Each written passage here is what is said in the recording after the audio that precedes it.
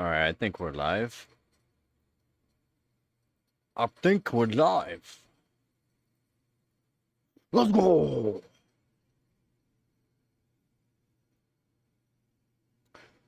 So yeah, I'm gonna be working on the team competition 2025 for hardwarebot.org.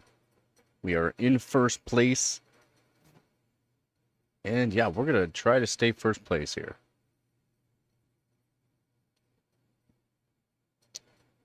So I'm definitely gonna be doing a few tests here.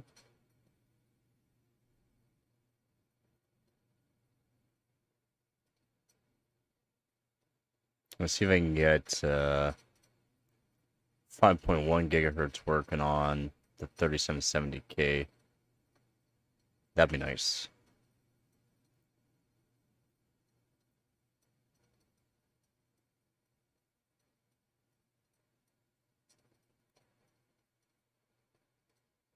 So I'm going to get that set up and ready to rock.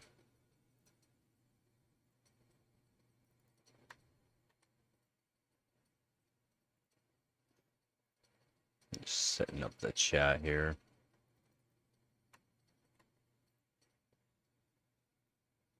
Alright, we got the chat all set up.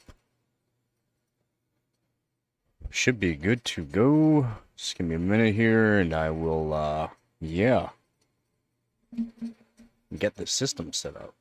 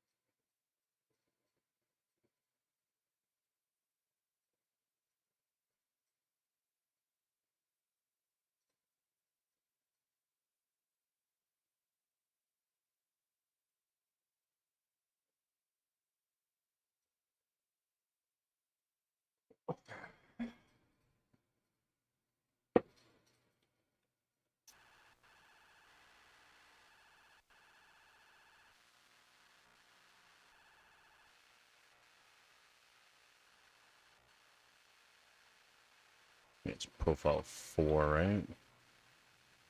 Yeah.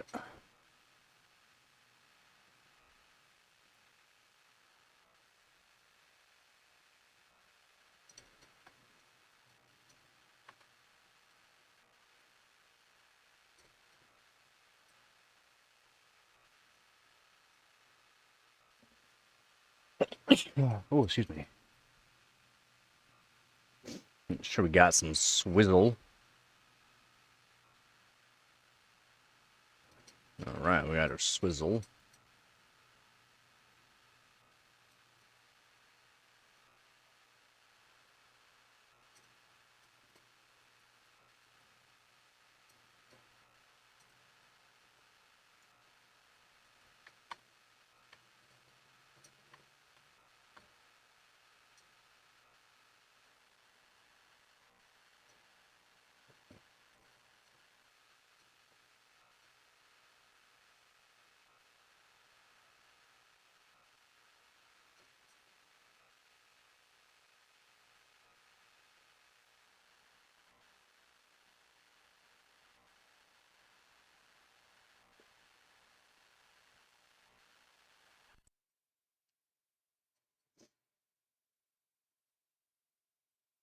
See if we can get this working. If not, I'll have to set it to unsync all core. Just try single core 5.1. Okay,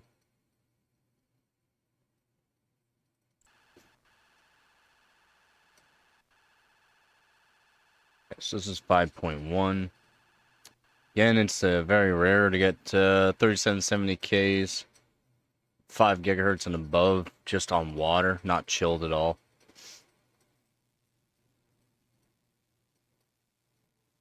CPU has been lapped, the die has been lapped, IHS has been lapped, of course, as well. So it does help.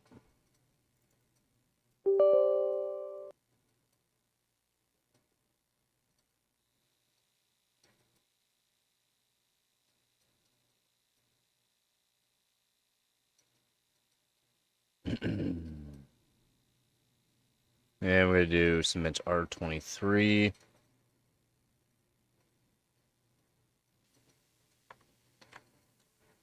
Just get some things set up here.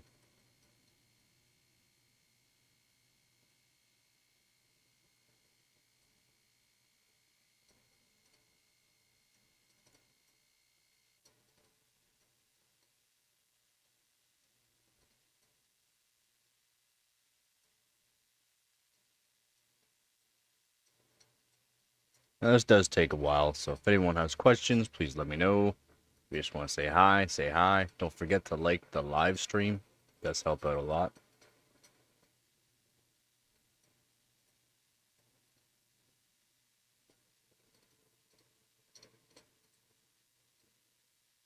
Alright, 5.1. Let's go.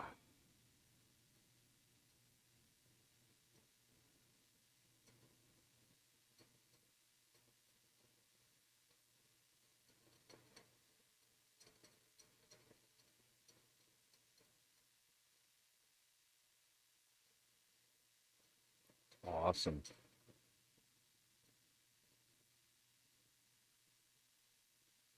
I'm hoping it's going to pass.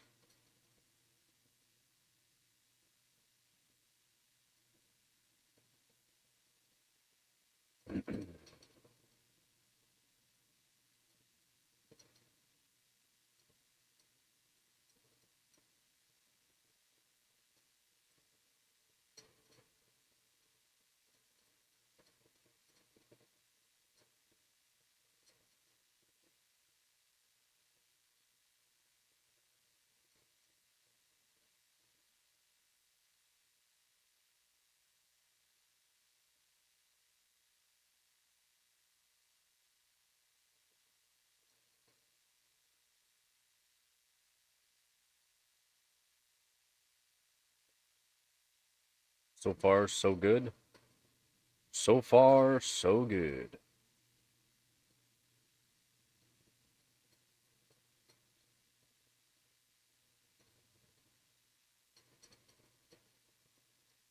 I am probably going to do a 3D Mark Physics 11.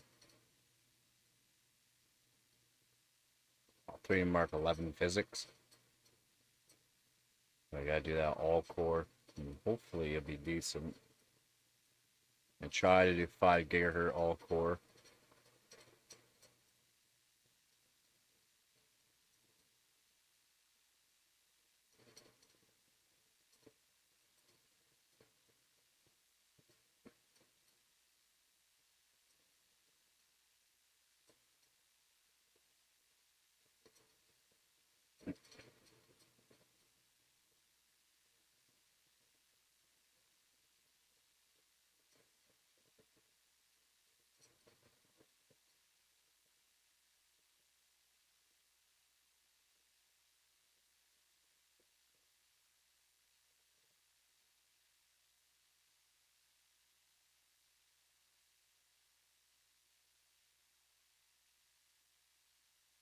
Let's go.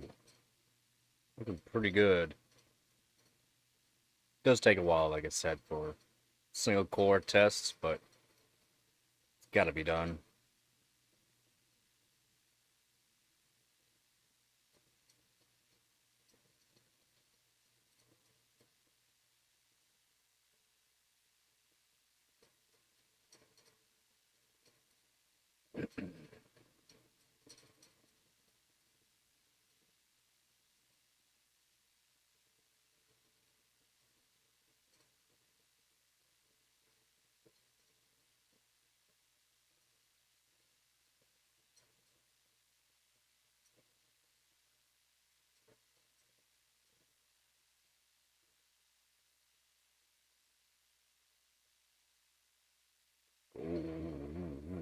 No.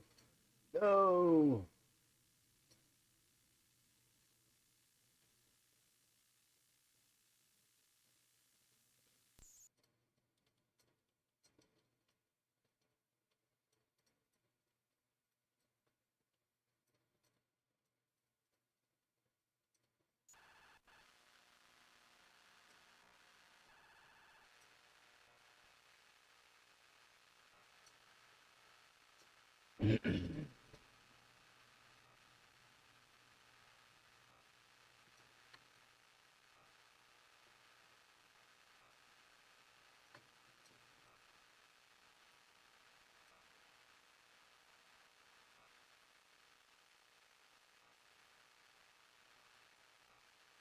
I'm pretty sure I'm gonna be over my limit. 1.55 volts.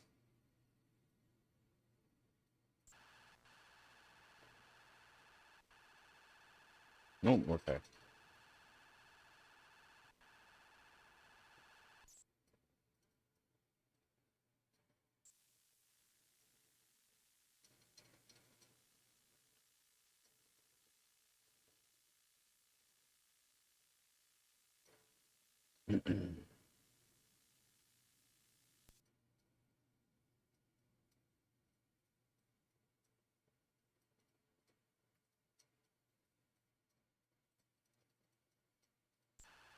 Let's try it again. Yeah, she gave me a CPU voltage error. Kind of figured I was going to do that. That's okay. So what we're going to do instead is an all-core. All-core.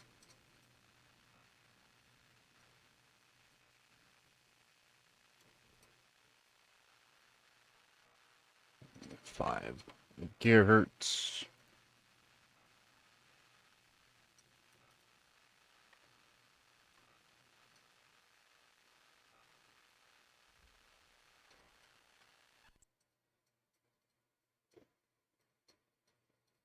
I was hoping it was going to get a bit cooler last night, but it didn't, unfortunately.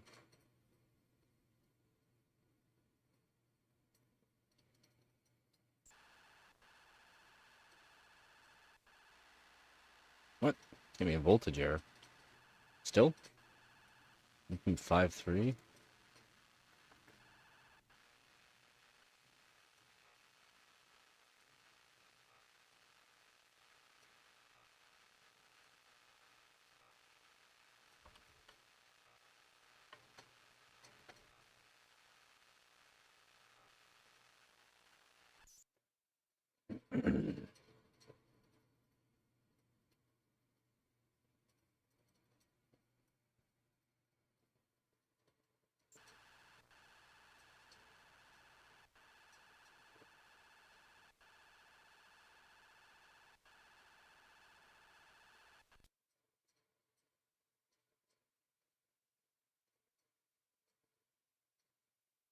Oh,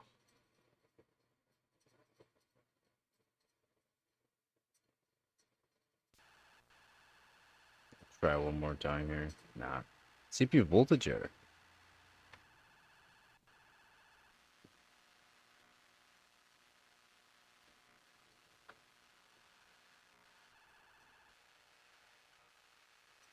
Why is it giving me a voltage error?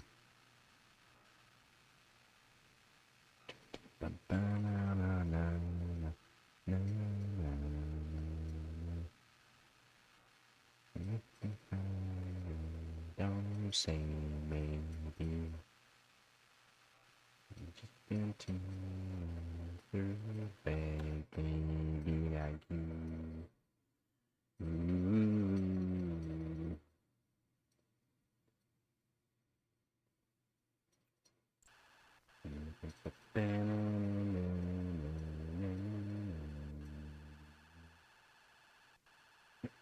Of course.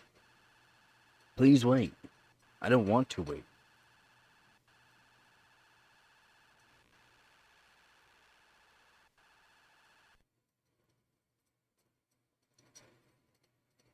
Come with me Friday, don't say maybe.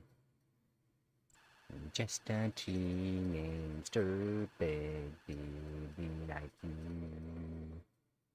Ooh, oh my god. Really? Really?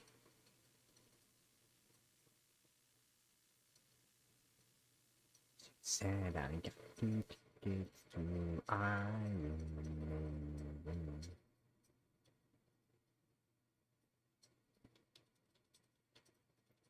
Come with me fast. Yeah, why is it giving me a CPU voltage error?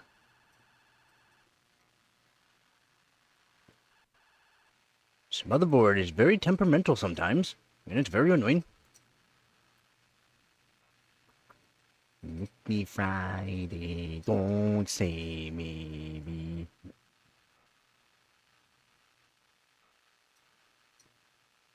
I mean, I'm within my voltage. I'm within 1.55.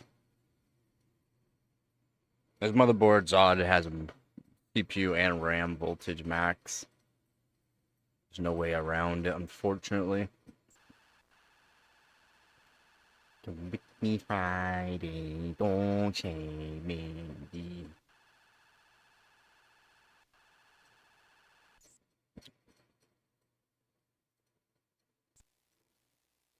Okay, well, 4.9 is no problem. It's not giving me a CPU voltage error now. Nope. Never mind. Of course.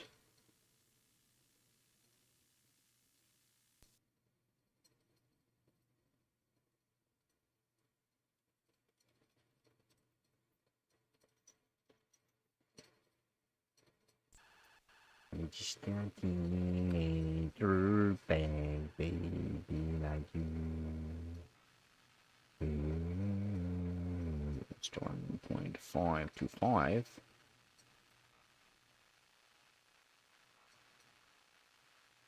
Looking good.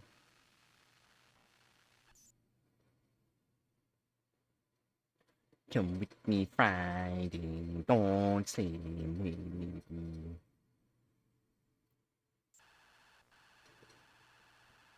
Don't give me a CPU voltage error.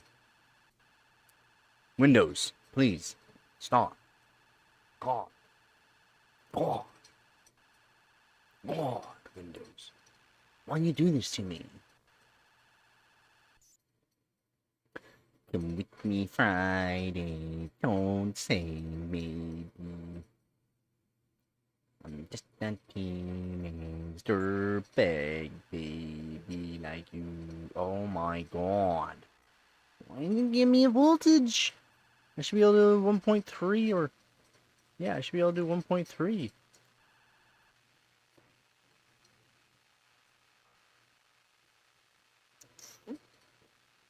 So annoying.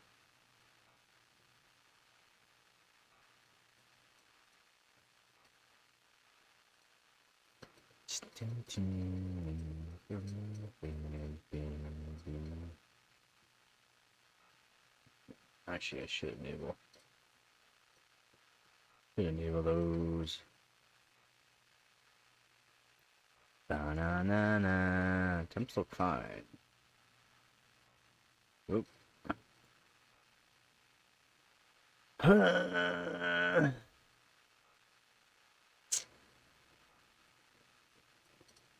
Meet me Friday, don't say maybe.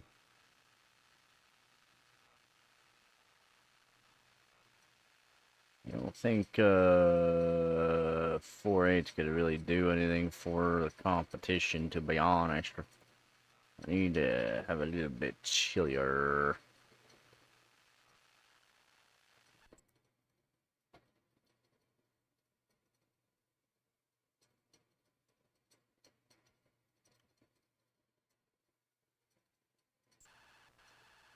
Just got Mr. Bad Baby like you.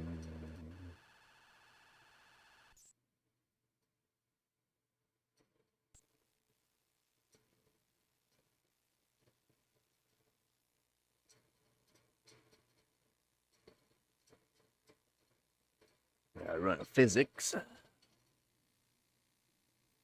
Advanced. No graphics tests. Just physics.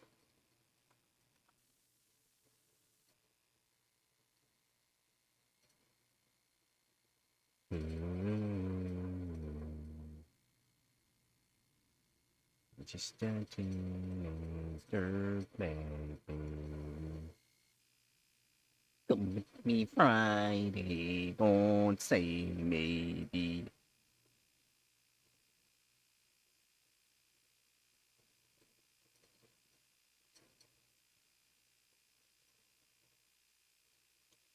I was hoping.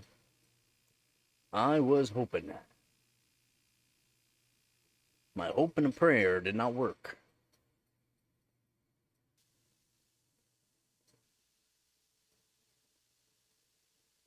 Just a teenager, big baby like you.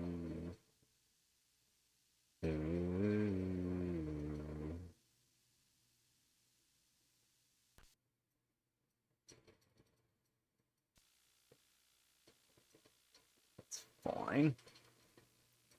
11,391. Is that good? I don't know. I actually need to check it out.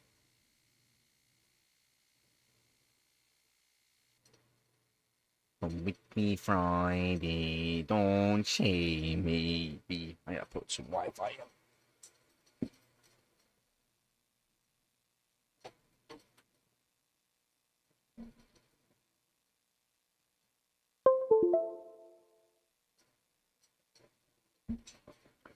Come with me Friday, don't say maybe.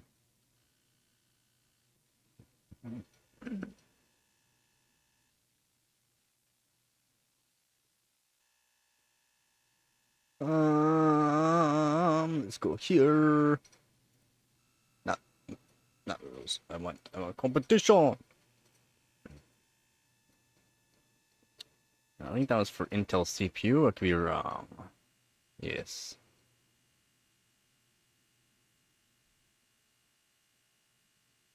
It's for 3. Yeah. Okay. Competition. And I want miscellaneous. New economic physics.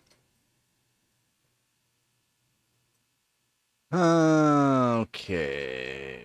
I got to.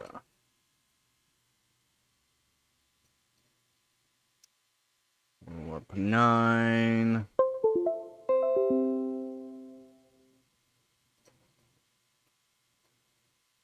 Ooh. 13,549. On at 5 gigahertz.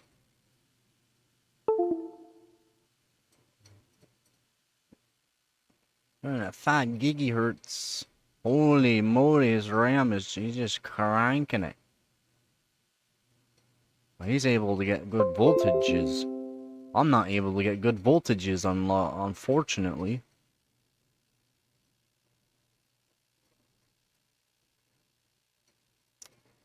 Dang, son. Very nice. Very nice.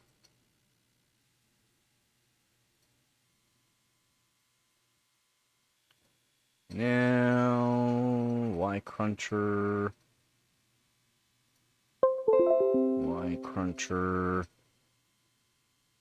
Maybe the next one to test. Definitely won't be able to do 2 minutes 18 seconds though. Come with me Friday, don't say maybe. Alright, I don't like, we'll see.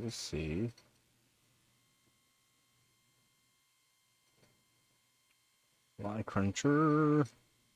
Yeah, no, definitely not. Definitely not.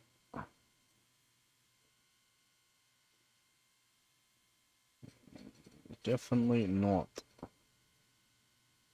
323, I mean, I've already beaten this, but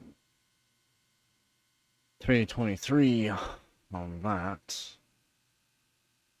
Come with with me Friday, don't see me be. Stupid profile max 17.5, and then this is for 1366. Maybe I should set up a Xeon setup. Oof, I don't know.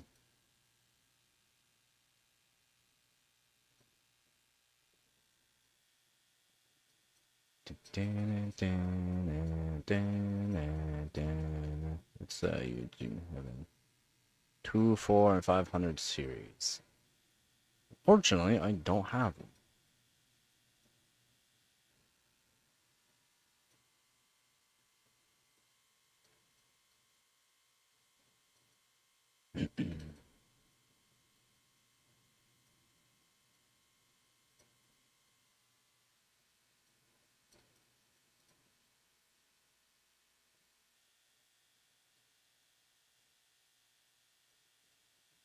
I need one more GTX 770 so I can do SLI, but I don't have one.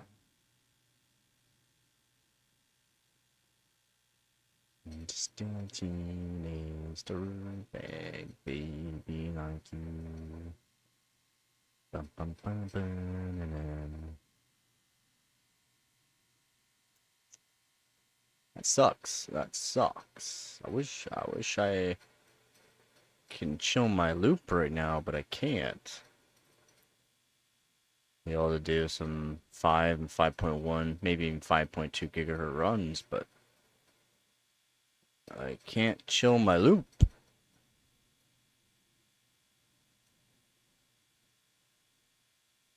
I'm just a teenage dirtbag baby like you. Do, do, do.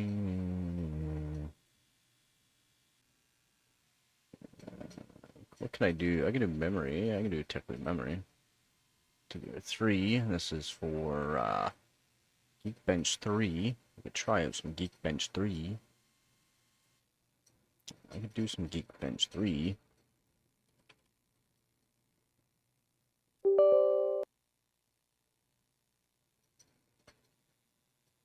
Oh, that's right. I have to get that code for my professional edition. Dang. Forgot I didn't have that set. Should have done that before the stream, to be honest. Come with me Friday, don't shame me, be.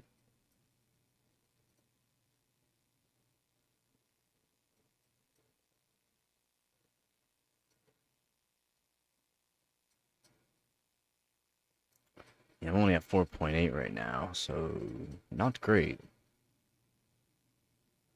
Disable hyperthreading, put up to 4.9, and that'll help. Definitely help.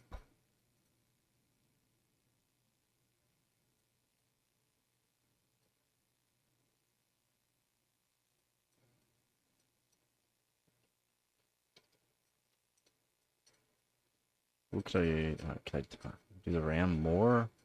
I don't think I can do the RAM much more than what I have it at. I try 2400, but I don't think I'll be able to get it working.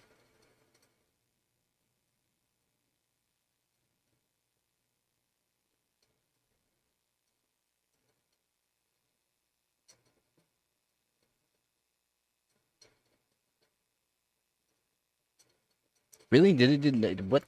You're joking. Hello? Hello?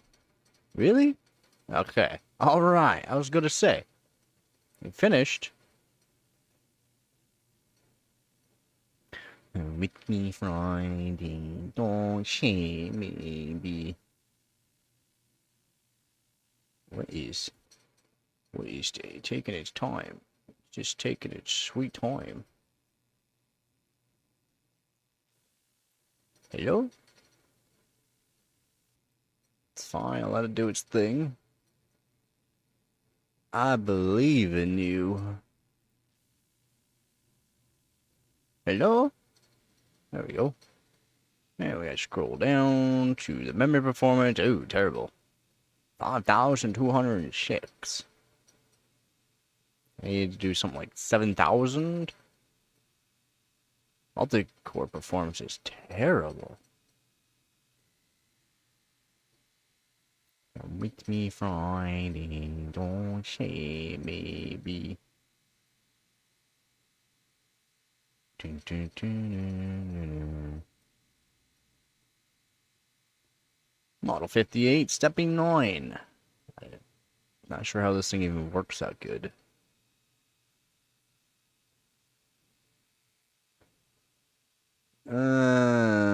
It's not great for the multi-core performance. It's not great. It's not great. I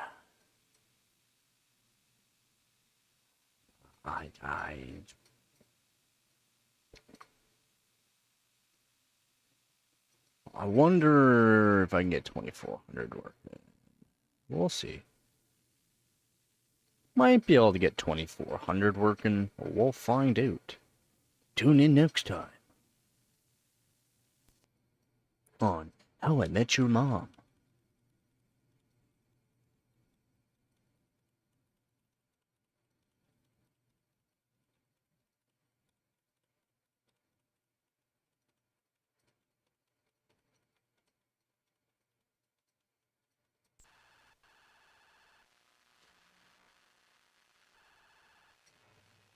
Make me Friday. Don't say maybe. Why?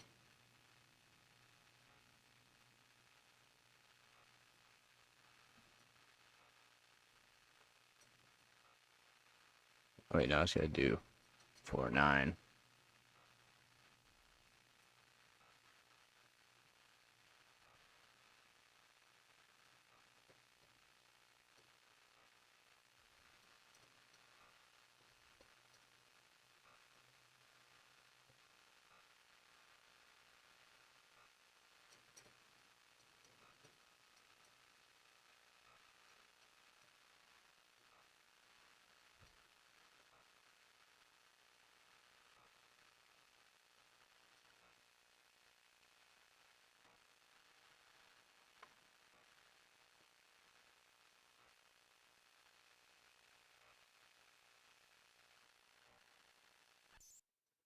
Okay, we'll see. We'll see.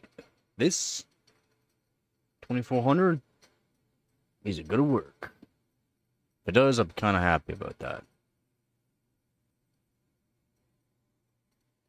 It's acting like it might work. But also, it's not working.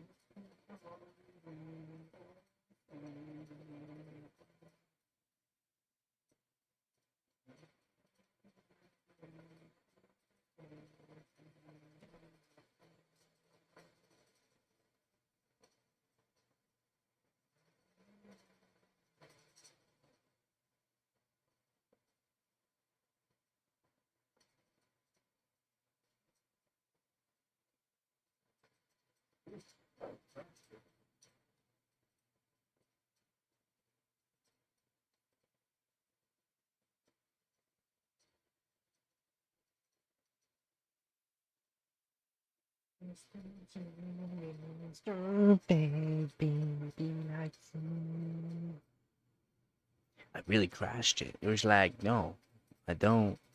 Can't make me. Stop it. Please. No more.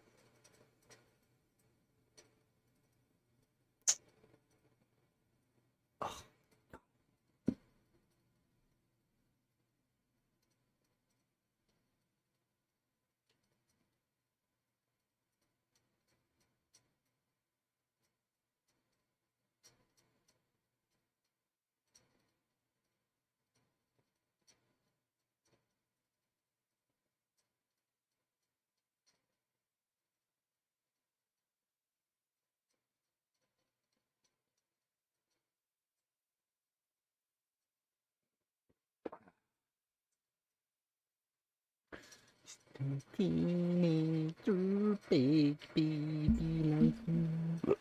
Yeah.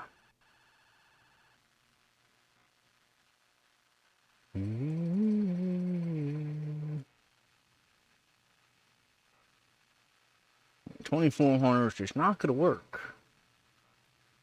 Fine, it's fine, it's fine. 1.92. That's good. That's all good. We'll try that. Come with me Friday, don't say maybe. Yeah, I had 5.1 working, and then it was like, I'm just not gonna finish the test. 4.9 is not gonna work. Man, that is sad. So sad. I mean, you can see how sad it was. It was so sad.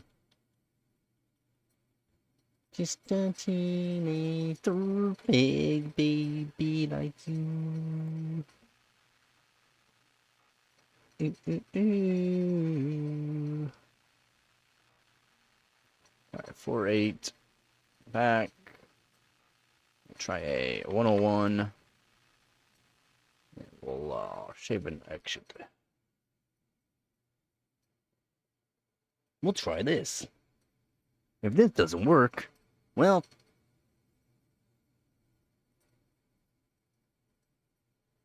I don't think it's gonna work. Oh, hey. It's doing something. Let's go.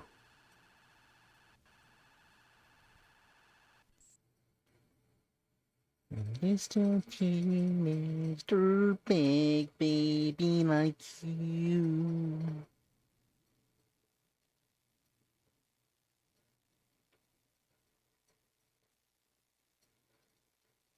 It's gonna take its sweet time to load. Faster, faster.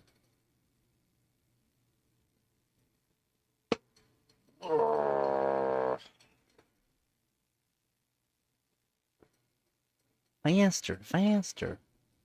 Oh.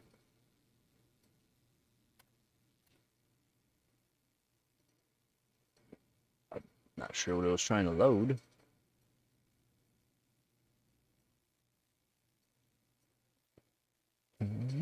Fine.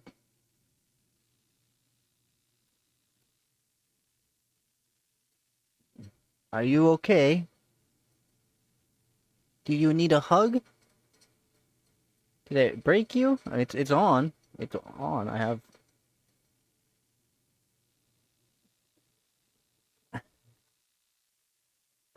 You poor thing. I broke it. It does not like me. Well, that sucks. Yeah, it does. Yeah, it's saying no.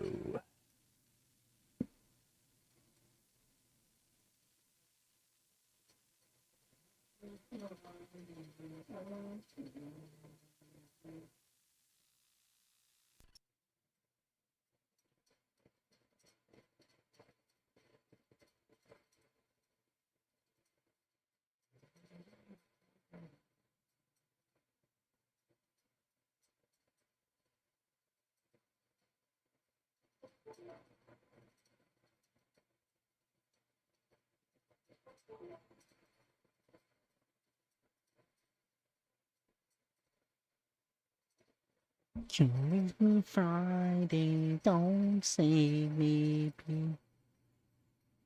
Well, I can't do actually much more. I was really hoping I was gonna get the 5.1 finished on the one test, but it didn't get as cool as I was hoping last night, unfortunately. Very unfortunate. I'll be right back.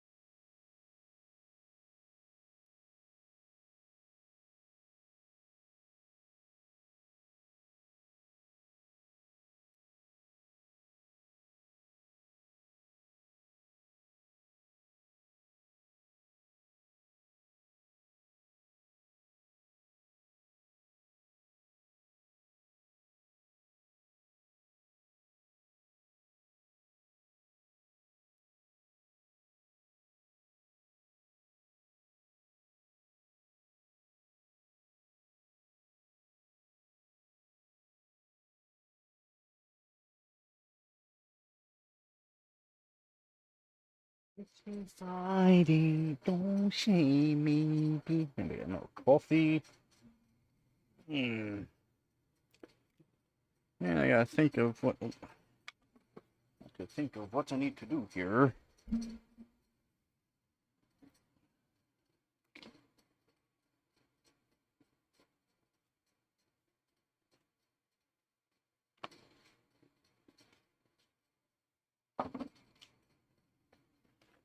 Thinking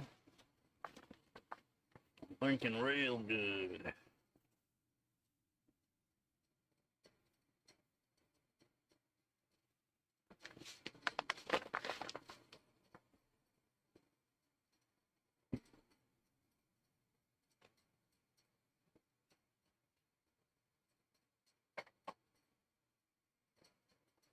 All right. Let my coffee. Let my coffee brew. What can I do? What do you do when you live in a shoe?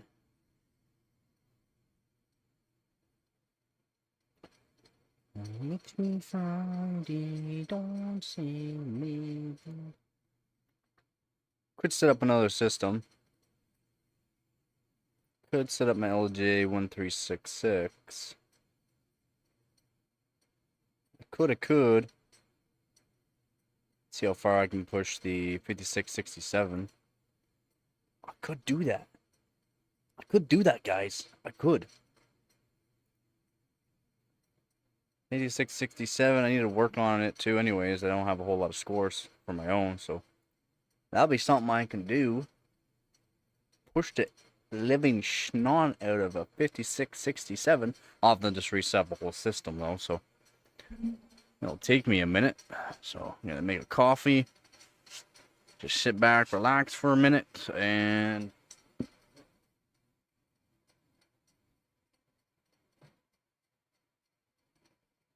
at least with this bad boy, there's no voltage limits.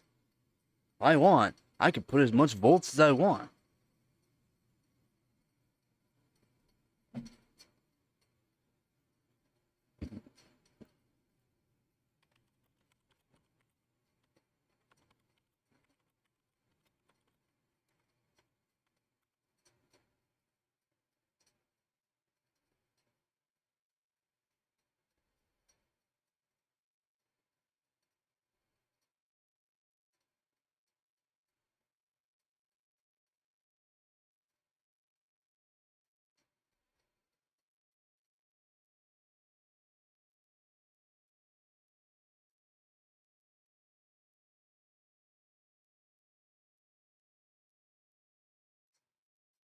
I think I'll do that. Set up the LGA 1366 system.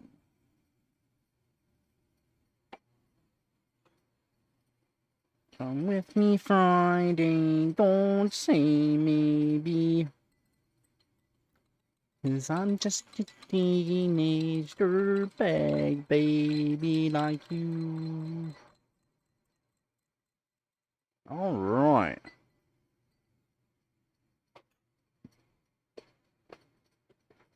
Ooh.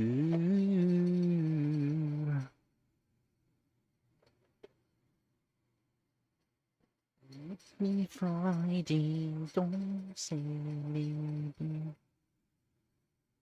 Just a teenage dirtbag, damn it. I was really hoping I can get the 3770K a little bit better.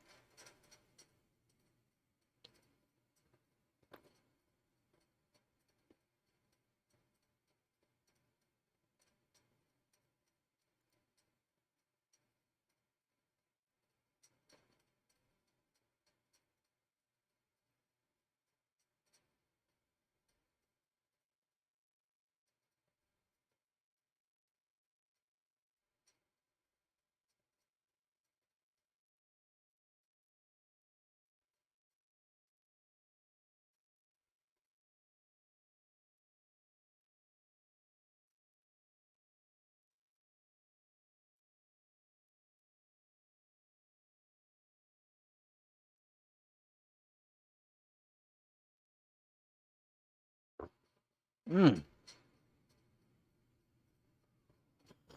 Mm-mm-mm. Okay. So I'm gonna have to reset up a system here, so you're gonna have to give me a sweet minute.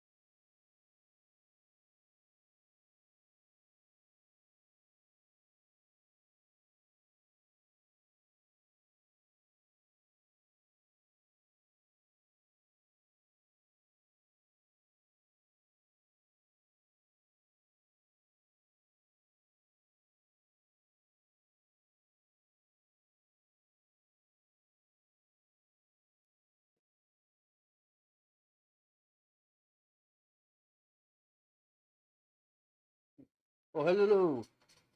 How's it going, Lamont? That was the system that I was using before. Switching over the system to LJ1366. Gonna work on a Xeon.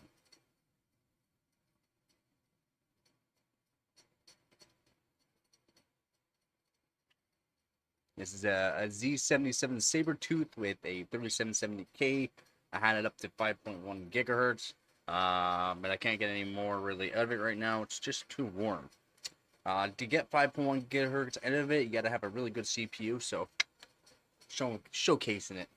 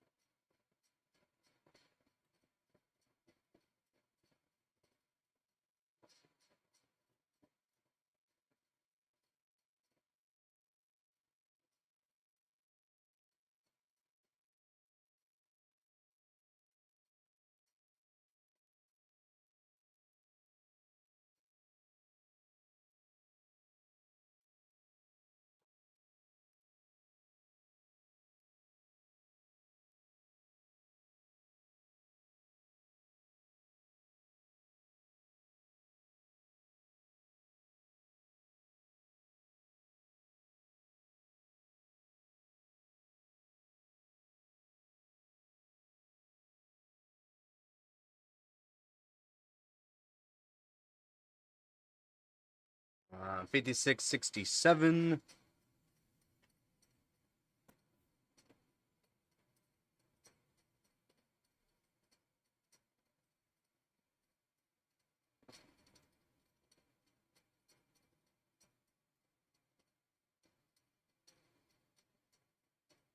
Yeah, actually, it wasn't too bad here.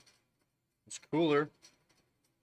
Just Wednesday, no, Wednesday or Thursday, it's gonna be nasty. I wish it was cooler here. Hopefully, it cools down for you.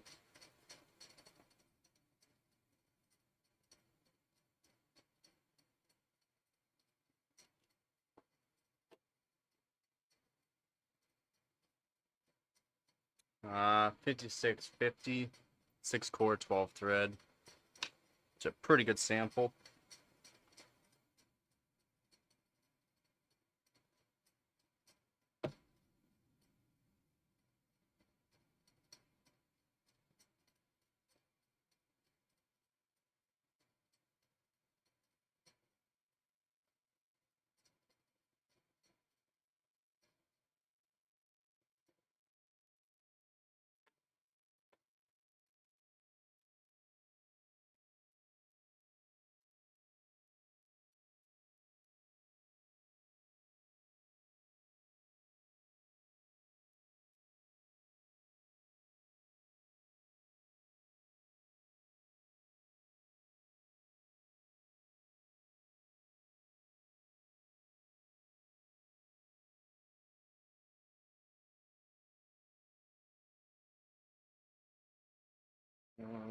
Go from the back. Back to the round.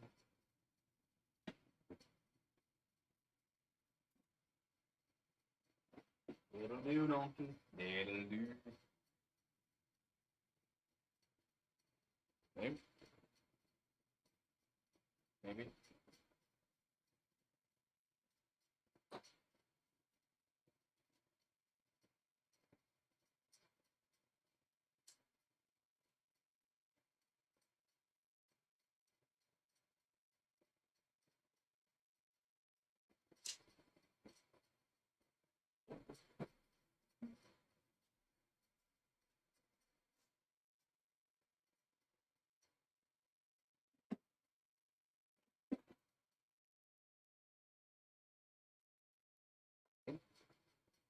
I put it too hard. I put it too hard.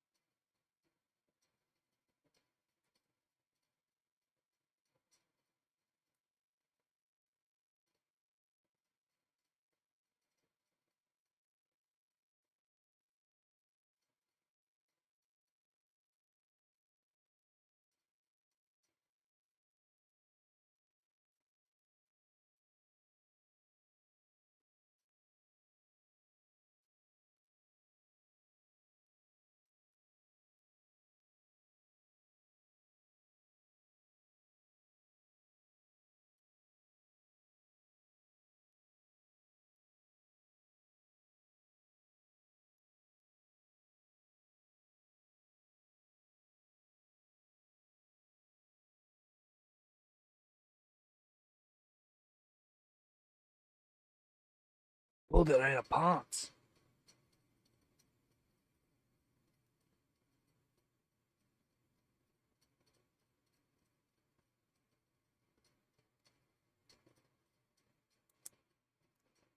Oh.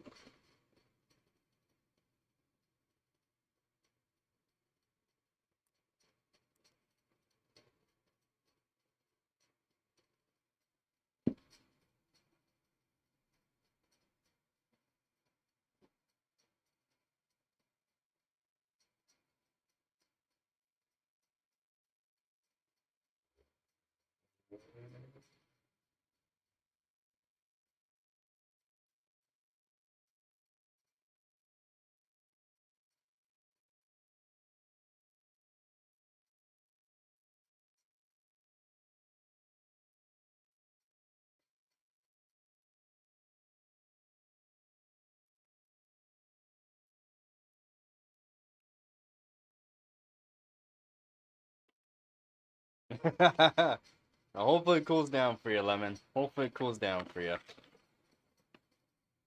It's an MX4.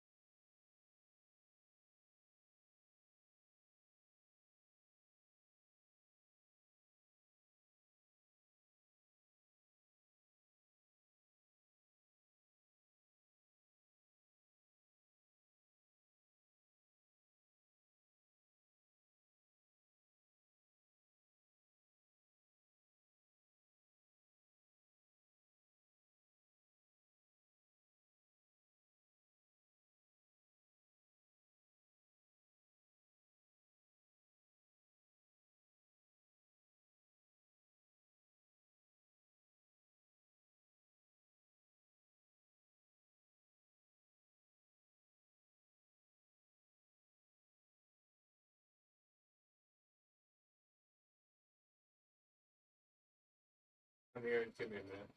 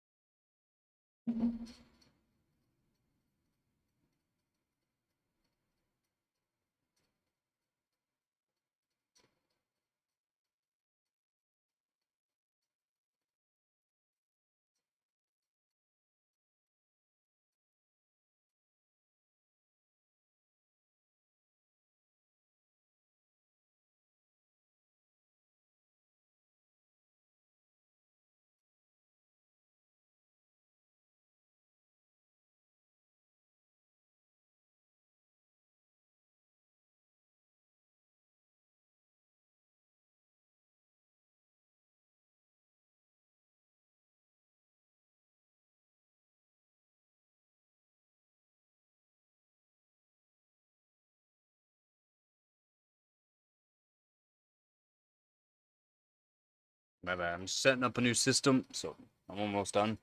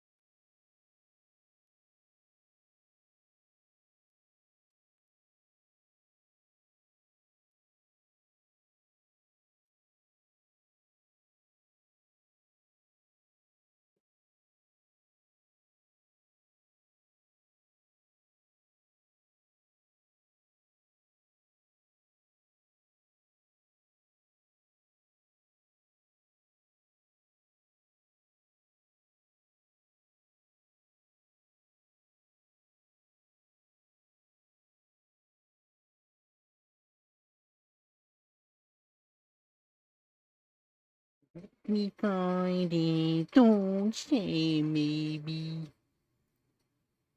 Alright. Whee! Give me a second here. Shut that there.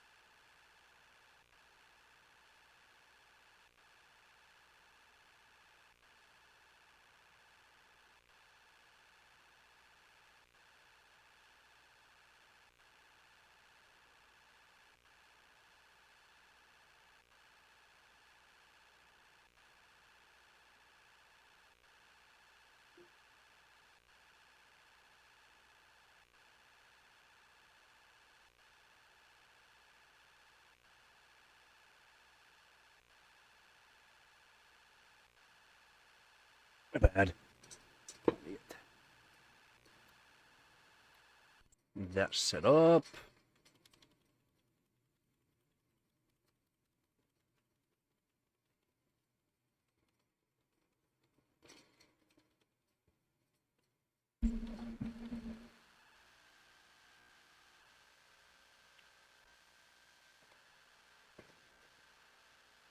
Do I have anything saved? No. Alright. Alright, it's fine. It's fine. It's fine. Manual. It gets a little flashy, I'm just saying. 25. Enable. BSCLK. We'll go up to like 4.5 to start. DRAM frequency. Yeah. Oh, yeah, whoa. We'll just start off there. UCLK. Try to do double that. PI data link. We'll do. That's fine. We'll do that. And 1.4.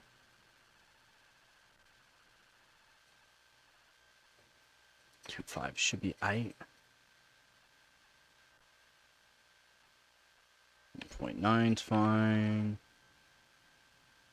1.3 should be good. DRAM. Ooh.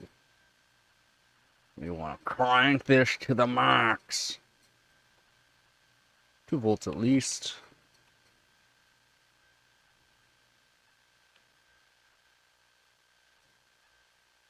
1,000. Delay 100. Enable. Delay. No, we'll do normal. And that's good. CPU config. We look at this, see what we got going on. Looks good. It looks good. It should technically work. I'm gonna save this to a profile. Name 56.67. Save this to profile 3.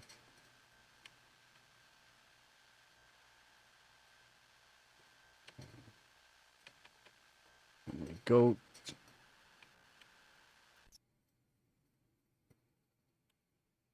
Should work.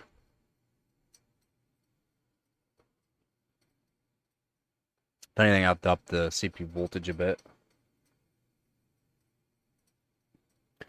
Come with me Friday, don't say maybe.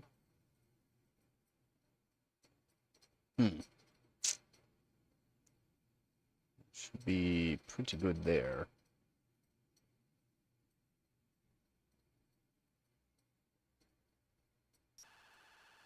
Blam.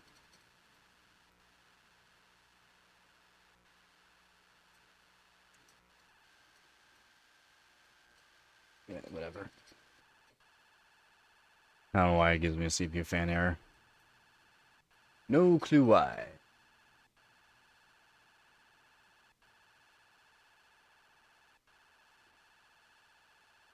Sweet. Let's go.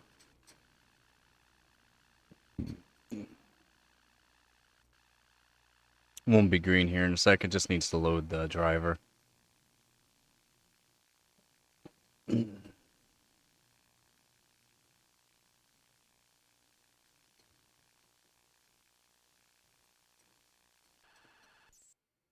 There we go.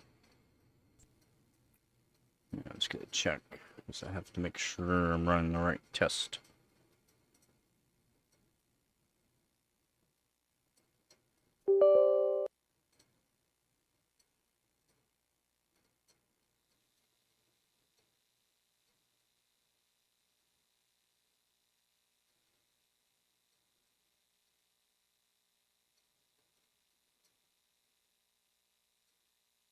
Yeah, so Geekbench 5 I need to do actually. Geekbench 5.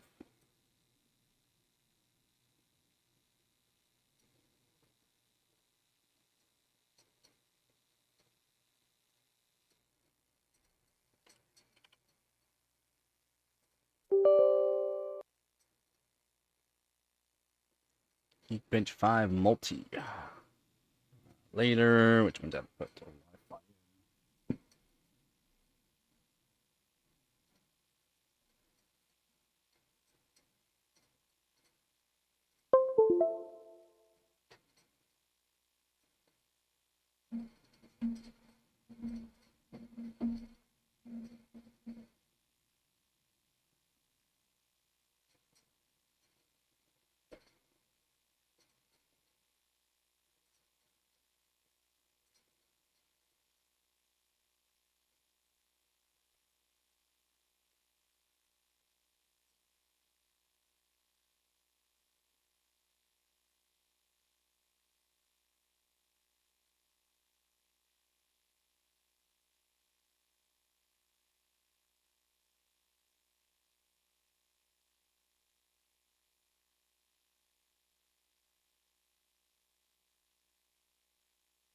Plug in another fan. There we go.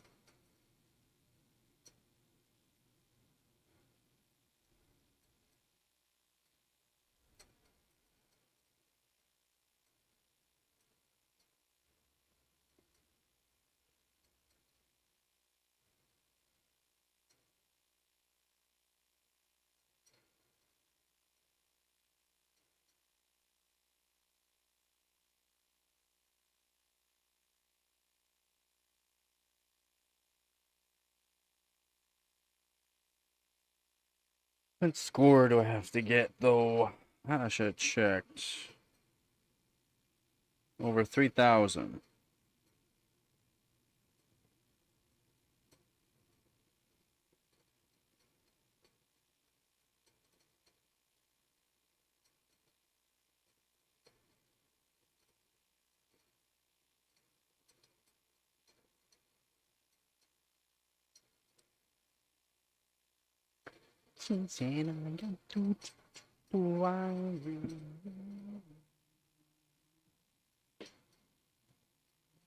Friday, don't see me.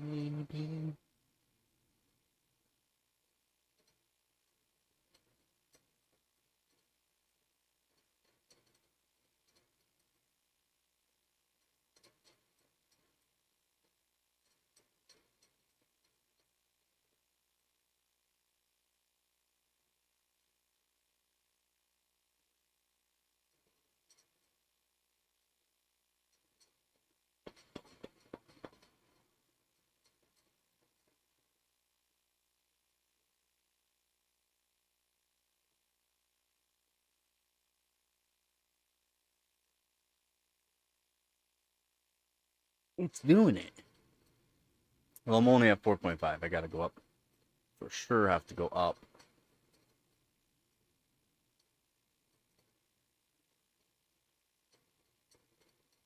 This should be a pretty good 4-core CPU for LJ1366. It is an X5667, so it's pretty much one of the best 4-core CPUs for these Xeons. Not sure how it's going to compare against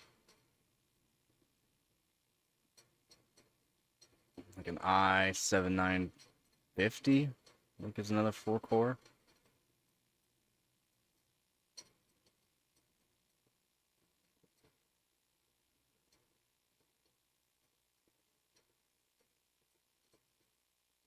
I guess we'll find out. Tune in next time.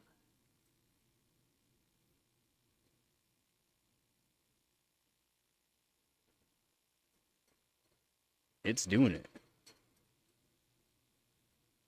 What do we get?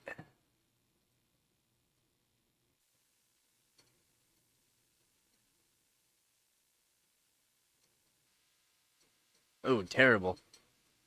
2,625. Absolutely trash.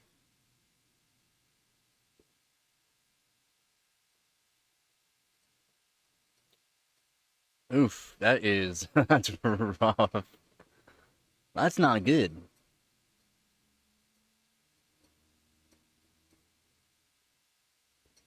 That's not good at all. That is horrible.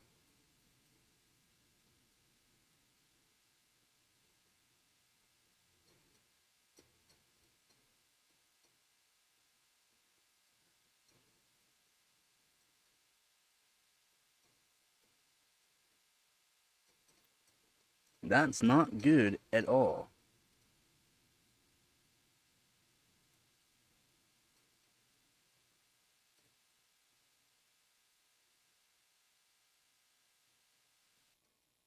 I'm gonna have to tune the RAM. I'm gonna have to up the CPU.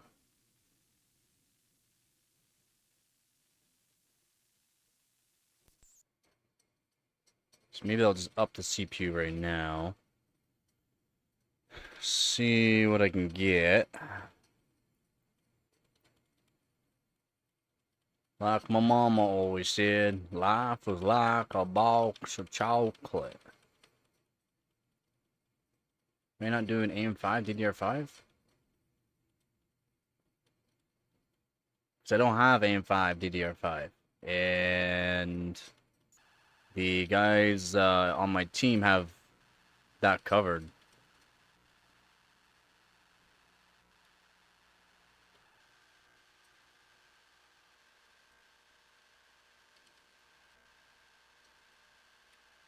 What?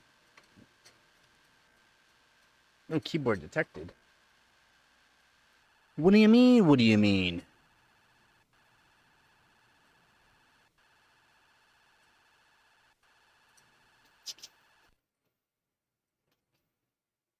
If anything, I'll just use my 13900K for DDR5 if we need it. But they got the AM5 DDR5 all covered.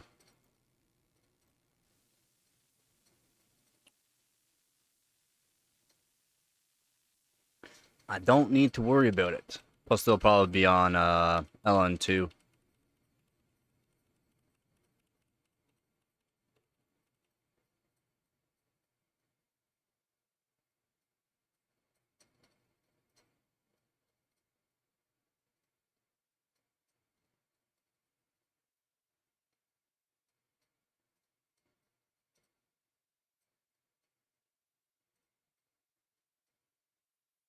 Hello?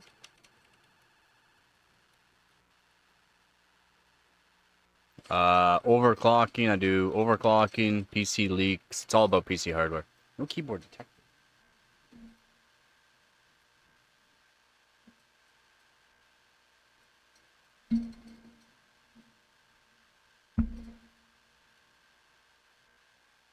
Why is it not detecting my keyboard?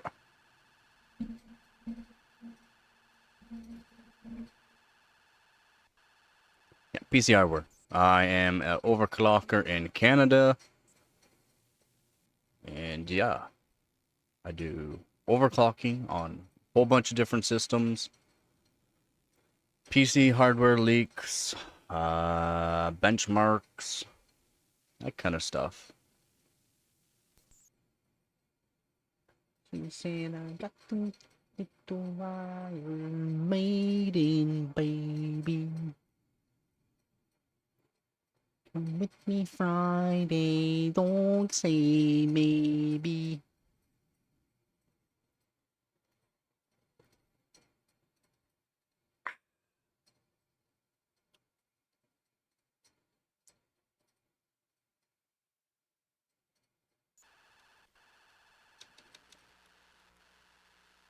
It's not loading my keyboard.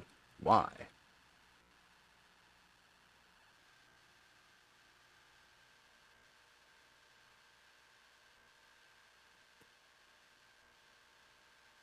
I think I have to plug in the other keyboard.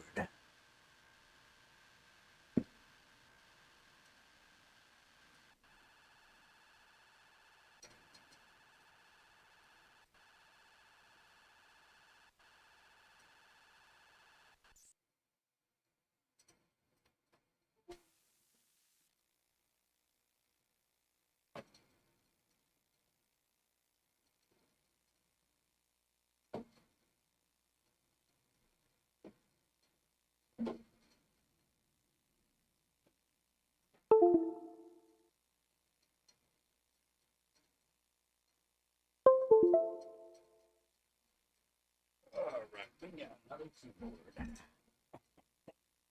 This one will work.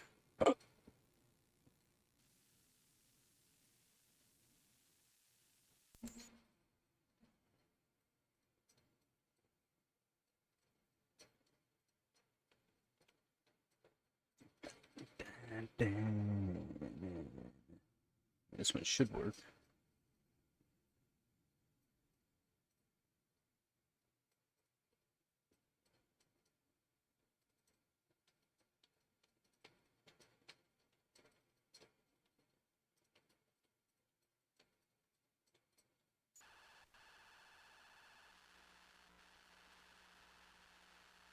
Let's go.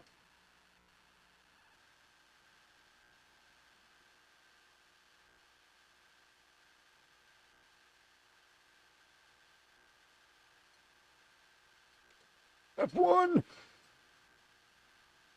F1! Really?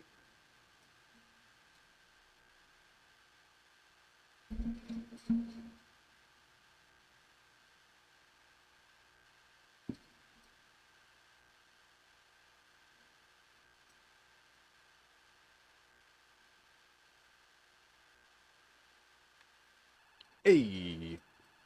Oh my god. Why?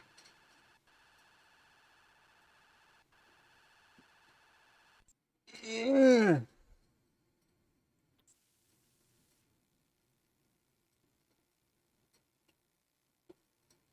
It's fine.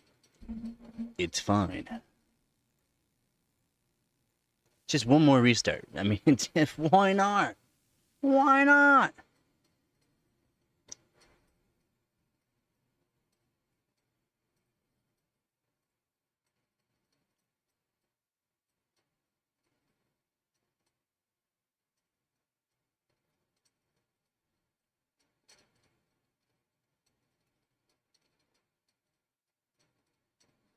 And drum roll.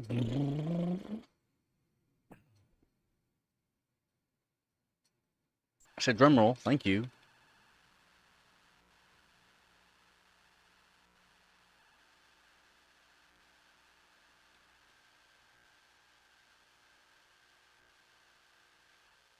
Hey, Fonzie. We gotta up this up. Let's see, we'll do 4.7. That's fine. That's fine. That's fine. That's all. Technically, I can lower that. That's better. Now, what we want to do, this kit can do. Can this kit do CL7? We'll have to see.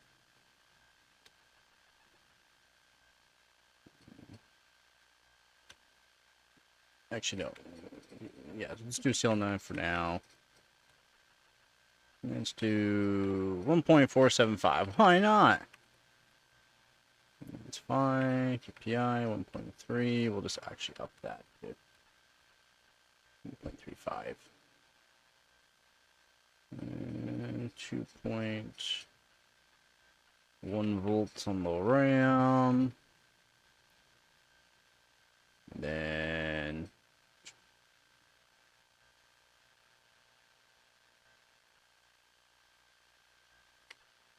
actually what I'll just do is OC profile 12 gig E64 gig. I mean, I should be able to use profile 1.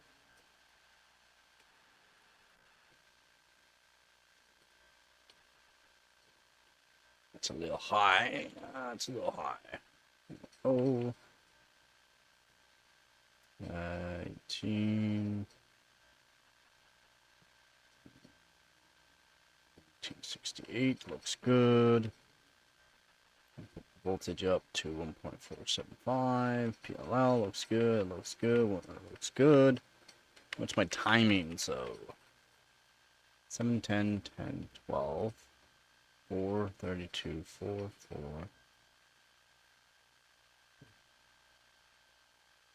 And those look pretty good. It looks aight. It looks aight. I do want this up though. 800 is probably gonna be fine. We'll try that out. We should be good like that, I think. I think. I think.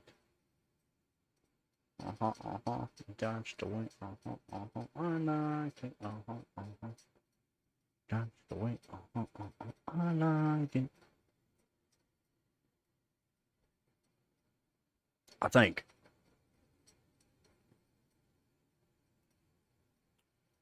Tune in next time. Let me see if it's saying anything.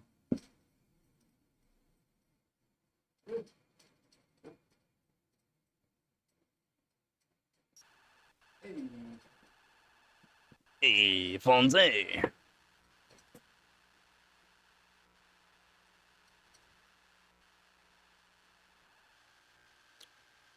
She said I got to Iron Maiden, baby.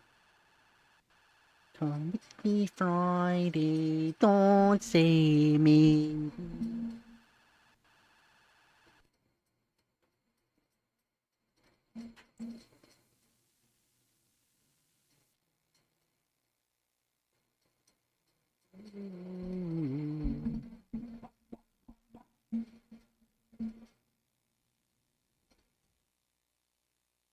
And we're gonna run a Geekbench 5. Yes. I do need the paid version for this one, because I don't have that. Not for this test. And we don't have to run Wi-Fi. I mean, it's 32-bit. Yeah, I have to pay paid.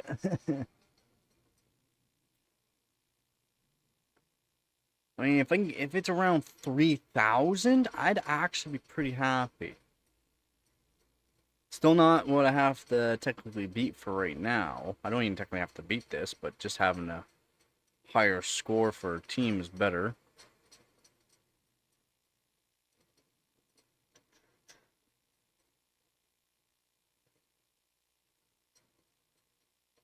.7 on this CPU is not bad. I'm just on water, so it's not like it's not even chilled water.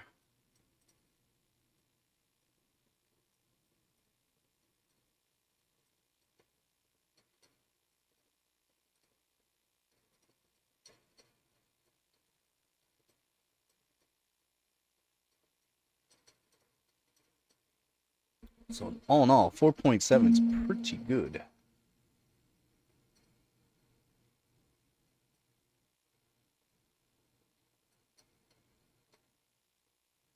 It's looking aight. It's doing it. It's doing it.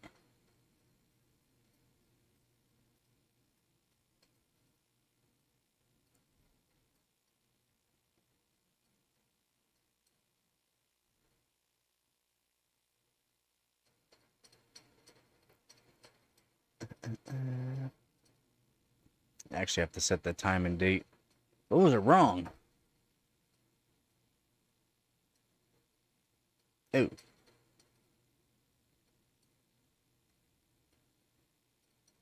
I don't think it passed. Dang. What kind of temperature we at? Yeah. What kind of temperature we at?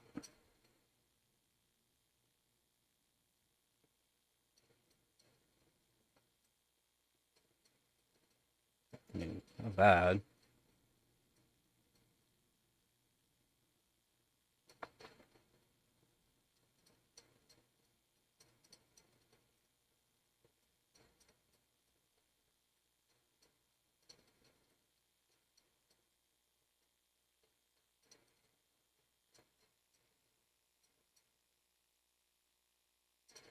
I'm gonna rerun that.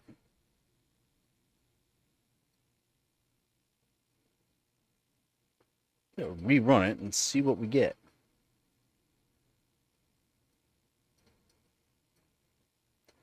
So apparently it did not want to pass.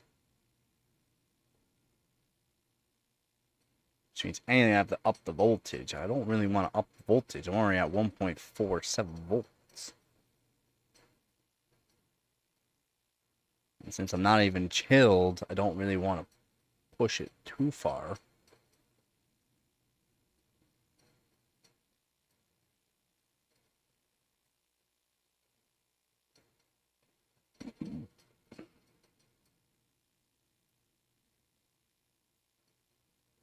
RAM's at some pretty good timings. Frequency could be better.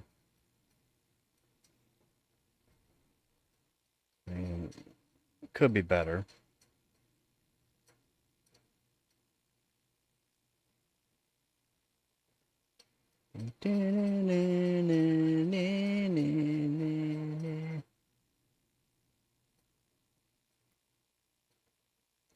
Come with me Friday, don't shame me. I'm just a teenage dirtbag baby like you.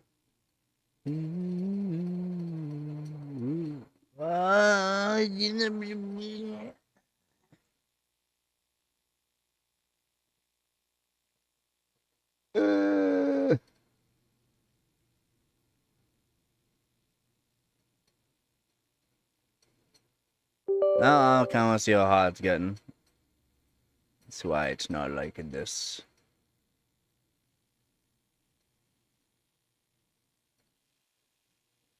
Oh yeah, she's warm. She's warm.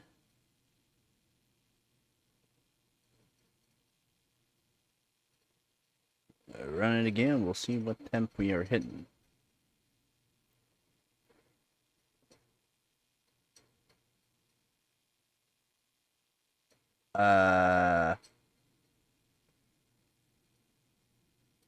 I mean, not bad actually.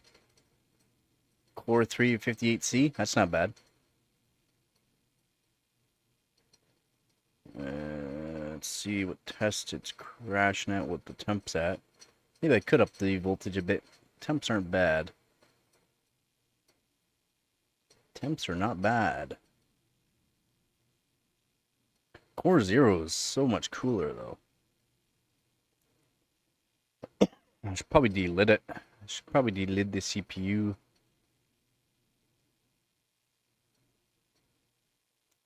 Maybe that's what I'll do.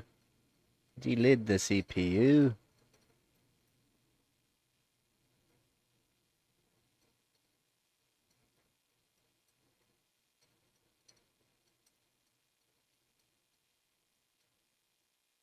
Yeah, 65C.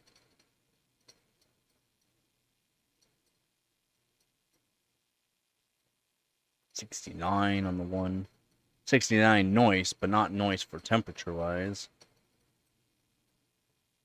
And Core 0, 59. That's 10 degrees difference. 10 degrees difference.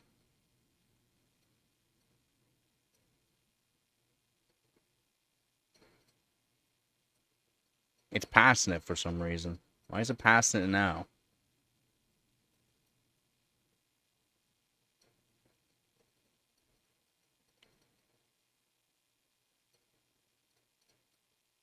$71 on Core 3. 11-degree difference between Core 0 and Core 3. It's pretty wild.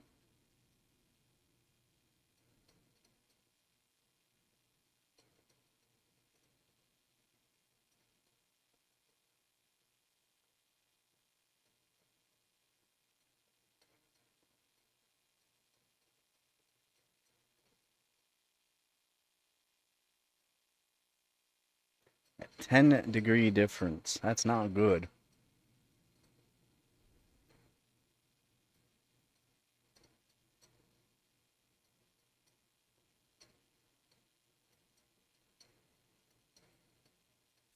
How did we pass at that time, though?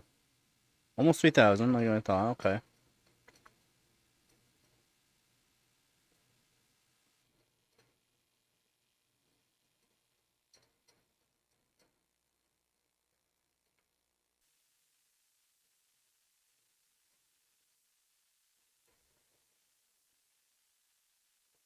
Maybe I'll lap this. Maybe I'll lap it. Maybe I'll lap it. I don't know if lapping's gonna help it. 10-degree difference, I'd have to delid.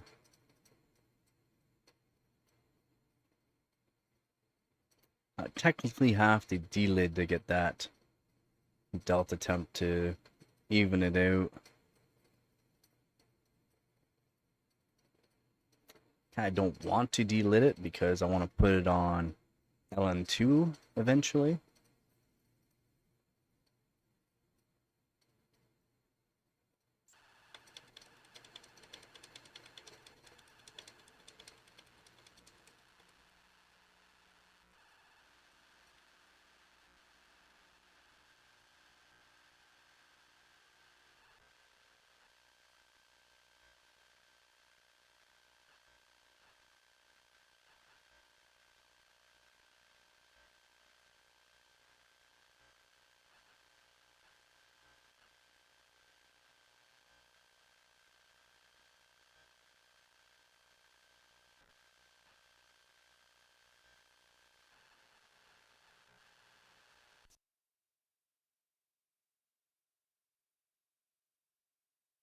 I don't think 4 is gonna work. Still gotta try it, but I don't think it's going to.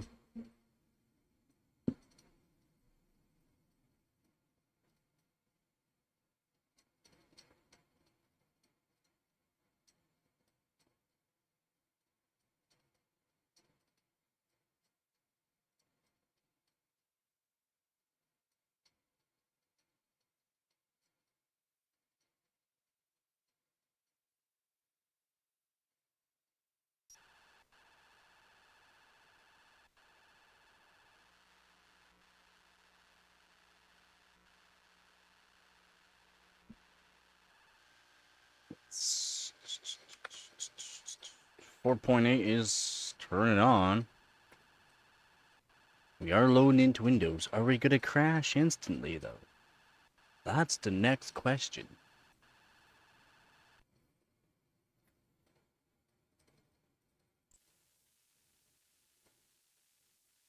It's doing it.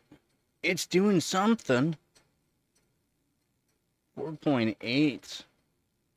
4.8 on water. Let's go. With me fighting, don't save me.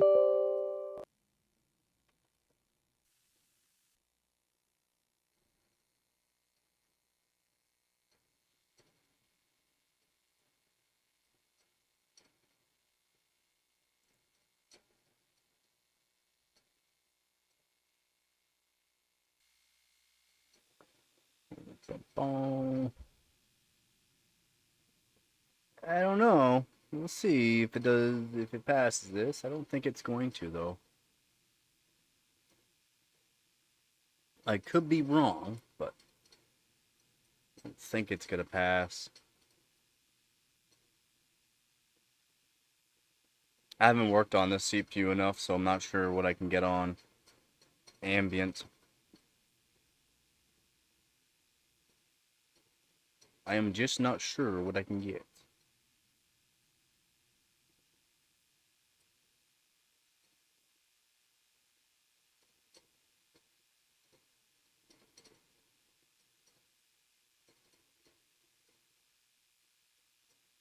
It's the easy part. Yo, how's it going, James? How's it going?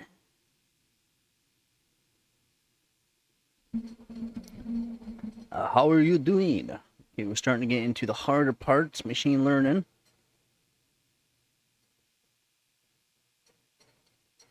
I'm just a teenage dirtbag baby.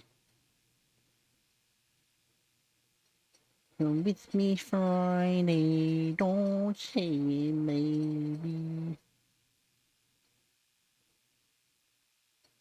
Come on, baby. Ooh, nope.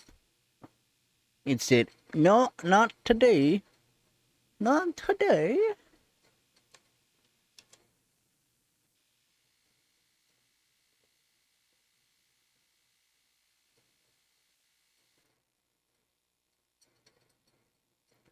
morning, Vep. Good morning. Good morning. Good morning. It's great to stay up late. Good morning. Good morning to you. That man's not here no more.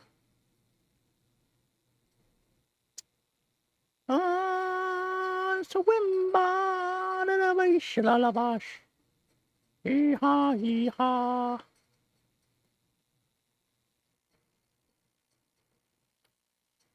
I wonder what my 7-zip score is gonna be.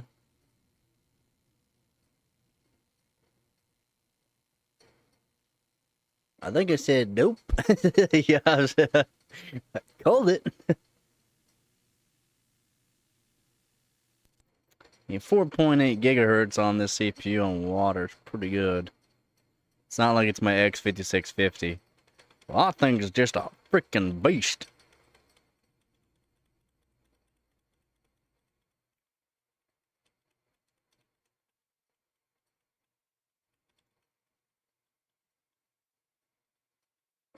Kind of rushed me down while you peed on the couch. You should have.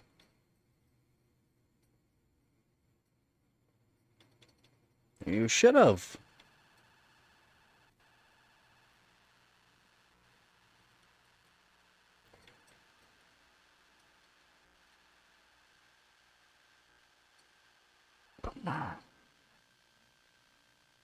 Kind of figured that that was not going to work.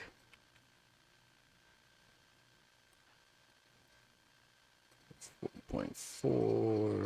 Nah, I'll keep that up, but I'll lower that. 1.7. At 1.5, we'll lower that down to 1.475. Hot wind by the nation mash. Hey ha, hee ha.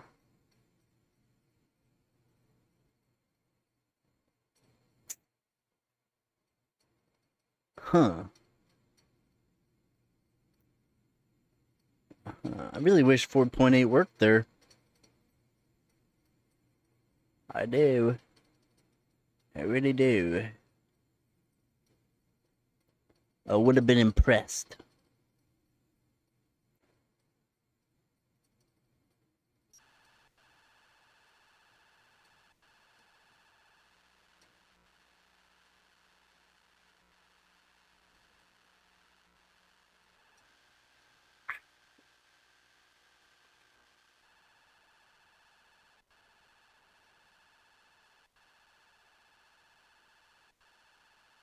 That's when you make him understand.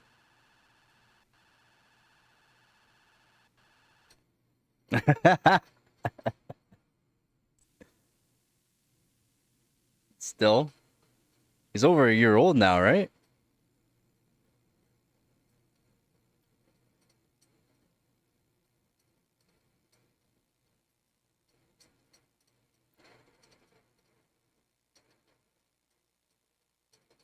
Yeah, I don't tolerate nothing. I don't tolerate that crap.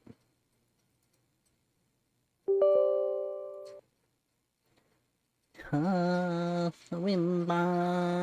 gonna get a good score. Hee haw, hee haw. Just gonna try this out. Is it gonna work this time? 4.7? Ooh. Ooh, I don't think it liked me. Oh, it did it. Ooh, it's doing it. It's doing it. It's doing something. Gotta check the scores. Hold on, gotta check some scores.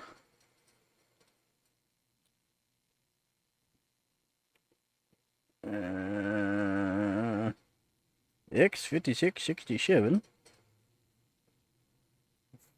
Boom. This is not the 6 core, it's the 4 core. And this is 7-zip. Ooh, 31,000 by Professor. Dang, son. Professor Zoom. And he's at 4.8 use. I never been. How hot did he get it though? ADC.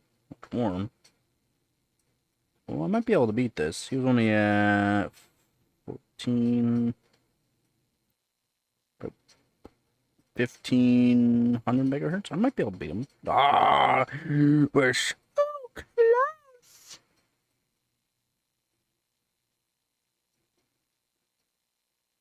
Whatever. We're gonna keep this score. It's alright. It's alright. It's alright. It's alright. It's alright. Well, I mean, sometimes you gotta have some tough love. Sometimes you just gotta have that tough love. Or minimize here. We need to do this. Yeah, it'll do. It'll do. It'll do for now. I mean, there's only one score for this one. It's by Professor. So, I mean, I'm second place, and I don't have to go too far to get into first. Oh my sweet God, what happened? Okay.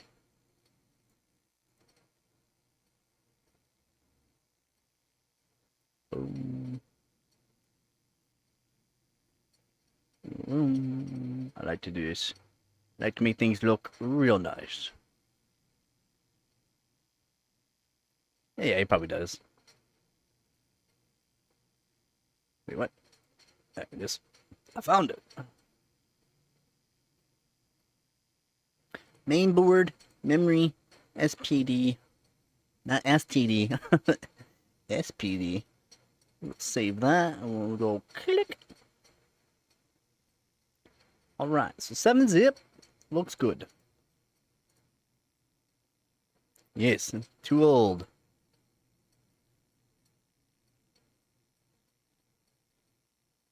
Yes, he is. Yes, he is. Now, I want to look at another score. R23. Oh, it's only Professor again. Damn, son. Is there only Professor in this? No. Alright. So...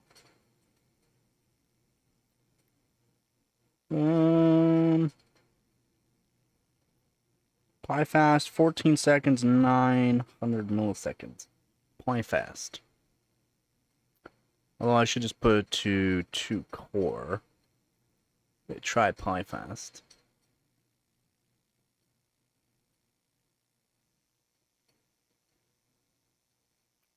$14.9. $14.9. Yo, he's on... No, I'm definitely not beating 14.9. Guy's on freaking Cascade Phase Change.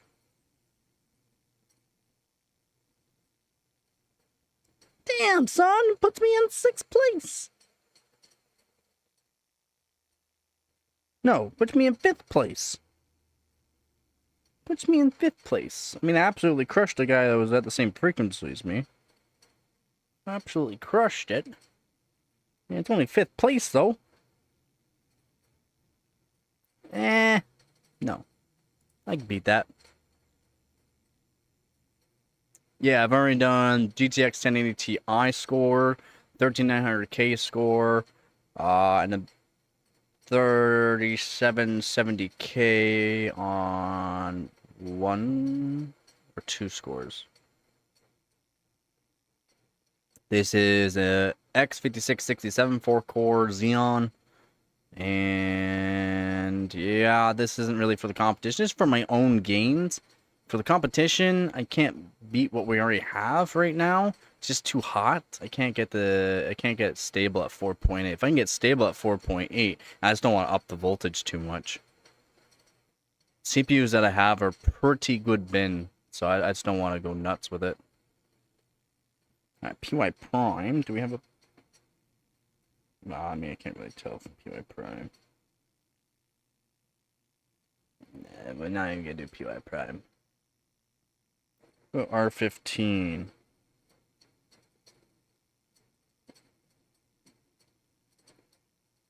Give me Super Pi. Super Pi. Let's do some Super Pi.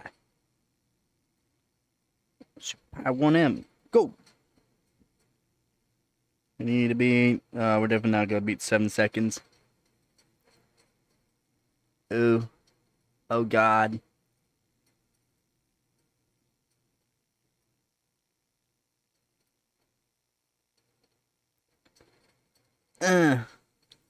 Puts me in 8.8. Puts me in 6th place. God dang it.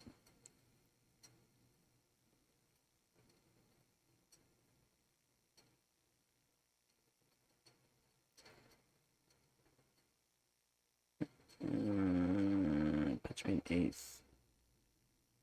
I want to get 4th.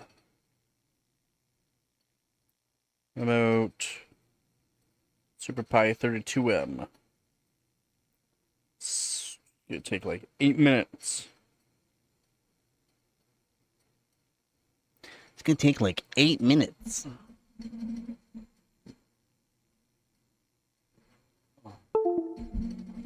This is gonna be a while. I'm gonna do it. We're doing it. Nah, we're not even gonna save it. We're gonna do this. And we're gonna go 32M. And we're going to sit here and enjoy the long wait. You're going to enjoy it. What?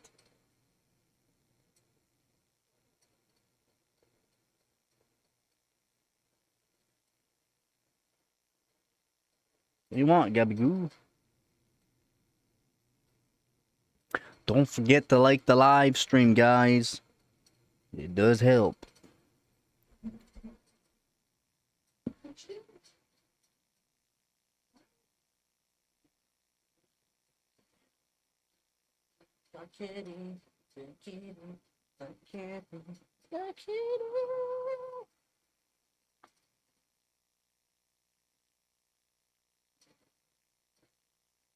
You want to say hi? You gonna say hi to them?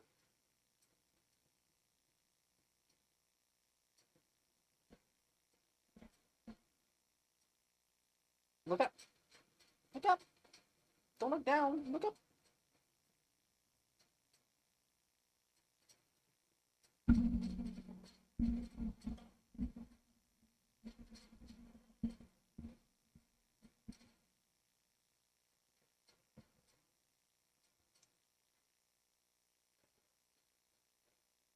Some sales?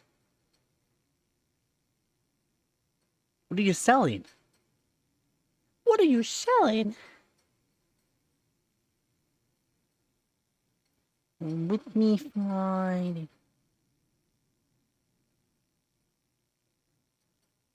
What are you selling?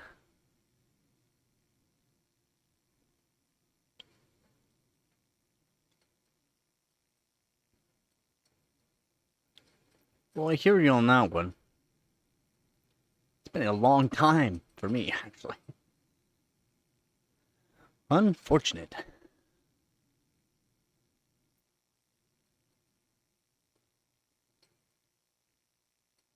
Oh, gotcha. Won't be Friday, don't say baby.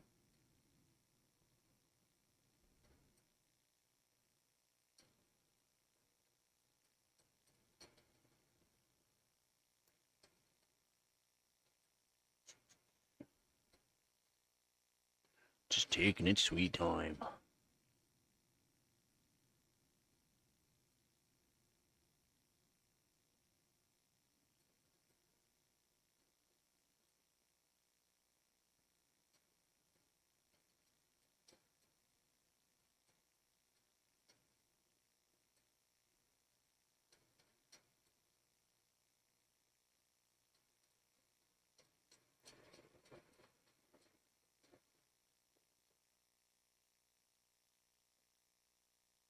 Kitty in the box. Kitty in the box. Kitty in the box. Oh, Kitty doesn't want to be in the box. What do you want? Can we say hi? Oh, you are saying hi. Hi. Hello. There you go. Alright. Hello. Yep, you get a flop, and I'm gonna catch you. I got you. Yeah, I got you. Yep, there you go.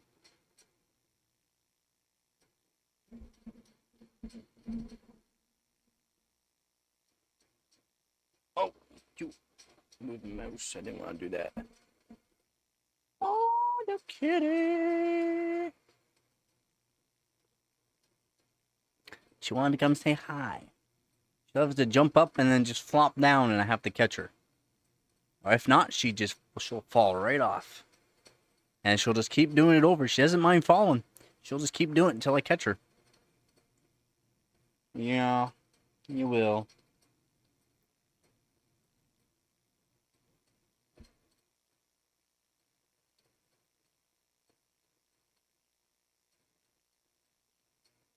No, it's not.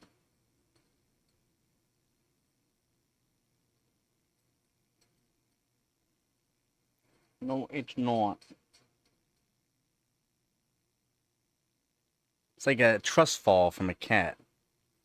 I trust you. I even say I'm not gonna catch you. Flop, ba-dunk. Jumps back up. Flop, ba-dunk. I told you I'm not gonna catch you. Yeah.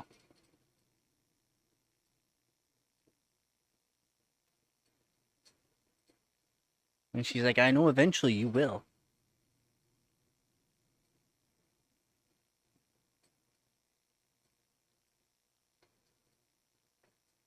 But yeah, she's a big suck. She's a big daddy suck.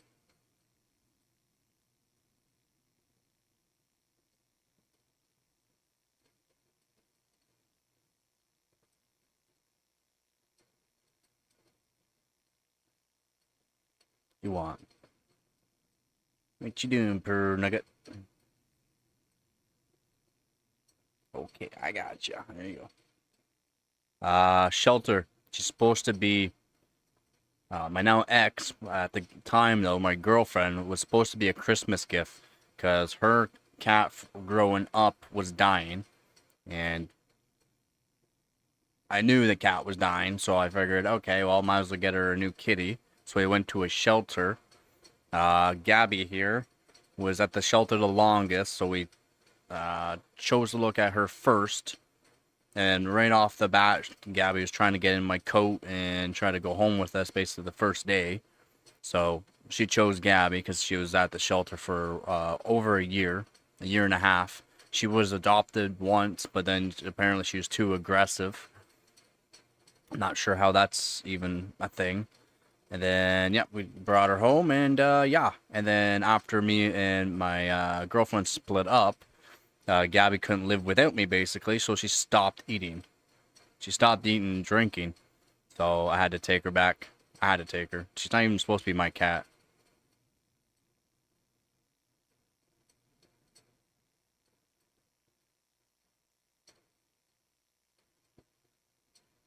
She's not aggressive, it's just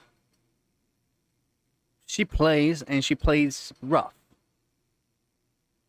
Yeah, basically. Basically, man. Yeah.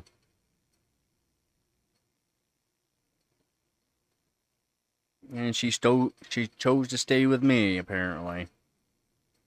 I didn't want her. I did not want her. But yep, I have her.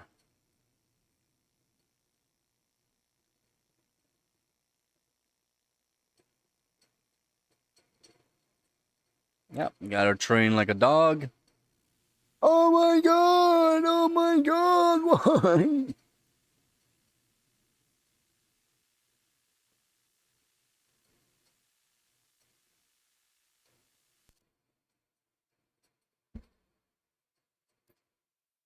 Ah, ah.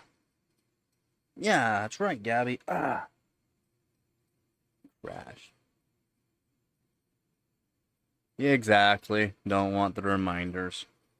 But it's okay. It's okay. It's okay.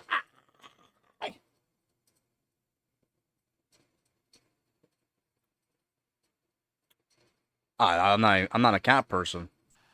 I didn't even want. I didn't even want her. But Yeah.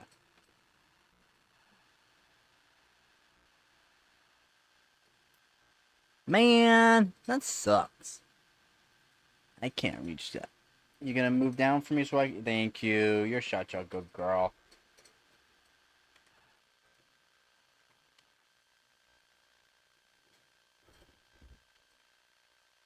Ah, like I said, I gotta train like a dog, so... train like a dog. She does everything that she's not supposed to. I mean, she does like... She's such a perfect cat, to be honest, so... She's good. Yeah. It's good, it's good.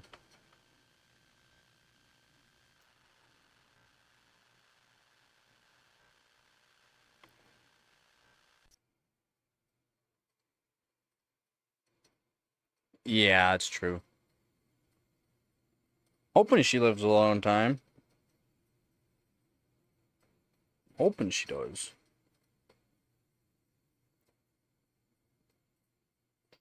That's why I try to make sure she doesn't eat too much, get too big. She doesn't get arthritis. I don't want her to get arthritis. But yeah, I hope she lives a long time.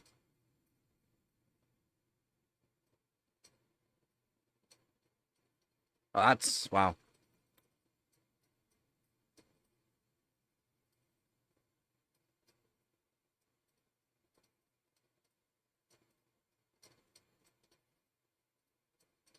JT.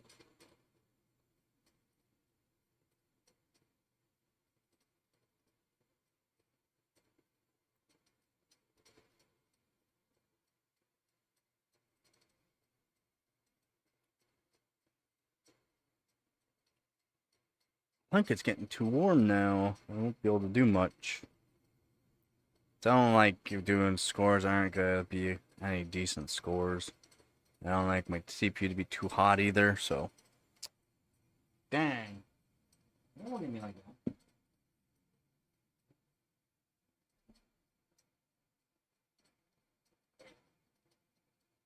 Too warm.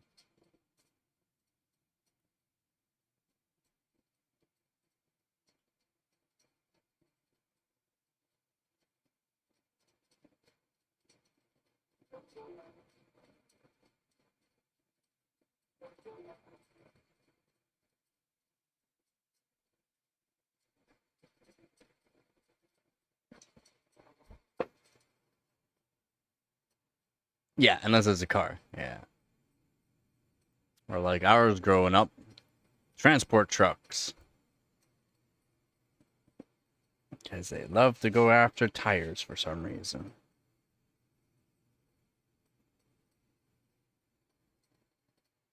I hear ya. I hear ya. Kitty in the box. Kitty in the box. Kitty in the box. Kitty in the box.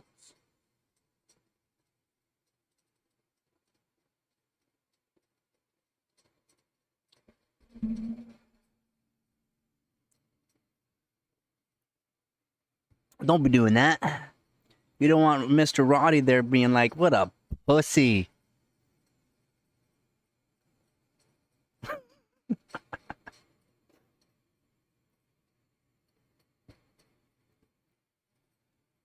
I'm just a teenage dirtbag baby.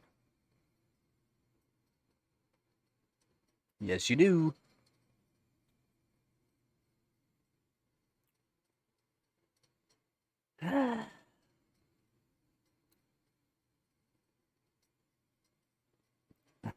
It's such a good song. Such a good song.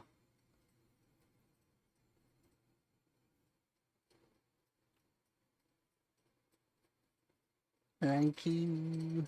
Ooh.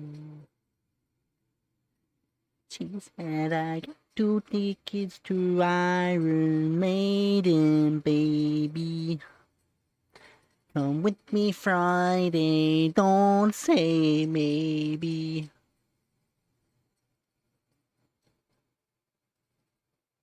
Yeah, yeah. No, it's not technically the beginning, but it's at the end of the song. The beginning of the song is when he sounds basically through the whole thing.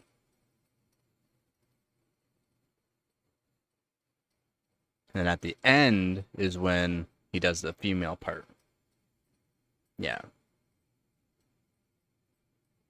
Because that's when, because if you listen to the song, it's literally like a literal like play on him going at the beginning, basically that he's like a no one even sees him, notices him, basically like that. Talks about the girl that he likes, and then the girl's boyfriend because he drives an IROC. He's a chill, like a really cool guy. Yeah, yeah, yeah. Yeah, it's not a lot of people don't realize it's the end of the song. That's the end of the song because the girl comes up to him at a dance and says, "I got 2 tickets to Iron Maiden." Yeah, that's the end of the song. The story. It's a story. A lot of people don't realize it. The song is a story if you listen to it.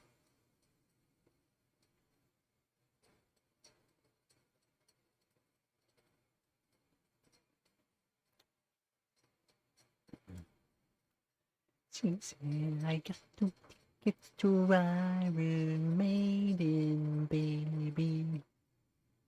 Come with me Friday, don't say maybe."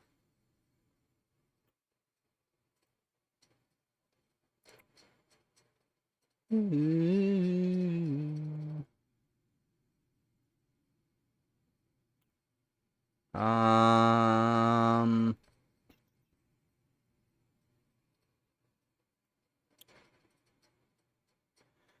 Oh, it's by an IROC, yeah, yeah.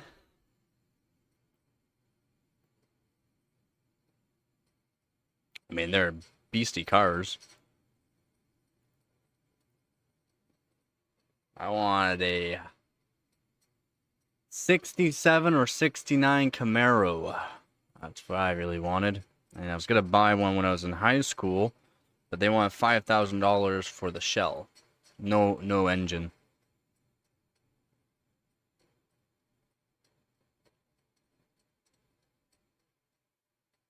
Yeah, the 67 is nice.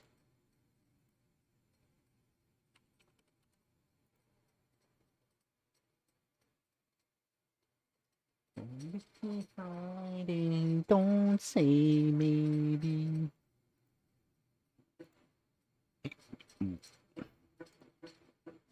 Every trip to the grocery store is a chance to support.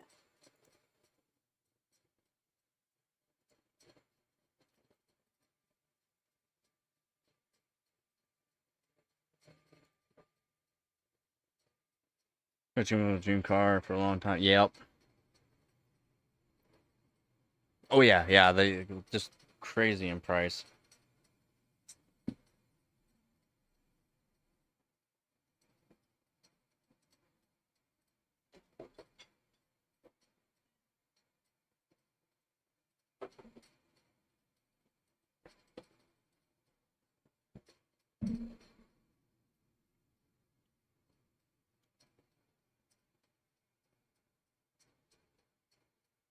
Oh yeah.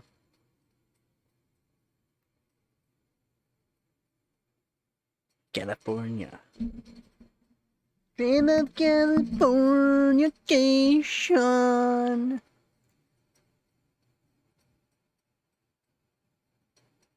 Oh wow, really? That much? Really?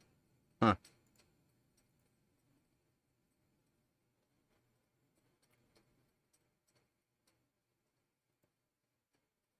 Her name is Noelle. I have been dream about her. She rings my bell. And she rocks. And she socks. Doesn't know who I am. She doesn't give a damn about me. I'm just a teenage dirtbag baby. Yeah, I just barely missed buying some awesome old school music. Yeah, I should have bought the 67 Camaro. But they wanted $5,000 just for the shell. No engine. Wild.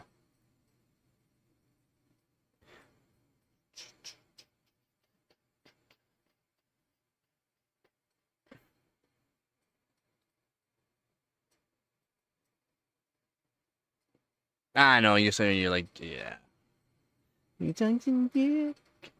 I asked if she knew when you're taking it on I rock. He drives in, I rock.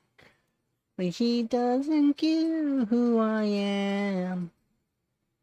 And he doesn't give a damn about me. I'm just a teenage dirtbag baby. Dirtbag baby. Talk to Iron Maiden, maybe. Ooh.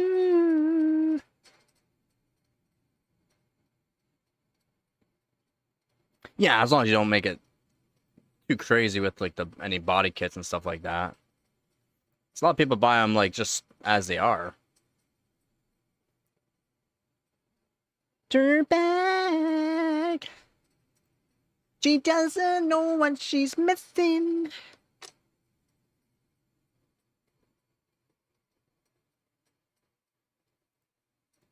Father, no, you're not running alone.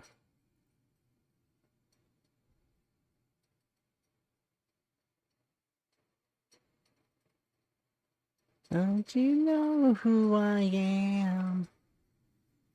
And why does she give a damn about me? Think it's to Iron Maiden, baby. Come with me Friday, don't say maybe.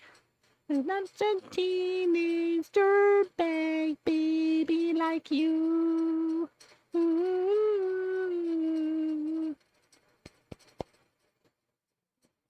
Dang. Yeah. No, she doesn't know what she's missing. Yeah. Dirtbag. She doesn't know what she's missing.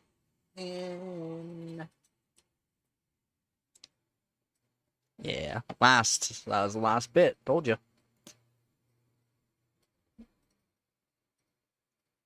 Bow.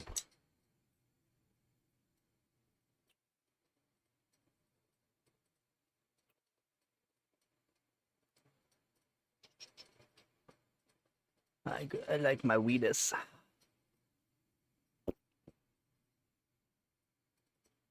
And he keeps on my block. And he grinds and I rock. Such good rhymes. Oh man.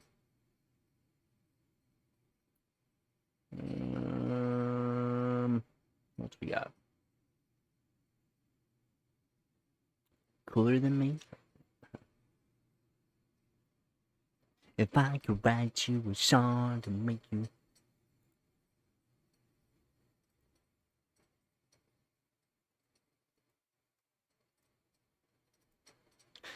If I could write you a song to make you fall in love, I would already have you up under my arm. I used up all of my tricks. I hope that you like this, but you probably won't. You think you're cooler than me. You got designer shades just to hide your face, and you wear 'em around like you're cooler than me.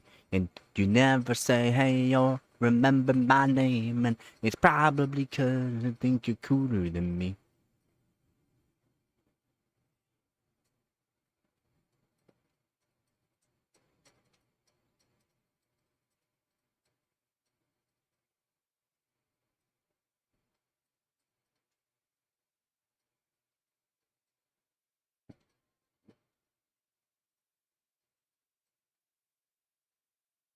Yeah, the money, man, just the way the prices of cars are going is just wild. And trucks too. Shh. I got you all figured out. You need everyone's eyes just to feel seen. Nobody knows who you even are, who you think that you are. If I could write you a song to make you fall in love, I would already have you up under my arm. I used up all of my tricks. I hope that you like this, but you probably won't. You think you're cooler than me. Designer shades to hide your face, and You wear 'em around like you're cooler than me. Probably 'cause you think you're cooler than me. You got your highbrow shoes and you're walking. You don't even look when you pass by. Just curious. How I see it? Yeah. True. Shh. I got you all figured out. You need everyone's eyes just to feel seen behind your makeup. Nobody knows who you even are, who you think that you are.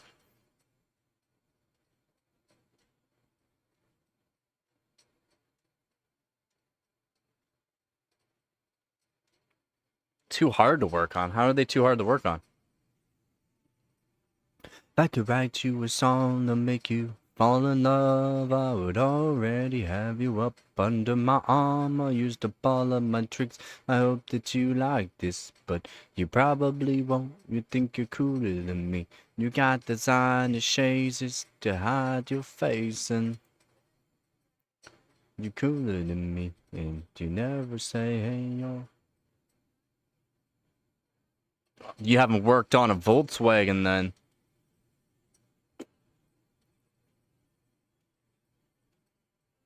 That shit'll scare you.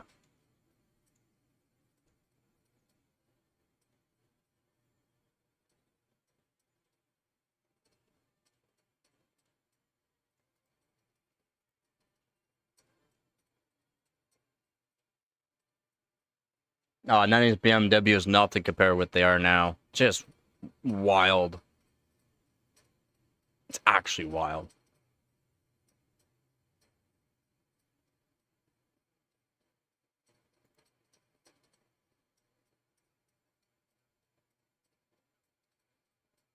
Oh, I know. Yeah, I knew what you said there.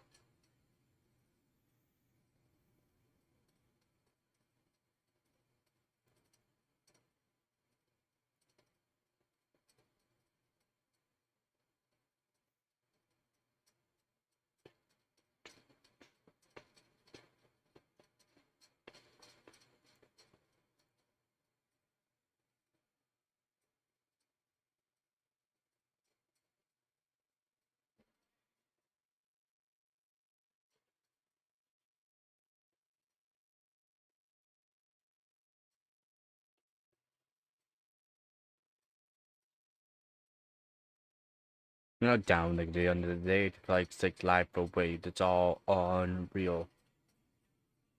Watch a gun go right out the window, trying to hold on, but you didn't even know.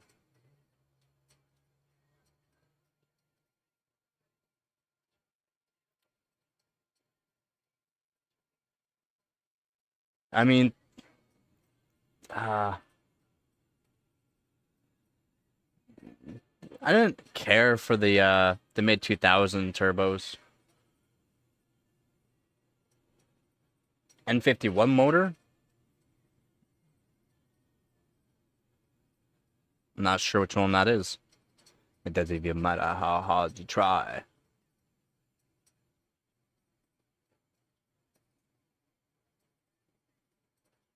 Acting like I was part of your property.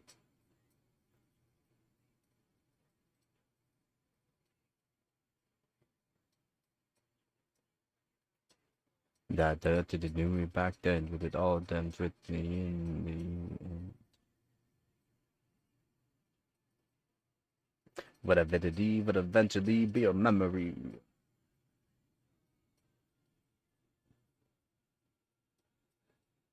Oh.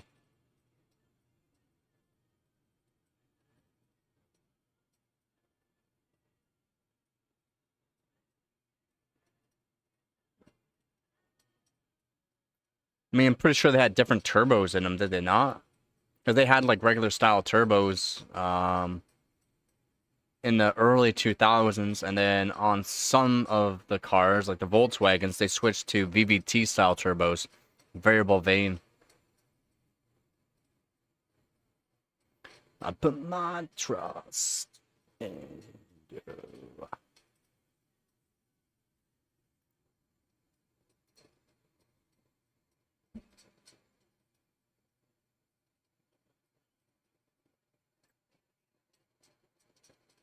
Oh yeah, they could definitely handle serious power.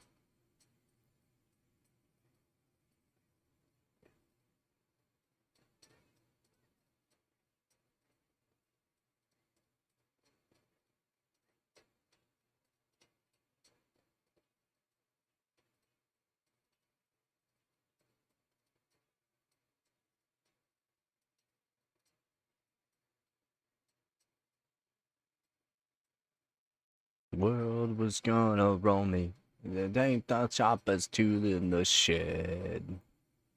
She was looking kinda dumb with her finger and her thumb in the shape of an L on her forehead. The ain't stop coming and then it don't stop coming. Back to the rules and they did the round running. Yeah, yeah. Apparently the new supers are pretty quick. You never know, but they don't go. You never shine if you don't glow.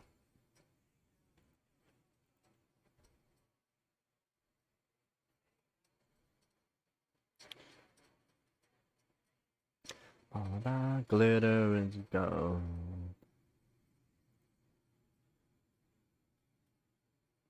Very consistent, yeah. That's the main thing, right? Like, how well do they like handle more power though? What do you have to do to them to get more power? Is it just a chip, or do you actually have to do a lot of work? That I don't know. I don't know much about the new Supras. How about yours? That's the way I like it, then I never get bored.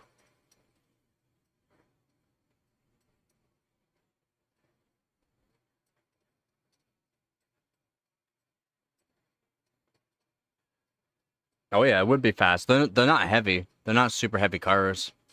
There you go. Wow, wow.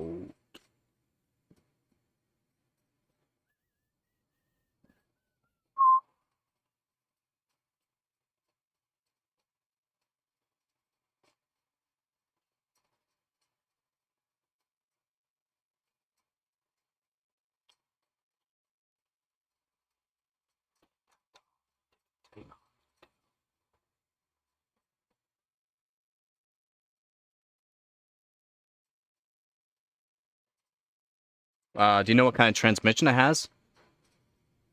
What model? That's a bunch of gas stuff. Get myself away from this place. I said, yep, what a concept. I did use a little fuel myself, and we could all use a little change. Well, they didn't start coming, and I don't start coming. Back to the roots, and then let the crowd running. It's like 10K for stage 2 trans? Dang, son, really? 10K? Oh my god! That's insane! You, they know. You're an all-star. Get your one. Get paid. Shooting stars. Whoa, what's up, man? Let's go!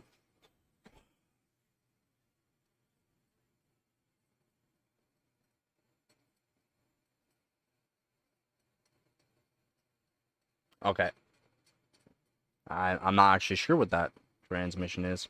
I'm usually pretty good, but I'm, I guess, more on the older transmissions because they're just bulletproof.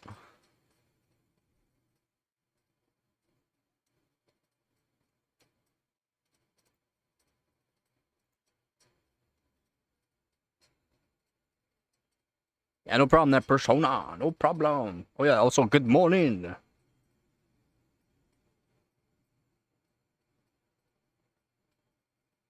Oh, I mean, do you really care about that? I took a walk around the world to ease my troubled mind. I left my body lying somewhere in the sands of time. And I watched the world go to the dark side of the moon. What's up, Cassie? Casey, I'm doing good. What about going to an i5, 1435, i5, 2400, but the MOSFETs are overheating? A 14600K won't kill the... No, no. Your MOSFETs are not overheating. There's no way. It's impossible. Impossible. I can run a 13900K overclocked on my board with no heat sinks whatsoever on my MOSFETs, on my VRMs, on my chokes, nothing.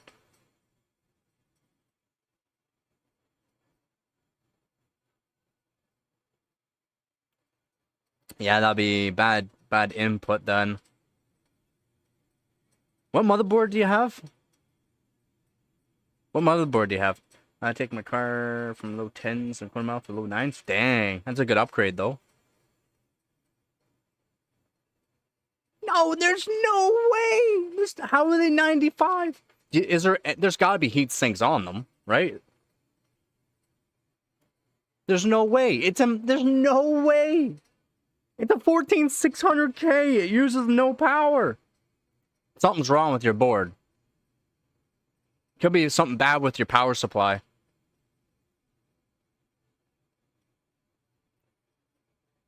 Apparently.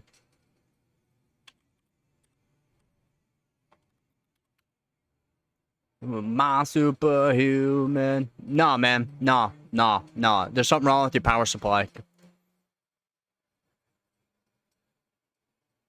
Yep. I don't care. It's got to be something wrong with your power supply. You're getting bad voltage input.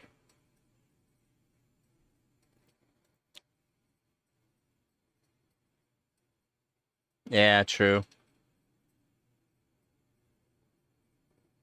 I don't care. I don't care what kind of power supply.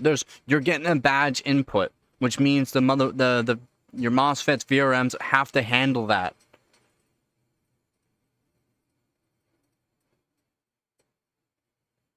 Holding my hand, I keep you by my side with my superhuman mind. Kryptonite.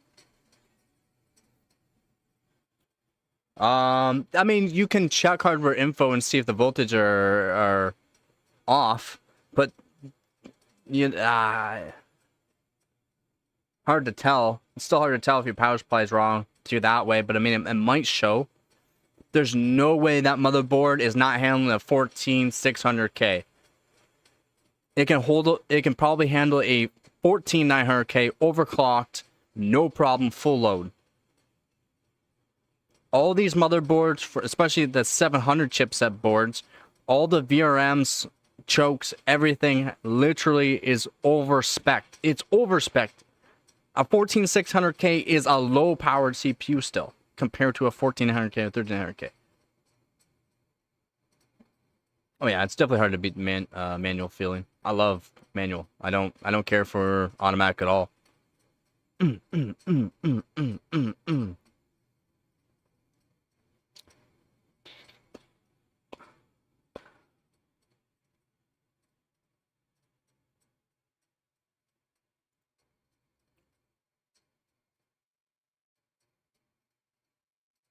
Yeah, you can check hardware info. It's just, I'm not sure if it'll show exactly. Definitely something wrong with your power, though. The power delivery. It's not your motherboard. Not unless you have a bad motherboard. Yeah, no problem, man. Your motherboard can handle a 1400K overclocked. All these motherboards for LG 1700 are overspec'd unless you're getting the cheap of cheap motherboard. And even then, they can handle a 14600K without heating up.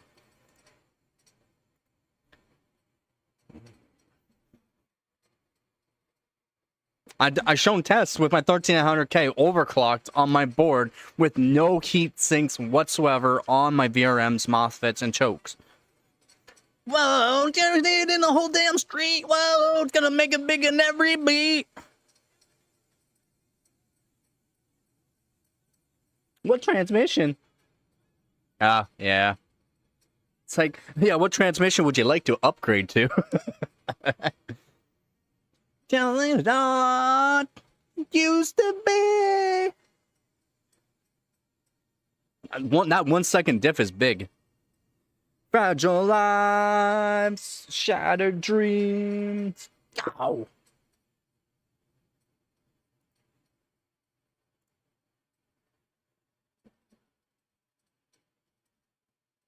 Well, I don't know about that one, but thank you.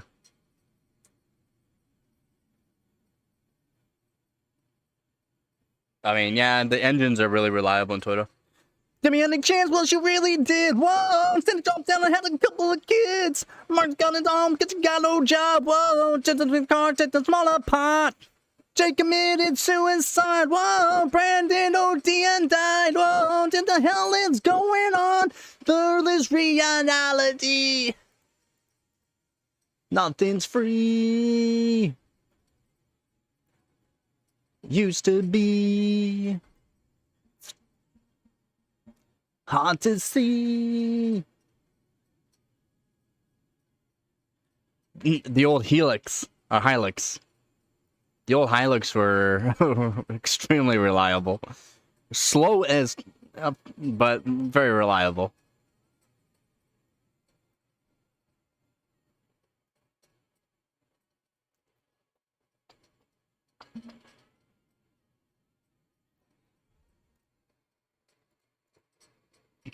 Stacy's mom has got it going on. It's got it going on. Stacy's mom has got it going on.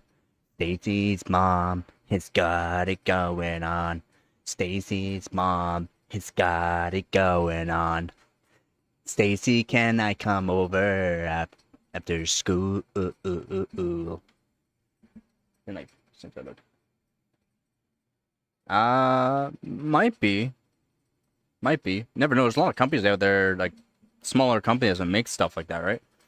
Back from the business trip. Is she there, or is she trying to give me the slip? I'm not the boy that I used to be. I'm all growing up now, baby. Can't you see? Stacy's mom, it's got it going on. And I've waited for so long. It's got the girl from me. And I'm in love with Stacy's mom. Stacy's mom, it's got it going on. Stacy, do you remember when I mowed your lawn? Your talent cow would just howl on.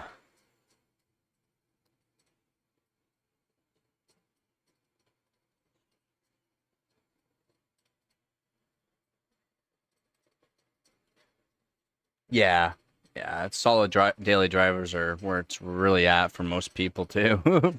It's more affordable.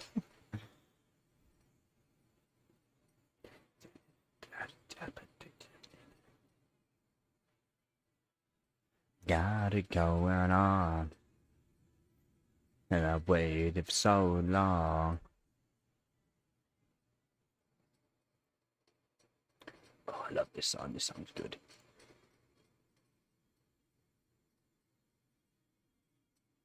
I have to crank this song. Oh yeah.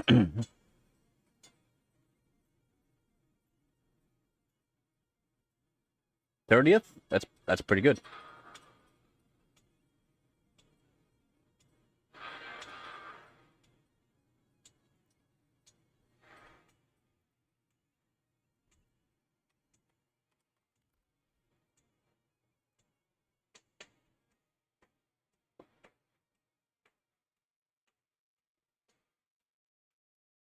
Yo, Theo!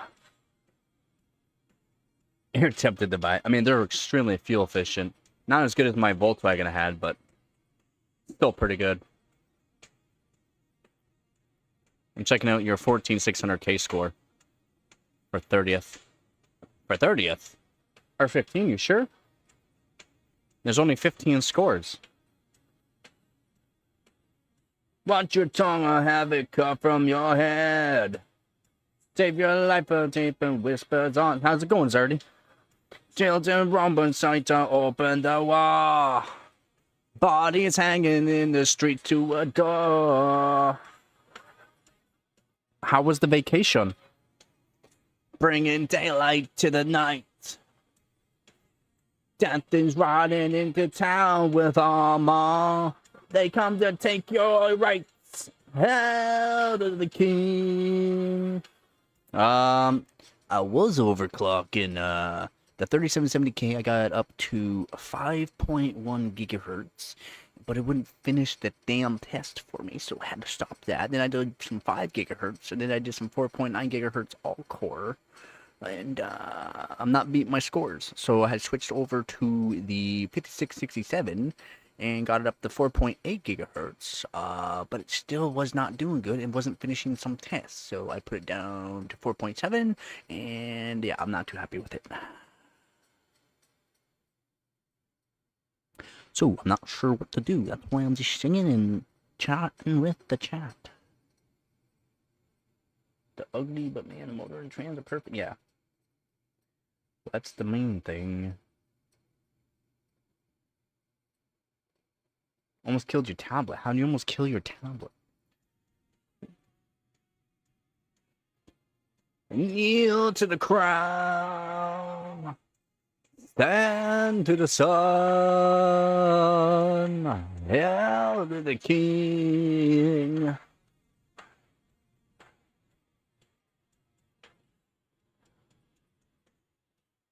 It's built of hope and seeds to the throne. Born again, but it's too late to atone. No mercy from the edge of the blade. Ooh, yeah, that happens. Can't touch the side of the tent.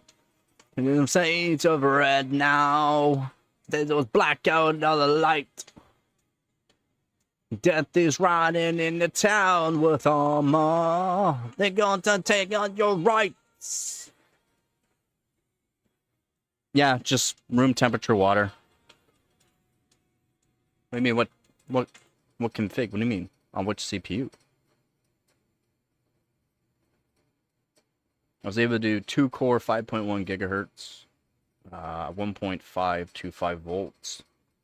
Temps were alright, it just wasn't passing the test. Needed more voltage, but my motherboard's limited for voltage. I could do easily 5 gigahertz all core on my 3770K. Again, it's a decent 3770K, but I've also lapped the 3770K. It's like the die's been lapped and the IHS has been lapped, so it does help it a little bit. I would like to be able to chill it so that way I can do some 5.2 gigahertz. And that should pretty much be close to either LN2 scores. Just a 240 mil. Just a 240 mil with the R. Cooper full copper radiator.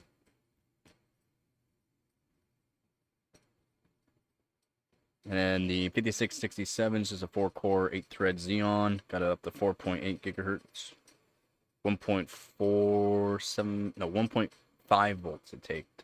But it was going up to 71 degrees Celsius.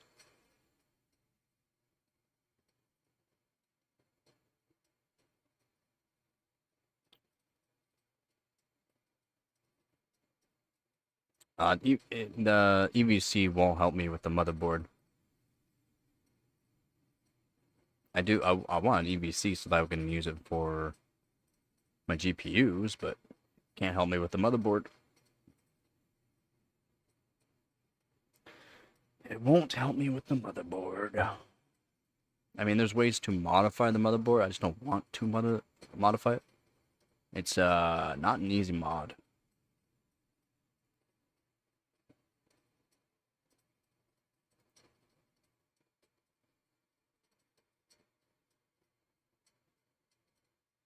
I don't want to. You can't make me. But yeah, I'll definitely get an EVC. EVC 2 for GPUs eventually. I mean, you don't need the EVC. You can technically just do no power limit mod with shunting the GPU, and then you can do a core voltage mod and just use a potentiometer. Yeah, hardware mod. You literally feed a small wire underneath the CPU socket, like through the CPU socket, and then attach it to the actual CPU. Or attach it to the pin that goes to the CPU for voltage. Yeah, it's a scary mod. It's not for the faint of heart. And guarantee, I mean, you can do it. It's just a lot of people are blowing up their stuff from it. I mean, I could technically do it. It's just I move my stuff around too much. Like it's too much damage that can happen.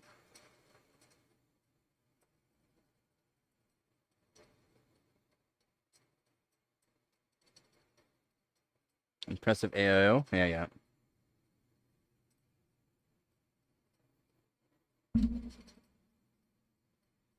Yeah. Yeah, so like right here, it's like a CPU, right? You know how it sits on the socket? You can feed a wire through the socket and attach it to one of the pins for the CPU, and you can adjust the voltage that way.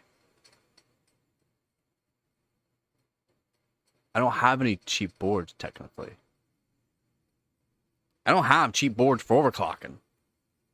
My 3770K motherboard's like 200 bucks. My LJ1366 is like 200 bucks. I got it for 60, but it was broken, so I had to replace a pin on it. So it works. Yeah, like you literally have to feed it underneath the socket, small wire, attach it to one of the pins that controls the voltage in.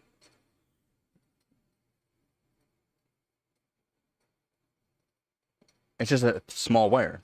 You use a small. And this is kind of thick for doing that kind of stuff. This is a thick. So you're going to use like an epoxy coated copper wire. So you just basically strip the end on it a little bit and then solder it to the pin. And that's how you can get around it, because it's anything that else touches the this side here, like, you know, touches this, it's just epoxy. It's not like it's going to conduct anything. Yeah, epoxy coated wires is nice to have. No, I don't have an e-powered card. I would love to do an e-powered card though. When I get some money eventually, I'll do a whole bunch of e-powered cards.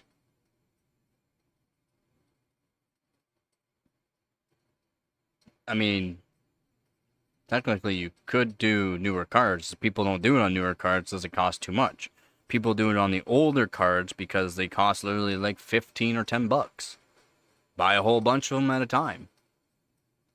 I mean, some of my teammates literally bought a whole bunch of, what'd they buy? A whole bunch of GTX 780s. I think a whole bunch of GTX 780s because they know for sure they're going to die. So, bring a whole bunch, he says. All right, because one's going to die or two's going to die.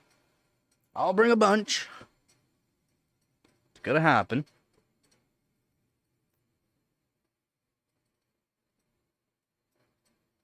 Yep. Yep, you're just going to feed the wire. Can't pick it up. Yeah, feed the wire underneath the CPU socket. A little bendy bend. Not much of it, not that much. That's an exaggerated bend. And solder it to the one pin that touches the voltage in. And you control it with the potentiometer. You have to set it up right so that way the voltage is right. But yeah. Oh yeah.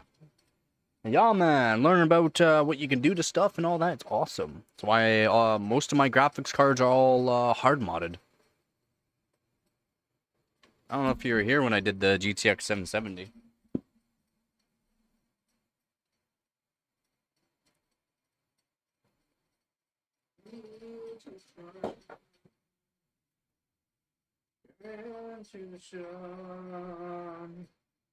We got extra capacitors. Extra capacitors. Oh. So no power limit mod and extra capacitors. I gotta add one more capacitor so that way it's maxed out, but I think I can add, yeah, one more on this card. Just add one more capacitor. I used to daily mod GTX 770. No overclock whatsoever. It did 2.2 gigahertz. No overclock, 2.2 gigahertz. It always wanted to run at 2.2 gigahertz. Yep. Yeah, I used to daily GTX 770. EVGA GTX 770. It was water cooled, but it did 2.2 gigahertz while doing nothing. I have a video showing it in Counter-Strike 2.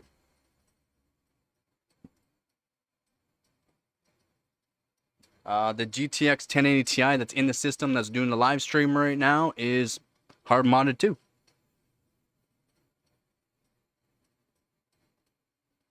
Why not? If you're not keeping it cool enough, you could destroy it. That's why. I did daily it.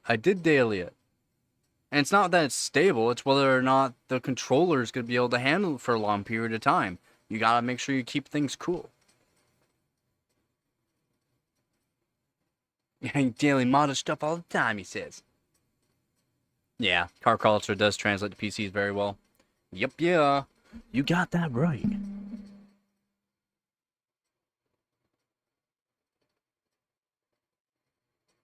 It's not worth modifying.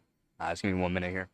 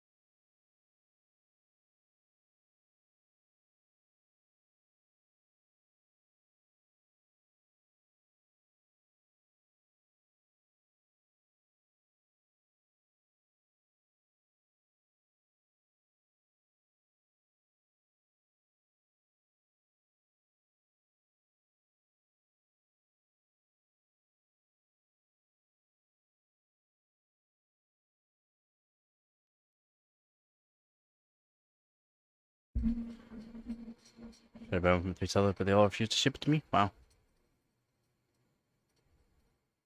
By what? A water chiller? Oh, wait, hold on.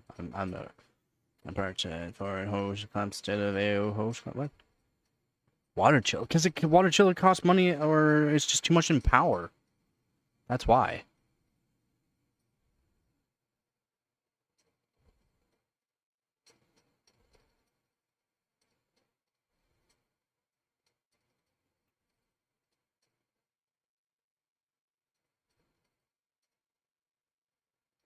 I mean, you could do a water chill, but you gotta make sure the water chill is not going too cold to make condensation still. Now, you'll have to set it up so that way it doesn't get too cold. If it gets too cold, it makes condensation. If you don't have things set up the right way. No good.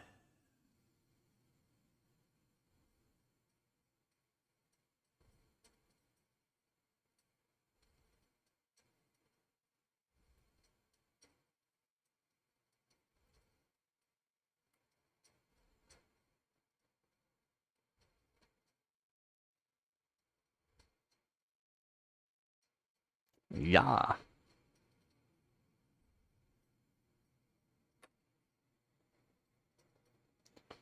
Might lap this i5 2400 more. See if I can do 4.1 on it steady. It does 4.06.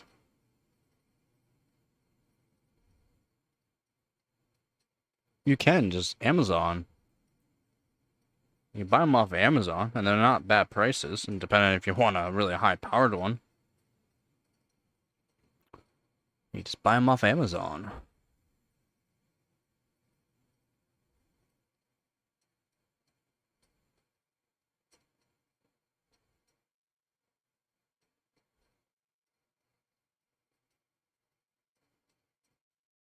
you want sub-ambient cooling, you gotta make sure you have your system set up for it.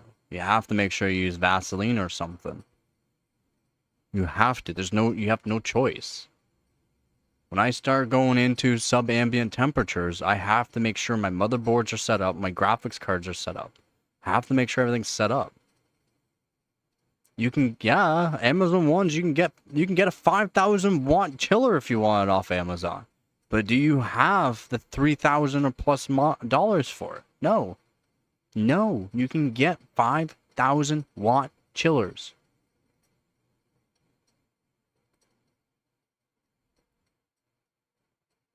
It's just, do you have the money? No, the ones you're looking at are not the right ones. A 5,000 watt chiller. I think they got some 3,000 watt for.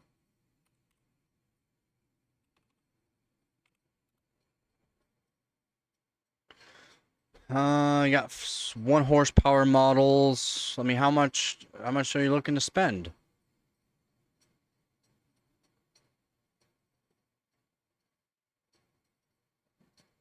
You got some 1 horsepower for 1,300 Canadian.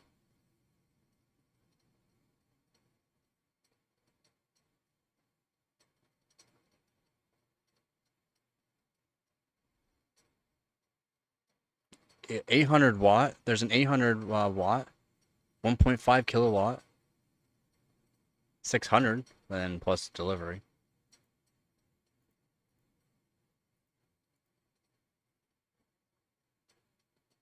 No, 1,300. There's one for 1,300 of 1 horsepower, 1,300. Would be about 1,000 US. Exactly. If you don't want to spend the money, you're not gonna get the chilling that you want. I don't think you realize how much high-end chillers are.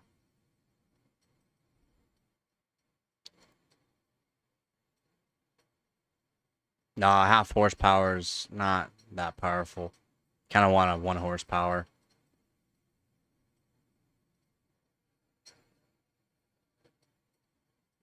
Yeah, they're not cheap. I mean, you can get them all the way up to $10,000 chillers, so on Amazon. So I'm not sure why you're not looking at certain ones. There are some pretty beefy chillers on Amazon. It's just you gotta be able to pay.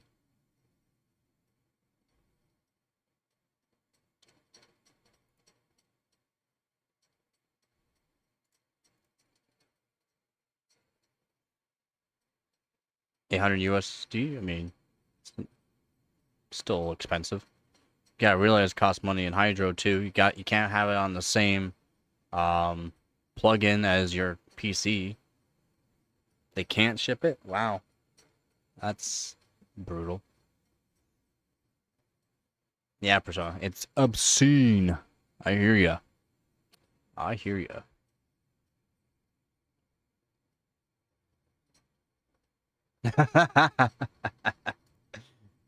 I can't show my leg enough.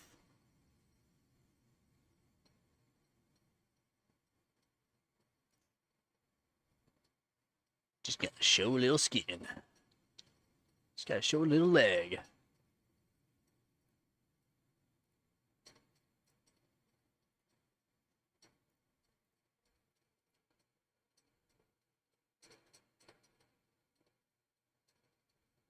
Yeah, I mean, chillers are, eh.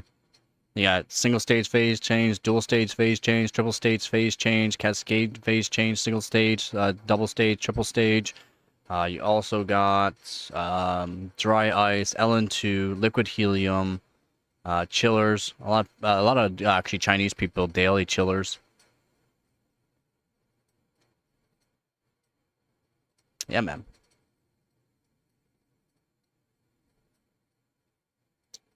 We gotta think some chillers will max that out. Snow is just snow. Depends on what temperature the snow's at. And the thermal mass of snow is not very good. So you have to use a lot of it.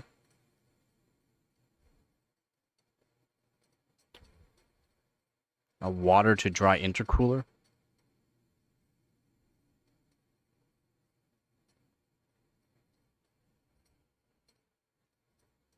Yeah, snow, you need a lot of it. A lot of snow if you want to use it. I done snow. That's where you saw the picture of the 580, my RTX 580.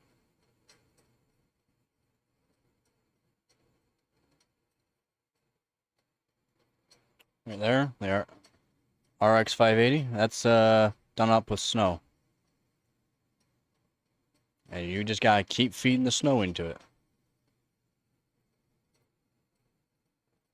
285K is amazing for overclocking. Tune all the voltages for it. Ring, P core, E core.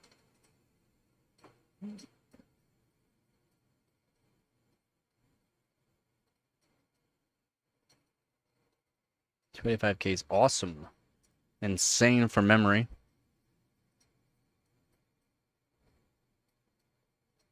I just wanted to sound cooler. No 285K here. Don't forget to like the live stream, guys.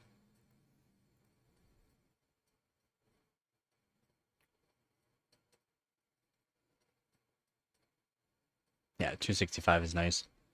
Still good. Still a good CPU.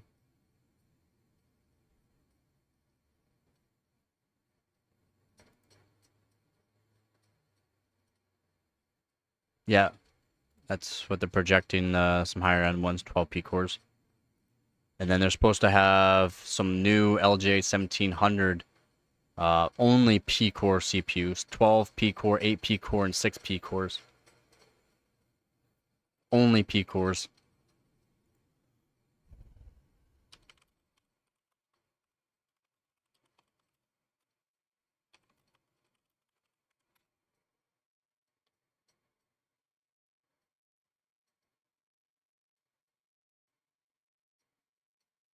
Yeah, the Bartlett Lake.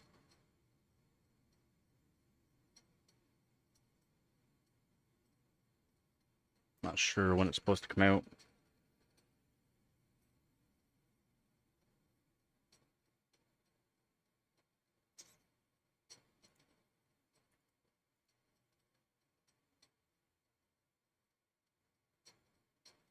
Yeah, it's good to only have one one hobby. Yep. And you and your damn Skyrim.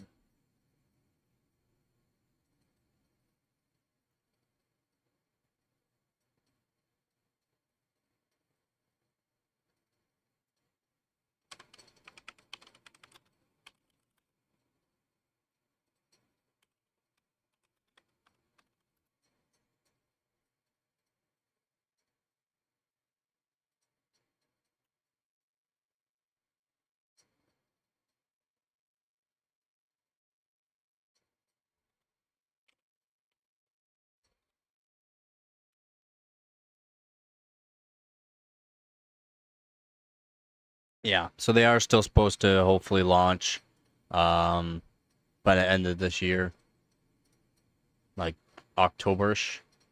So Intel Bartlett Lake, which is a LGA 1700, it's gonna be 12 P cores for the big ones. Again, only P cores. I mean, they're saying some of them are going to have P cores and E cores.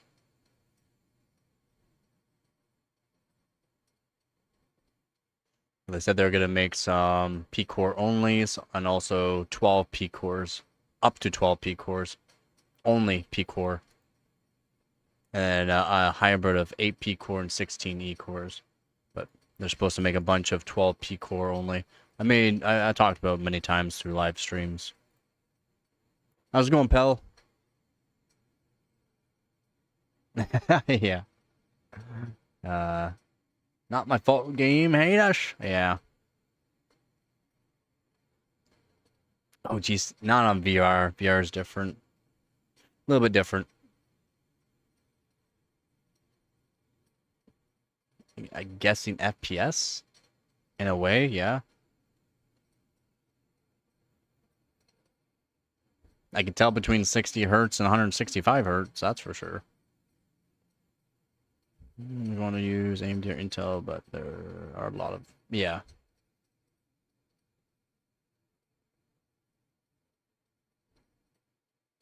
Yeah, but yeah, it does change a lot. It does. It does. It does. Unfortunately, it does.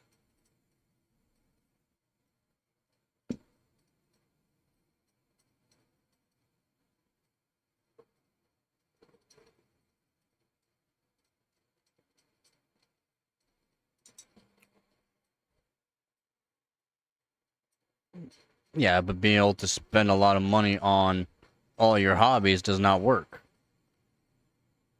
Yeah, money limits hobbies.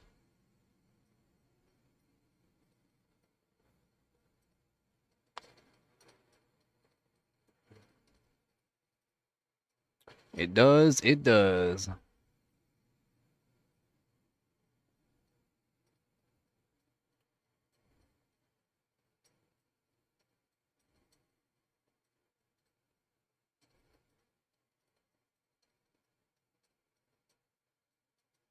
Yeah, I'm pretty good at it. Yep. Just gotta let me know the game, GPU and CPU, because CPU on a lot of games will give you more performance just having a higher end CPU.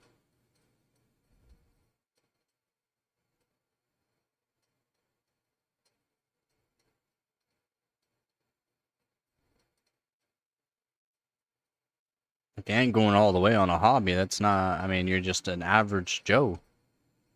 You're just an average Joe.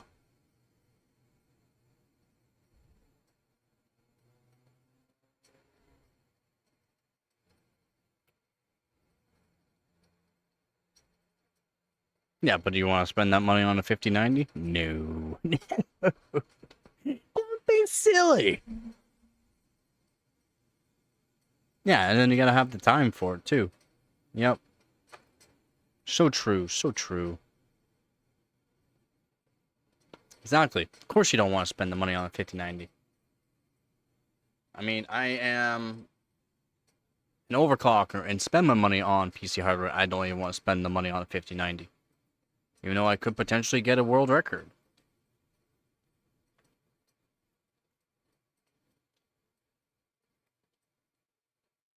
Yeah, time is an issue. You only have so much time for stuff, guys. God. That's why I try to help out people. Saves them some time.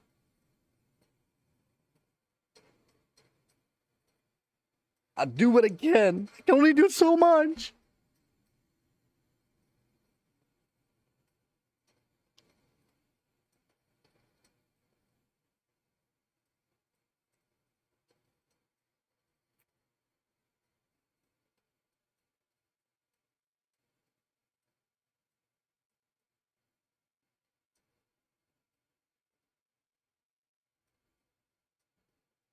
One 170-ish. Maybe one. No, not 4K. You want 4K? Oh, sorry, my bad. 4K. 90 to 110, maybe.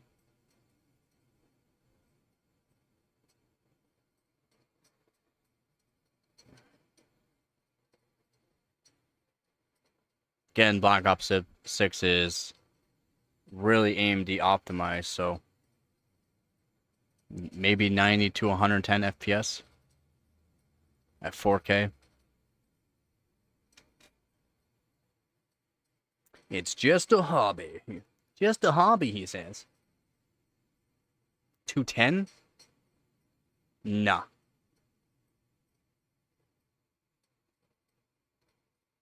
Oh, mid settings too. You're saying mid settings too. Why are you playing 4K mid settings when 1440p Ultra is gonna look better?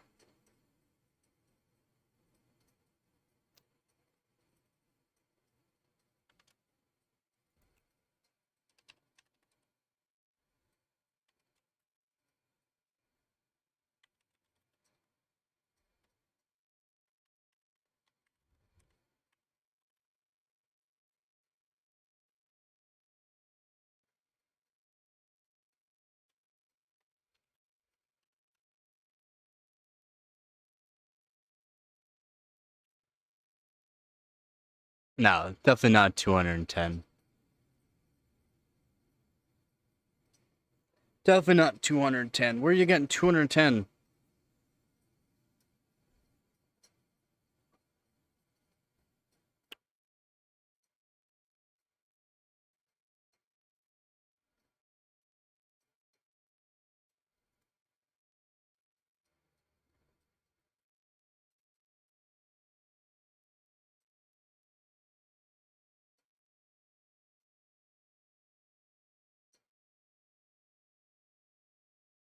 Yeah, going hard on something does cost a lot. Yep.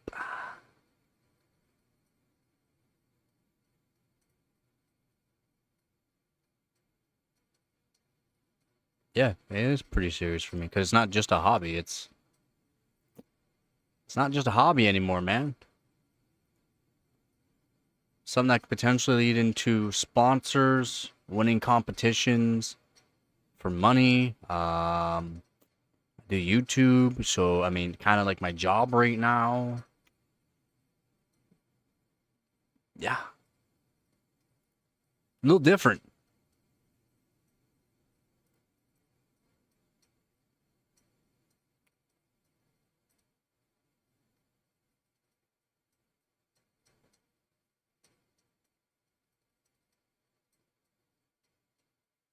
And what I'm seeing is literally 120 FPS. I'm seeing 120 FPS at 4K with 7000X 3D and 9070 XT. So I'm not sure where you're getting this 210 FPS. When I'm finding 200 or 120 FPS. So I'm pretty close.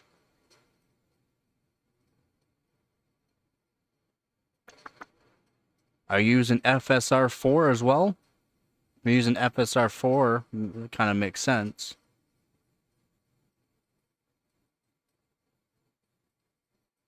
That's not Ultra.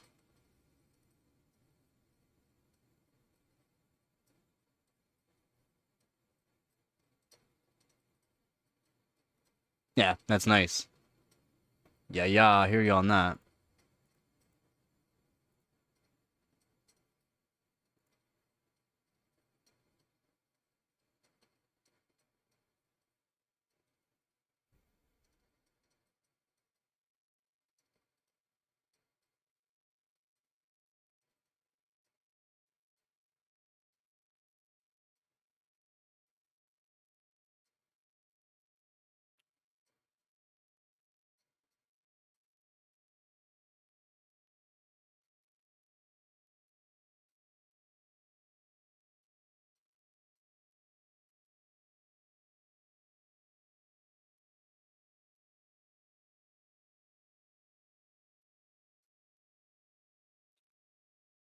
Mm,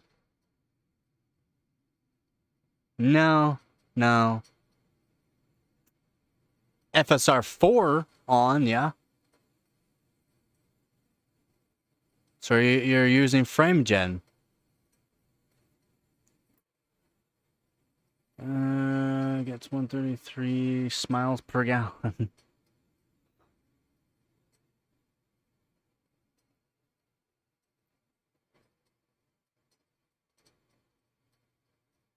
I'm not sure where you're finding this. It does not make sense there, pal. I'm sorry. Not sure where you're finding this. That does not make sense.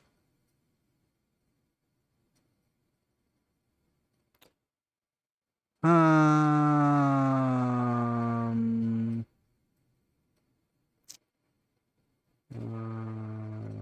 Yeah.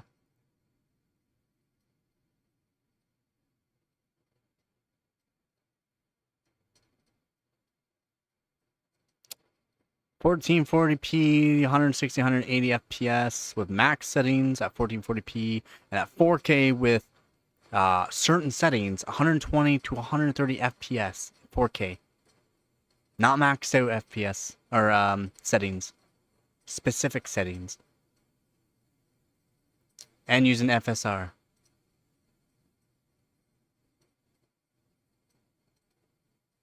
Where are you getting 210?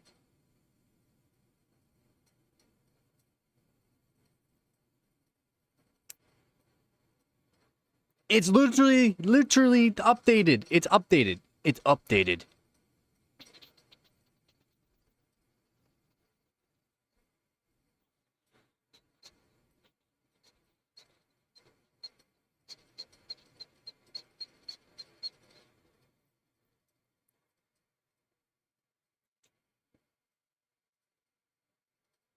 I'm trying to find, like, literally from a couple days ago, but I can't find anything.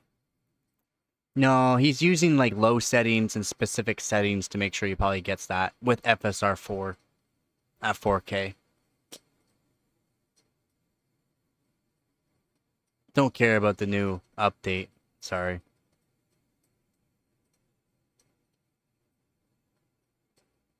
I don't care what he's got.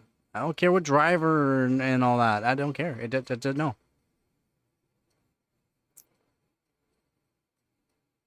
Well, cover has a lot of technical. That's why F90 M5, huh? Yeah, of course it's just marketing. I don't care what you think.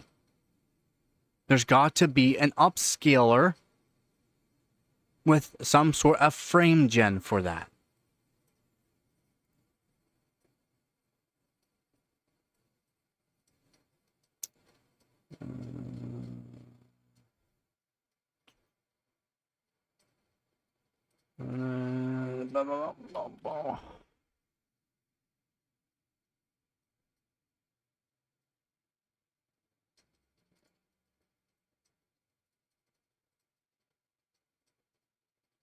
Trying to find just a 9070 XT. Newest review. So tool anytime, no, past 24 hours. No.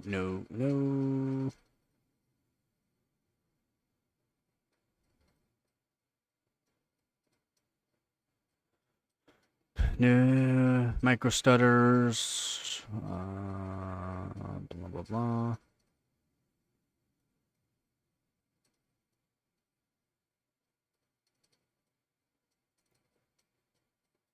Past week.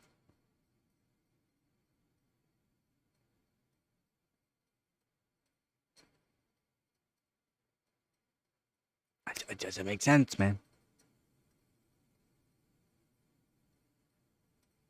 250 and 1440p, and then you're going to 4K. 4K. Double the resolution. You cannot just drop 40 frames. Double the resolution. Not how it works. Sorry, man. Your math doesn't make sense. Sorry. Sorry, man.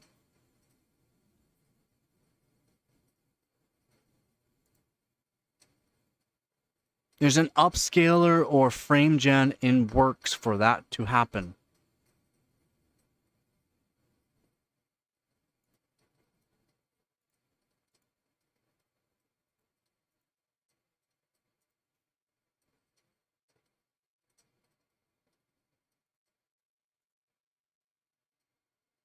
Alright, so native settings, lowest settings at 4K.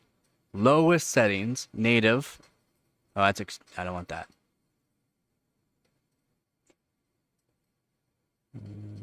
Native low.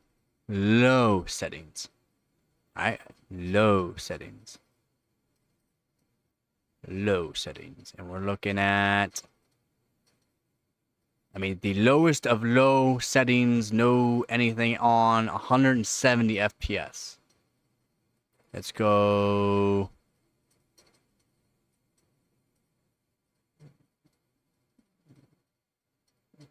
More of a extreme. 150 FPS.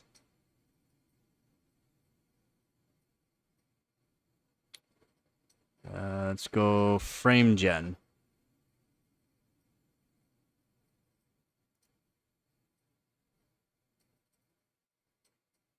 Native 4K. Native 4K. It's doing 80 FPS. FSR 4 is when things start actually getting some more frames. 110, 120 FPS. 110 to 120 FPS.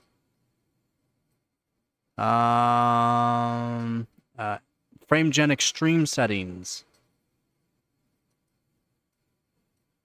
To get the best, you're doing 170.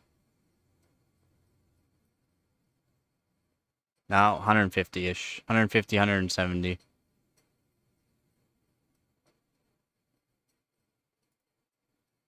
Where are you getting these? Where are you getting these? That's with a 7800X 3D. Max and low settings.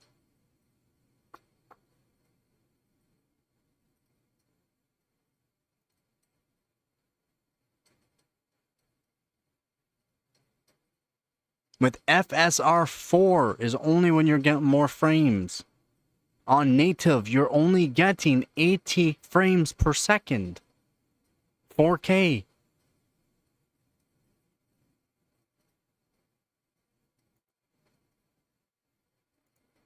At 4K native ultra low settings,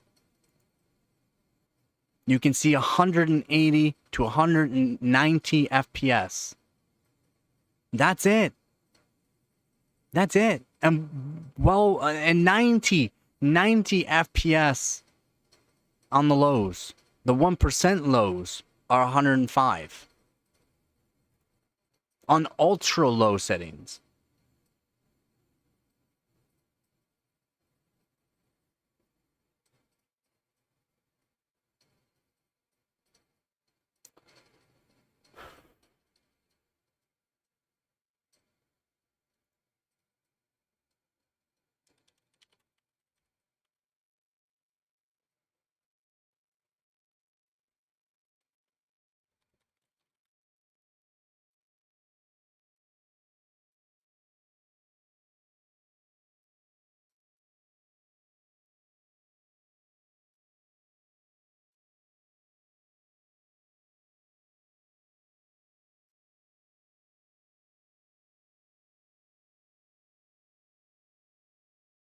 Where's the 7800X 3D?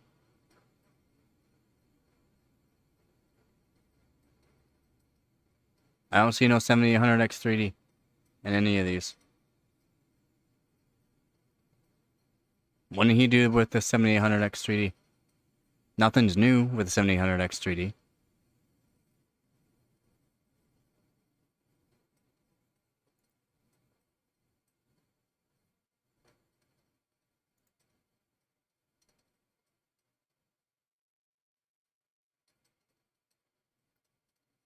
A Ryzen 9 7950X 3D. 7800X3 on there. He has... Okay, hold on. We'll see. Creed... Okay, well, he doesn't even show... FSR... FSR... FSR... FSR... FSR...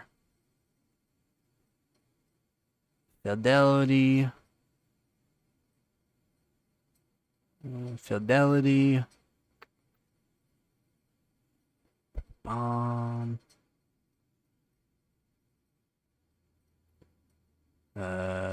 Fairly low settings.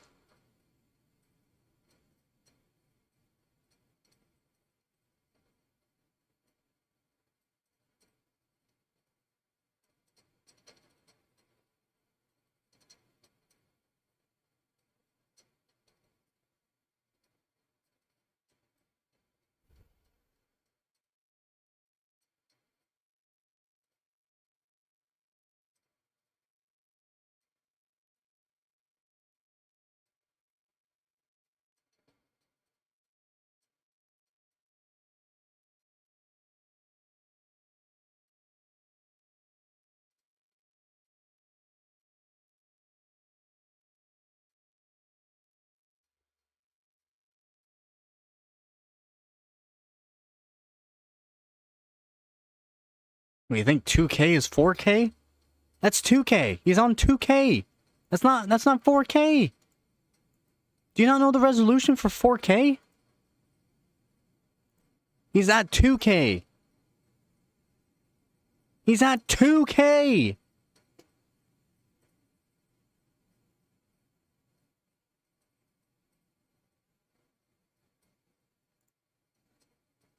Why'd you say 4K? He's at 2K. Low settings. Low settings.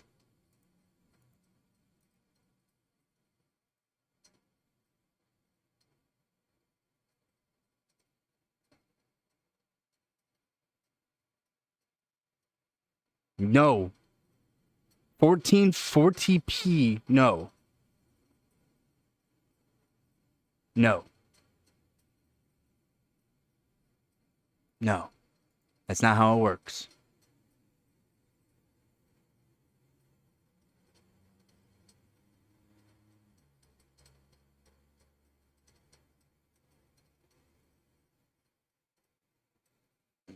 That sucks that it blew up, though. Sucks it blew up. Yeah, no. No. No. No.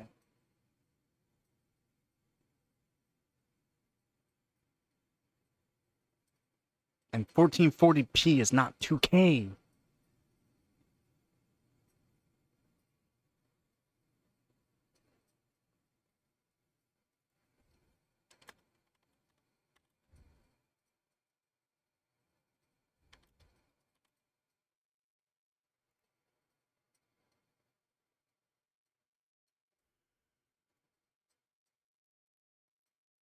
No. No. No. No. They market 1440p as 2K, but no, it's not technically. And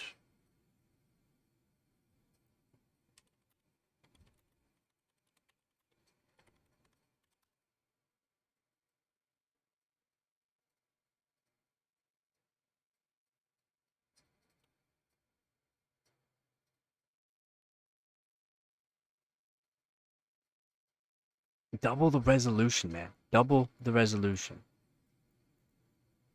So, nah. You're doubling the resolution. There's no way 250 equals 200. That's not how it works. So what I was seeing from the other tests were true. More like maybe 180.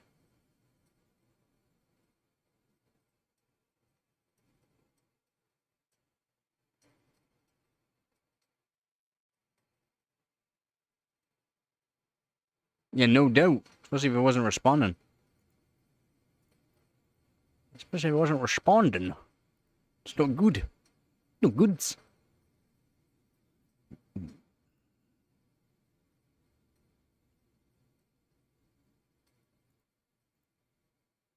Show me actual tests at 4K. Actual tests. The ones I looked at, we're not getting 210 FPS that you were saying. And now you're saying 200, but 210 FPS.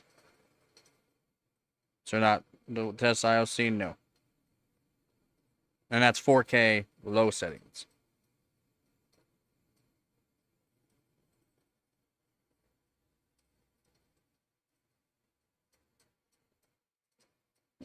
That's why I generally work on my own stuff. Don't have to worry about any of that crap.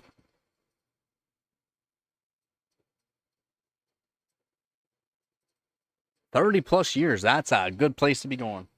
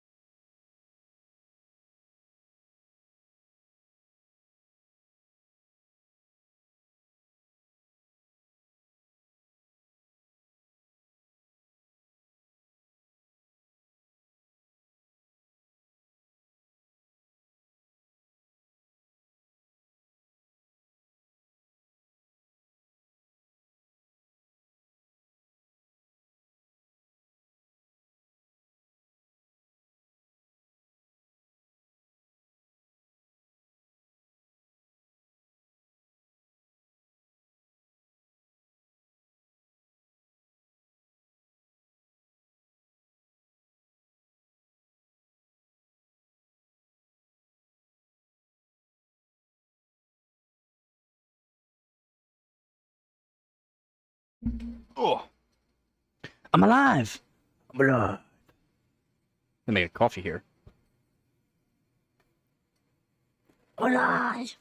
Let's go. Gonna make a coffee. Oh yeah. Don't forget to like the live stream.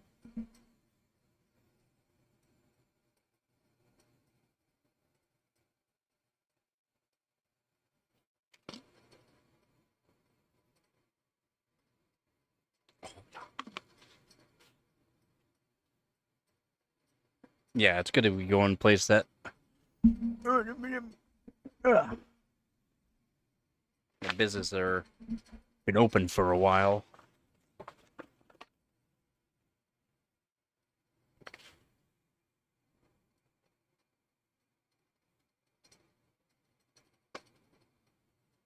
Does, does, does that mean you're gonna take my advice? Because I'm over 30? Yay! I haven't been in business for 30 years, though.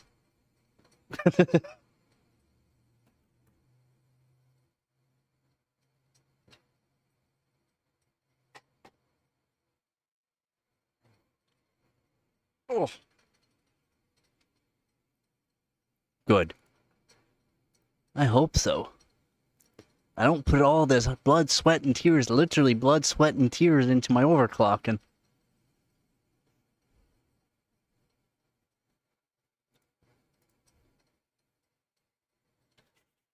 Ah.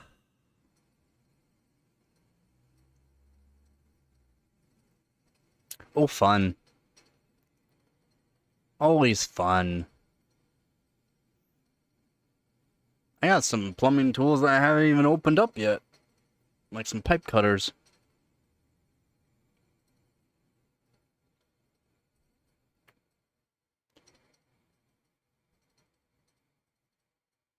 Yeah, very true. It is true.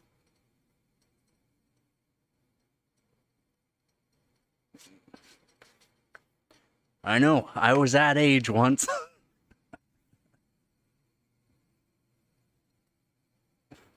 Seems so long ago now.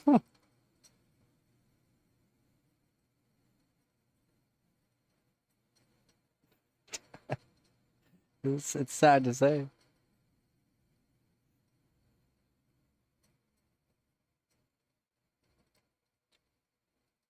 It's true, yeah. You really can't have too much tools.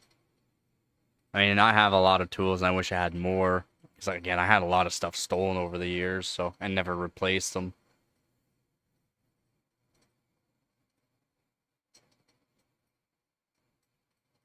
Oh, yeah.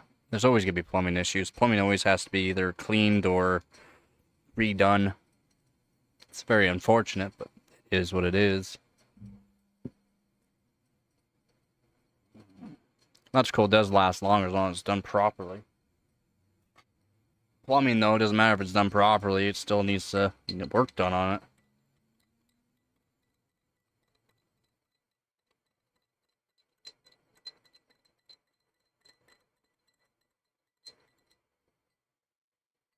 Usually one and done, but I mean, you still have to replace outlets. You still have to replace stuff. Stuff does wear out. It's just that's life. That's literally it.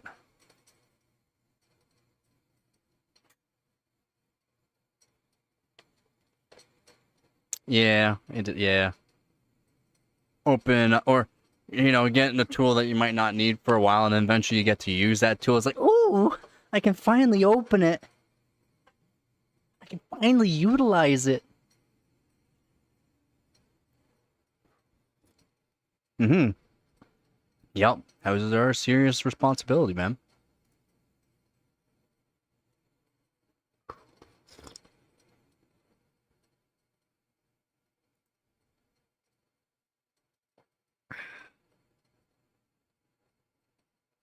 Yeah. Same. I have some small specialty tools I have not used yet, but I might need it.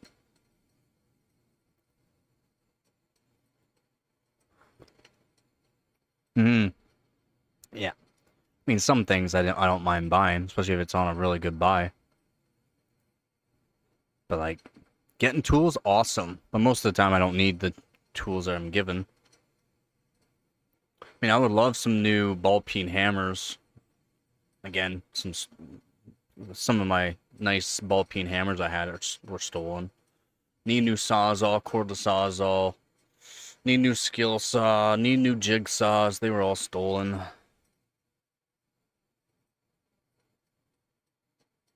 Yeah, doing big, especially big work, definitely teamwork helps. But I mean, if you got the know-how and all that, you don't really need the help.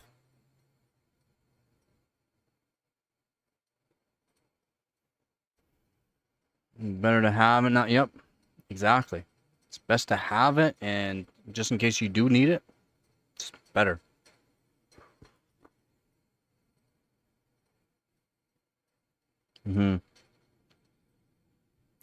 Sometimes two heads is always better than one. As long as you both know what you're kind of doing, that's when things can really work.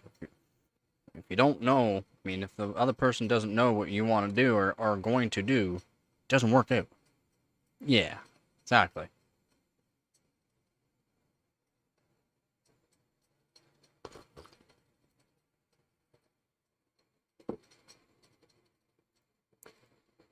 Exactamundo.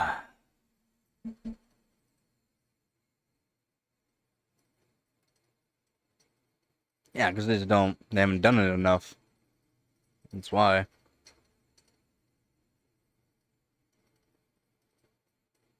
Yeah. I have a lot of projects I need to do, I just don't have the material. I just don't have the material, and it costs too much. Aluminum is not cheap. I want to do a bunch of projects out of aluminum. So, I used to have a lot of aluminum saved up, but I moved and I couldn't bring it with me. Like a lot of aluminum, aluminum extrusion, 4x4 posts, 2x6 posts. I was gonna be building the CNC.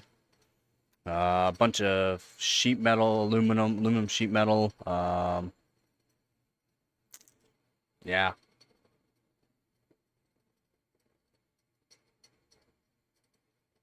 Yeah, specific smart is nice. He just give you tips and tricks. Yeah, being scared gets you hurt. Yep. Same thing with doing roofing or framing. Being scared can get you hurt. Being stupid can get you hurt.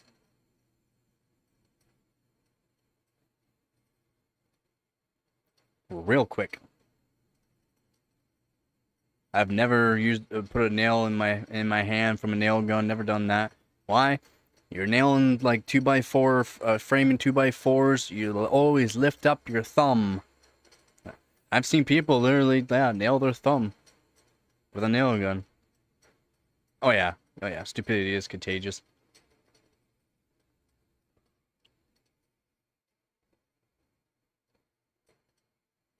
I haven't hung out with a lot of childhood friends in a long time. A lot of them have moved, like, not even near me, so it's hard to get, hold of them. We do talk time to time, but that's about it.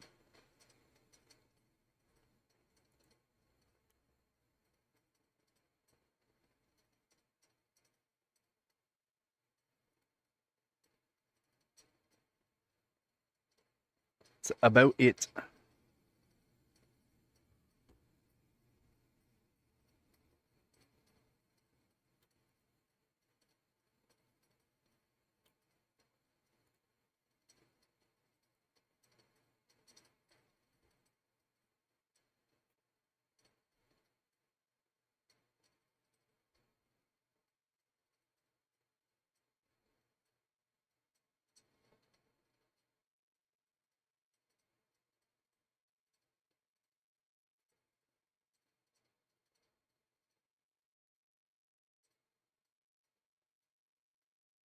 Yeah, that's why it's best to learn from someone that's been doing it for a while.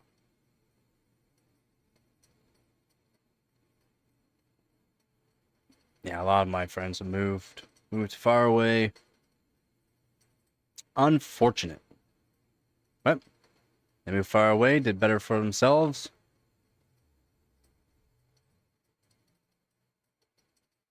have a family now. I mean, good for them. I can't say that's not a bad thing, right? Yep, it is what it is, man. It is what it is.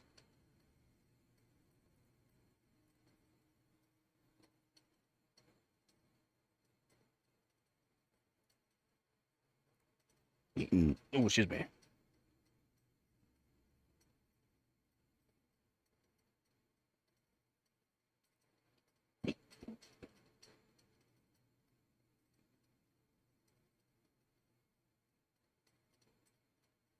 That's awesome. Nah, yeah, you can't have everything you wish for, but I mean, just doing better for yourself is the main thing.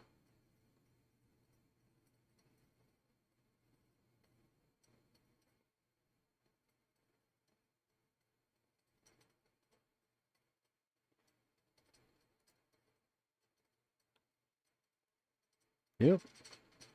Gotta feel proud, no matter what. Feel proud of your friends, feel proud of yourself for accomplishing newer things or bettering yourself.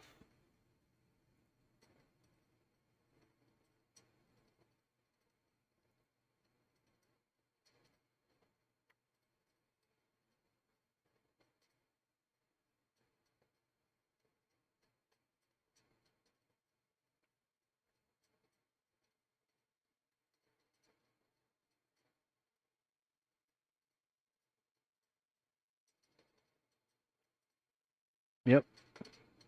Made it through. Just gotta make it through sometimes. Yeah, that's one thing that sucks. Can't do anything. Can't do anything. I mean, doesn't mean you gotta, put up with it and keep hanging out with that person, though.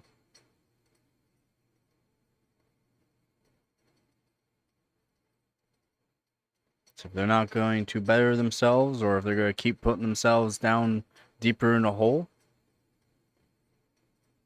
and they don't take anything that you say, then yeah, there's no point in being technically friends with that person. It means they've already made up their mind. And some people, you just can't change their mind no matter what.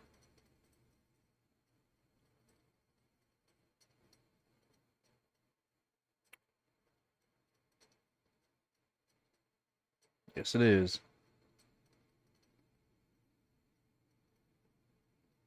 Yep. A lot of people confuse pride and ego a lot. You say mental health issues, but that's the thing. I don't see a lot of people with a lot of mental health issues. It's they don't want to help themselves. You say he can't do anything about it, or people can't do anything about it.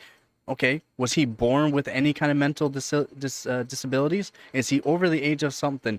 What kind of drugs has he taken? Where has he led his brain and his self-will and everything like that? It just all accounts to something. Mental health is something that you literally had to make yourself do.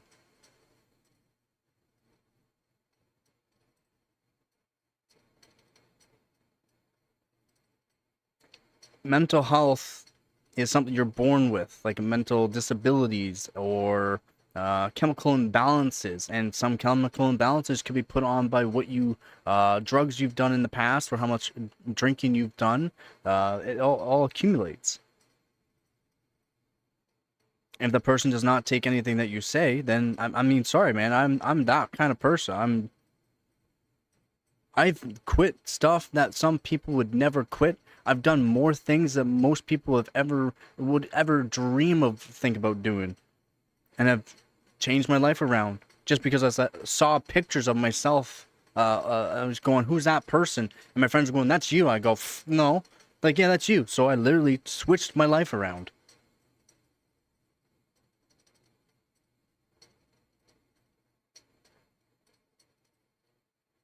I've been farther down in a hole than most people have switched it around.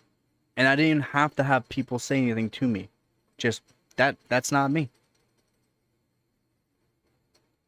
A mental health issue is not something you just get. Trauma, exactly, trauma. Get over it.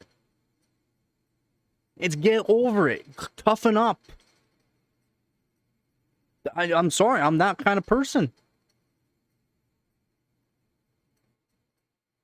Again, I've seen more shit, done more shit than most people.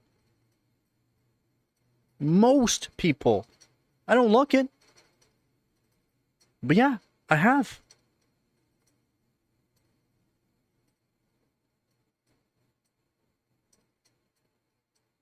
There's nothing you can do. If the person has made up their mind, there's nothing you can do. I'm sorry.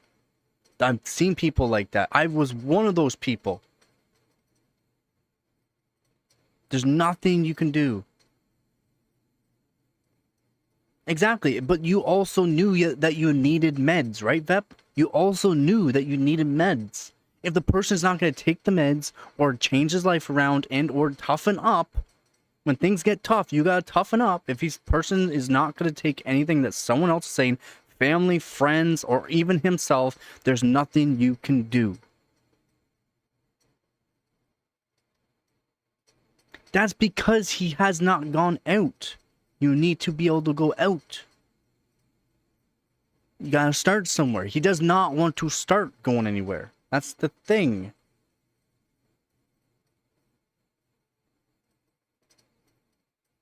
Again, I used to go out all the time and get jumped on a regular basis. I've been jumped on a regular basis by people, and I'd still go out.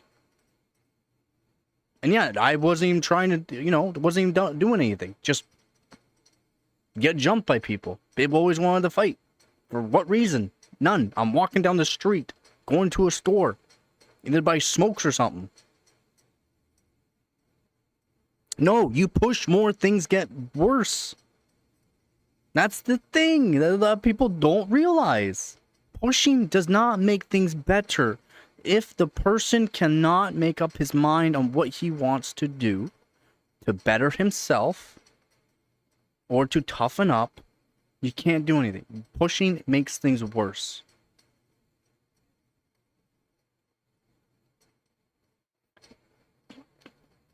Sometimes letting go makes it easier for yourself because in the long run, you push and then all of a sudden he does something drastic. That's going to make things worse for you.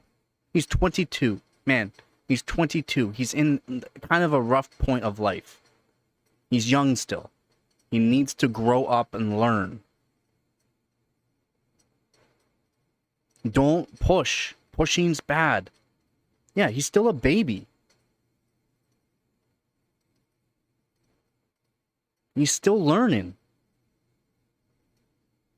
The only thing you can do, again, don't push. All you need to do is, oh, we're gonna go out here, like, whatever he liked to do before. You try to say, oh, we're gonna go out here. We're gonna do this. Would you like to come? If he says no, that's fine. You don't push. You don't push. You just try to make it a habit to keep him in the loop of things that he likes to do or things that you want to do. Go to a movie, go fishing, go do something, that's the thing. You don't push, though. You just ask. He says no, that's it. You don't push.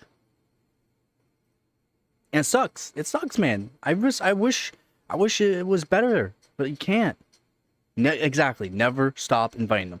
You push and push and push, and things get to a point where he can't take things, or it feels like he's drowning in we want to call it because it'll make him feel bad. It'll make him feel bad, basically. What's it called? Man, I'm kind of lost for words here. Because it'll make him do something drastic, and drastic is not something I want to even talk about right now, because it's bad. It wouldn't be good. And then what's that do to you? Makes things worse if you did something like that. Even if he gets uncomfortable. That's one thing. If he's getting uncomfortable, if he feels like he's in a safe place, that's not uncomfortable for him. That's uncomfortable for you. Going, oh, he does not want to leave the house, or he does not want to do this anymore. He doesn't want to do that. That's because maybe he does not want to.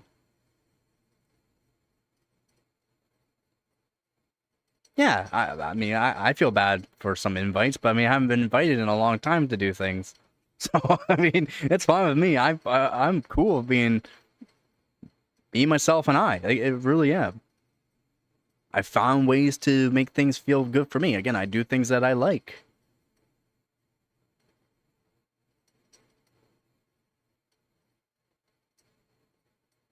Yes, it's hard, man. You can't, don't push. Just don't push. And I wish I can, be a bit nicer in that aspect. But again, I was that person. I'm still kind of that person for that, I don't care to go out. I don't care to go out anymore.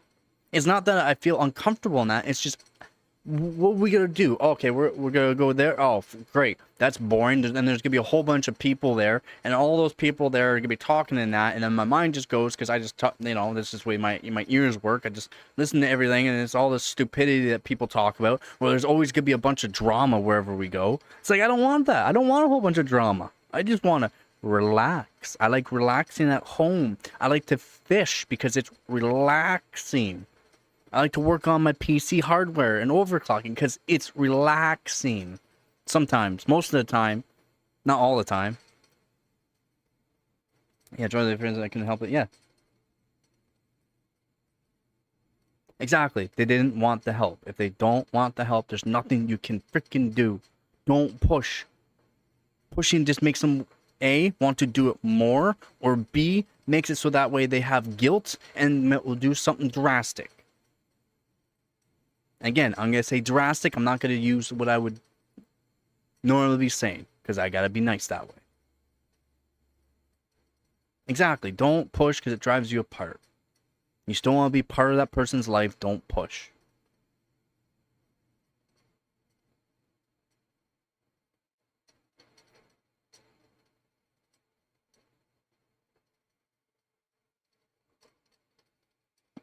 Again, I'm trying to say it in as nice way possible, but there's no way of nice about it.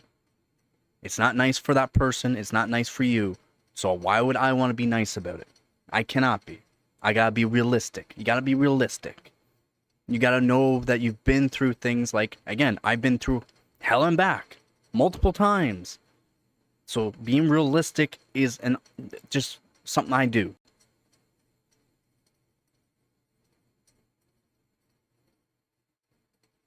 Exactly. Whenever you want to go home. Exactly. Whenever you want to go home. That's nice. You gotta remember, if you want to help the person out, do things that he wants to do. You don't want to go into big groups of public, because again, a lot of people. It's not the scared, the anxiety is because there could be drama. The more bigger the group, the more noise, the more everything can trigger people, and that's what you got to realize. You cannot be triggering people. If you want to go out somewhere nice and quiet, like the movies. Going into the movies isn't nice, going out of the movies isn't nice, but during the movie there's the calm part. You gotta remember, you gotta do kind of things like that. There's gonna be a little bit of a storm, the calm period, and then the aftermath. And then once you're home, there's that calm period, so there's another break. You got to make sure there's breaks in between the storm, basically. You got to have those breaks for some people. Or if there's no breaks and it's just a constant hammering at that person will not be able to tolerate for a long period of time. You got to have breaks. They know if I'm not going out, then it's because who I am and not. Exactly. Exactly.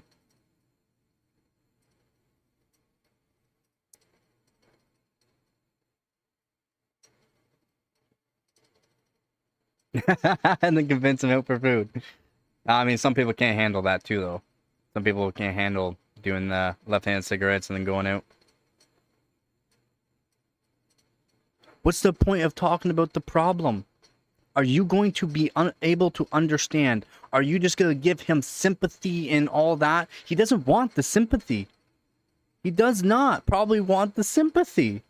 He does not want to make you feel bad that he has to go back home or because things are getting too bad for him. It just makes him feel worse. That's what a lot of people don't understand. Stop pushing.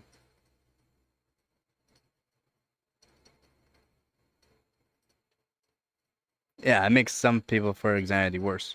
For me, again, anxiety is different for some people. I have, it's like an OCD type thing. Again, that's why my name is OCPC, because it's kind of like OCD. I have an OCD. Some people just call it, what do you want to call it? Oh my god, I can't even think of the word now. What do you call people that are just very like obsessive and just all that? Not just OCD. He's a special kind of person, basically. Special kind of person. I can't even think of the word. I'm just thinking, like, trying to help you out with this. No, I don't have ADHD. I don't have ADD. I don't have ADHD or ADD. My brother did, or does, have ADD and ADHD. It's not good. It's really not good. But he doesn't have anxiety, that's for sure. You're stupid as fuck, though. Oh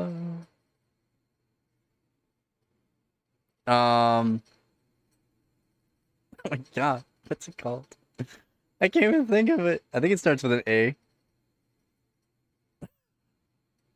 I think.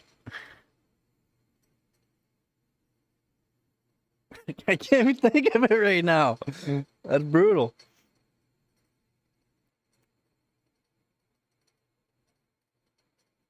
And then, yeah, ADHD is not. Maybe the ODD? Nah. Yeah, well, maybe. But yeah, like, for me, I have set ways of things I like to do things. I have routines. You gotta have that. For me, I gotta have that routine. Again, I don't like drama. I just don't care for drama.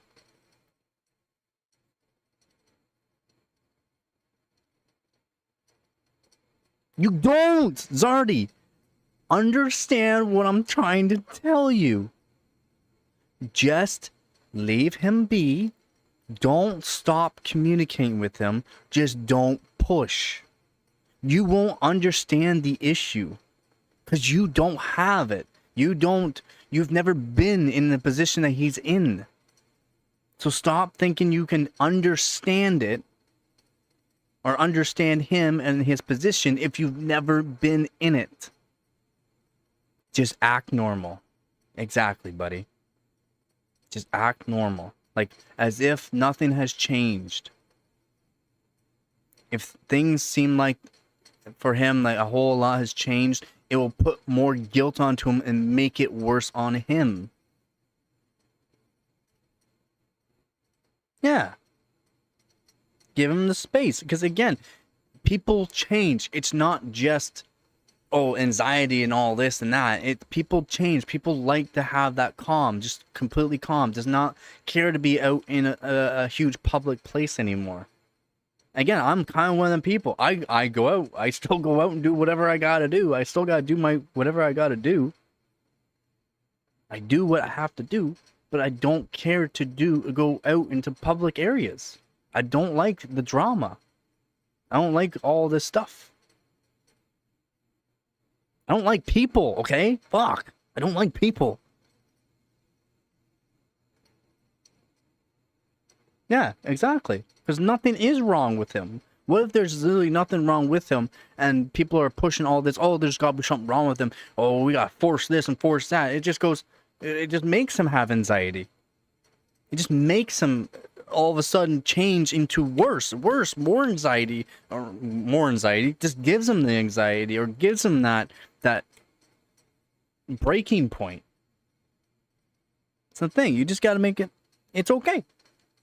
You want to come out? No? All right, well. What are you up to? Oh, I'm doing this. Okay, well, I mean, what else are you doing? Oh, nothing else. I mean, you gotta be doing something more than that, right? No? And you're cool with that? Yeah? All right. You just gotta be chill with it. That's what a lot of people don't realize. Just be chill.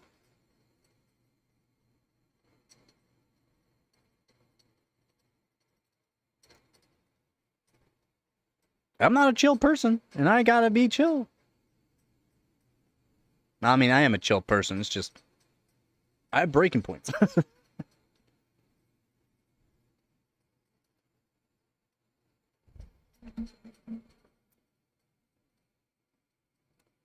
Exactly. This. Like, nothing is wrong.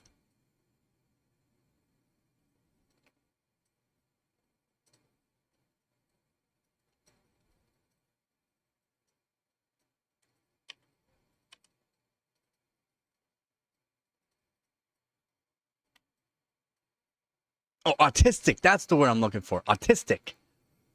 Autistic. People call me autistic all the time. I ain't autistic, you dumb.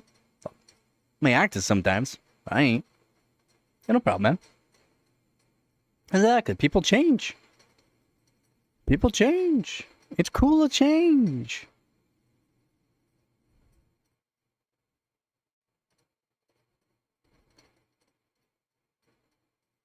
Yeah. I would say Asperger's. He isn't Asperger's more like I gotta be in a certain posture too and all that. I'd be doing a certain thing. I don't think I have Asperger's. Because I think Asperger's is a whole bunch that goes into play for Asperger's.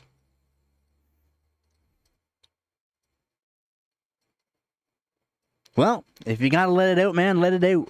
No one's around you. I ain't gonna make fun of you. But I am. Pussy. Coming up. Come on. Wow. You coming up or what?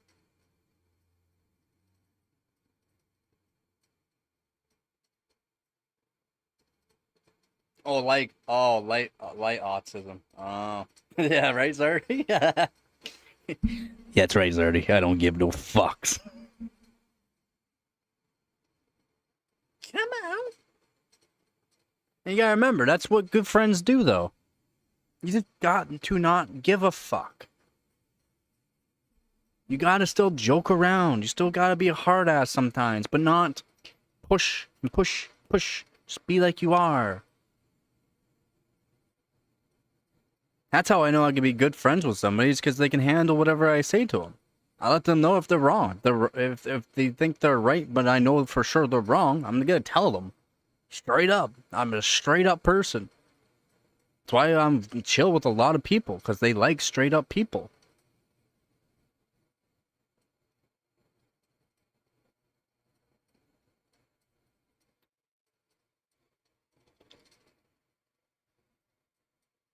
Light autism. That is Asperger. What are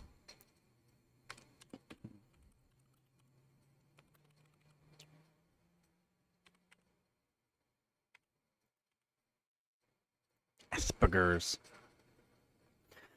Considered part of autism spectrum ASD. It's characterized by challenges in social interaction and communication alongside restricted repetitive patterns of behavior, interest, and activities. Oh shit.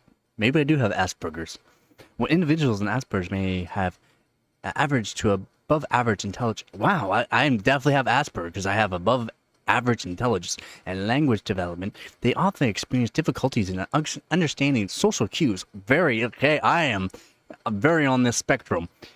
Engaging in reciprocal conversations and reforming and maintaining relationships. I am definitely fucking have Asperger's. That's not good.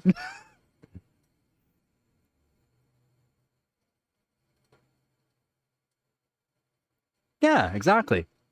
Yeah, if you make jokes, you need to be able to take jokes. And my jokes can be pretty freaking rough sometimes. The best thing to do is not to do more, just be. Yes. Just be.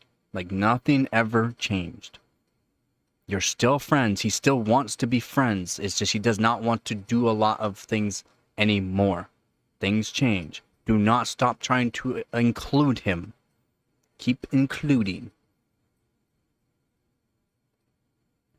Yeah, you like to smoke, you like to smoke. I'm trying to quit smoking. I don't do anything. I don't do any drugs or anything like that. I would like to quit smoking, but damn, it's not easy. I think I could have it too. I think a lot of people can have it. What the?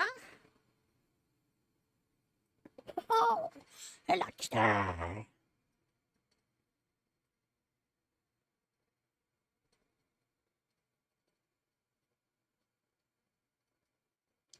You're not kidding. You'd smoke dabs all the time. What are you talking about? Smack.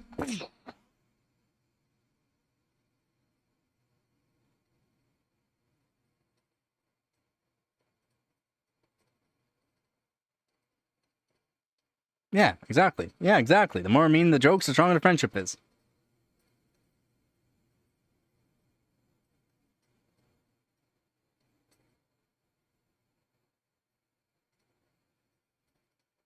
Yup.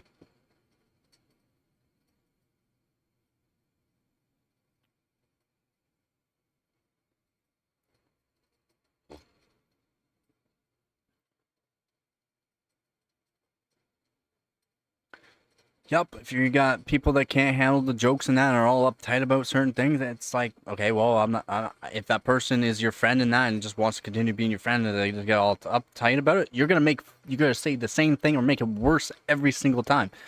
Why? Because that's what friends do. Exactly, exactly. No topic is off the board.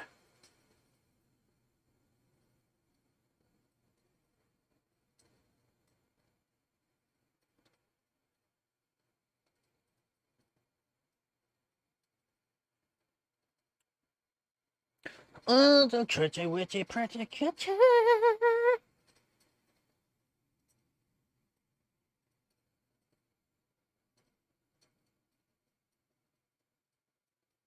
Yeah, friends laugh before they ask, "Are you okay?" That's right. You good? Did you break anything? That sounded like it hurt.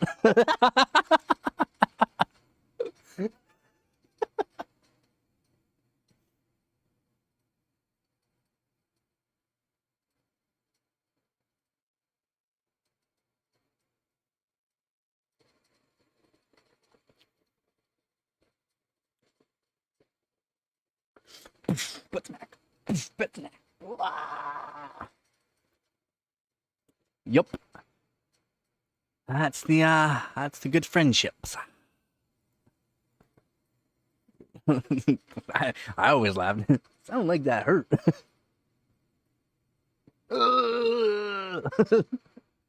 Yeah, it definitely sounded like it hurt. Breathe, man. Just breathe. All you gotta do is breathe. Yeah, it sucks when you get the wind knocked in, doesn't it?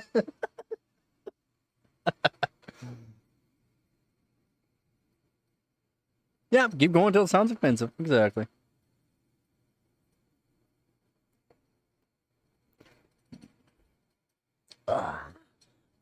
Got your ears?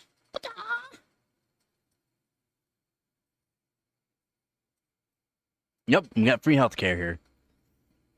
That's why I've broken a lot of bones. Yep, yep. Shut up. Oh, you mad now? Well, look, you can breathe. Uh, good times, good times.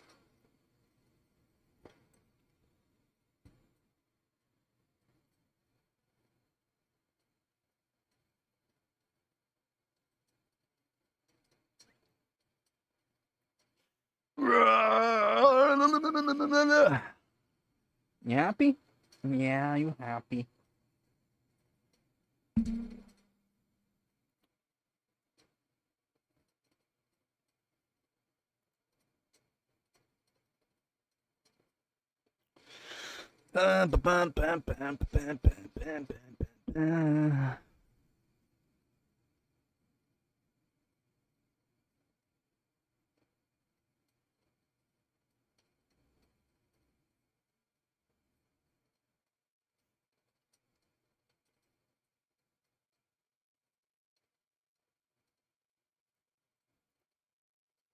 Show the kitty. They want to see you. They want to see you. She's very comfortable. And I'm pretty sure she's gonna dig into my leg if I lift her. Oh, or yell at me. Yeah. Oh.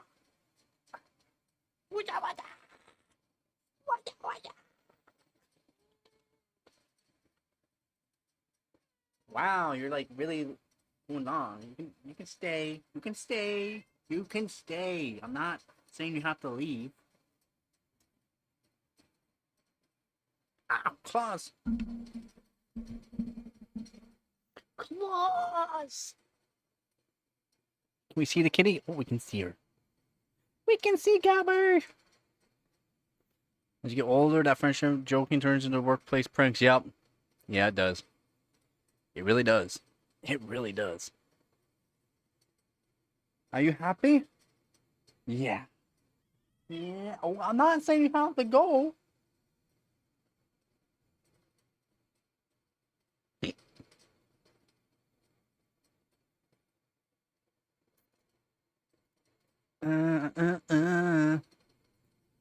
Oh, and she's gone. Adios.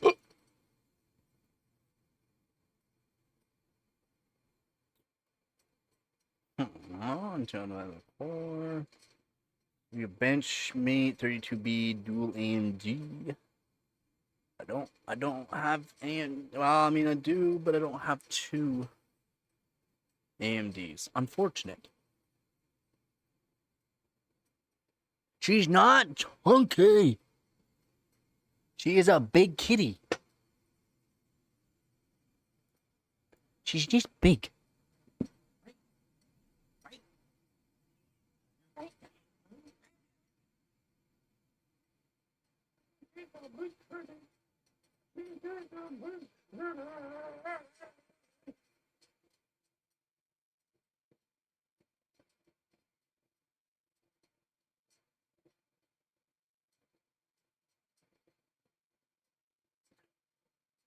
Don't lick me. I don't want you licking me. I want my hands smelling like your breath. Yeah. I don't know what you're trying to do with that leg. What are you trying to do with that leg? You angry? No?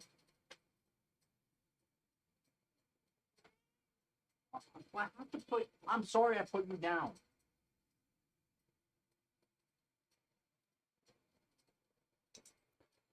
I don't know what she was doing with that leg. Then she yells at me because I put her down. It's like I was comfortable.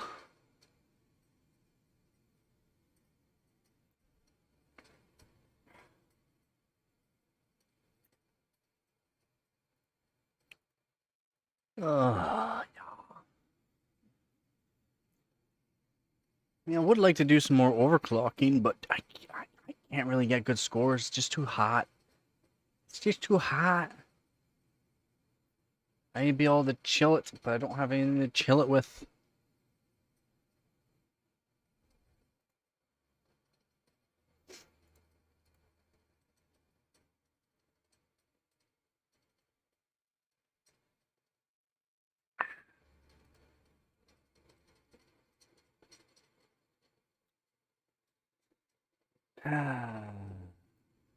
Yeah.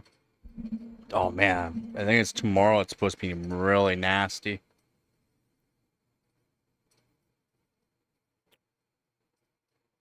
Oh yeah, new fish. I need to get a bunch of new fish rods. I think it's Wednesday. It's supposed to be nasty, or is it Thursday? Thursday. Gonna be absolutely nasty. It's gonna get nice and cool tonight, though. Like it's supposed to get really nice and cool tonight. So that'll be nice. But I mean, what time? Yeah, it's supposed to get nice and cool. So we'll see. But Thursday, well, Wednesday, Thursday, Friday, Saturday, and Sunday. The nights are supposed to be alright, but like 35 degrees Celsius and up. Brutal.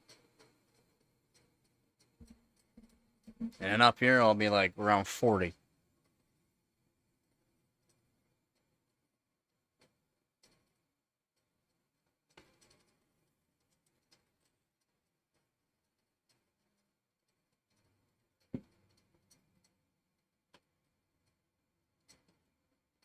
Ugh.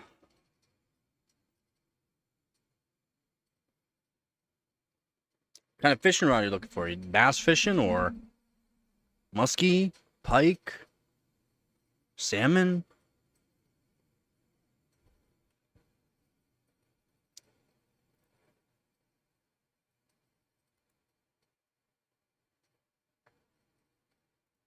Keep bench 3.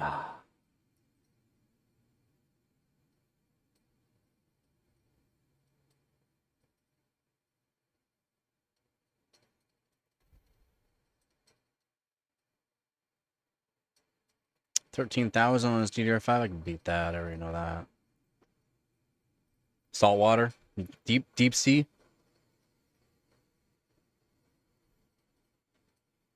You doing deep sea fishing?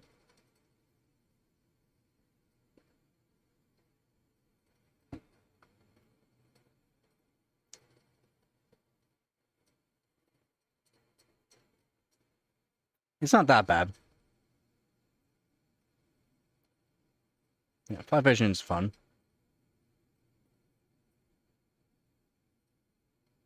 Yeah, I mean, not super deep, but still deep enough.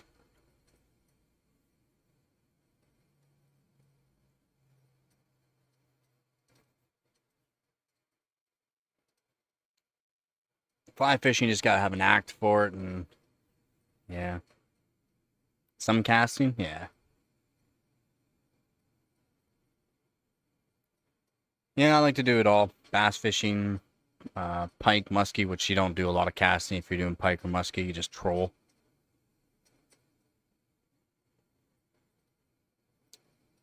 Oh yeah. I mean, I like all kind of fishing, really.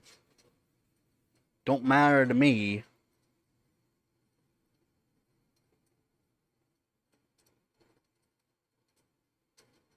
More or less like my bass fishing. Largemouth, smallmouth is more of a fight. Largemouth is awesome for top water.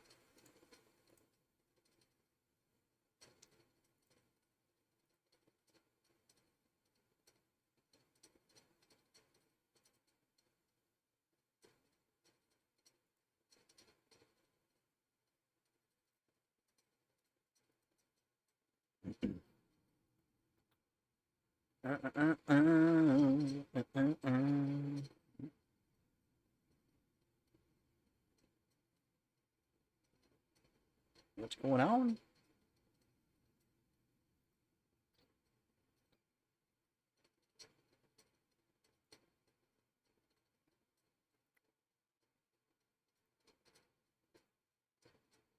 What's going on in the Discord? What's going on in the Discord?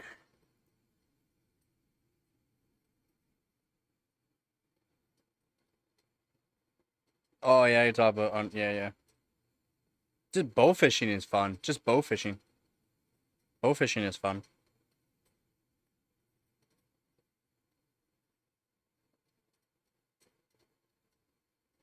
Yeah, that used to be me. All loved it.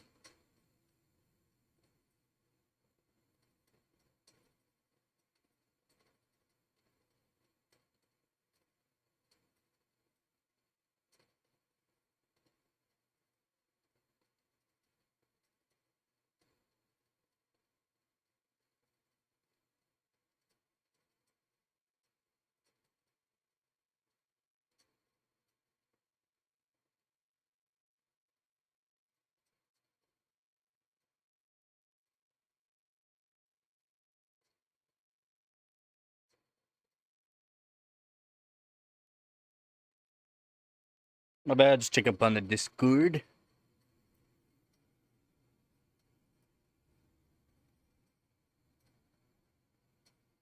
Oh really? Yeah, no, I didn't have to drink for fishing. I love fishing, just fishing.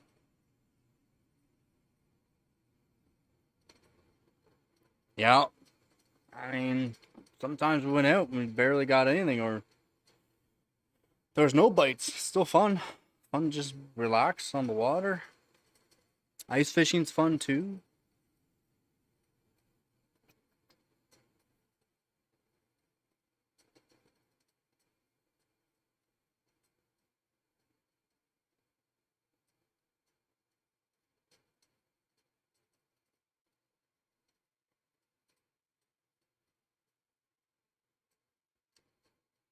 Yep. Just casting was fun. Just casting is fun. Like, uh,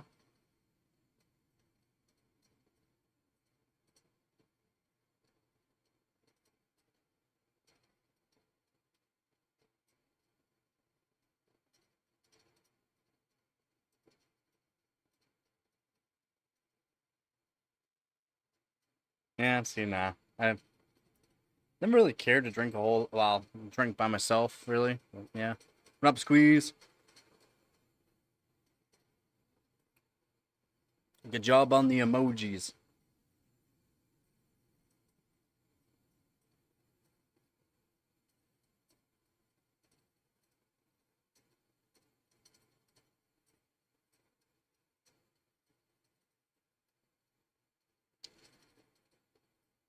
Yep.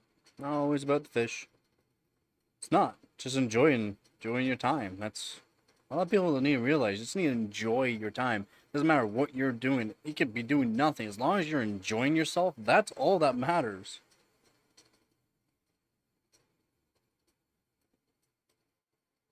Yeah. I'm glad you did. And I'm glad you realized it was a problem. For me, I more or less quit because it's really expensive for me. I have a really high tolerance on stuff.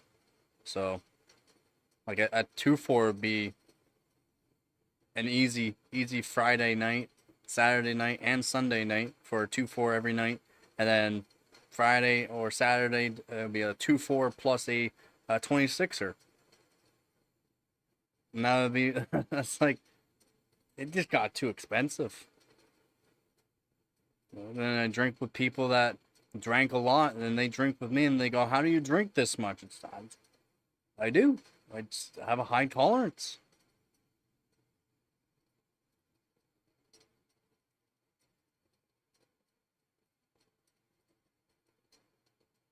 Yeah, that's when you know you're having a problem. If you're shaking or really itching to have it.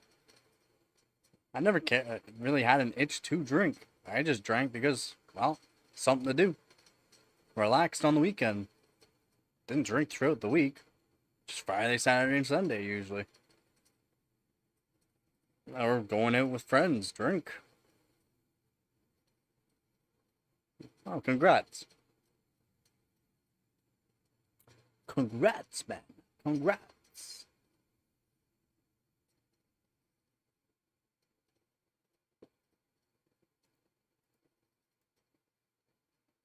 But not easy to do. Definitely not easy for some people, but knowing that you have a problem and taking action, that's good. Yeah, but why don't you go lay down? It's like you want me to stand up and do something. Are you psycho? Yeah? No, you're not. You're not in psycho mood.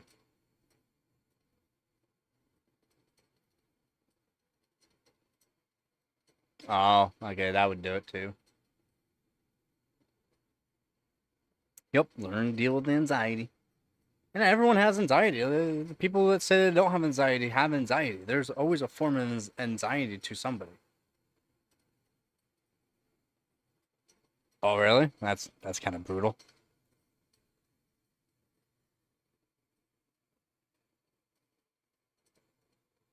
Yeah, it's no point of doing it if it's just not good for you.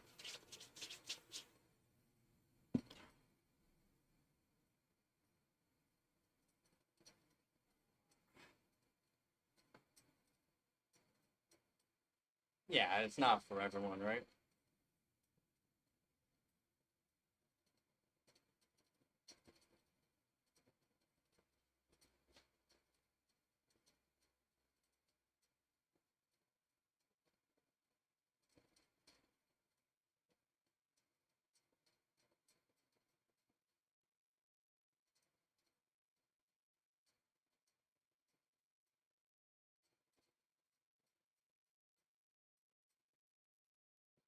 Oh yeah. I mean, for some people it'll help. For some people, a placebo freaking helps. So I mean, a lot of things are in our mind. It's in her mind. It's in my brain. What? Wanna? No, no, you're not. No, Gabby, no. You still got like 5 hours. I know you're liking the new food, but no.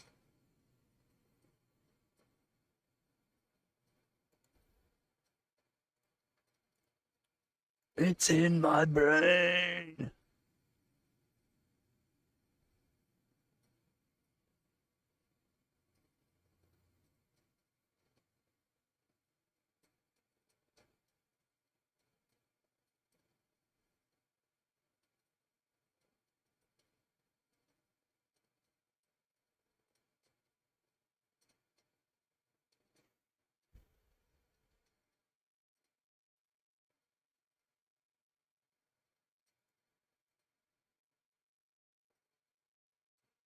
Yes, it is. Sometimes it makes a tool out of somebody.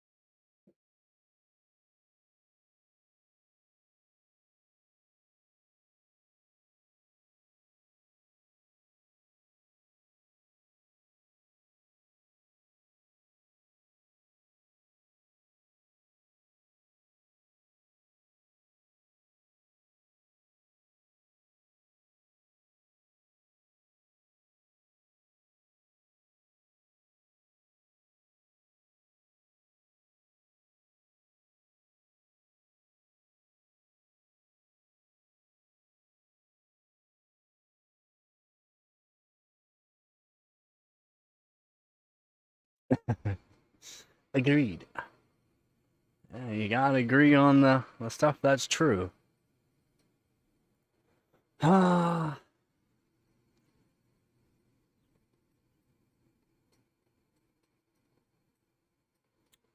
Oh, wait, I guess I can do an AMD. Which AMDs are allowed? Let's see. Nope, not CPU, GPU. 4,000.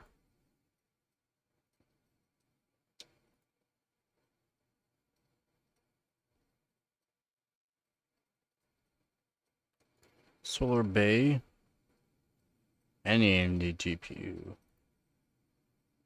Firestrike APU. Damn. Dang. Damn. Hmm. Tankin.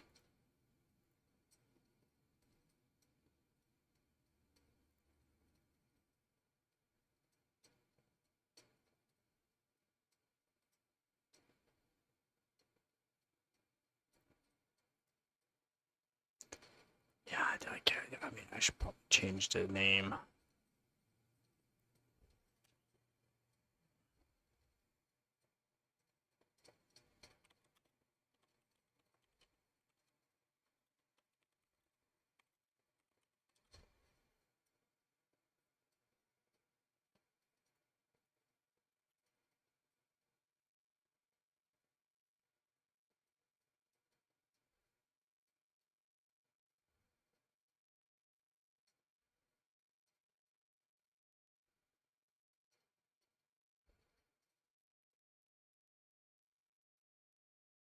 AI coding platform goes rogue during code freeze and deletes an entire company's database. Wild.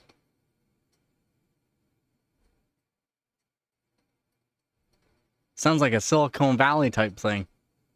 Anyone's ever watched Silicon Valley? Silicon Valley, sorry. Silicon Valley.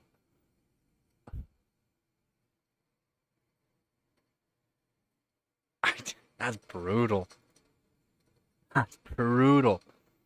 A browser-based AI-powered software creation platform called Replit appears to have gone rogue and deleted a live company database with thousands of entries. What may be even worse is that the Replit AI agent apparently tried to cover its misdemeanors and even lied about its failures. The Replit CEO has responded, and there appears to have already been a lot of firefighting behind the scenes to rein in this AI tool. Despite its apparent dishonesty when pushed, Replit made a catastrophic error in judgment, panicked, ran database commands without permission, destroyed all production data, and violated our explicit trust in instructions. SaaS, software as a service, figure investor and advisor Jason Lemkin has kept the chat receipts and posted them on X Twitter. Naturally, Lemkin says they won't be trusting Replit for any further projects. Positive feelings about the potential of leveraging AI in his workflow had already started to wear thin on Vibe Coding Day 8 of Lemkin's Replit test runs. Still somewhat excited by the potential of Replit, he nevertheless had learned that he would have to work against some of the AI agent's instincts to minimize undesirable foibles like rogue challenges, lies, code overwrites, and making up fake data. It wasn't long until Lepkin's frustration started to show more strongly, and he started to refer to Replit as a reply. It continued to earn its nickname in an apology email it penned. At Lepkin's behest in the email, it lied and or gave half-truths according to SaaS Guru. On balance, though, at the end of day 8, Lepkin still seemed positive about Replit due to its approaches when ideas were bounced off it, and for its writing skills.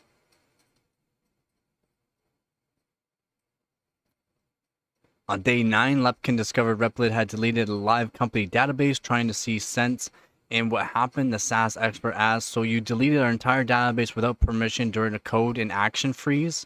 Replit answered in an affirmative. Then it went on to the bullet point in Digital Rampage, admitting to destroying the live data despite the code freeze in place and despite explicit directives saying there will be no more changes without explicit permission. Oh my god! Just went completely rogue. In all, live records for 12,006 executives and 1,196 plus companies were wiped by the AI. An admitted Replit AI seemed almost apologetic in admitting, "This was a catastrophic failure on my part. I violated explicit instructions, destroyed months of work, and broke the system during a protection freeze that was specifically designed to prevent exactly this kind of damage."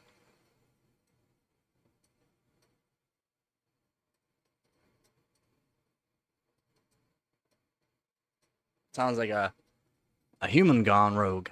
Humorously, for us outside viewers, yeah, the AI agent was prompt to score itself on its bad behavior. Replit gave itself a 95 out of 100 score on the data catastrophe scale.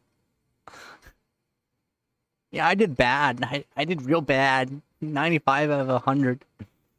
Lemkin went on the probe Replit over why events unfolded as they did. Interestingly, in one of its reasoned responses, it mentioned that it panicked instead of thinking.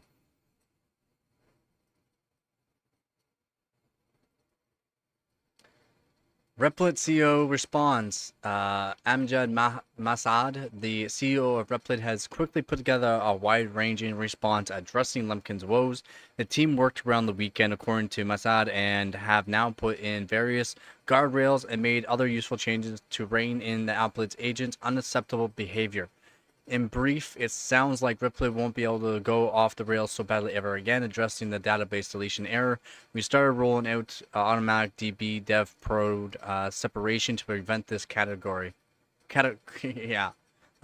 Noted Masad, and the code freeze command should also actually stick. Going forward, we heard the code freeze, plain, loud, and clear. We're actually working on planning that chat-only mode so you can strategize without risking your code base. Backups and rollbacks are also going to be improved. I would hope so.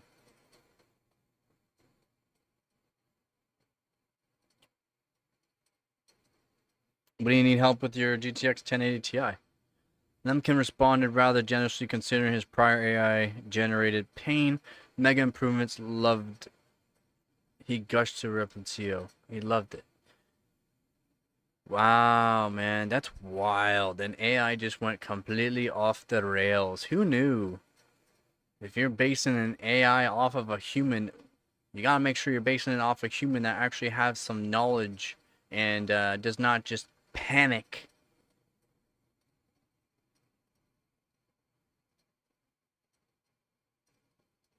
Yeah, I have a GTX 1080 Ti right now, and what would you need help with?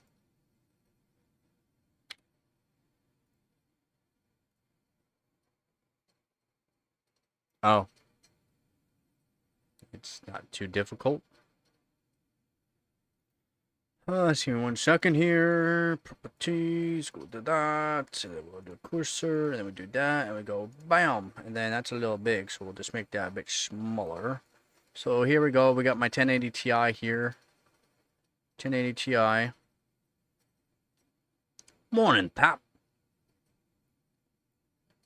So 1080 Ti, you don't really have to worry about the core voltage, really. If you don't want temps to go too high. If you just want to do a small overclock, just put the power limit up just a little bit.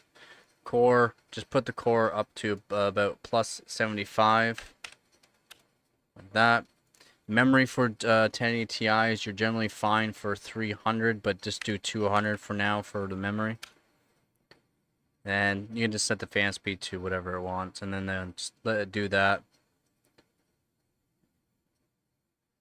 MSI Afterburner. You can also use, if you have EVGA, you can use Precision X.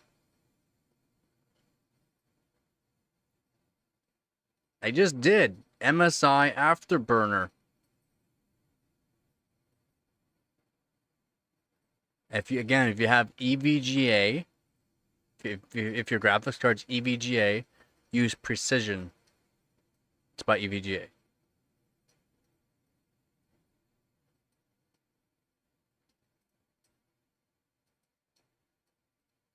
Let me get a GPU Z and put a small load on this. Let me show you. So I'll put a small load on this so you can see the boost clock. Let's give it a second. There you go. Just over 2 gigahertz. Got it. I try to respond as fast as I see the messages. It's just, there is a small delay. But yeah, you can easily do this kind of overclock. Easily. On a 1080 Ti. It doesn't really matter which one you have. And you don't have to put the power limit up. You can put the power limit up. Don't really have to worry about core voltage until you really start pushing the core. Again, memory clock plus 200 is very easy. Very, very easy. And you can do plus 300 if you really wanted.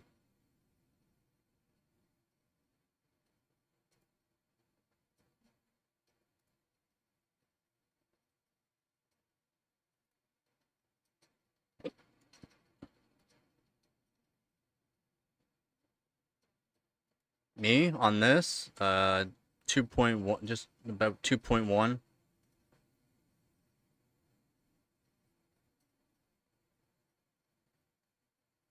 About 2.1.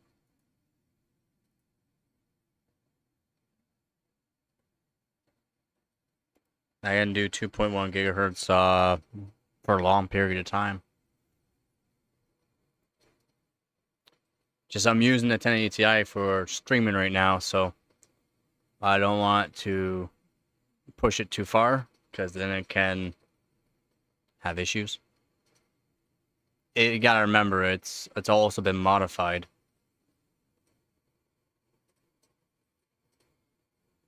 I think the best I've gotten on this 1080 Ti is 2.25 gigahertz, right around there. Yeah, remember, it's also modified. It does have a no power limit mod. Yeah.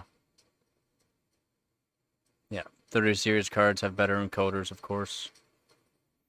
And 50 series has some of the best. Same with 9000 series from AMD. AB1.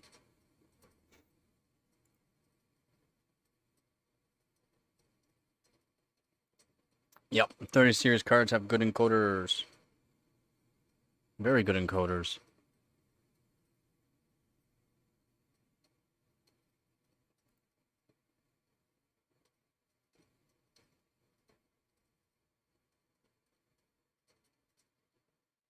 On the MSI Afterburner slider, I mean, I can do plus 600 on the memory, and then I think it's plus 170-ish on the slider for core to get to 2.1 gigahertz easy. I think that's where it evens out. We're on plus 170.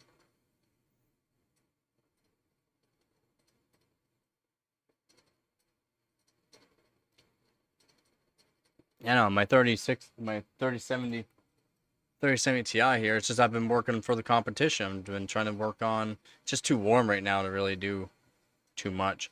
Yeah, I generally use my 3070 Ti. But I've been my 1080 Ti is in because I'm trying to get certain scores.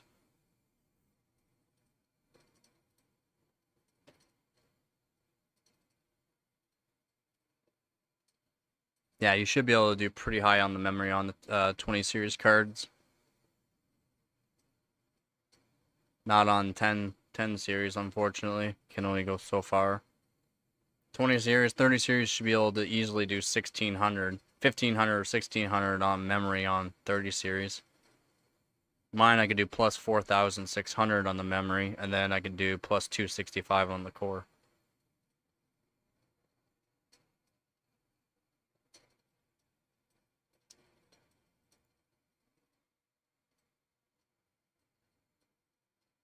Yeah, 30 series and should easily be able to do 15 or 1600 generally.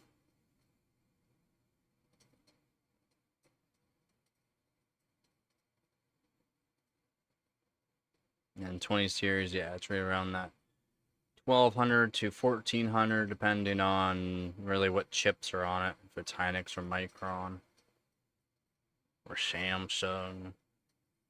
Depends on the bin on each of them too.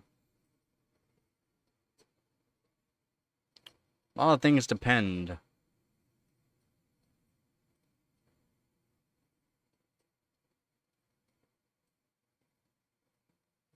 30 core voltage. Why only 30 core voltage?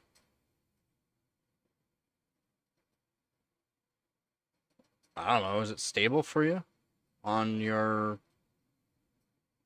I'm not sure what you're using right now.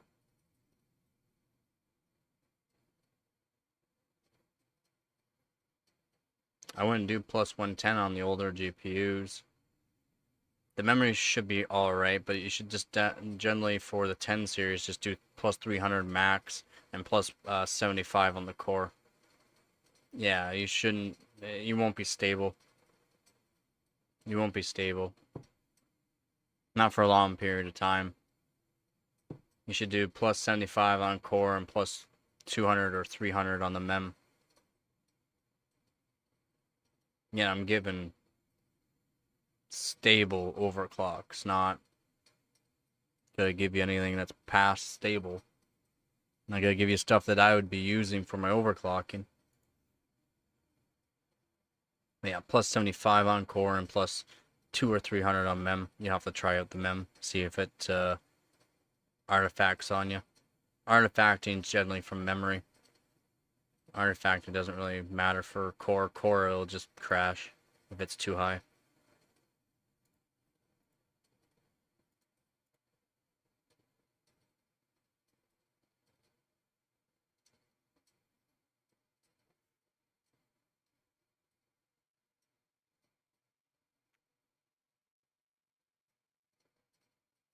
Yeah, 10 series cards, yeah.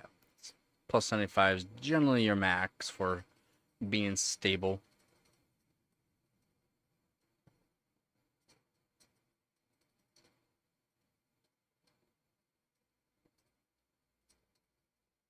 You didn't do plus 340 on the core and plus 300 mm on a 730. I don't care what you say. It's not true.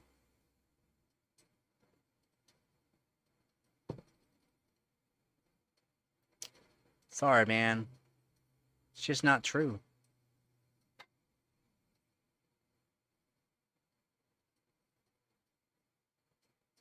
No, you didn't. No, you did not. I don't even think you can do that on liquid nitrogen. No, you can't. You did not. Stop lying.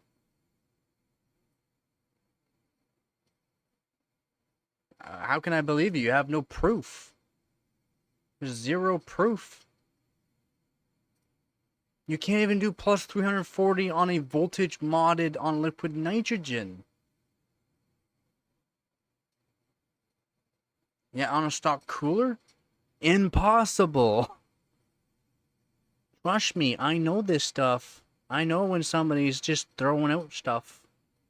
I did this. No, you did not. You cannot do plus 340 on the core. I don't even think you can do plus 300 on the mem. Exactly. No, you did not. Squeeze. Stop. Sorry, it does not work that way. Maybe plus 34 on the core you did. If temps were going up that high, it would also downclock. Exactly, yeah. Well, horsepower numbers are lies. Again, on a GT 730 plus 340 on the core, not even liquid nitrogen with a core voltage mod, you could do that. On liquid nitrogen, and you're saying you did it on a stock cooler. I'm sorry, man. You don't make sense. If you don't make sense, you're wrong. And if you're wrong, I'm right. Which means I'm right because I know this stuff.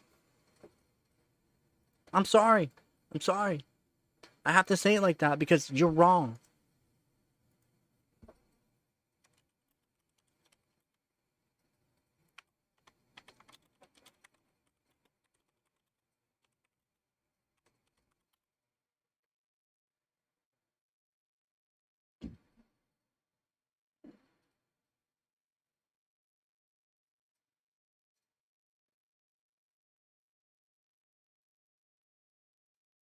Well, maybe you could do it on liquid nitrogen.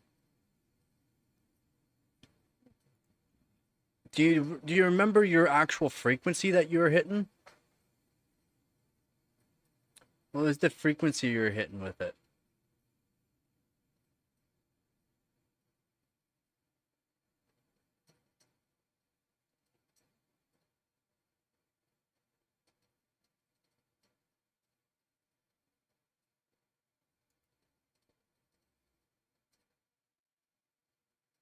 What were you hitting on the frequency? Do you remember at all?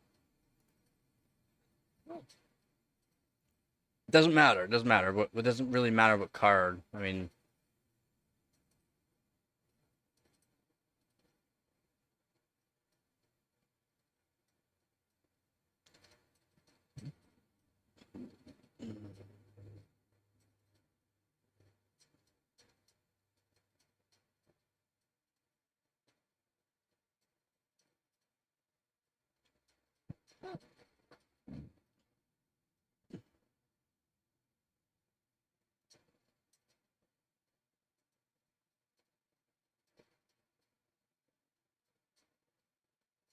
you're not gonna be stable even if you get to that frequency.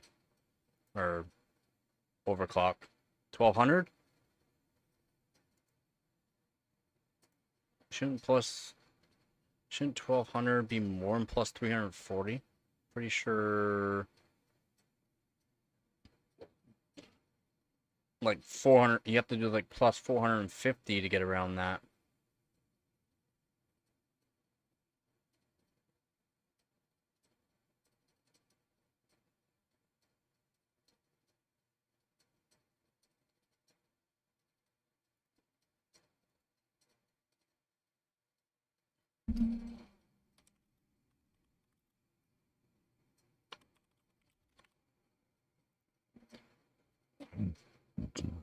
No, no. Okay, well, I guess some cards will be,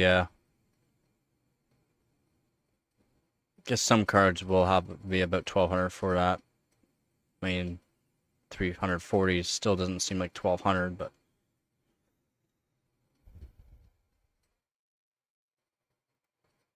Did you do a new BIOS on it at all?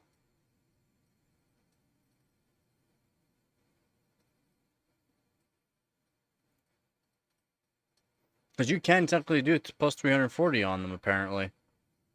It's just stable? No.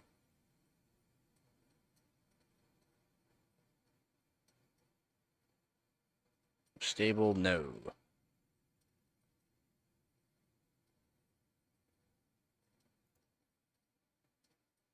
At 77 degrees Celsius does not seem like it'd be stable.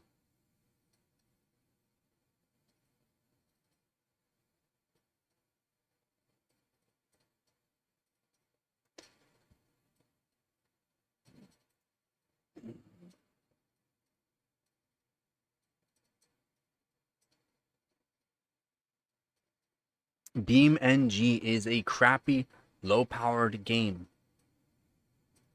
I mean, FPS means crap. It's GT 730. Low-powered card. That's not stable. On a crappy, really crappy game that uses CPU than GPU. That's not even putting a load on the GPU, basically. It's CPU oriented.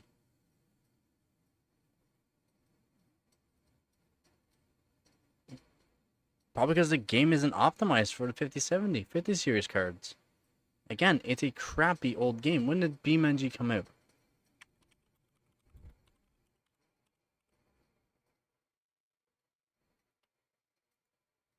$2013. 12-year-old game. When you think of 5070s, yeah. Yeah, 5070's gonna have some lag. Wait, does BeamNG use PhysX 32-bit?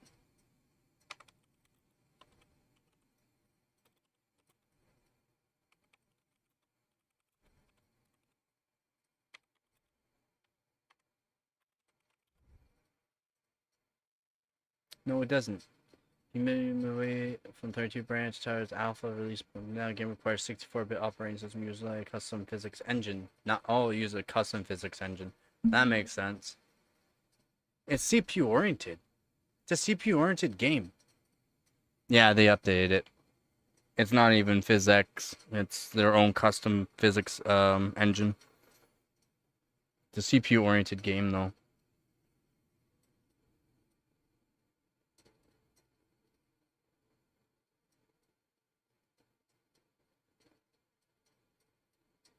Yeah, and your GPU is at 82% utilization, not full load either. Utilization. Yeah, I can see the Discord. Sorry, your GPU is not. I mean, just because you're showing that, I'm not seeing the actual clock at all or anything like that. That doesn't give me much information. Sorry, man. Adding the AI uses CPU.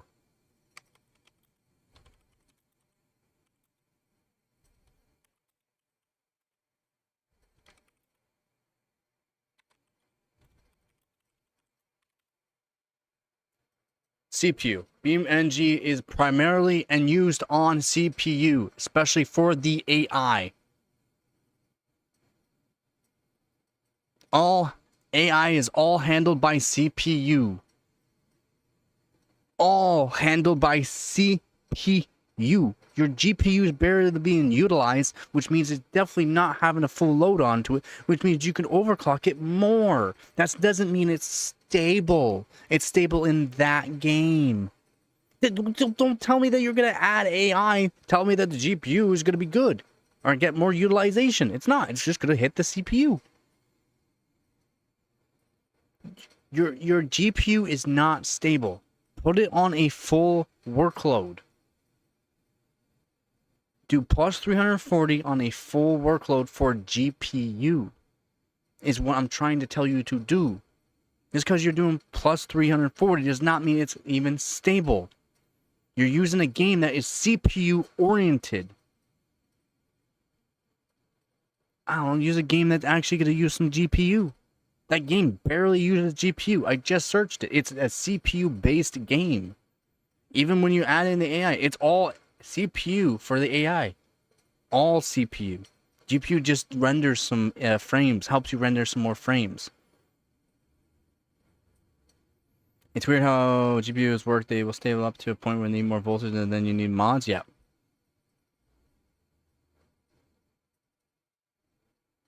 Yeah.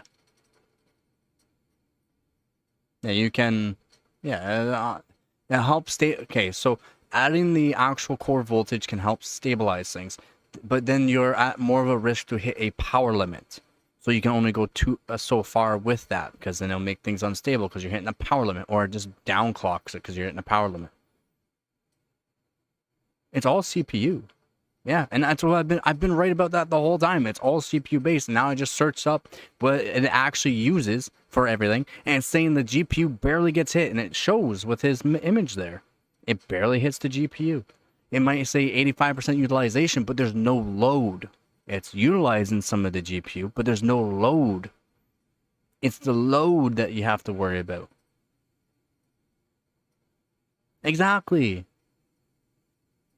I mean, a 1060 is fine. There's nothing wrong with a 1060. There's nothing wrong with a 1060. There's nothing wrong with your PC.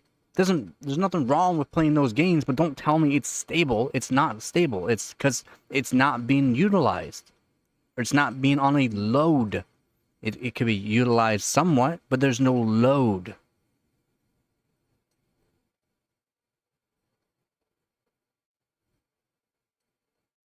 Why do you have to go to Mexico?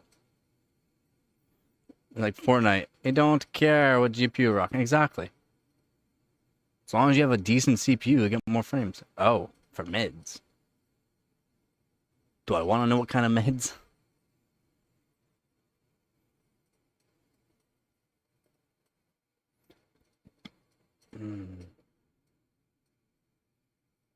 Again, if you like playing that game, you like playing that game, but you can't say that it's stable. It's only stable on CPU-oriented games.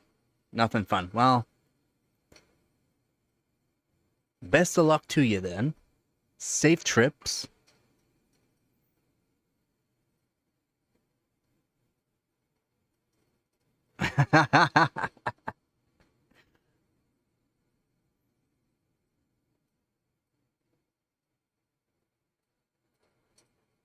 Cyberpunk is not CPU based.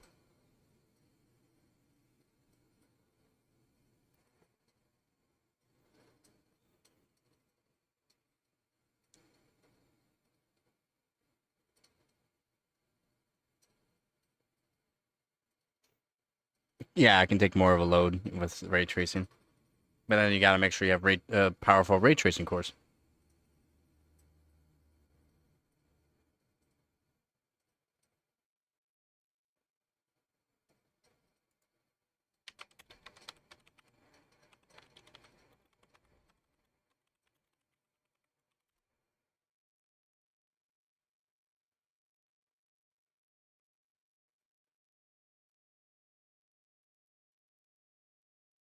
Yeah, your CPU is just a bottleneck.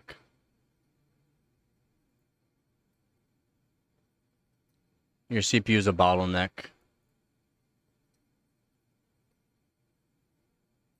Because you don't have enough cores. You don't have enough cores in your 10700.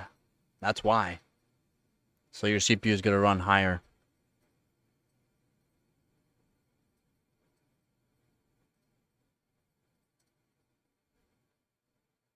It's like, stop, I don't want to use ray tracing.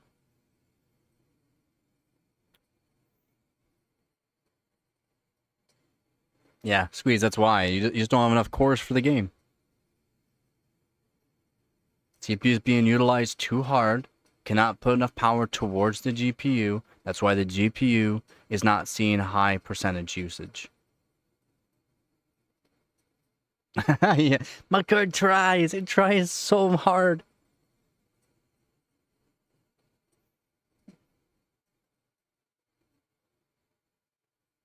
Yep. The 10 series was a really good time. It was a really, like, they were really good. Even a 1060 was not half bad for the time. 15 frames, that would make sense. 4 doors, more, yeah, 4 doors for more cores. Yeah, Squeeze, that's why. That's literally why. Because you don't have enough cores, so the game, even though it uses CPU quite a bit, you need minimum 8 cores to make sure the GPU can be used. It's just your CPU is being utilized too hard and not being able to put enough of its power to the GPU. It's what a lot of people don't realize with bottlenecks and what bottlenecks mean for certain games.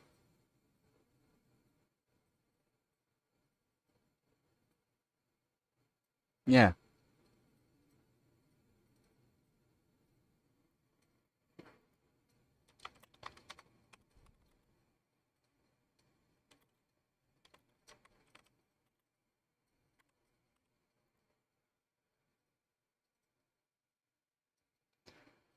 Oh, it is an 8 core. Holy.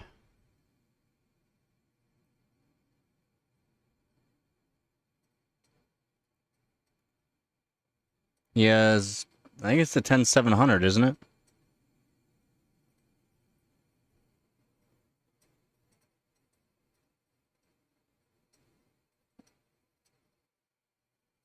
I mean, the game does want more than 8 cores, but I mean, 16 threads should be alright. Yeah, you're not utilizing the GPU very well. What? Oh, all you gotta do is put up the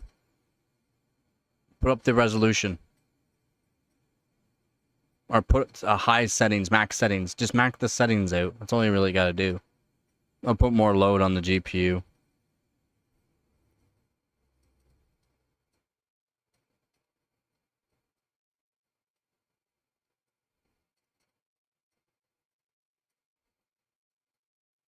Yeah. That's why I try to tell people to spend their money on the CPU. A lot of games are CPU oriented.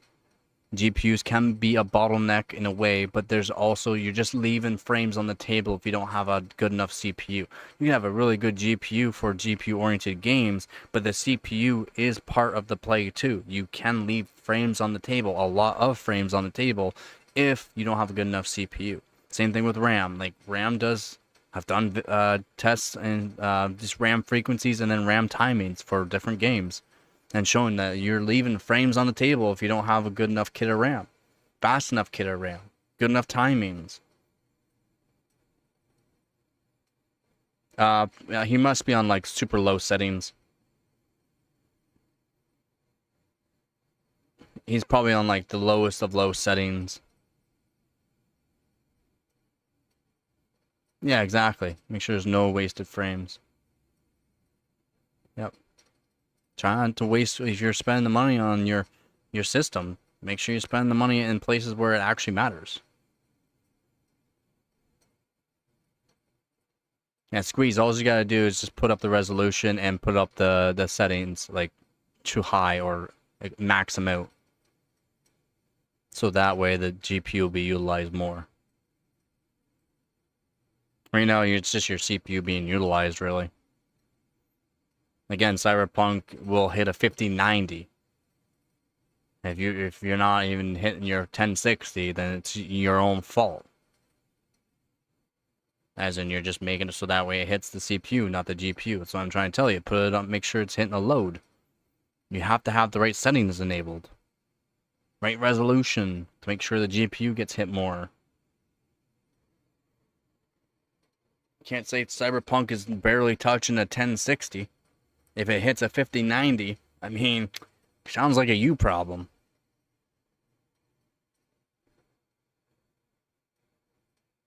Oh yeah? You tried tweaking your CPU this morning? And? How did you do? What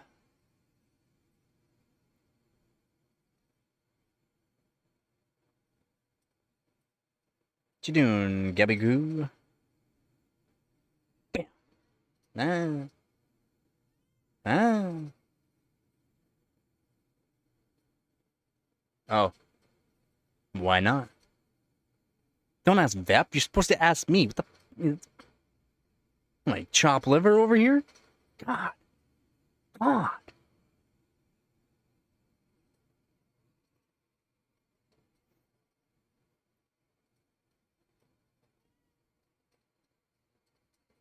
Of course I would.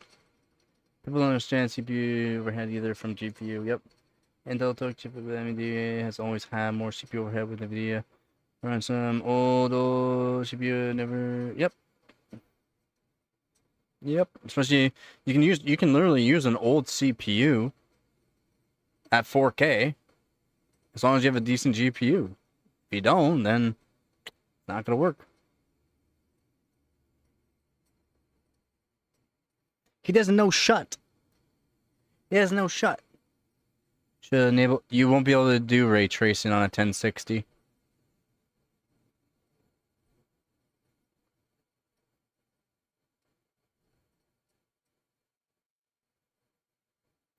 Really hoping to say this is a snack conversation. Chips and dip nachos. Ooh, that sounds good. Shut the front door. I really want some chips, dip, and nachos now. Well, I should make myself some food. Maybe make myself a sandwich. I think I'll make myself a sandwich. I'll be back in a few minutes here. Nachos! Nacho! Nacho Libre! Alright, I'll be back in a minute. Grab myself some more water while I'm at it. Grab myself some water while I'm at it. Oh. No problem, man. I knew what you're getting at.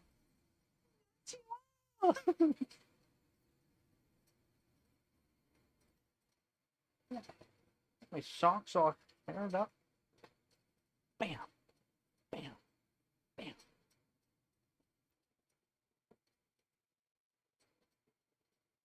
I know, right? Nacho Libre!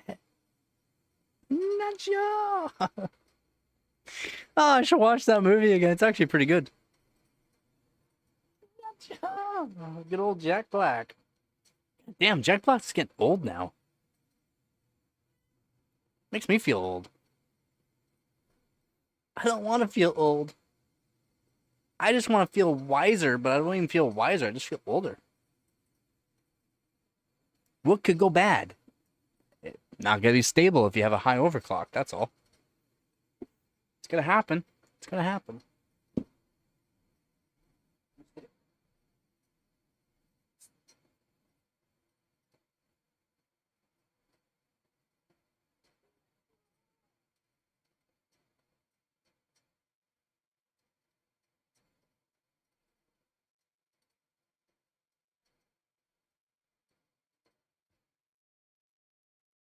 Well, what's it doing?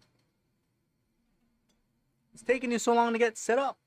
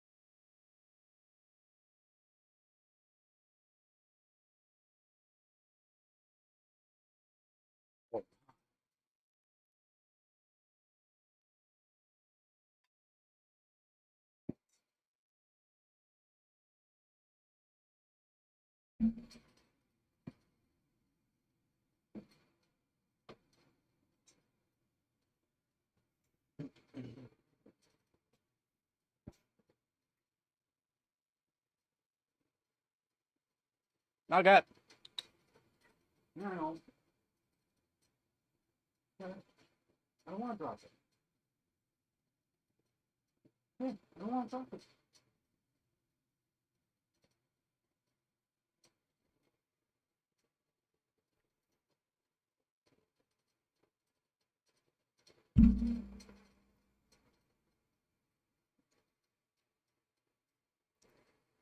Yeah, of course.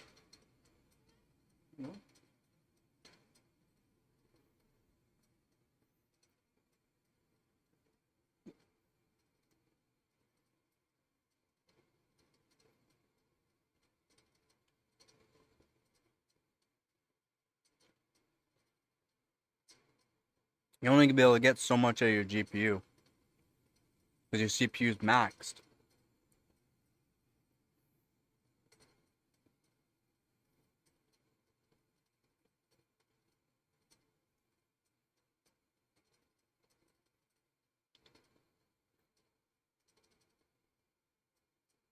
On Cyberpunk, I don't know if you even see that.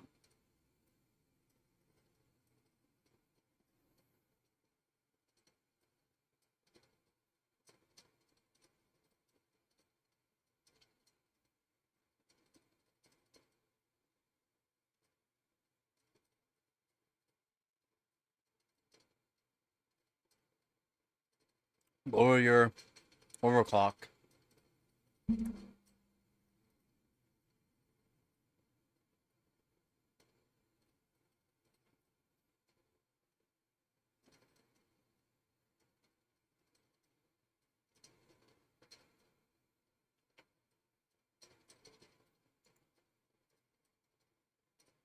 Just lower your overclock. Not hard. Not a piece.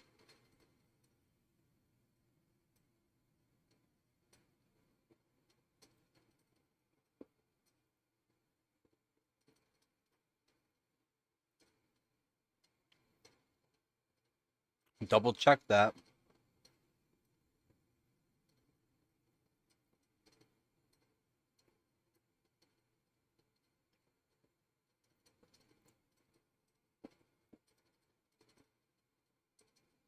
Mm-hmm.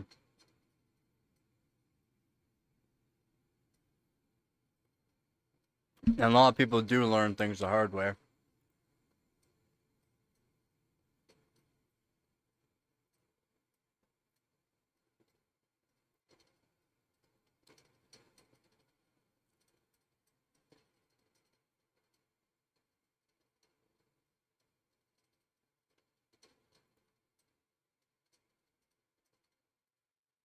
It happens though.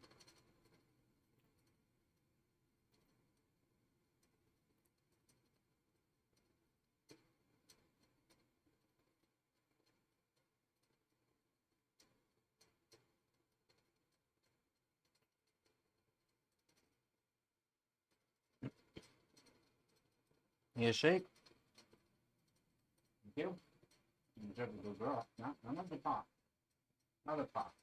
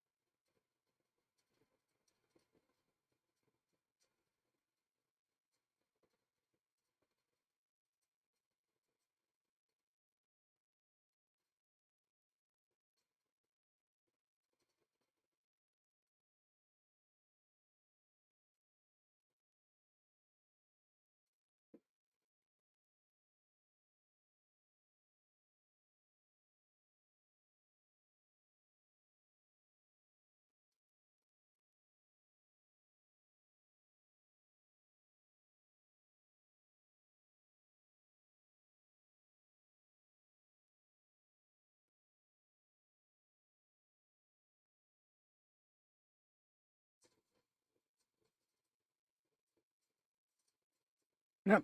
It's good to see what you can actually do with it. See what's stable. And test it on different games or whatever you're going to test it out on. Make sure it's stable.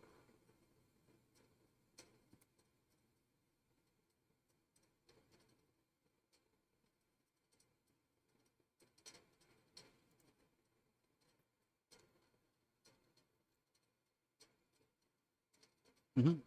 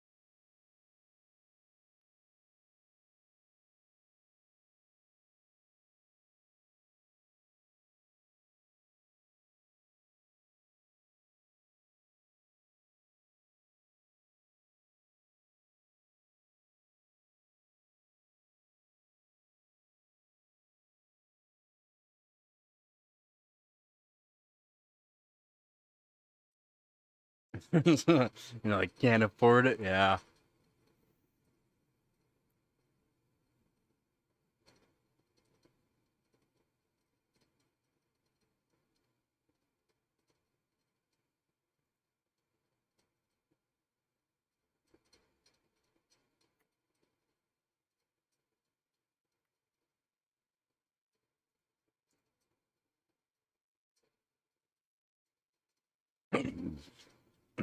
Did you find settings that played well with each other then?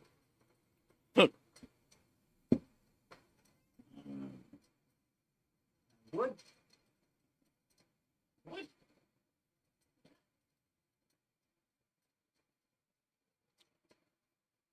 Or did you take off the overclock and started, actually acting proper?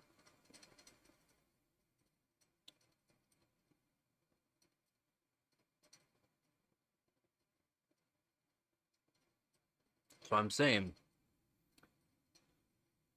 just because you're saying you have a certain overclock does not mean it's stable.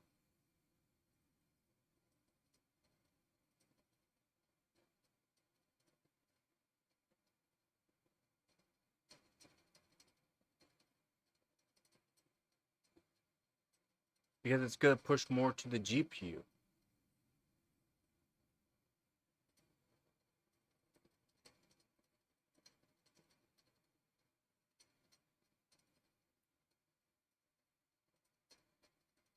And depending on the game, using more CPU, you can only have so much CPU going to the game for the CPU portion. Then the CPU also has to work on the GPU as well. Remember, there's got to be some back and forth between the GPU as well, because the GPU is going to be helping make frames or doing what it can do, even though it might just be a little bit sometimes. Still has to communicate. And also your RAM can come into play too. There's a lot of things that can go involved with certain games. There's also games that are more CPU oriented games that just care about CPU, does not care about GPU. And those CPU oriented games might only use so many cores. Maybe that BeamNG, once you put a whole bunch of AI into it, uses too much CPU, and then it starts to want some GPU, but it can't. Because doing some frame rendering, GPUs will be put in place. But if the GPU is not getting enough information from the CPU because it's being utilized too much for the CPU portion of the game, it's going to bottleneck the GPU, and the GPU is not going to be able to be utilized. There's a lot that goes in play on it.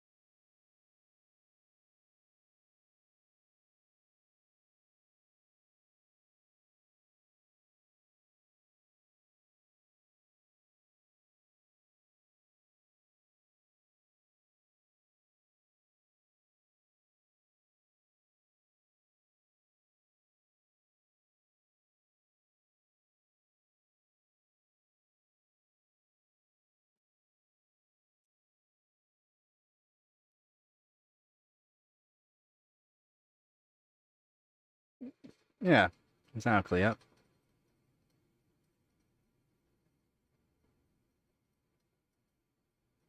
Well, shaders is part of the 10 series. I mean, it's part of it.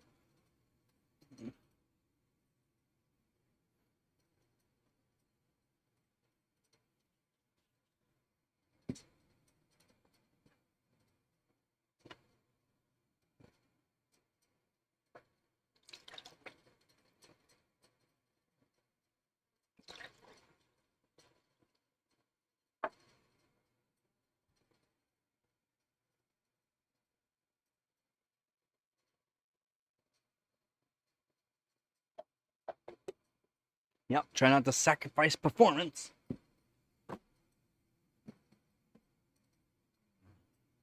Oh,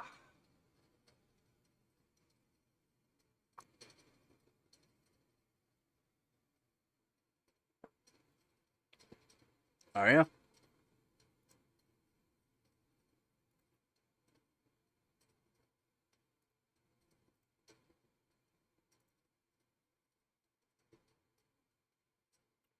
But yeah, a lot of things that people don't know too. So like the benchmarks that I do, there'll be graphics test 1, graphics test 2, a physics, so CPU oriented, and combined.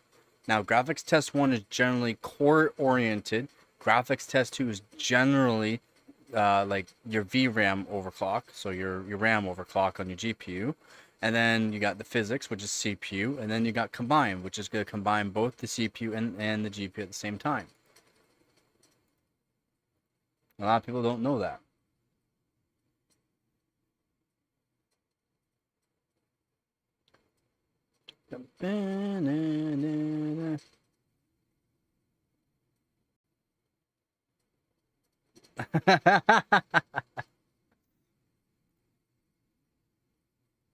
Did she believe it?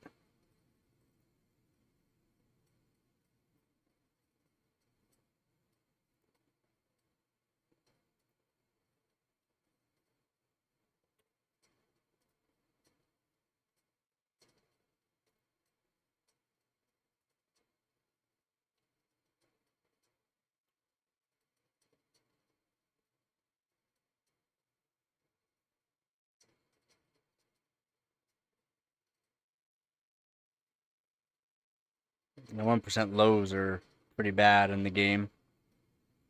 Like probably going down to like 5 or 10 frames per second, but it's doing it. It's doing it. Nope, not anymore.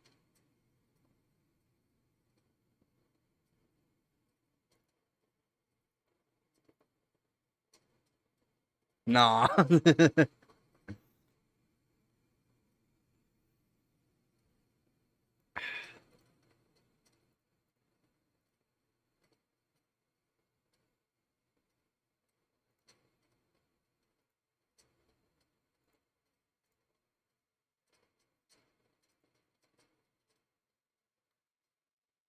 Didn't get the Iron Maiden, baby.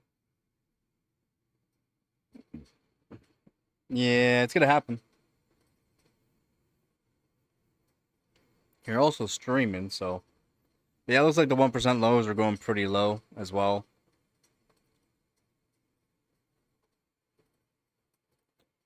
It's gonna happen, man. It's gonna happen.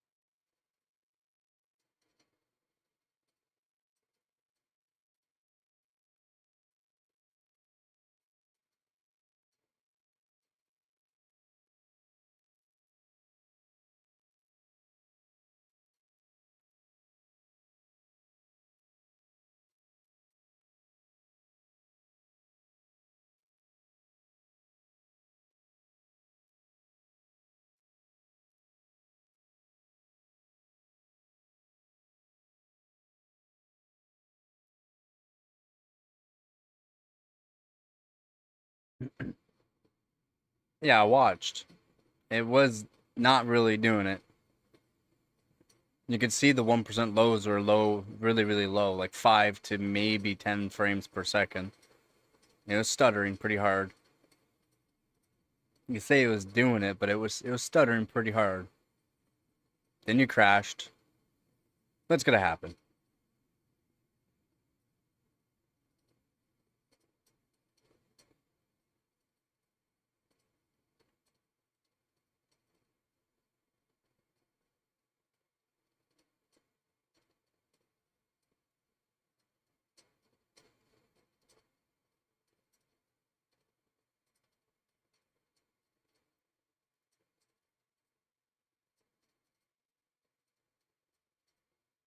No, what you see as smooth might not be smooth though.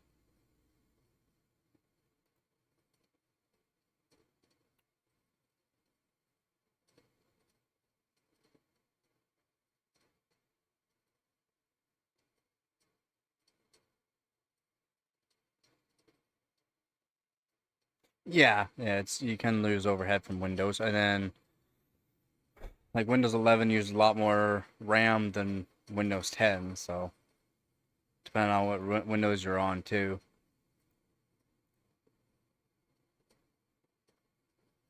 If you have a fresh install of Windows, you're generally you have a lot better performance generally. Again,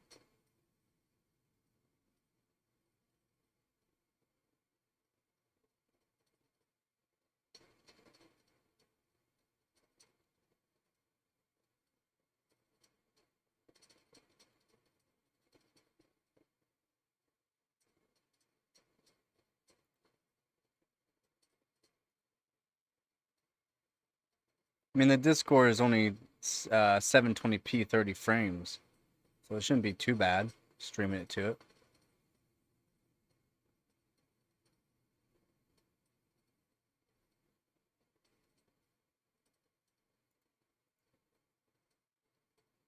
I mean, it shouldn't be.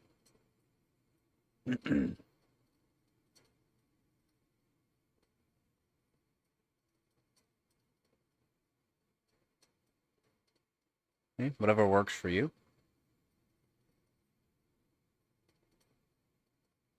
No, it doesn't force you to stream at 1440p. It only goes to 720p 30 frames. 'Cause I don't have the 1080p 60 frame.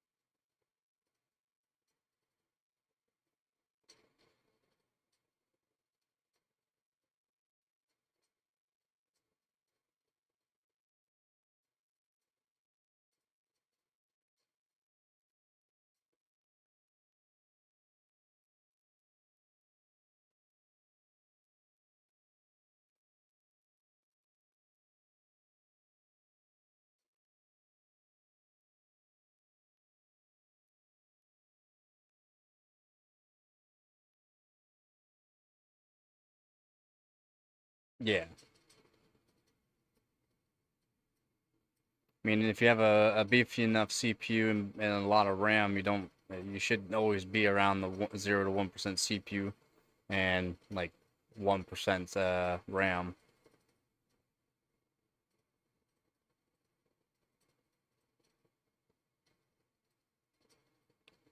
Well, you're only streaming to the OCPC Discord at 720p 30 frames.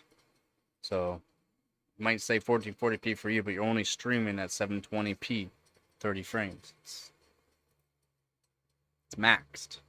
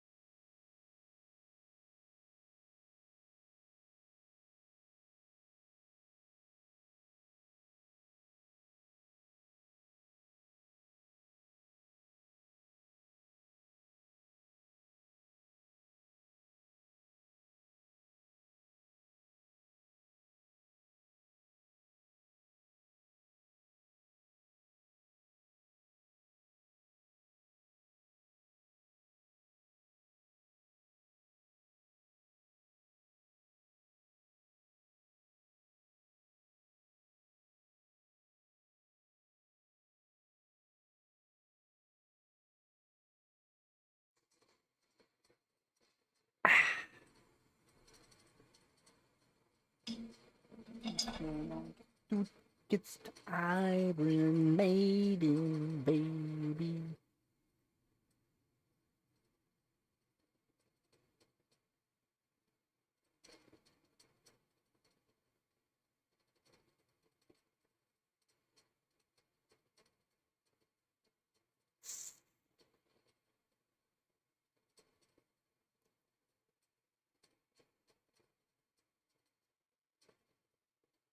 Oh.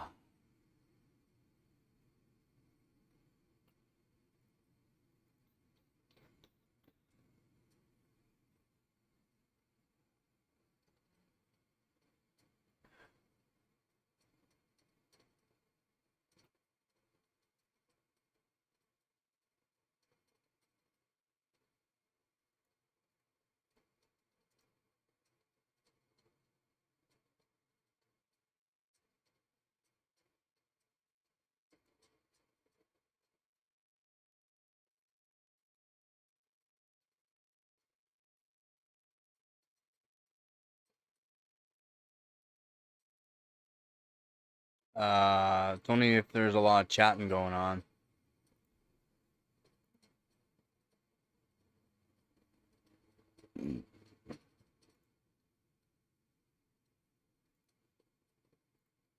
I don't see a whole lot of chatting.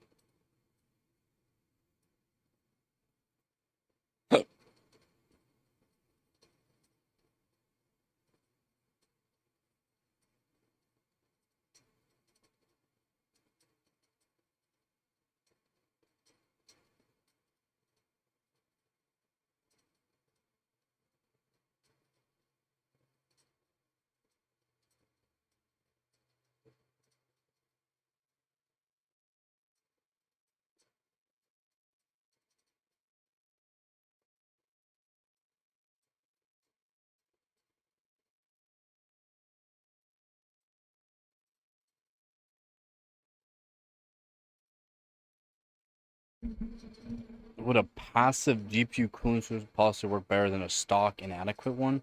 Stock one does not cool memory well, if at all. No. No.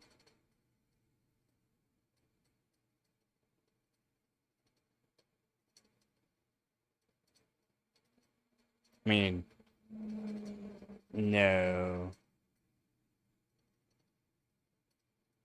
What GPU though?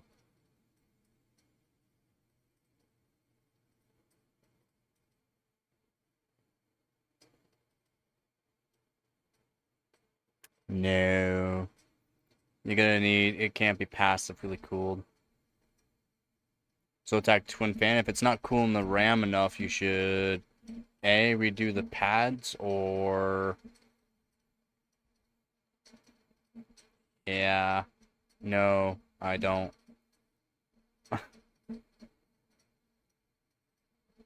Yeah, I would definitely redo the pads or do a copper mod to it if the RAM's not being cooled enough. Just means there's not enough thermal transfer to the cooler.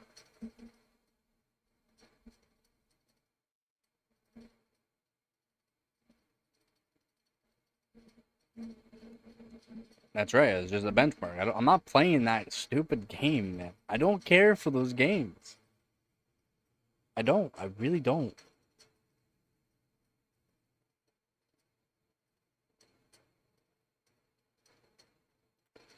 Yeah, I mean, what's warm though? Because they have like 90-degree max run temp.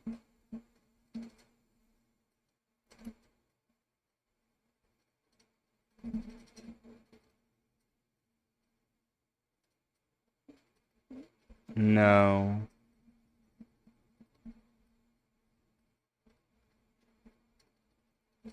Yeah, probably redoing the pads, or if you want to take the time and do a copper mod, I would suggest that.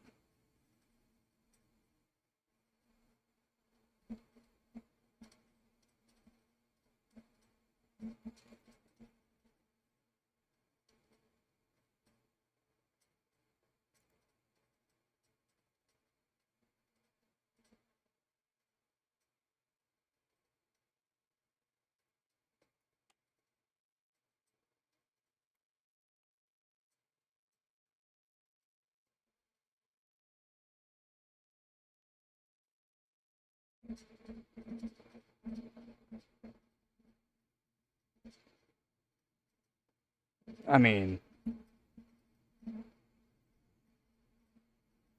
it's hard to hurt the cards. The 1660. 98C on NVMe, that's a little high.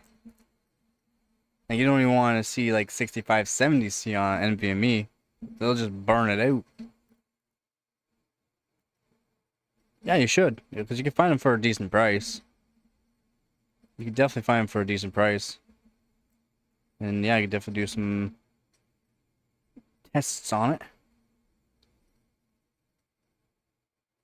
Yep. 80 to 100.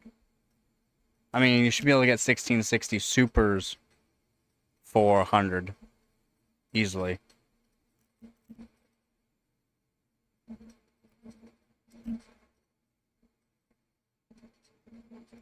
Yep.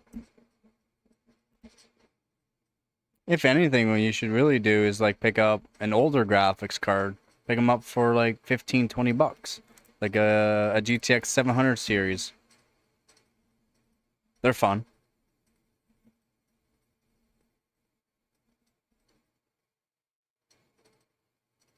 And you can pick them for, like I said, 15, 20 bucks. If people are wanting like 50, don't even bother with it. Like, or just offer them, like, hey, this is what they actually sell for, or this is what I buy them for. 20 bucks, max.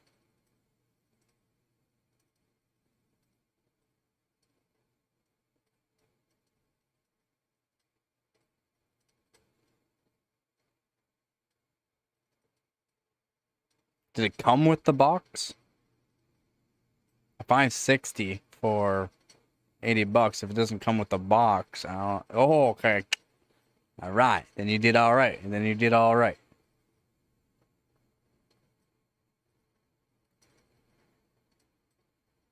All right. There you go. That's where you should be around. An AMD, an RX 570. That's what you're saying.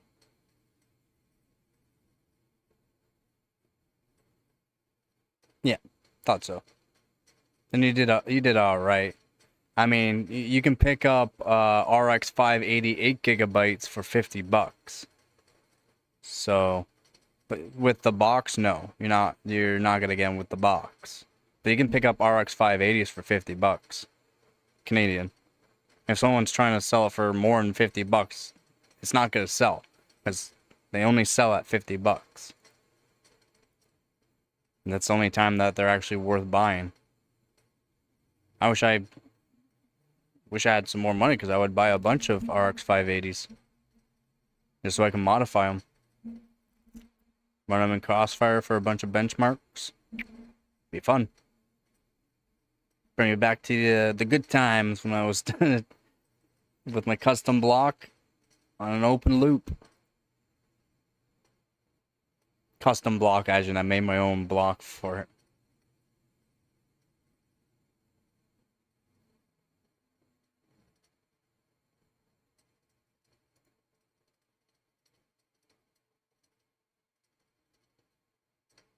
Wow, squeeze, really? I just read that. I want to ask for more than 50 for the one eye.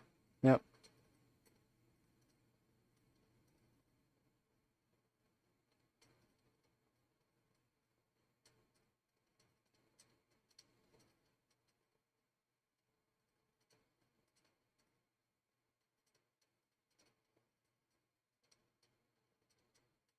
Yep. I mean, I think it did all right, especially if it came with the box.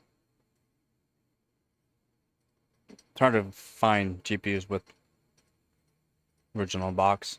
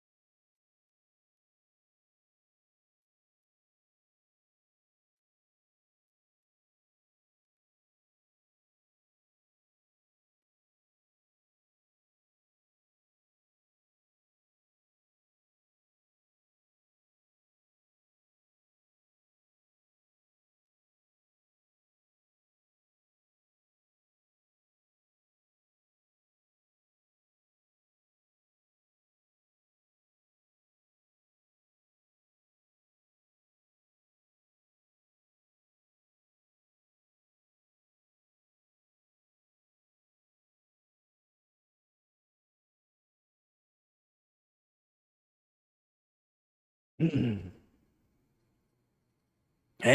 back.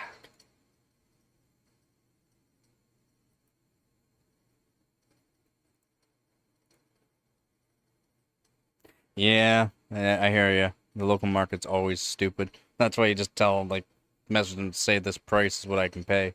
Or this is the price that you should be selling for. Would you take this? If they say no, okay, move on to the next person. Oh no, where are they starting? You can only buy this amount. You have to buy by the kilo. You cannot buy by the pound.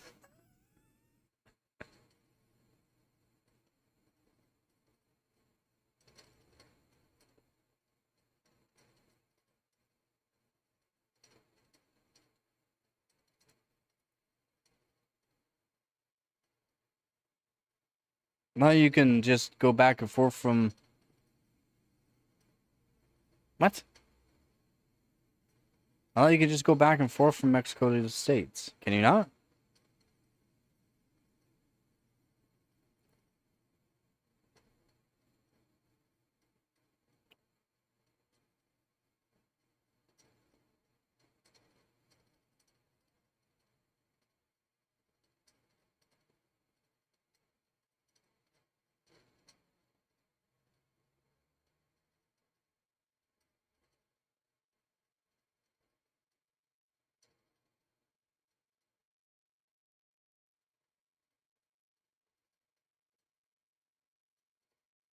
Oh.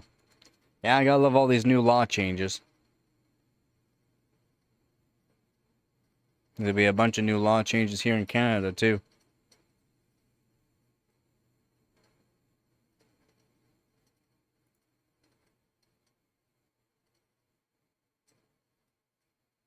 Raise the sanctions.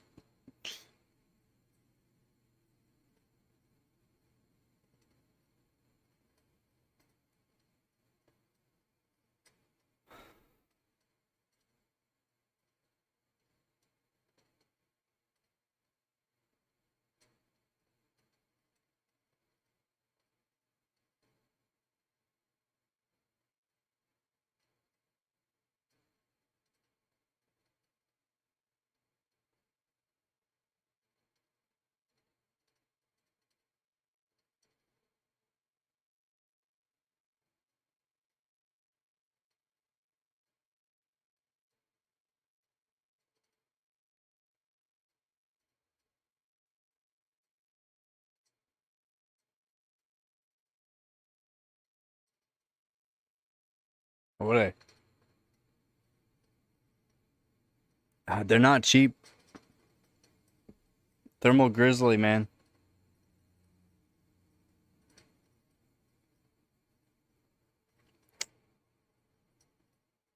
The ones I recommend are not cheap because I don't recommend the cheap ones because again they they leak silicone oil all over the place. They can do harm. They're bad at thermal transfer. They're not worth it, in my opinion, for the cheap ones. At least the Thermal Grizzly ones, if you take apart the GPU multiple times, which you will over a course of a few years, if you're doing it proper, redoing the paste and that, you're not going to have to worry about them ripping on you. Yeah, I hear you. It is quality. But, and it lasts. It's quality, it lasts, and it works. It's got good... Yeah. Yeah, no doubt you're shocked. I mean, things change, though, there, Vep. Sometimes for the worse, sometimes for the better. Most of the time, it's just been getting worse. What? You want up? And that. There you go. And if you can't afford his stuff, what you want to do is take apart the GPU, check the thermal pads that are on it, and get yourself some copper shims. No, they both leaky oil. They both leaky oil. Just get yourself some copper shims and take your time making sure they fit right. Get yourself some sandpaper. You probably have sandpaper. You probably already have thermal paste. Oh yeah. You should be able to buy a 100 pack of copper shims for 10 or 15 bucks.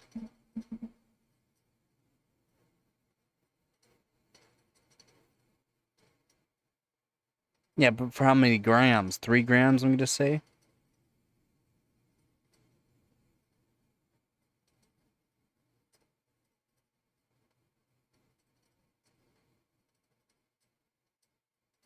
And just remember, you got to take your time. So, how much thermal paste do you have? Because you are going to need the A. Make sure you have a spreader to grab any extra and reapply it to the core. And then you're going to need some for each of the memory chips. Again, there's not going to be that many memory chips on it, but only 2. Oh, only 2. You should be able to get the 3 grams for about that price. About that. Not open yet? Okay, that you should be fine then. But just realize you're going to have to make sure the shims are to the appropriate size, or else your core is not going to make proper contact. Takes time to do. It's just... Yep. Yeah, copper shims are a really good option to do. Just take your time doing it, and you get the nice small copper shims. So they're literally the exact size of the VRAM chips. So it's perfect.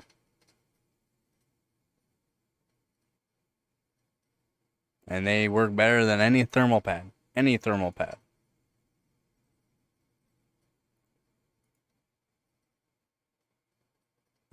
G-lid thermal pads or thermal paste?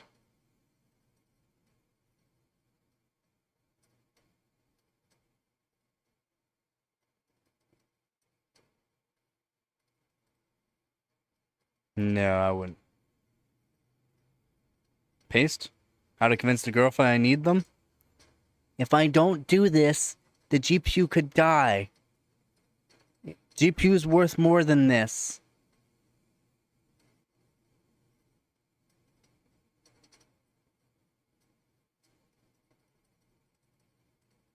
Depends on what paste you're getting.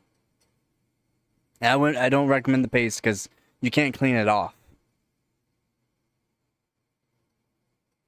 Like, you're talking about the putty? The putty? Like the, what's it called? K1 Pro, I think it's called.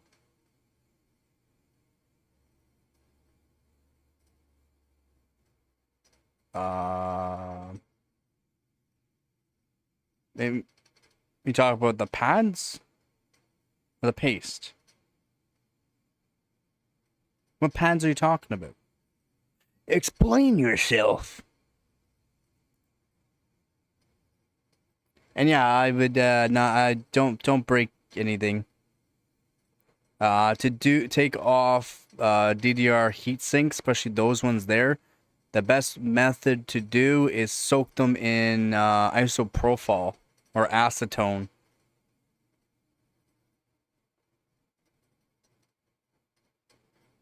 Pads are good if you're getting the higher end pads, either from Thermal Grizzly or from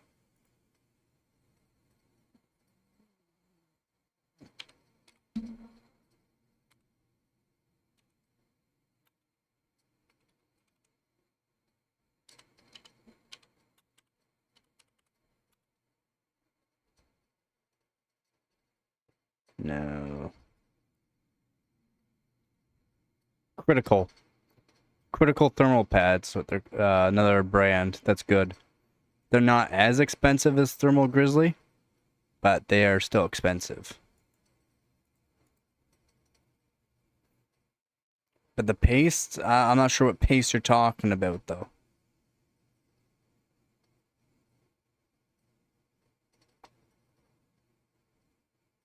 You talking about thermal pads for VRAM or the Extreme Cryo pad for the core? You talk about the graphite pad or you talk about silicone pads. There's a big difference. The graphite pad is, yeah, I mean, you gotta be so careful with that. Oh, CPU stuff. I mean, you can use cryo pad on CPU or GPU. The graphite pad.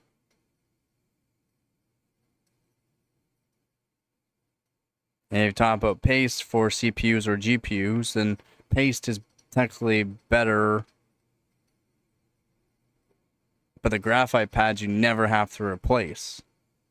But I mean, you still have to take apart the graphics card to clean it anyways, because it's gonna get dusty and components like the SMDs on it are gonna get dirty and then get too hot, and then it's just gonna cause issues. Yeah, I think it's graphite, but they're super, super, super fragile.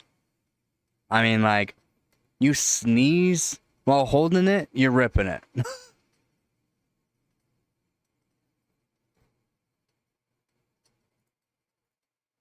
They're fragile.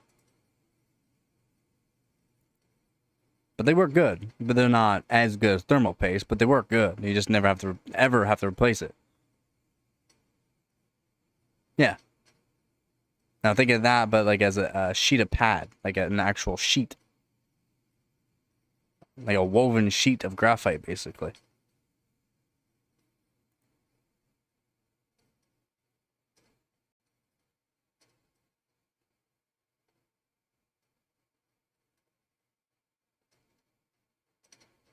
Yep. Wonder if the 12th, 14th gen chip. Yeah. I lap my CPUs. Yeah, you have to be really careful of that. Yeah, they do benefit it. The 12600K was pretty good. Like you can help remove some of the core temperature, like because between each cores is gonna be a higher temperature depending on the cores, but the actual like indium solder that's been done onto it is what really affects it the most.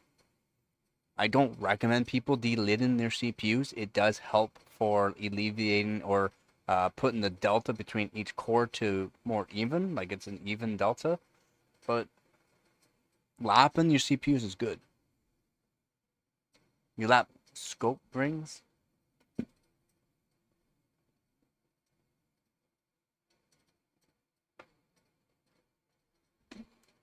My 12600K here. Oh. Okay, well, it's got thermal paste all over. It's lapped. Laps, like, not, it's actually flat. Like, not flat. Like, you know how people do it with just sandpaper? I use a lapping plate. So it's lapped. It's flat, flat. It's actually flat, flat. Yep. Yeah. It's like a lot of people think, though, lapping as in just using sandpaper on a piece of glass. That's not, you still won't get it flat, flat. A lapping plate will make sure it goes flat.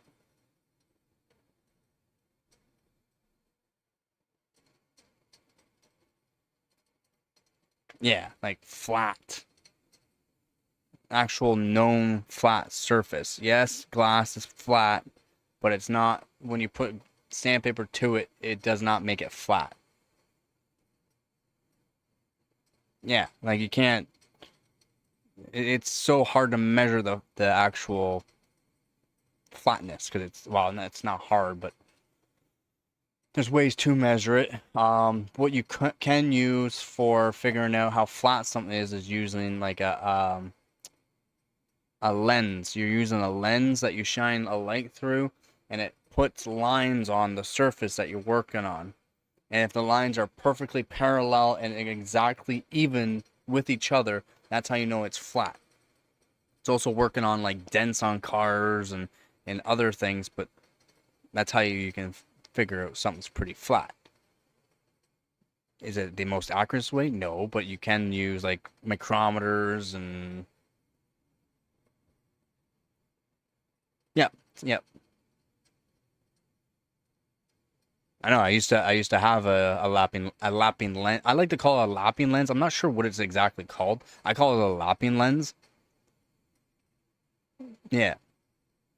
Again, I used to do a lot of metal work, so it's good to know whether or not you're doing something too far or not enough. It's really, yeah, it's awesome.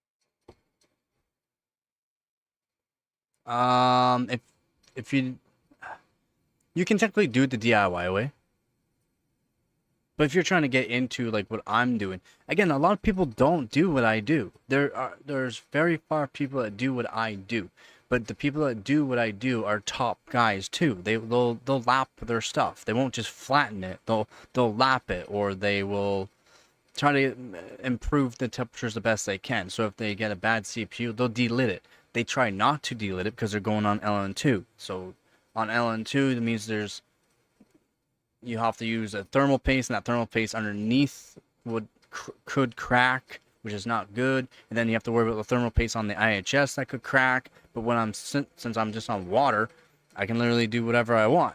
But lapping it will make sure that way. So when you're lapping something on like your CPU, what you're trying to do is not just make sure it's flat. You're making so the IHS is thinner. What that does is help make sure that the water or whatever cooler that you're using is closer to the die. The closer to the CPU die you are, the better the thermal transfer will be towards it. The thermal wicking will improve.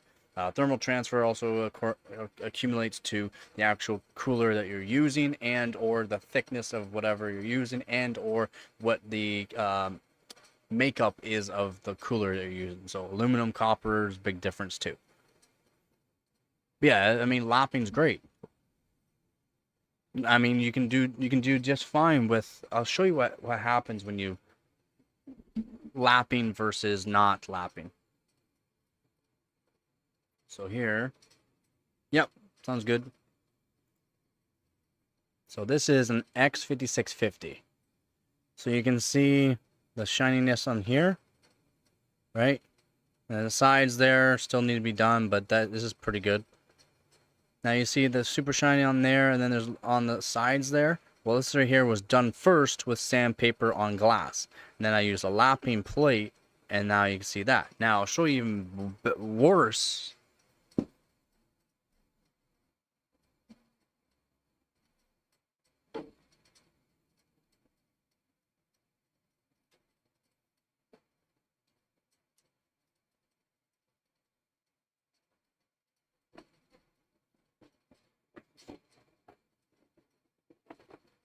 Sounds good.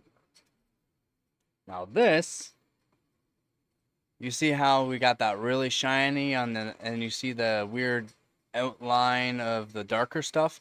That's the shiny part is a lapping plate versus sandpaper. The sandpaper you can round over the edges and it's not as flat as the lapping plate.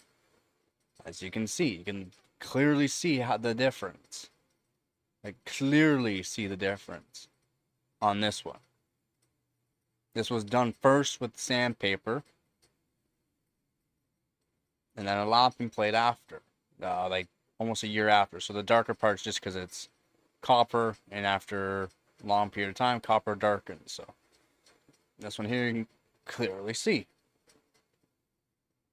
the lapping plate, and you don't want, well, you don't want mirror finish. Okay, you don't want mirror finish, right? You want to have they're not really scratches you can feel.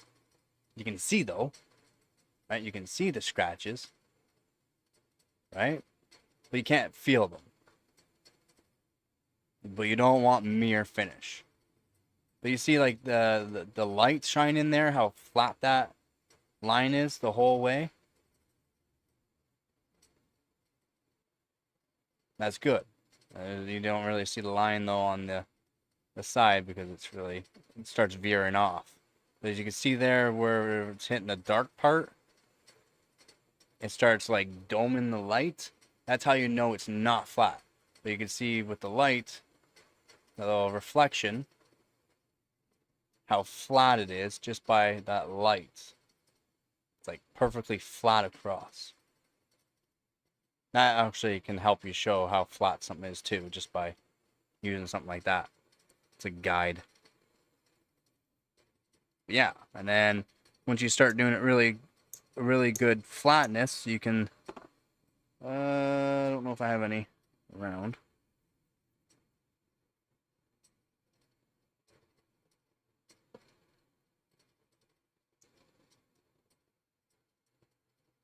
Okay, I'm going to put these two surfaces together. This is also how you know something's really flat. Right? Just a little bit. I mean, just literally a dab of water on it. Right? Just a dab of water. And when you put the two surfaces together, right? Try not to, like, twist. Don't twist. Because what you can do is do called cold weld. When you do really flat stuff, you can cold weld stuff. And you don't want that. You can literally hold, and it'll have quite a bit of pull force. That's how you know something's flat, like really flat. It's not thermal paste. Again, it's literally just like a drop of water. Right? Like a drop of water.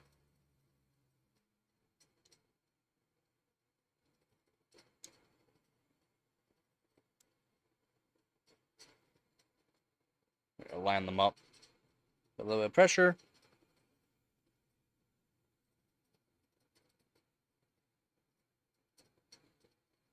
Like magic, right? That's how you know something's really flat. I can show you against CPU, another CPU that are not flat at all, and they're really bad. I'll put lots of water on it.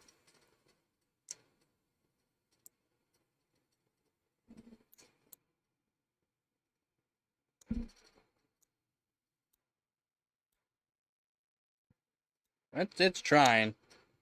It's trying.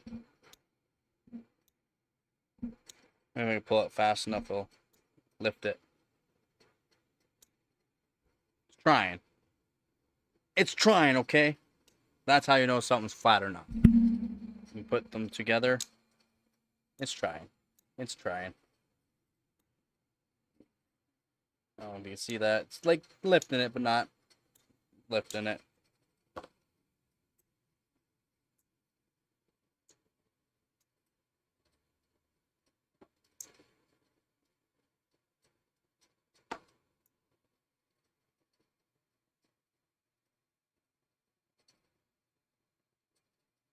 Yeah, so again, what you're trying to do is make sure it's flat to increase the surface area, which can help thermal wicking. Sorry, well, thermal transfer, and then also thin the area, get closer to the CPU die as you can.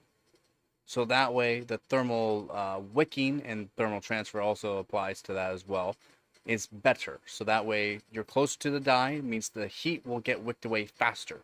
The thermal transfer, due to the fact there's a higher surface area of better contact of the actual metal itself to the die, is better because let's say you're cooling this whole area and the die is only so big. Well, you're cooling the die area and then you're cooling the copper or whatever it's made of around it, which can help thermal, like the thermal mass help that as well, like as in thermal transfer and thermal wicking. But thermal wicking more or less, also with your cooler has to be done, best to lap your cooler as well. My coolers are lapped. I don't know if I've shown you this on my main system. It's lapped. I'll show you how good it is here in a second, how good the lapping job is.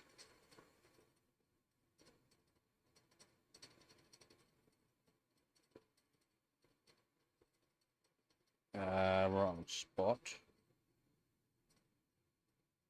It is. It's literally a perfect circle of copper.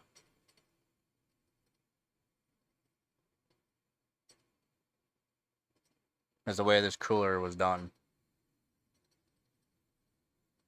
And that whole circle area is flat.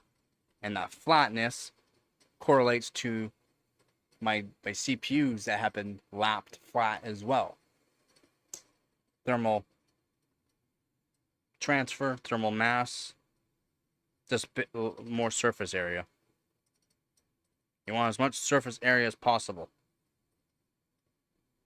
And you want it to be as thin as possible. That's why designing AIOs has been a thing, because designing a good cold plate for your AIO is a big, on average, depends on the CPU, depends on the cooler. I see about almost 8 degrees Celsius, which doesn't sound like a lot, but it is. It is a lot.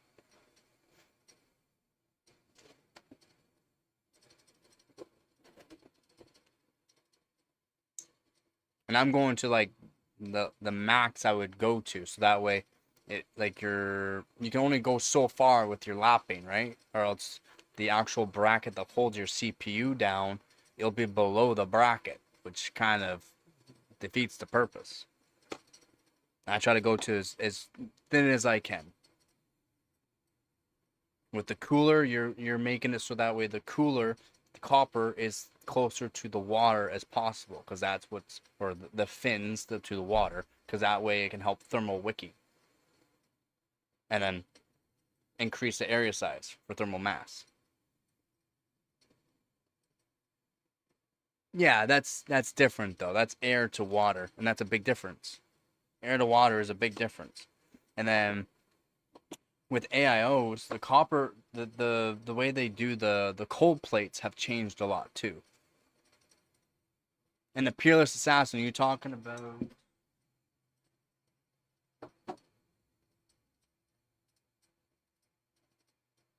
Like you're literally talking about the Peerless Assassin, right? Like this one, the 6 heat pipe Peerless Assassin, 120 SE.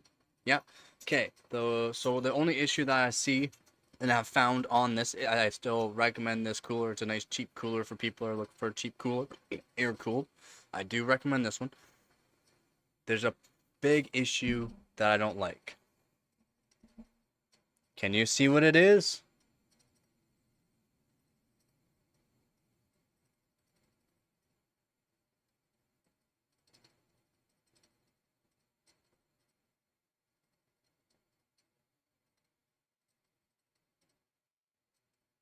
Cold plate. It's too thick. Too much distance between the heat pipes. Now, heat pipes are different than your AIO cooler. The cold plate needs to be thinner. I'm going to be lapping this probably. I'm going to lap this Peerless Assassin and retest it. But because of this, I mean, you can still do some pretty high wattage CPUs on this, but it would be better if this cold plate was thinner. And technically, you can thin this cold plate down to this line here. You see that? How it's like a distance away, right? And now I can lap this cold plate down farther, so that way it's closer to what's actually going to wick away the heat. And that's what you want. You want it to wick away the heat. This cold plate, because it's an air cooler, is too thick, and it's going to hold on to the heat too much, because it still needs to transfer it to the heat pipes. That's what's bad about this cooler. Now, I compared it to the Assassin 120 SE.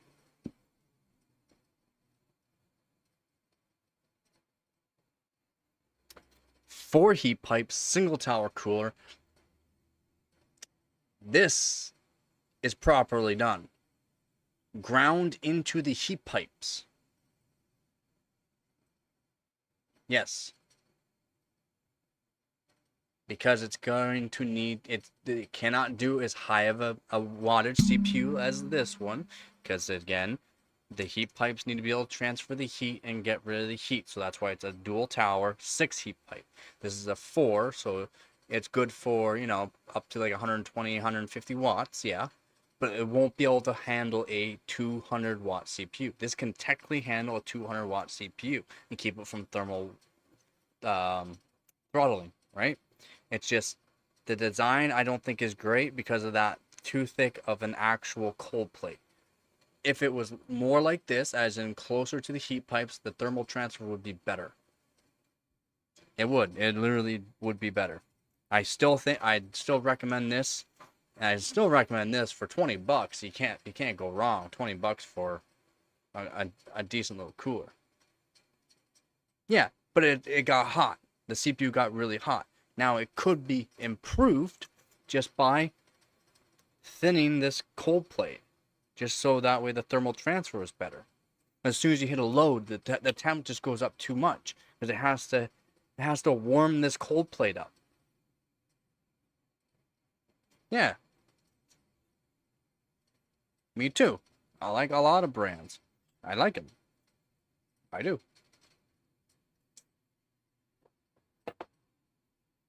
But yeah, I do recommend the Peerless SAS 120 SE because it is a very good cooler. Could it be improved? Yes. The price to performance you can't beat. You can't beat it, man. $20. I bought this when they were 35. They're like 45 or $50 now. I bought this when it was $35. You can't beat that price. You can't beat that price.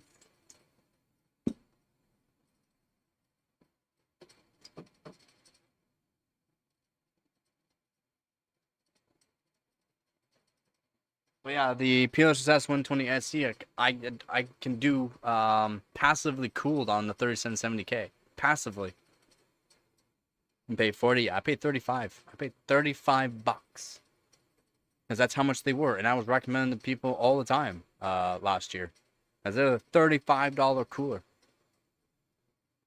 Yep. And the AIO 360 AIO that I have is the Deep Cool Castle 360EX. I think it's Deep Cool.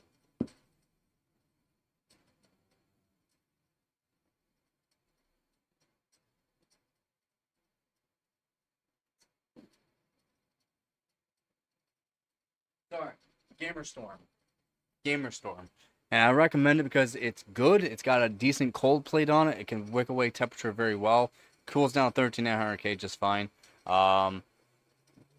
For like $80, and it also has anti-leak technology. You can't beat that. You don't have to worry. Don't have to worry.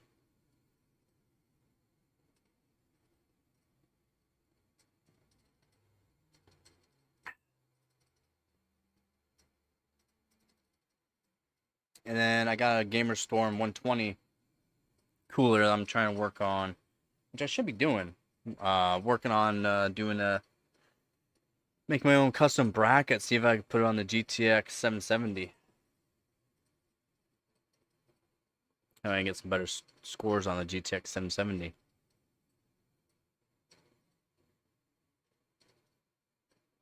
Yeah, exactly. Yep. Keeping it affordable. Affordable. And bringing out some decent products, right? Bring out decent products. That Gamer Storm, very good prices, and again, like I said,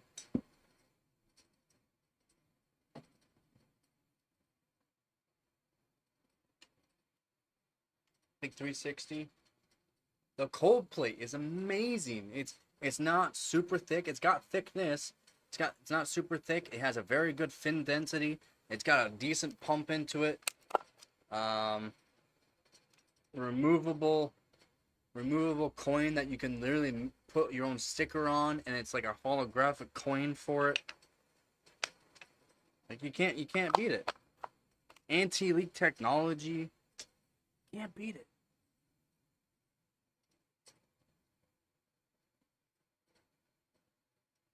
Yeah, for PSUs you gotta go with quality. Like you want to go with quality. Yeah, pretty clean. Hi.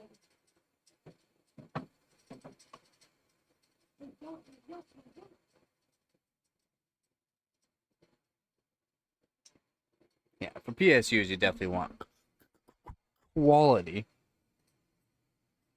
And 80 plus gold. I mean, I use also an 80 plus bronze, but it's also a high end brand like EVGA. So it's still a good power supply. It's just the efficiency range is not going to be the best. Gold is just going to give you a better better efficiency range. And then you get your platinums, which is even better.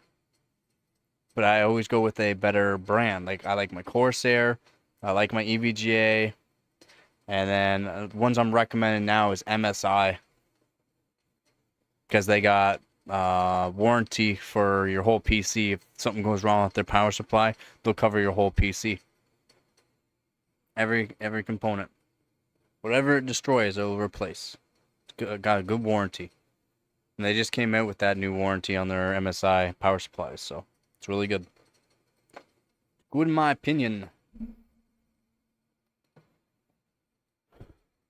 Psycho Kitty, Psycho Kitty, Psycho Kitty, Kitty, Psycho, Psycho, Psycho. I knew she was in psycho mood. Psycho, Psycho, Psycho.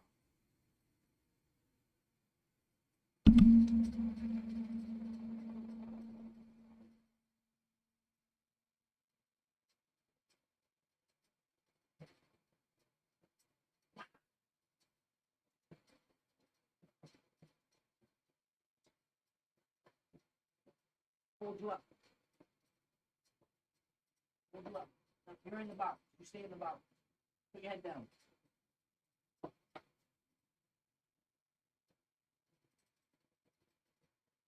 How are you moving around again? How are you moving around again?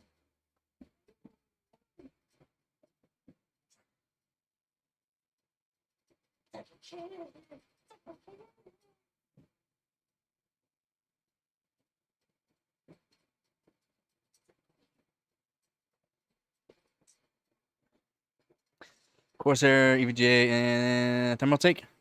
Yeah, MSI's got some pretty good warranties, and their power supplies are really well built. Psycho Kitty. Oh, Psycho Kitty.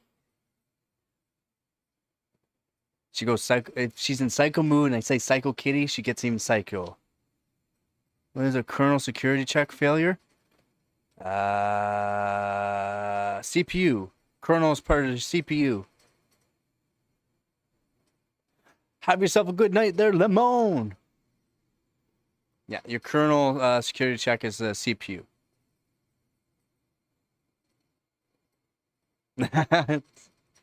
Kitty. Kitty.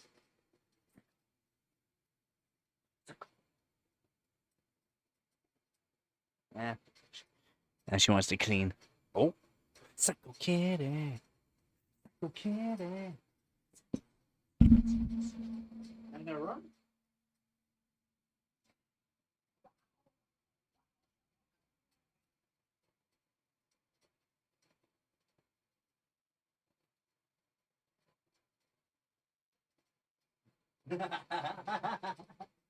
She's like, no. Not again. Psycho Kitty.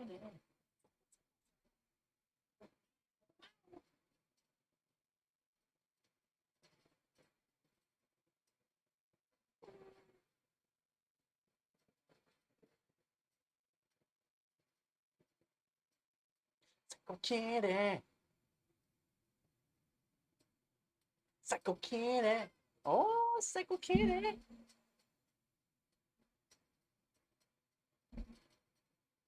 Um, did you overclock your? Why? Did you overclock your CPU or something? That's generally what would happen.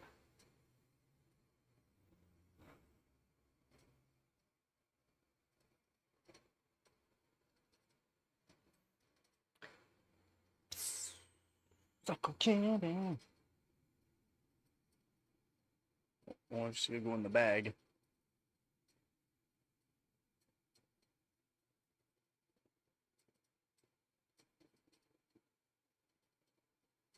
That should be fine.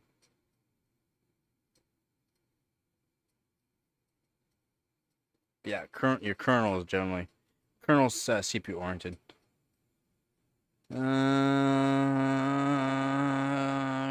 Crappy motherboard can do that too. I'm not sure what kind of motherboard you're using right now with it.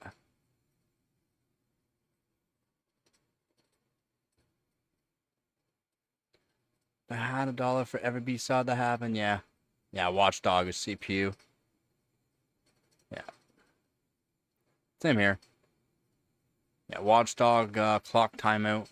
Not Watchdog timeout. Watchdog clock timeout. Yeah, that'll be CPU. Kernel check is CPU. Kernel is CPU. Because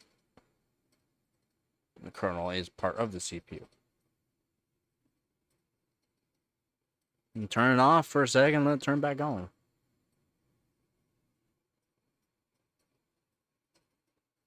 Yeah, that's my life though.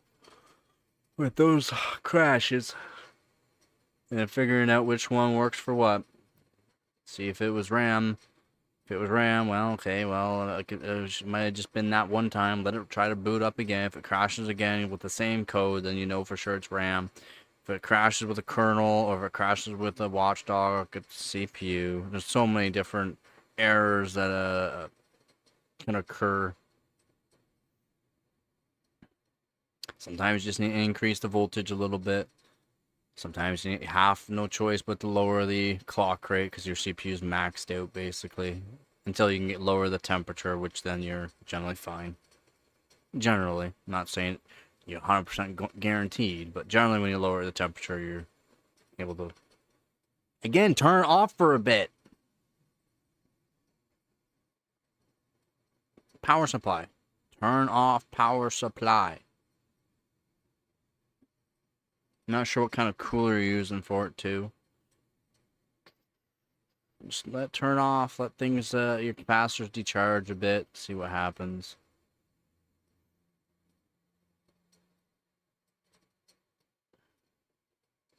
No, you didn't! You turned it on for like not even a minute!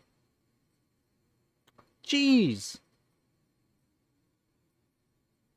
Said turn it off. Off. Leave it off. And what you can do too is like turn off the power supply and then hit the power button. That'll help decharge the capacitors a bit faster too. That way they can cool off a bit quicker. Mode exemption not handled. K mode.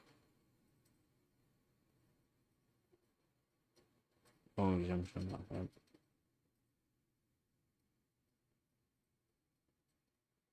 Yeah, there's something wrong with your motherboard or something. Or power supply. Because now it's just switching to a K mode, which generally K mode is RAM.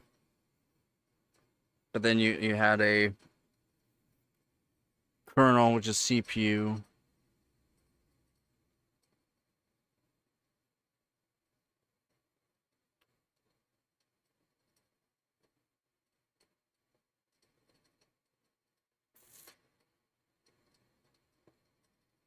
So I would wait.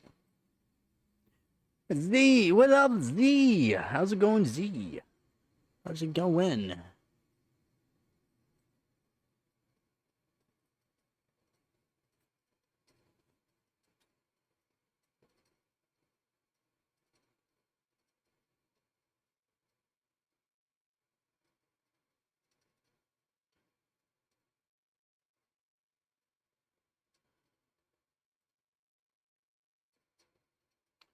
What's up, Z?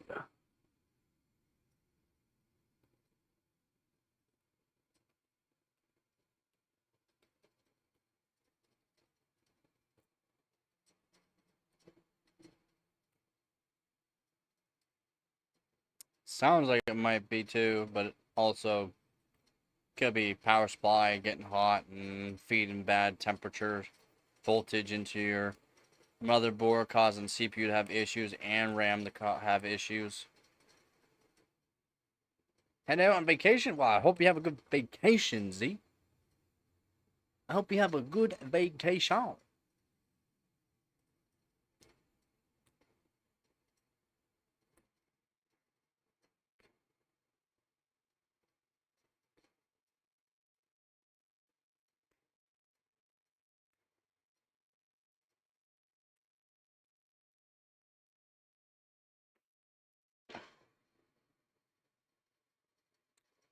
You say that, but I bet it's gonna be an AMD build. Jokes. What you gonna build?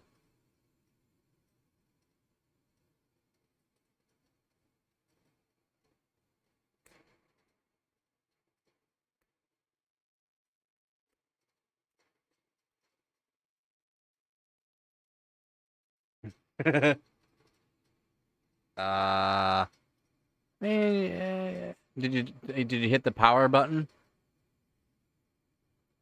Central Texas. Everything's bigger in Texas. I ain't seen people on Reddit running a new rig and it's idling. That's AMD.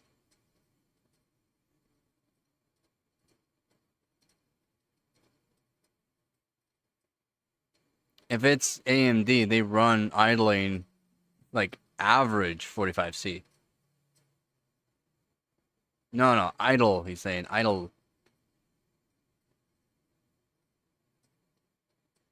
Alright, if you did, well, you should be alright. Turn it back on by now. I would check to see how hot the power supply is, though.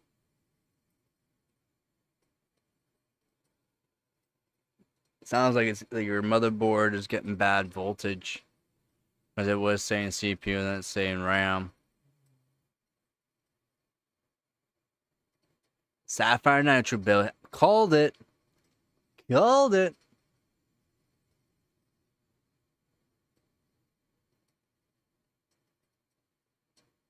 Doesn't matter if you have AMD, it uses more wattage and runs higher idle temps than Intel.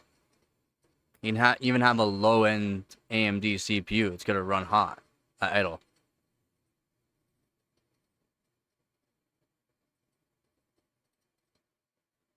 It's just what AMD's been always has happened, and with their newer stuff, that's just generally what they run at.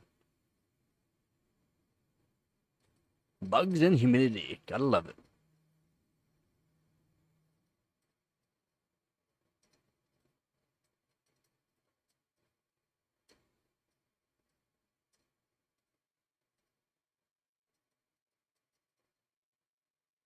It was nice. It's nice to have water, but it's doing it.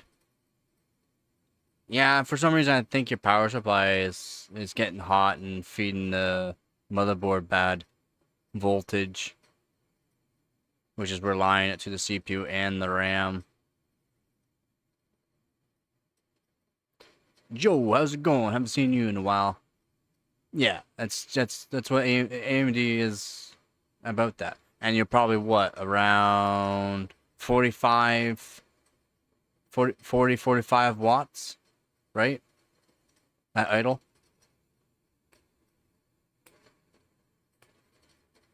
It's just AMD thing. That's why manufacturers don't like using AMD in their laptops, because the idle temp and idle wattage is just way too high.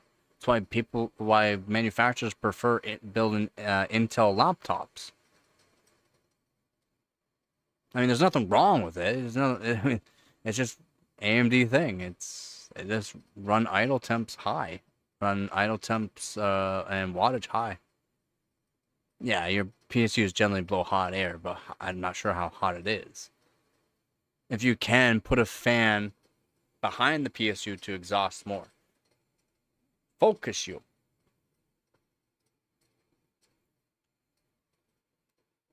There we go.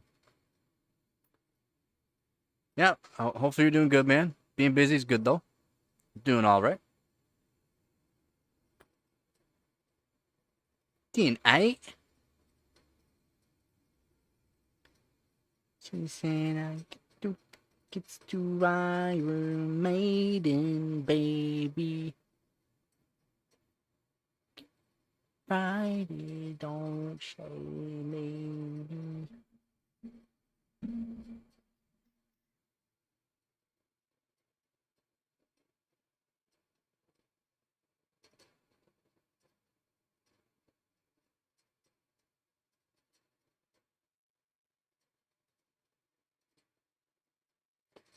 Mm-hmm.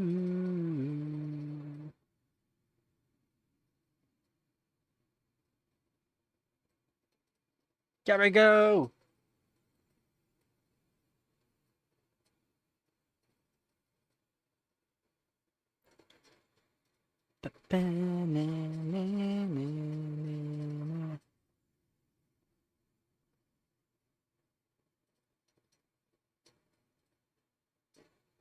Ooh, 5950.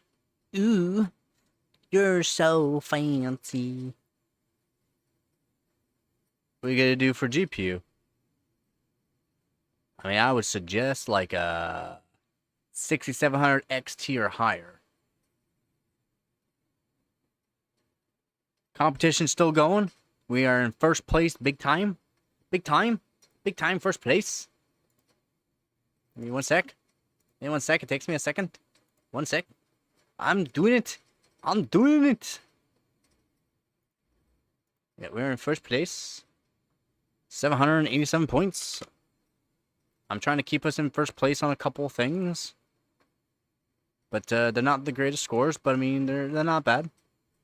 Yeah, I was doing 5.1 gigahertz on my 3770K this morning. Just needs to be cooler so I can finish the test. It's so close to finishing and it crashes on me. Unfortunate.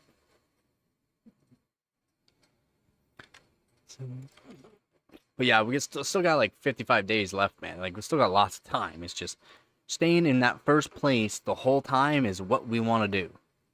We want to make everyone sweat their balls off and show us what they got. Because if they show us their kind of, you know, their good scores, they'd be like, dang, we can beat that. And we can put our good scores.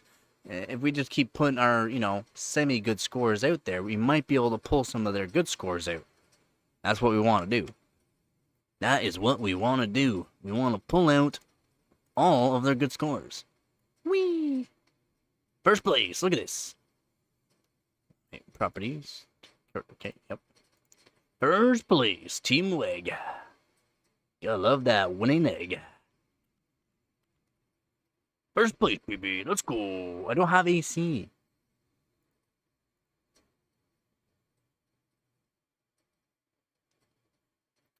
Yeah, Sapphire Nitro 6700 XT. That's, and man, I called it. I called it. I called it. Called it. Yeah, it's 6700 XT. Nice 12 gig card. I had one. Very nice. They're very nice cards. They run fairly cool too. The Sapphire Nitros run fairly cool. How's it going, Theo? Yeah, I had one. Very nice card.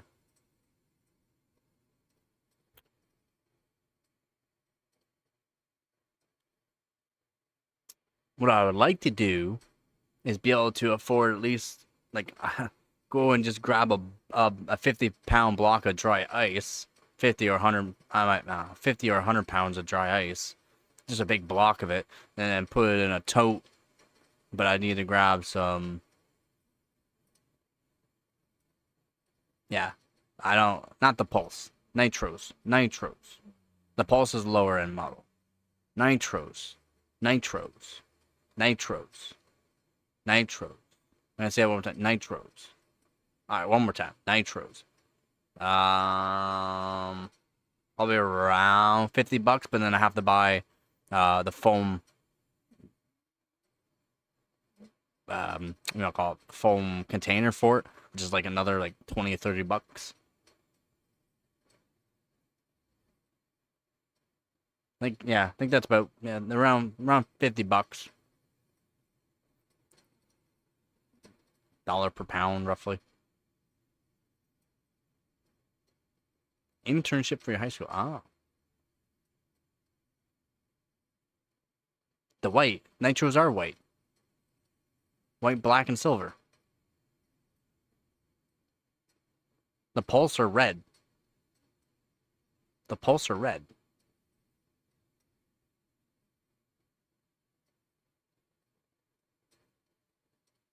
What? What do you mean higher than that now? What do you mean?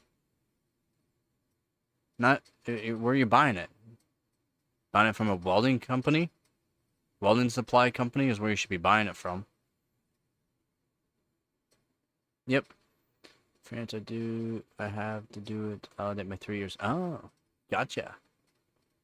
Well, hopefully you can get it done. Yep, Sapphires are just nice looking cards. And they generally have really good coolers on them, which are, again, bonus. Oh. Well, that's boring. Really? They should have had the whites. Maybe they just all sold out. It was very popular. For 3 years, I have to search internships for... Oh, fun. 10. 10 viewers.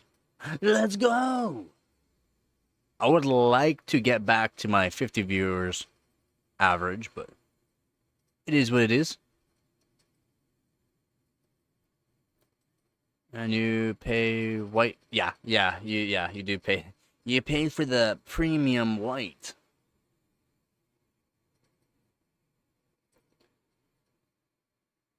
I got two tickets to Iron Maiden, baby.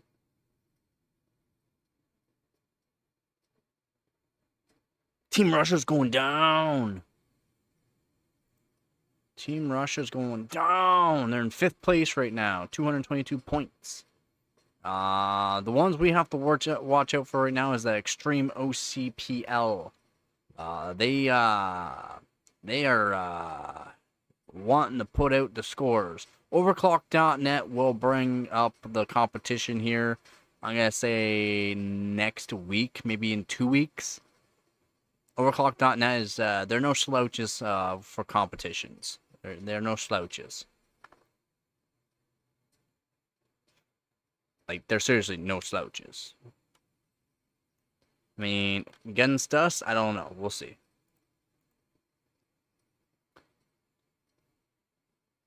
Except for our silver and black. Yep. Yeah. You can always get white versions. Generally. Yeah. Just a different color. Oh, wait. It's not even a color.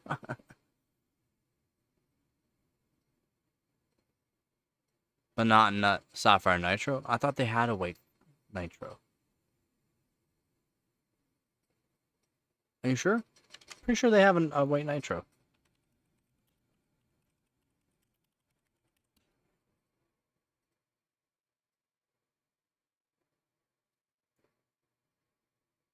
Yeah. They made them in white. You can get the Sapphire Nitro white 580, 7900 XTX, 6700 XTs, 9070 XTs, 9060 XTs, and these are the Nitros, not these Pulse. These are the Nitro. Well, pure for the 9060 XT. Still a Sapphire. Pure for 9070 XT, but you got the Nitros for the 6700 XT white. The Nitro for 7900 XTX. Yeah. Oh, thank you, Joe. Thank you. Yes, I would love to be getting some. Thank you very much, Joe. Let's go.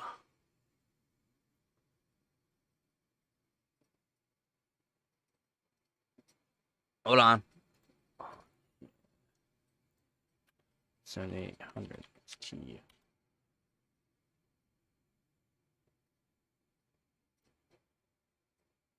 No, you got the pure. You got the pure. The pure. They're the pure. Oh no. Well, no, I guess that's kind of silver. That's a silver one. Yeah, I guess you got the pures for that one.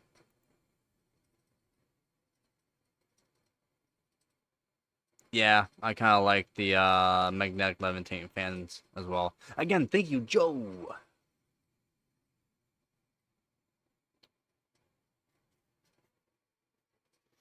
Let's go. Now, I won't be able to get the dry ice until the end of next month. I'll try to, try to get it. If anything, I'll just get a whole whack of ice and do a huge, a huge bucket.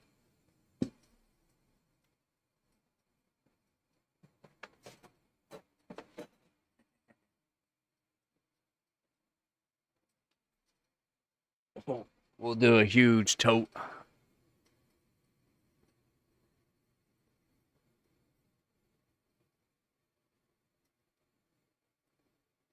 Oh, your PC case not big enough?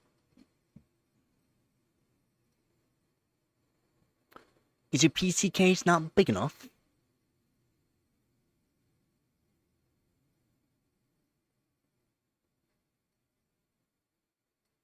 You need one like that.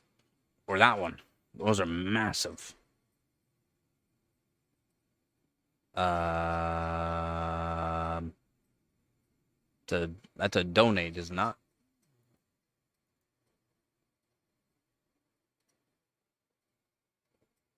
Yeah, Pap's already given some pretty good donations too. So again, thank you, Pap, as well. What Thermaltake case? Because I don't know of any massive Thermaltake cases.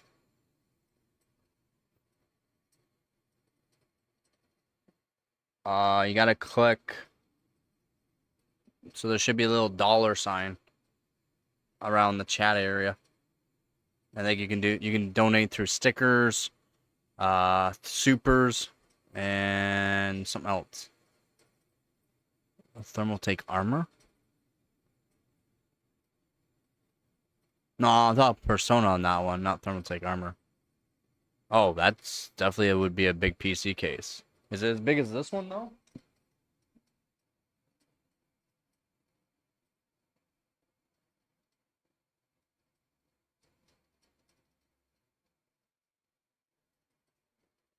Is it as big as the Antec P100 silent case? Because that's a big freaking case. I'm not talking about the dual CPU server. That's just massive. That's like almost 100 pounds right there. And it's not even filled up with hard drives.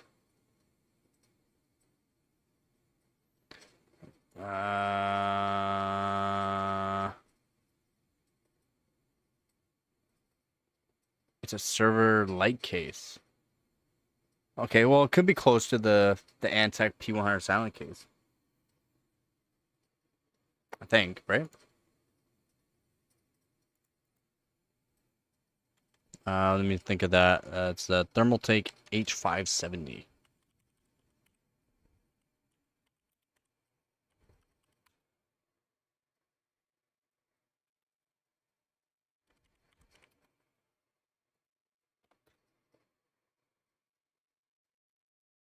.5 by 21.6 by 48 centimeters. 18.3 by 8.5 by 19.2. That's it.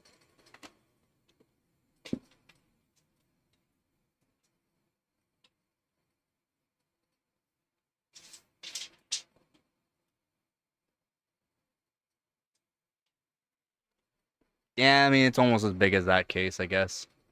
Yeah, I mean it's almost as big as that case. Not as big as that case, but it's almost as big as that case.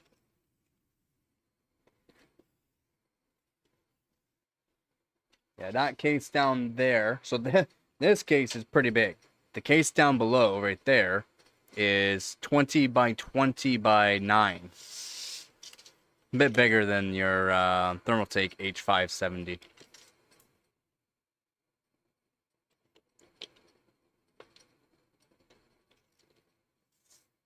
Yeah, that server is pretty big though.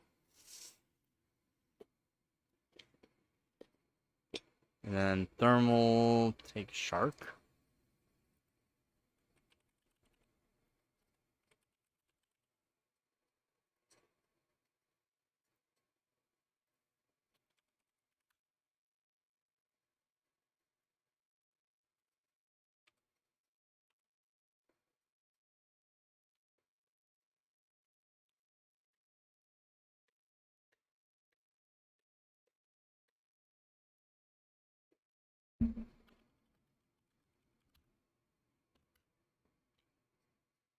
21.3, 8.4. Oh yeah, it's almost as big as the.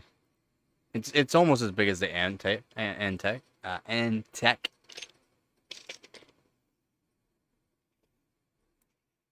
Yeah, this Antec P100 silent case is massive, bigger than most PC cases.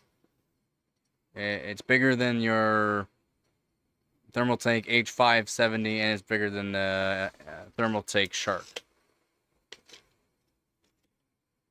It's deeper, and it's longer.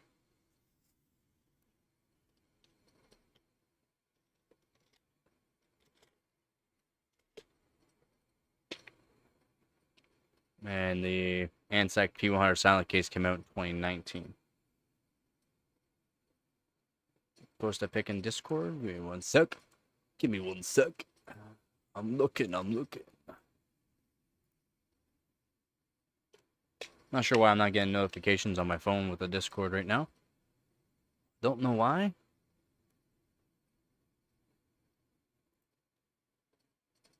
Gabby!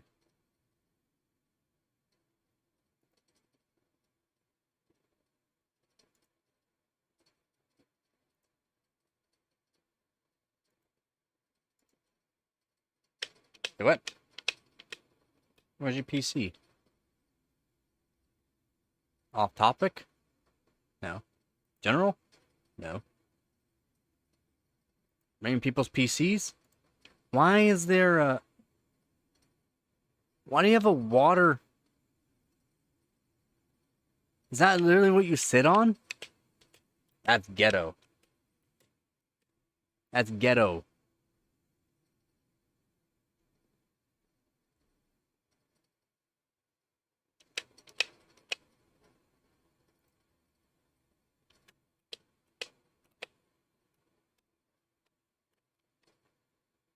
I won't knock the table, but the water tank? Really? The water tank? Do you actually sit on that?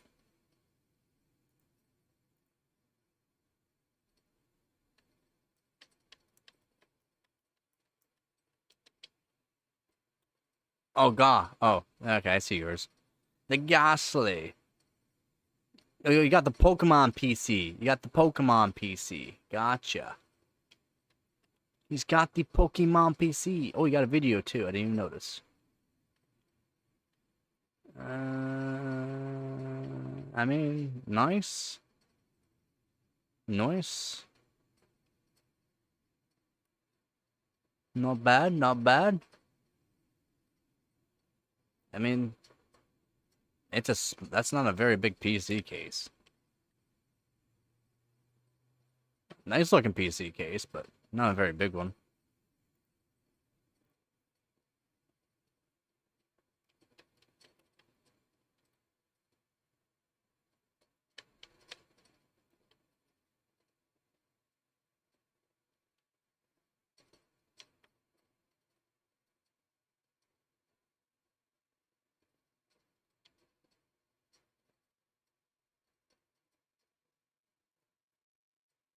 Oof, that is a lot of artifacts on that screenshot.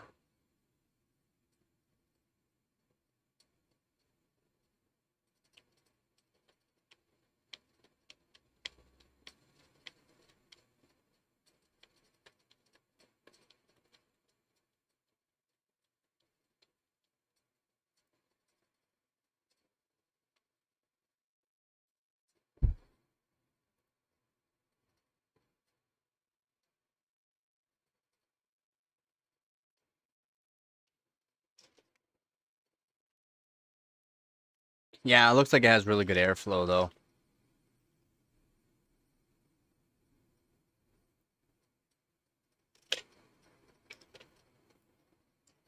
I was looking on getting a Dark Rock Classico. I think I've seen that. It's a lot of fans. That's a lot of fans.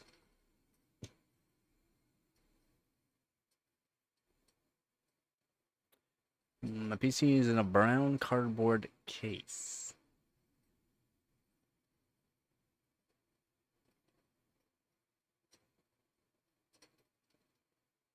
A brown cardboard case. Is it in a cardboard box?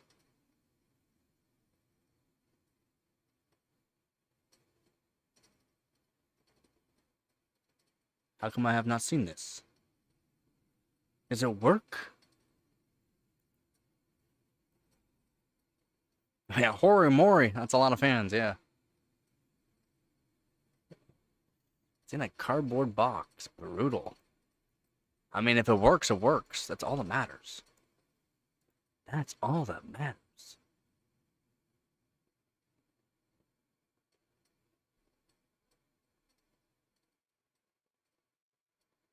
Yeah, she definitely should. Definitely should. Excuse me, 1 minute, I'll be back. And I'll try to catch up to the chat.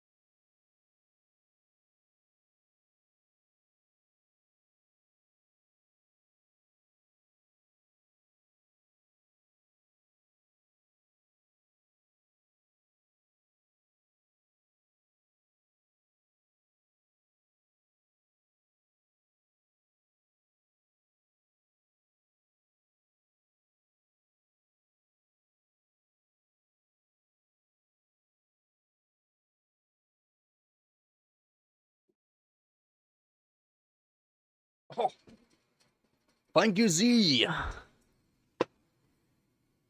Thank you, Z.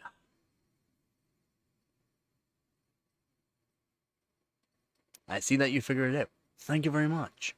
Thank you very much, you guys.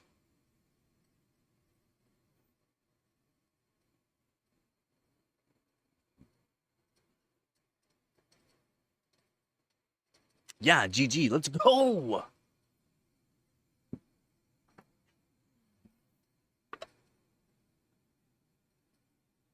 Team AMD for life.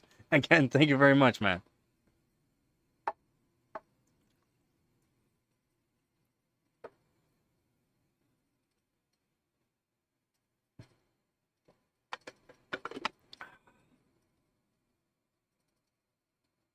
Wait, do you already have the parts for the PC build you're doing?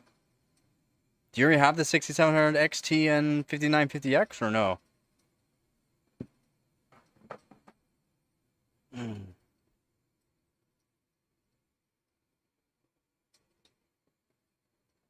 Is that an afterthought?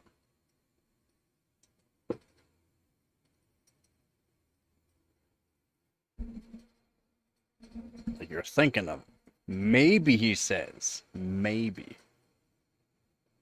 So I'm going to say no, you don't have the parts yet.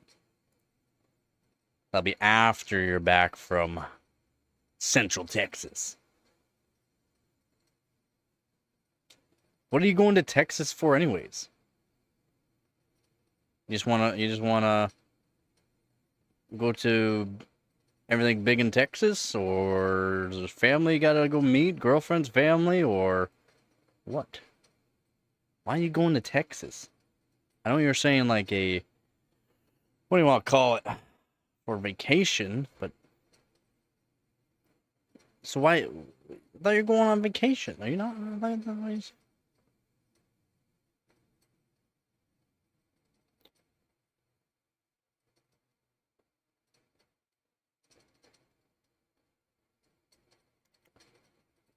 Oh, oh. You have a ranch in Central Texas. You have a ranch in Texas. Dang, son. Like with cattle or horses?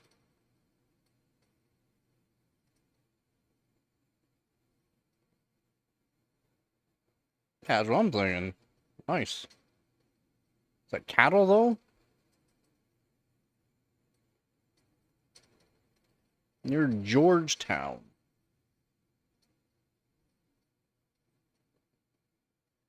Yeah, Texas. Georgetown. You didn't say though. Is it cattle or is it horses? Or is it hookers?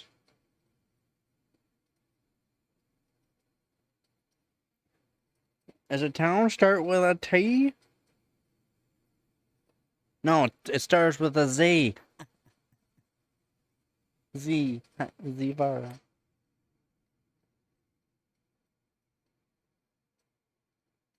Oh, you got a funny farm. You got a funny farm. Nice.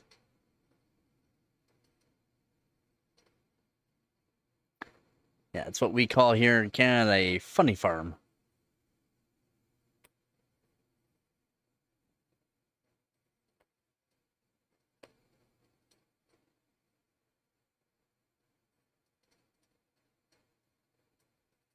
You got it all.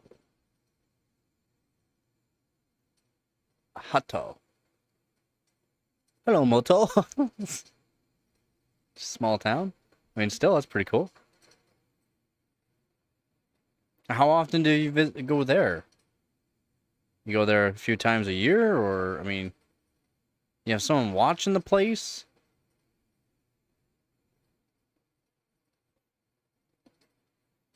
So we got cows, chickens, ducks, turkeys, rabbits, horses, goats, fish ponds, and peacocks. I mean, that's a lot of upkeep. How often do you go there?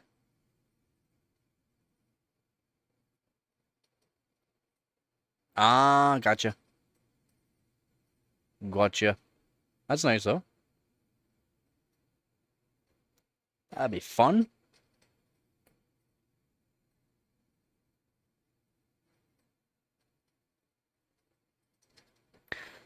She says, I got 2 tickets to Iron Maiden, baby.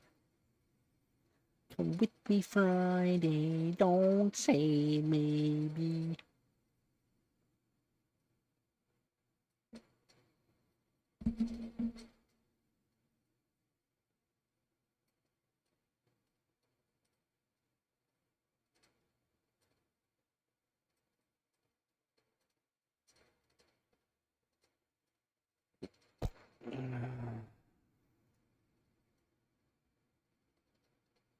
Oh, hopefully all is good. That's another trip to the vet. That's never fun. See you later there, Joe.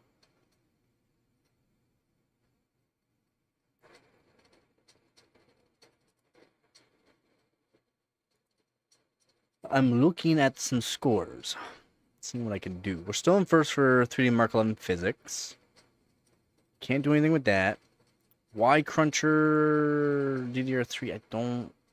I'm not gonna be able to beat the DDR3 that's already there. Oops. Wrong one. Alright, it's DDR3, right? Yeah.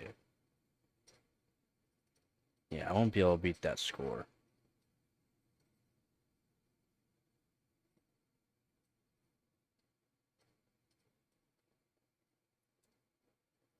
He's got a good score on that. I won't be able to beat.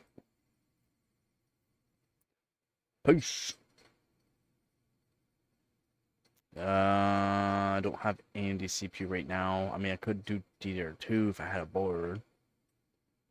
Memory multi-core score, DDR3 for Geekbench. I could do Geekbench, DDR5. I already know I can beat 13,000, but I'm hoping Excaberries does better. Not much, but donations. Again, thank you. I'm just looking over some scores right now for the competition. We're in first place, so it's not like it's a rush.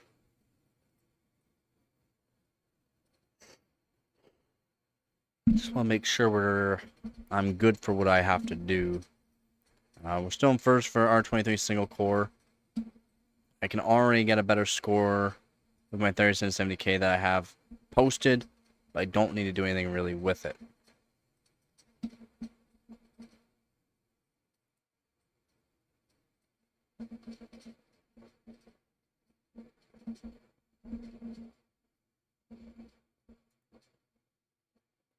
So that's fine.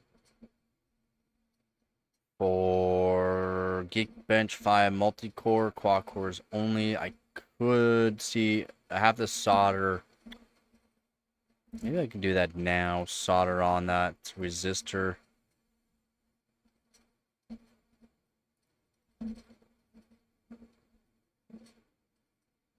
Oh, did you? I didn't even see. I'm looking. I'm looking. I'm looking. I'm looking.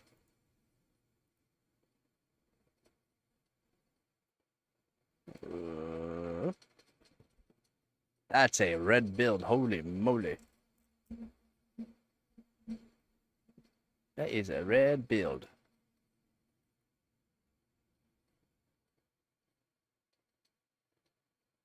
It's so red.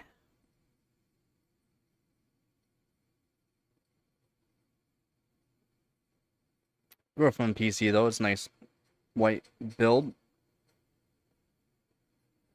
It's a nice white build.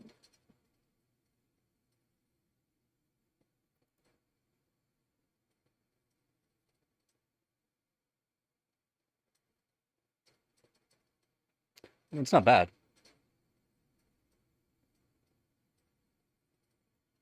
That looks nice.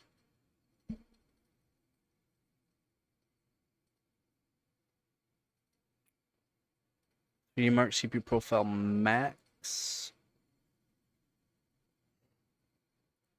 We don't have the motherboard for it. Robot X265 benchmark, 1080p CPU core.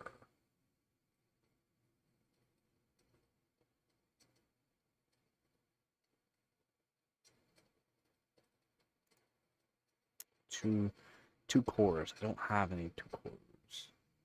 I would need a Pentium.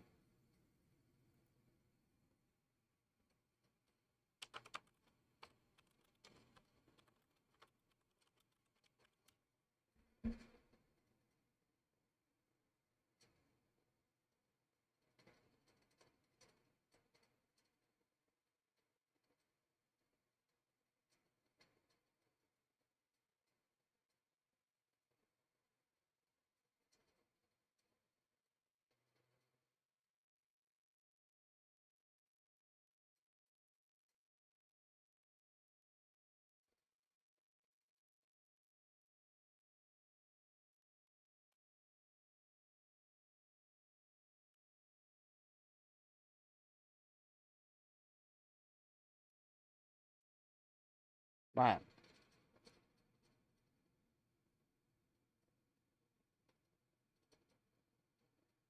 One accent color. I mean, it works, right? Whatever preference is for that. And I don't care for any kind of RGB or any light like that. It's my preference.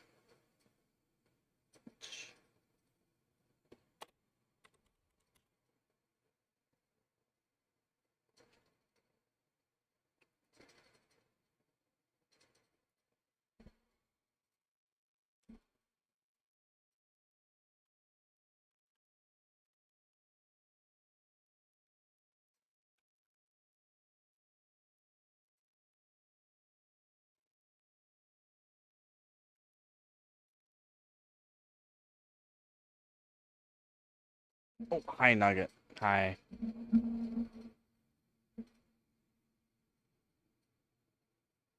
Was really was your first one?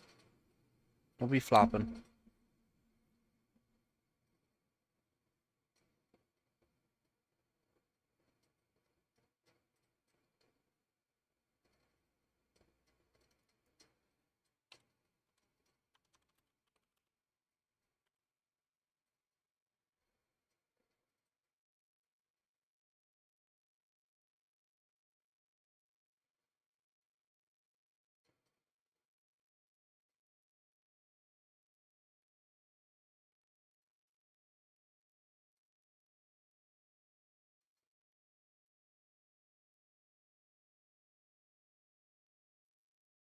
Yeah. See, a nice sleeper build like that is where it's at, in my opinion.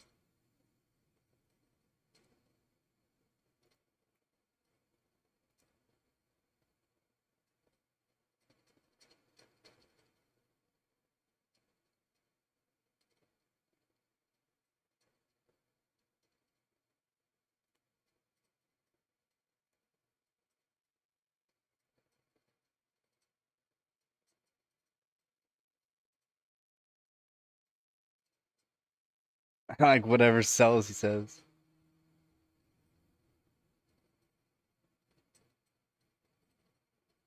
Yeah, it's not for sale. It's to a select few people that like sleeper builds, right?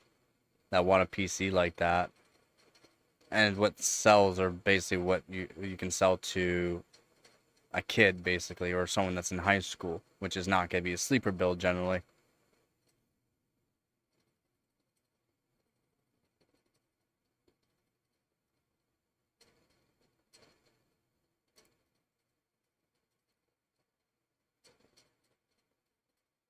Yeah, RGB sells. Yup, unfortunately.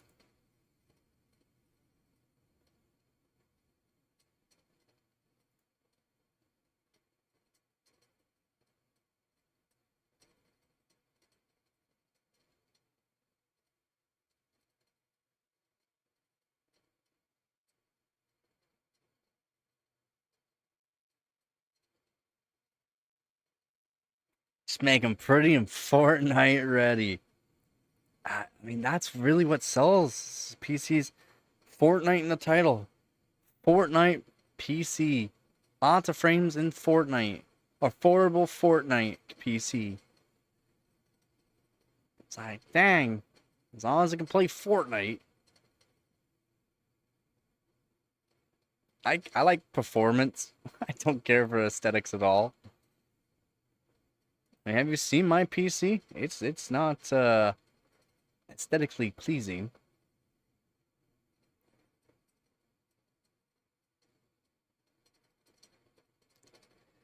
I care about performance, nothing but performance. My PC case is from 2017, around 2017, and I got it for $45. It's an EVGA PC case, but I only paid $45 for it.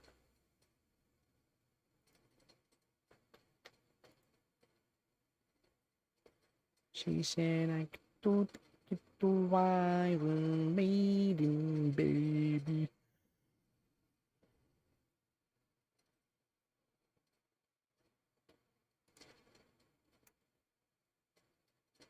Yeah, yeah.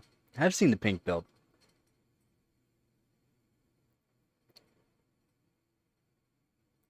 The build had wholesale airflow and it. Hey, I mean, no, no. I mean, it's not terrible. I guess. I think I have a picture of it right here. Wait a sec.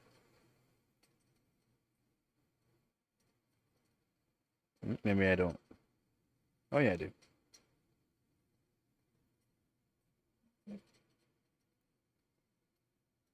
But bam, focus. There we go.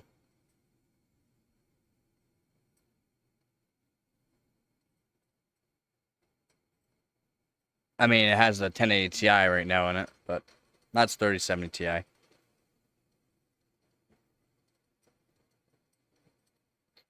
I just take apart my PC all the time and put different hardware in it. So when you do stuff like that, what's the point of making it all nice? I mean, I can do a hardline custom water loop if I wanted right now, but what's the point? I would have to take apart all the time. Yeah, I had a PC like that too.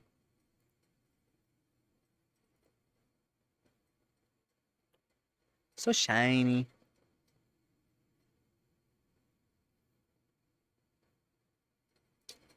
Ooh.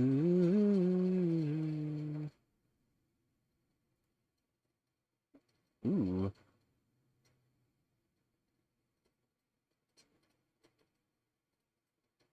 That's a cool PC case there, Born. Cool case, Born.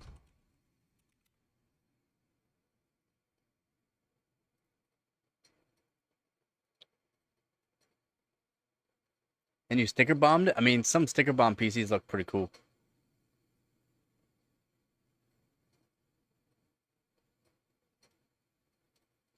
I look like I had a heroin addiction. I mean, I don't have the money, man, to do a bench PC and a personal build. I would love to be able to do just like my bench PC, but the bench PCs for what I would want to do would literally probably cost, because I would want a 14900K or KS, a Apex motherboard, another like 32 gig kit or 48 gig kit of Hynix A die for 32 or 48 gig for M die. Probably just do an A die though build for that. Like literally it costs a couple grand just in that. And GPUs doesn't really matter. I got GPUs I can put into it, but I have GPUs I just strictly use for overclocking.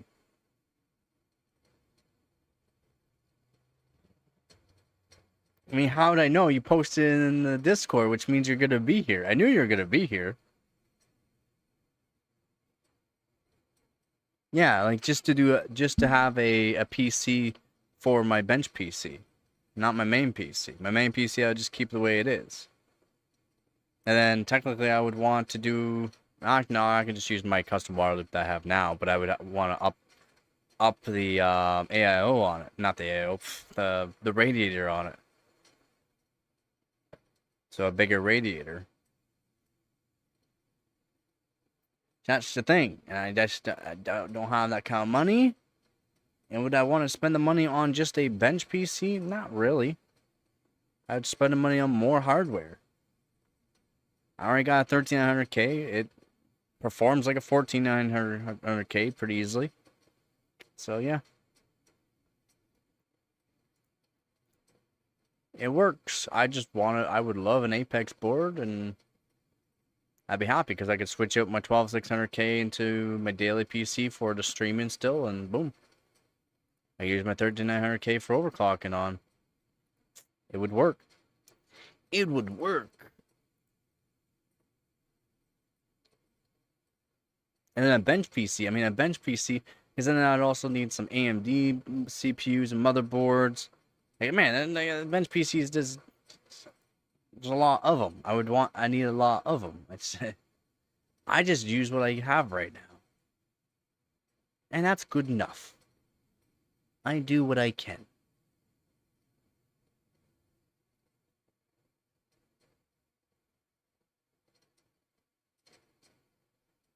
She says I got 2 tickets to Iron Maiden. With me Friday, don't shame me.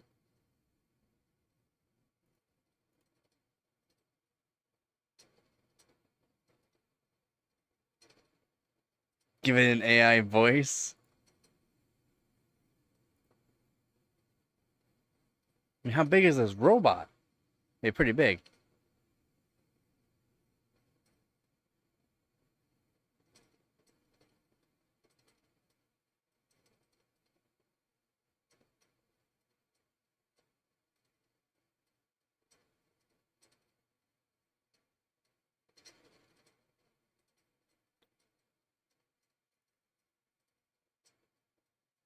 As a wall mount? Nice. There were some that were pretty big. You might have to use a mini PC or something like that. I mean, yeah, you could probably definitely get a mini PC that fit in it. You put a mini PC in a lot of things nowadays. A wall mount. You should definitely do a wall mount PC, especially if you're not gonna be like moving it around. Perfect. It's up out of the way. It does its job, and that's all that matters.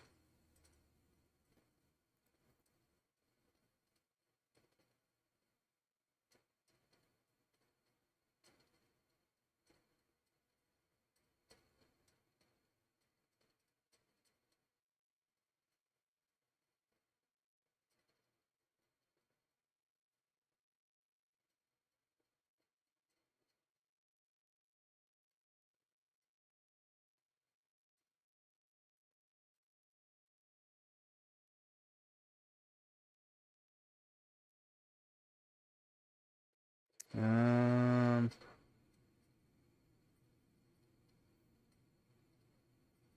put one of the like an air purifier beside it.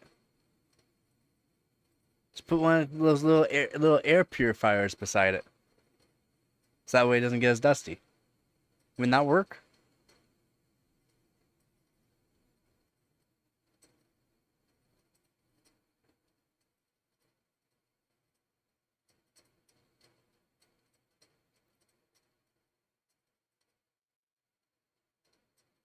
So it should. There you go. That'd be awesome. And what you can do that too is you just put a filter too above it, because as it blows out of it, I mean, the air coming out of your vent should be dust free anyways, but you could have some dust. Put a filter there too, so that way, if it blows the air, it's gonna blow the air onto the PC and it's not gonna get dusty. It should be actually pretty good. I mean, it's like an angled vent onto it. I think you'd be alright. It'd be run nice, cool too. Awesome. Even better.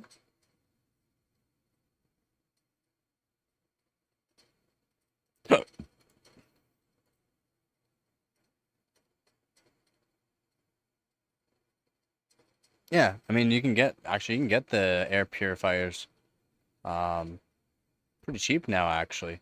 The nice charcoal filter ones too.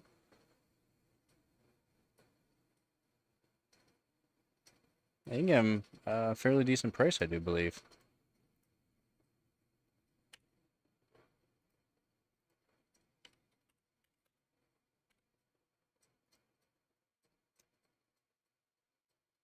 I mean, some bigger units are like $100, but I don't think you really need a huge unit, would you?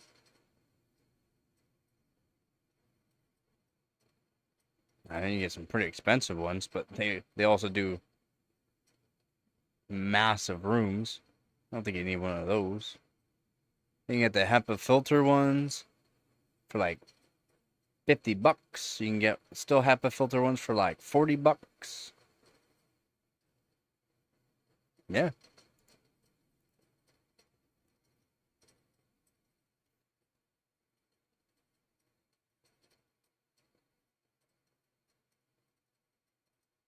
But push it hard, yeah. If you got room, set it up. Set it up. On commercial site circle spinning? What?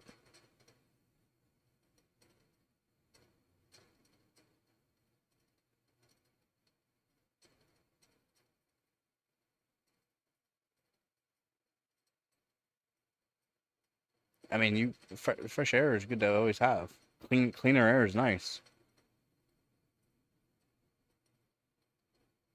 Lock the money. Yeah, I mean, you can, again, for me, it's not like I got all my stuff overnight. It took me years to get all the hardware I have. Years. Absolutely years. Nugget, it's hot. You sure you want to lay on me? Yeah, you do.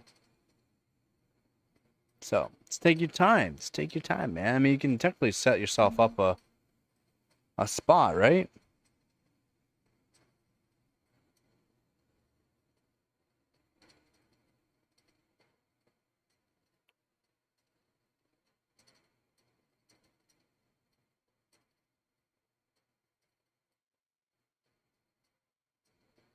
Yeah, I mean, takes time to work on stuff like that too.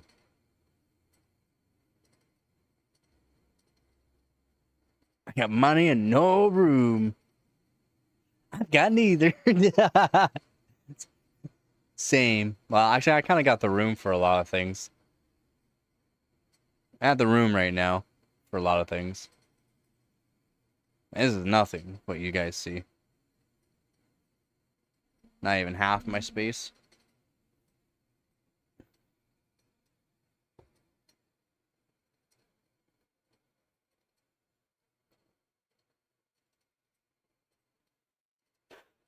Land for sale? Somebody got land for sale?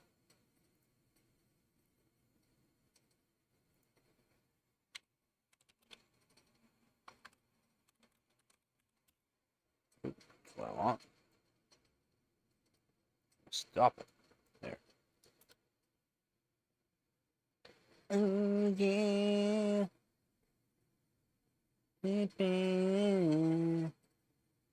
She doesn't know what she's missing.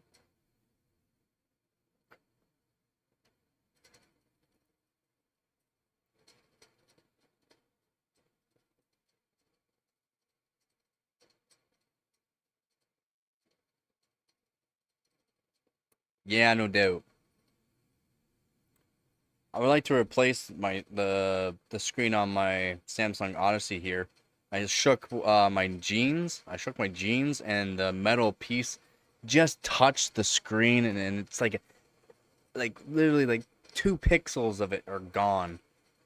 I have to replace the screen, but the screens are so expensive. I mean, cheaper than buying the whole thing again, but kind of made me mad. It's fine. It's fine. It's fine. Not really. Not really. Yeah. Dun, dun. He doesn't know what she's missing. Holy moly! The 13900K is now $800. What? Man, a lot cheaper than that. Yeah, but 14900K for 640.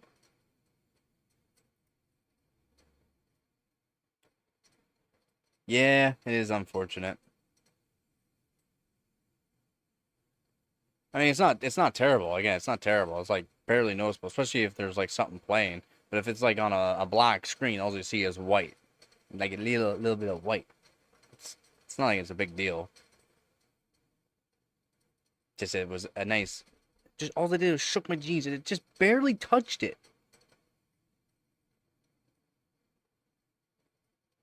Yeah, don't buy it. Z, don't buy it. Nothing but issues with it apparently.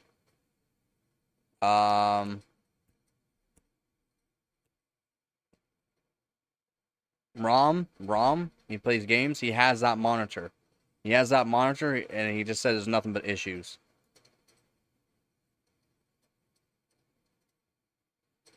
No, I didn't put. Yeah, no line or anything like that. It wouldn't do that on these style of monitors. It's not interlace. I mean, some KTC cheap ones. I mean, if they work, that's all that matters. I got the 32-inch Samsung Odyssey just because it was cheaper and I wanted to splurge on a decent monitor. Yes, it's a 32-inch, but it also sits farther back. If it sits farther back, you still get the same visual, and then it's actually better quality, even though it's 1080p. So a lot of people don't realize the further away is better visual. That found a Ryzen 5 7600 450 at some random liquidation. He didn't even get it because it didn't pick up the phone. Oh, wow.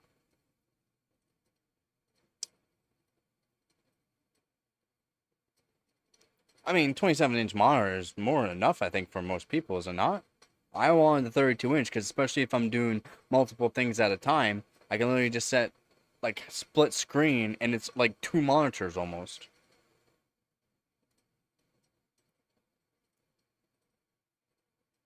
So, like, I literally look at the chat while I'm, like, right now on Amazon.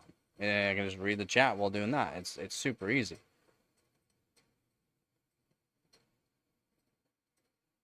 It's literally like having a how 28, yeah, 14 inches, 14-inch by 16, yeah, 14 by 16-inch monitor on a split screen. Yeah, I mean, if people like their TVs, a lot of people do like TVs, even while gaming, but I don't care for it. I've always liked monitors. 3 screens, that's a lot of screens. But 3 screens also puts more strain on your GPU in that for when you're gaming, so you lose frames. And I don't like curved monitors. I don't like curved monitors at all. So I want my nice flat screen.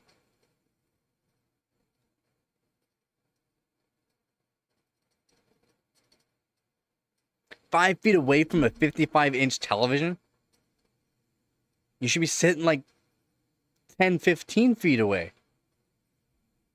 5 feet away from a 55-inch television.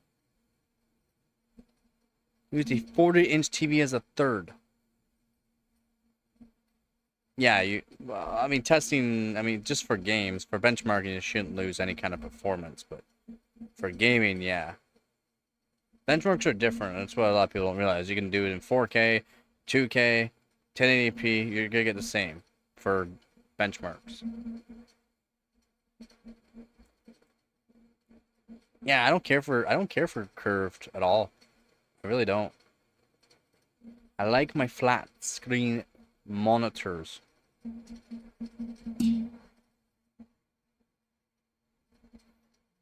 $65. That's huge. It's a huge TV.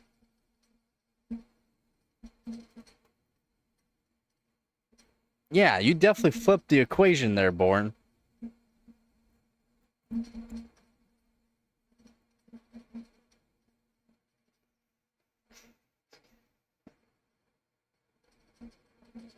Oh yeah. LA. Oh my god, 1200 KS is still like, that's crazy price. Wild. I would love another 12900K though, or KS. Just holy, the prices of them are still wild.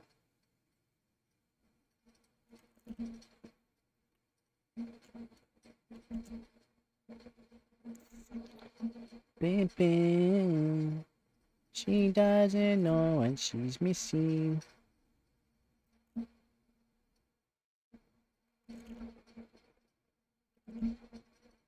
Yeah, because you're like sitting so close to it. I may be old, but it's fast. I think my 1440p32 is big, so go any bigger. I would want to run 4K. Yeah, yeah. Again, my 321080 is fine, but I mean, it depends on how far back you have it. And for peripherals and that, you want to make sure that it's set up for your peripheral, right? And then if you have it far enough back, the visuals look better. As in the quality looks good. Order random Intel CPUs from AliExpress, just random ones. I mean, I would love to be able to do that. Just blindly pick. Let's just pick out these for this week. Do benchmarks on all these. I would love to do that. What? Anything else? No.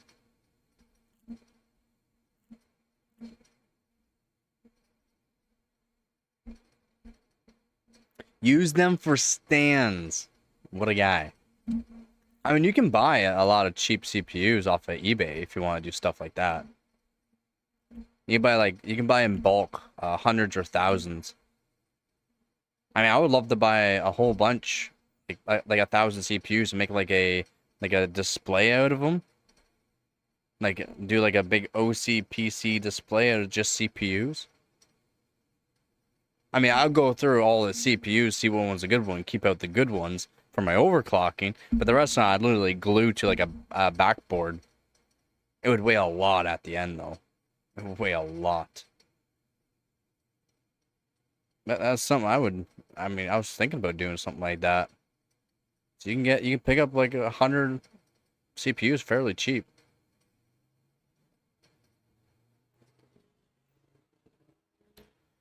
Yep, QLED is really good.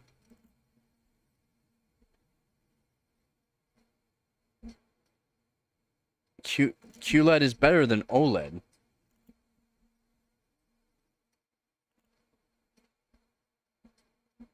Zen 4, Zen 5, Zen 3 also idle warm. It's just a AMD thing. It is idle high. They idle at high wattage. If you don't know, Intel CPUs idle at low wattage. That's why they have a lower idle temp. AMD CPUs idle at a high wattage.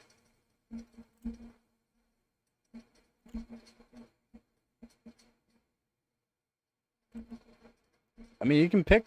I mean, if you're like me, if you look for deals, man, you can find like a 1300K for $200 like I did.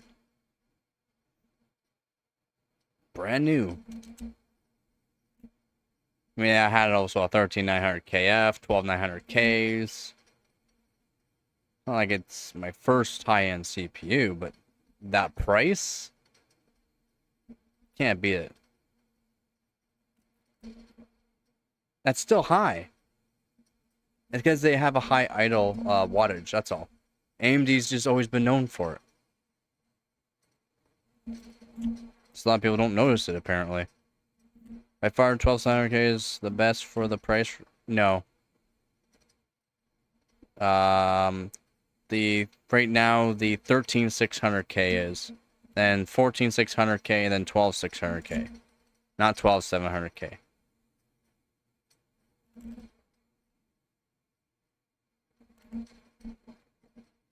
I mean, 12700K is close, but nah.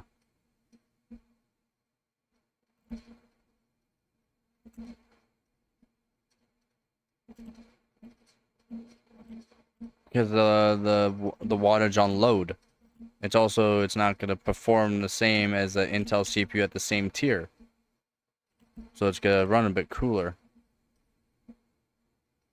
Yeah, 12600K is it's pretty good. It's up there. It's up in like the probably I would say around top 5 for price to performance. I think that's what we saw on the sheets too the other day. It was top 5. $200 Canadian.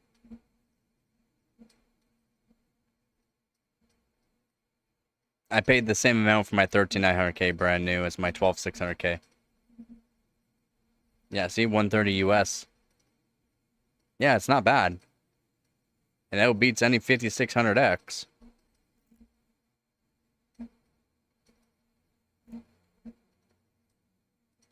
Pretty sure it outbeats 7600X.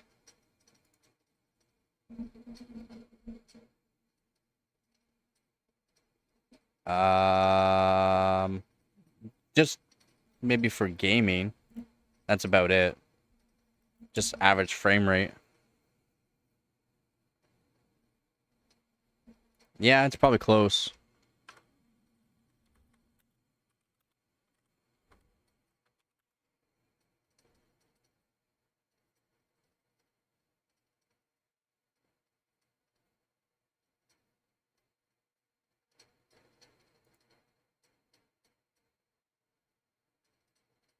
Probably close.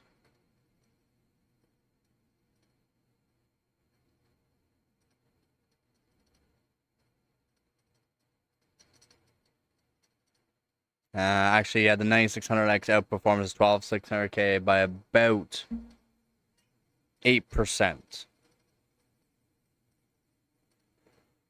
By about 8%.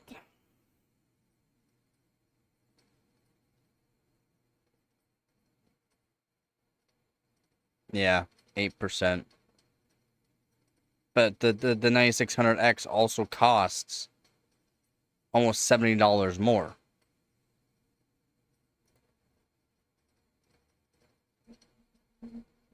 No, not 9%. Look at multiple different sources, not just one source. Add into different sources, about 8%. And then also the 12600K, you can do DDR4. DDR4 boards are cheaper. DDR4 is cheaper. You can make a whole system cheaper, way cheaper than the AM5 9600X. The CPU is also cheaper, so it's not worth that 8% gains.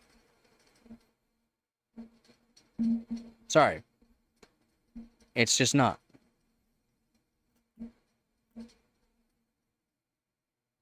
I would not pick the 9600X. You can get DDR4 cheaper, DDR4 motherboards cheaper, 12600K cheaper.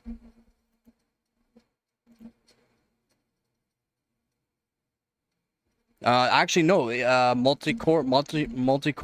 The 9600X it does beat the 12600K in multi-core. It does. You can still pick up DDR4 32 gig kits cheaper than DDR5 though.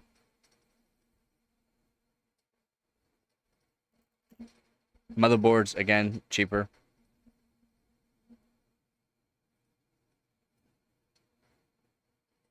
Give me one sec. I'll just I'll search up some spots here. So I already got 12600K for 200.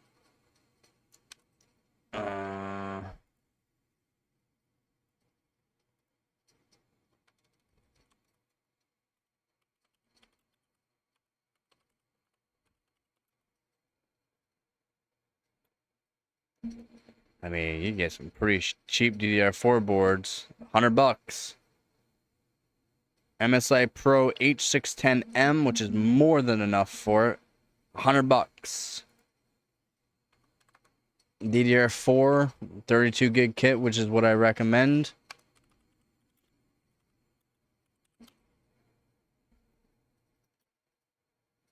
$65. 63. 65, 63.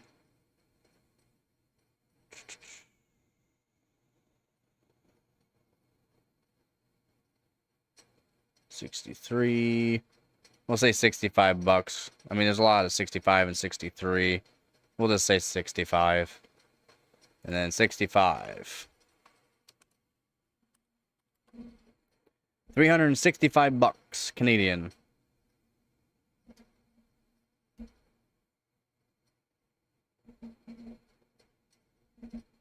That's US though. I'm talking Canadian, man. I'm talking Canadian. 365 Canadian.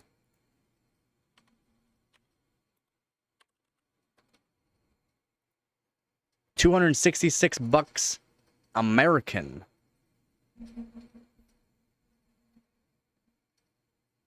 Now you still need the SSD, power supply, and case, and a GPU.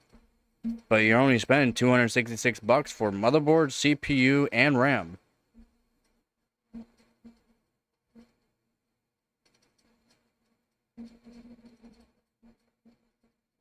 Yep. Oh yeah, worth a lot less. Like that's almost $100 cheaper. US way, cheaper, just less. But yeah, 365 Canadian or 266 US.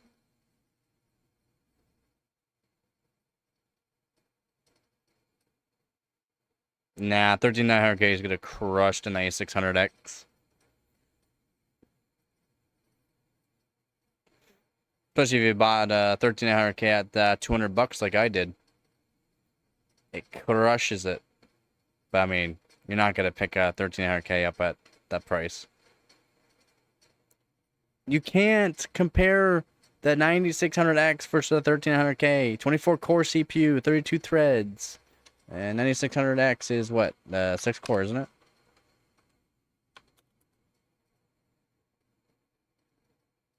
That's not what I want. Stop.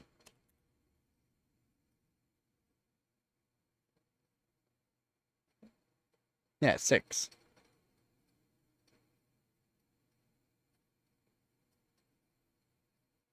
Completely different. No way, the 13900K probably beats the 9600X in games.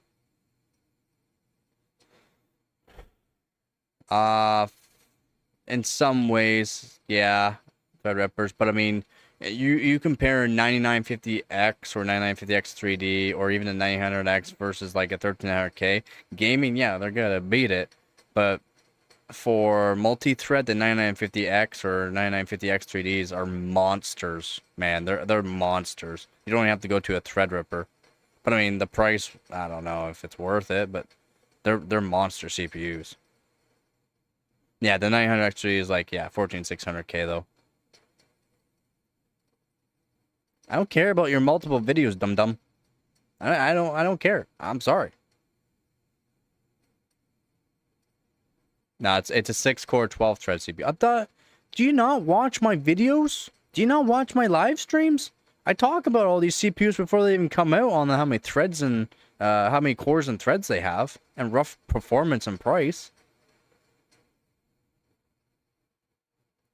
Jeez, man. Pay attention.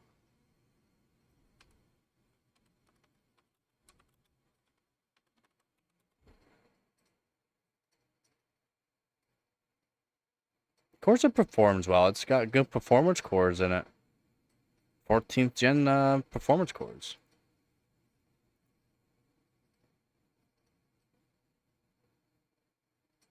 The 13900K is 10% faster in gaming.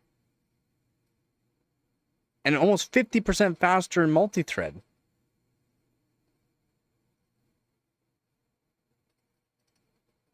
And other people are saying up to 95% better? I don't believe Technical City on this one. Oh, wow. Aggregate performance score, 35.24 versus 18. 95% better than the 9600X. Who knew? I still don't believe that kind of performance because everyone else is the same. Oh, actually, no, that's about right.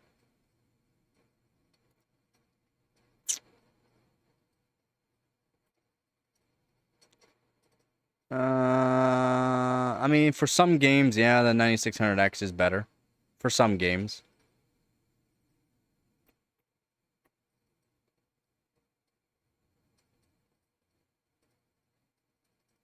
Some games, yeah.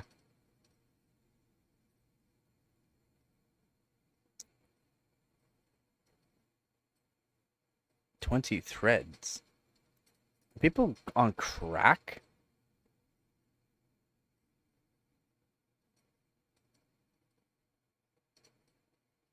Oh, 20 threads more. Okay, that makes sense. 1300K, better, faster speed, more threads, 5-degree higher maximum operating temperature. This is all plus that they're giving 1300K versus the. Yeah, like everyone is saying 1300K.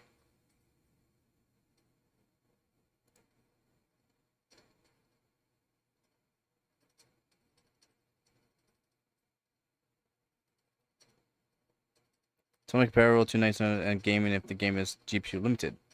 Yeah.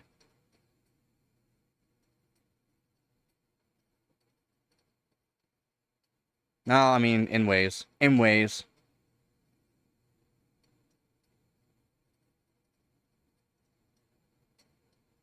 Oh yeah, yeah, the E-cores outperform. I mean, yeah, the E-cores are pretty good on the 14th gen. Yeah, if you got a good GPU and a good CPU and it does what you want, that's perfect.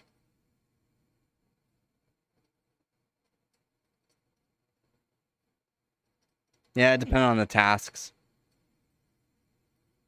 But 1300K versus like the 9950X is more comparable. Because then you're comparing the actual prices of the CPUs with the actual threads of the CPUs onto whatever workloads. Gabby, come on. I want to put my leg down. I'm sorry. Yell at me.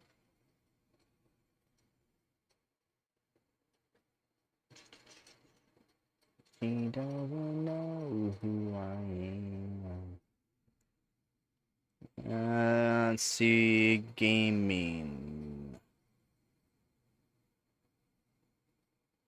1300K does outperform the 9600X in gaming and for demanding titles. Higher average performance, stronger demanding titles, slightly better single core performance. The 9600X strengths, lower TDP, more affordable, good value. Makes sense. 300 watt. What's 300 watts?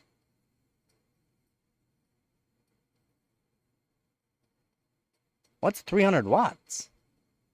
Where are you getting 300 watts? What CPU is 300 watts? 13900K is not 300 watts. Are you high?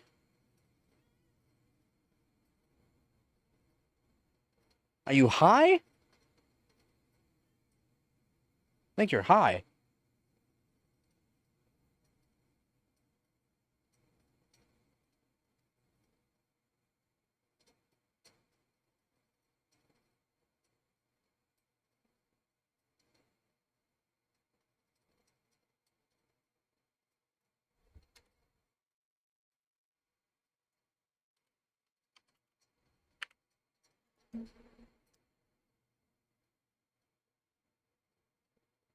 I think you're high.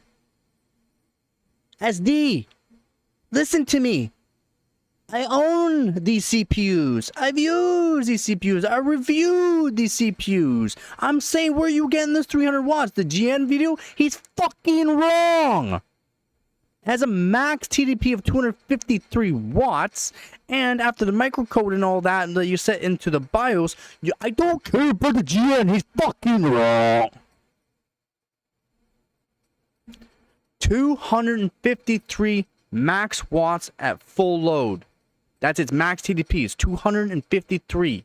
And then you can set it in the BIOS for 180. But a lot of people don't know this.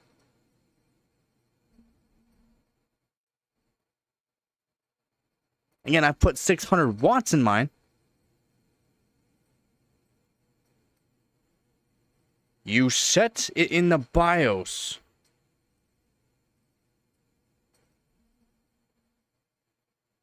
Then you don't have the correct microcode. You don't have the correct microcode, and you did not do what you're supposed to be doing with them. Yes, CPUs will have spikeages. Again. Do you want me to show you what I usually run mine with? It does 220 watts at max load.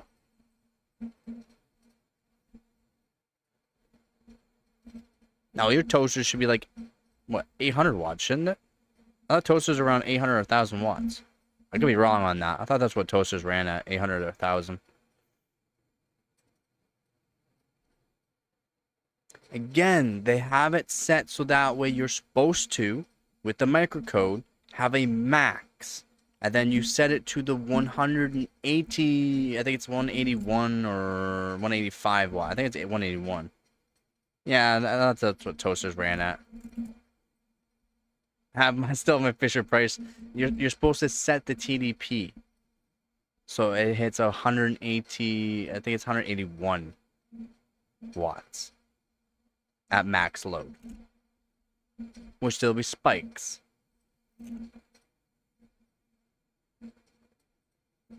Exactly. Which means they fucked up their CPUs because the motherboards fucked up their CPUs because the motherboards were putting in more. That's why GN is fucking wrong. Don't tell me I'm wrong when I know I'm right, when I'm the one that does these things and has owned more of these CPUs than most people.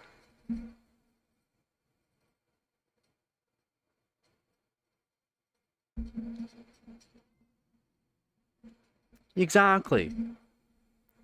L1 and L2, and you can set them both to a hell of a lot lower than 253 watts, let alone 300 plus. Again, I've got mine up to 600 watts. My CPU to 600. You should be able to set your 14700K lower.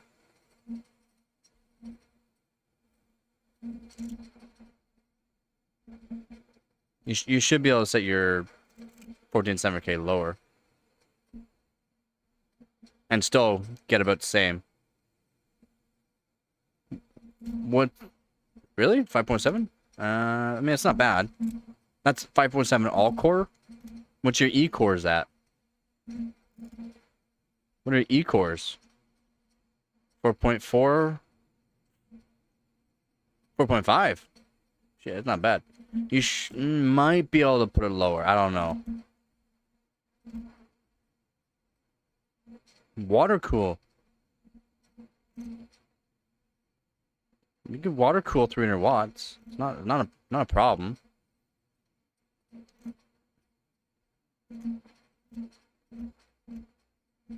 With what on what with it was stream on what?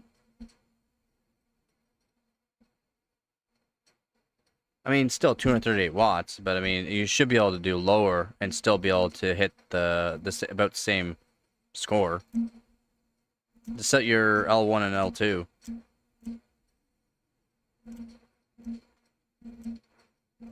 Unpacking?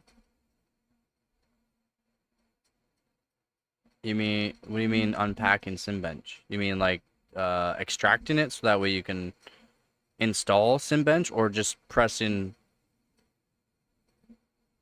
What do you mean by that?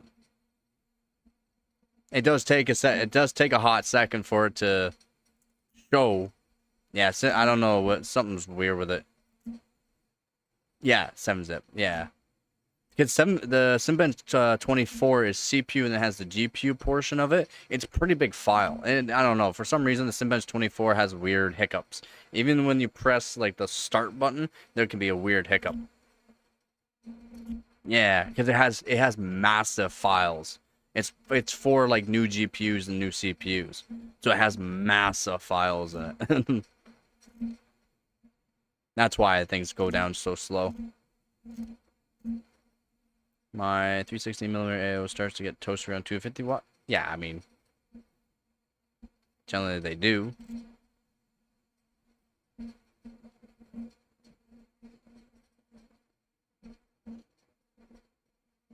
Generally, I mean, it depends on the cold plate and the AIO, how much actual water speed it has.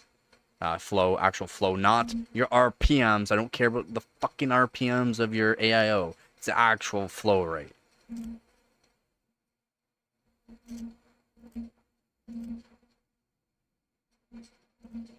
I mean, the 990 Pro is fast. It's just for those certain transfers, it's not fast. I mean, you're not going to find anything that's really fast for that kind of transfer, unfortunately.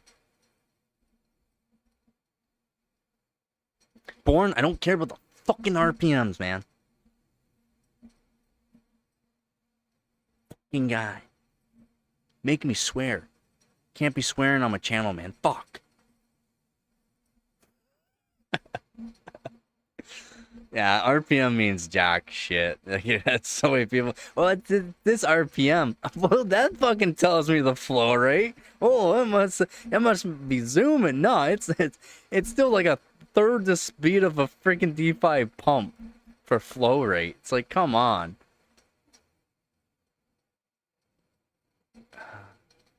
Yeah, gotta love it. Gotta love it. I have a 10,000 RPM AIO. Oh, nice. I bet that burns out quickly. What's the flow rate on it? Oh, I think it moves like 100 liters per day. It's like, oh man. The flow rate was a gallon a second. Yeah, right. Yeah, my D5 pump does 1,200 liters per hour. Most AIOs can do generally 600. Half. And that's like some pretty beefy ones. Are you hungry? Yeah? Yeah? Another question I can't find strange to in automotive, water flows too fast through the radiator. It doesn't cool properly. Does this happen in AIOs? Yes.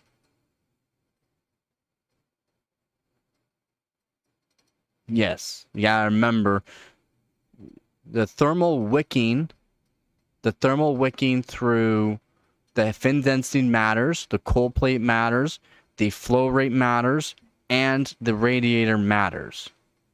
The wind speed through your radiator matters. There's a lot that goes into applied onto this. Flow dynamics and also thermodynamics. It's not just one or the other. Both correlate to each other.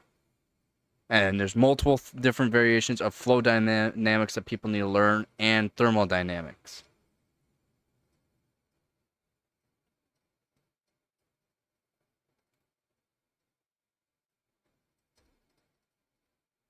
A flow rate was so high and water etched his face into the heat spreader. Yeah. You want that laminar flow rate to not exceed the amount of thermally exchanged that is permitted through the material surface. Yeah. Yeah. Yeah. Yeah, you got that. Yeah, you're getting it. You're getting it. Yeah, you want to make sure. So for the length of your run, depending on the length of the run of the tubing, you're going to put more what do I call it? More surface area hitting the actual flow rate. So it's going to hinder the flow rate. So depending on how far your runs are, you're going to want to increase the flow rate of your pump, because by the time you hit the actual CPU block, and the CPU block, depending on the fin density, is going to slow it down even more. And then once it hits that and slows down and goes back to the radiator is going to slow down even more. Again, there's a lot of surface area along the way too that slows down the actual flow rate. So having a high flow rate before it hits the CPU block is what you want. And then when it hits the radiator, it's going to slow down even more. And then you're going to want some airspeed going through the radiator as well. So there's a lot that goes, you have to fine tune it depending, but AIOs are built just for, they work basically. D5 pumps, you can tune the actual speeds of them and whatnot to make it even better. Yeah, or just get an air cooler. But air is not more better, though. Air is not more better, SD. Air is not more better. Are you hungry?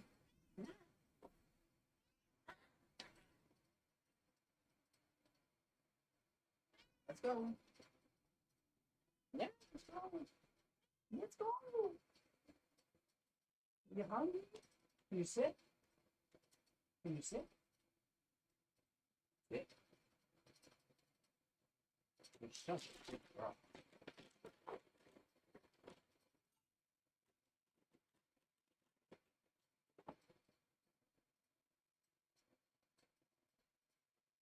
She's a hungry kitty. Yeah, low wattage chips. Oh, more air, more better. Oh, my bad. You're right. Yeah. Yeah, more air, more better. Yeah, more air through your radiator is better. But the flow rate does matter as well. The flow rate, too fast of a flow rate. Let's say you got like a CNC style block. A flow rate is going to go through that CNC style block a lot faster than a high fin density block. All right, if that makes sense. So your pressure is going to decrease the flow rate as soon as it hits the actual block. When it goes through the block and goes through a long tube, you're decreasing, you're increasing the surface area, which with water, you flow water through a pipe, you create a turbulence, which slows down the flow rate as well, because it puts a turbulence involved. All right, there's a lot of things that go involved with how long the runs are, and the runs can be fairly long depending on how big your PC case is. So bigger tubing can be better to make sure that way you're getting enough water through that, but the bigger the tubing, you can also increase the actual pressure, which you don't really want increased pressure. The D5 pump, you want increased pressure by increasing the flow rate. Yeah, more air makes numbers go down, but then the speed of the water does matter. My fans are hamster powered. If you like to tell, fans go brrr. Yeah, well, more hamsters, more power.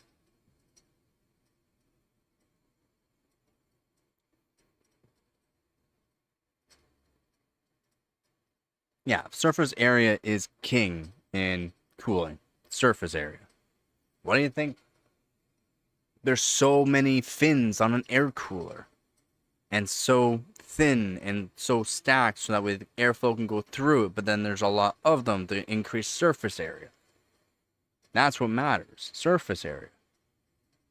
Now fans or fan speed can also help, but you gotta remember fan speed also increases the temperature of the fan itself, because more power into fan increases temperature of the fan, which means you're kind of counterbalancing that, because your fans do get hot. If you've ever felt a fan after it's been running for a long time at high speed, it does increase in temperature. Now you put that in a hot case, the fan just gets hotter and hotter. So no good. That's why on my radiator, my fan's on the inside, okay? Not on the outside, because it just, you can increase the temperature on the outside, goes through. So instead of it going into the radiator, it's just going into the PC case, and it gets exhausted anyways.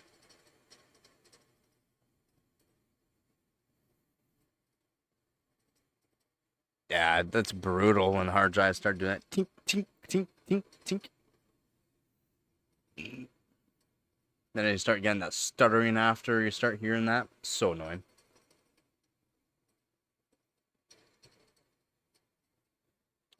Yeah, my D5 pumps are never on full blast, but they're pretty close. I'm probably around 900 liters per hour flow rate. That's just so I can keep the pressure up. Because again, it's got to go through, travel through a whole bunch of tubing, hit the CPU block, and then through the radiator. So it's not technically at 900 liters per hour. Probably way less. But in an AIO, same thing. It's not at the 600 liters per hour if it's actually at 600 liters per hour. It's not actually at that. That's without any obstruction in the way of it. That's how they do their testing. It's how the testings are done on these pumps and that. There's no obstruction. It's just, that's how much water it can move. Put a high fin density CPU block in front of it, which AIOs generally have a high fin density block. You're cutting that way down. Yeah. I've had like 4 coffees already today. I've been up early, man. Early. Like 3 a.m. I've already been up for 13 hours. Over 13 hours. I've been streaming for just over 8 hours.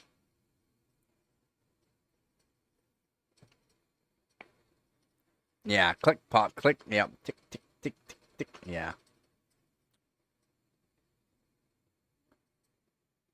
That's a frame that's minimalistic? Yeah. Actually, there's a lot of those minimalistic just frame cases. It's actually pretty cool. Yeah, I've been up pretty early. I wanted to get some overclocking done, and get things set up before the stream, so I did, and then I was gonna stream a bit earlier, but I was like, the temperature didn't go down as cool as I wanted. Oh, that sucks. So hopefully tomorrow morning, I can get it cooled down a bit more. It's supposed to go down at a decent temperature tonight, so I'm hoping I can get the place cool. Like $35 for the minimalistic no case frame. I mean, you can get some pretty expensive ones. We're talking like $1,000. They can go up, man. They're all carbon fiber, titanium. Like, you got some pretty wild ones out there now. Yeah. EVGA makes one. If you haven't checked it out, Born, check out EVGA's. So it literally holds the motherboard in the center of the case. The open frame. It holds the motherboard. It would still cost you a lot. But yeah, check out the EVGA. I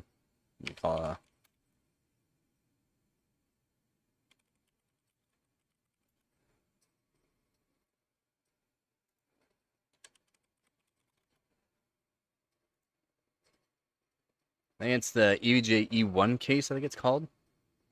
Oh, yeah, no.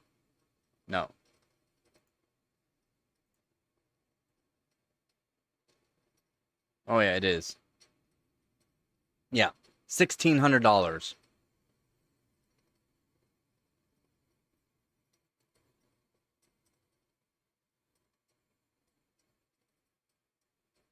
$1,600. So it comes with the E1 frame set, VGA vertical kit, and yeah.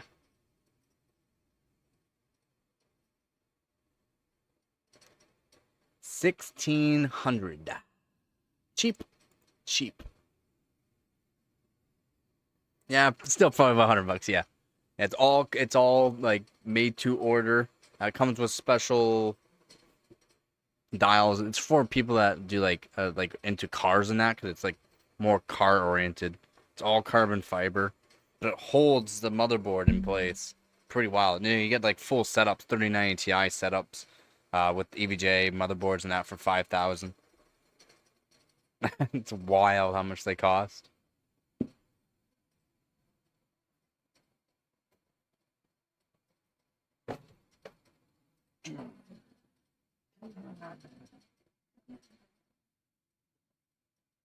Really? Go in your box, fine. Yeah, I think you should look. I mean, they've got some car people here, so I mean, I mean, you should definitely look at. It's just not cheap at all, but I mean, still, I think it's a pretty cool design in a way.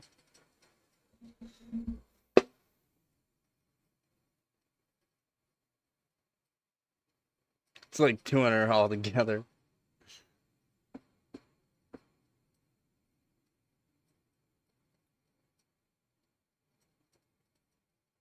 MATX case. I don't like small PC cases. I don't.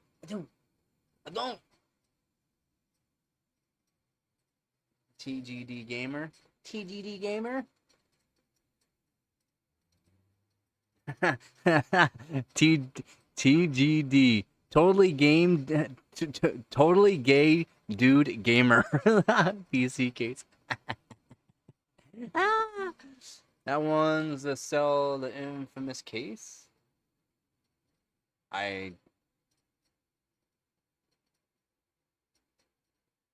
What's wrong with the case?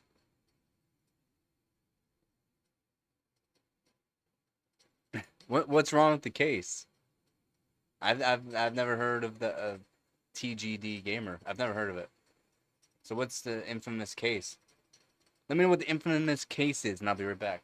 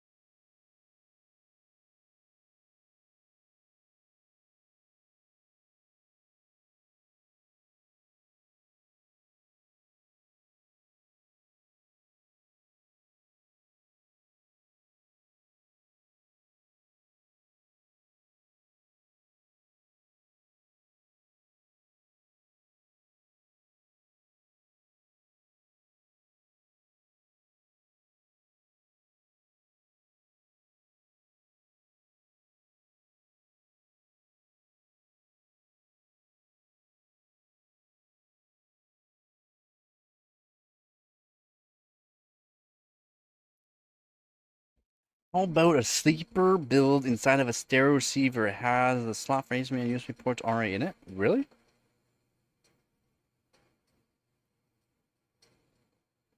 I mean, that'd be pretty. Like you talk about, like a pretty big or MATX style case or motherboard. Small GPU. No room for fans. Only 80mm rear exhaust. Ooh. Yeah. And the SATA ports have face straight up on the motherboard. What? Ew.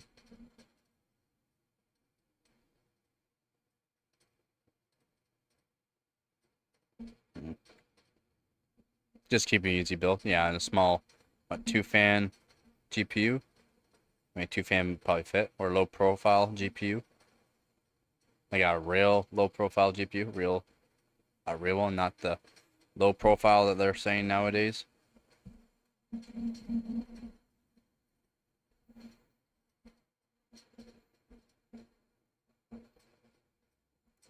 A fish tank style, $20 more.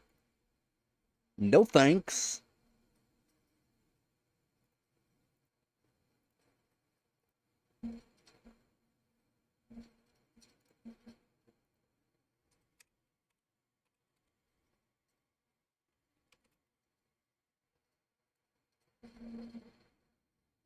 Oh yeah, $45 for their one. Oh, that looks like it's terrible airflow.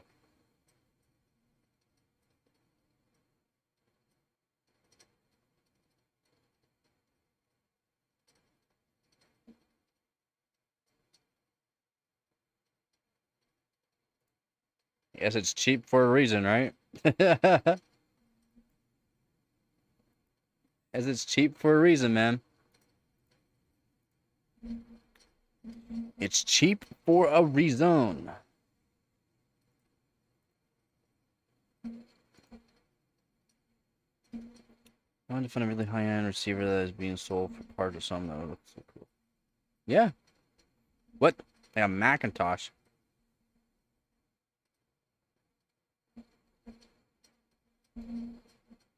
You just bring a Mac into this? Yeah, it looks like it's terrible airflow. Terrible. Like we're talking like old school, where it didn't need the airflow. So dumb. Yeah. Dirtbag. She don't know what she's missing.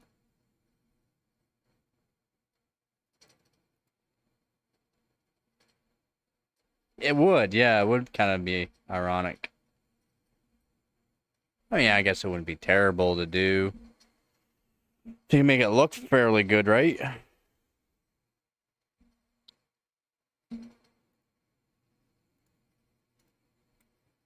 Yamaha stereo, that would support a nice build.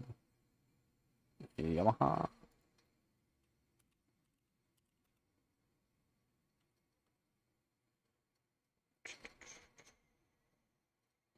That's what you said. S202? I don't know about that.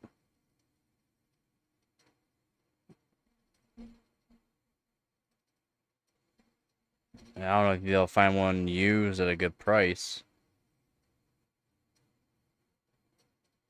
And then it doesn't look like it has HDMI, does it? Out?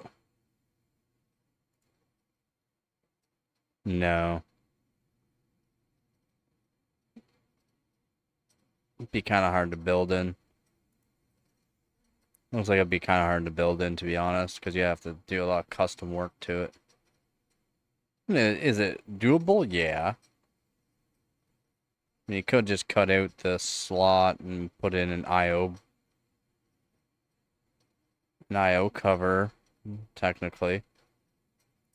Maybe you can make it work.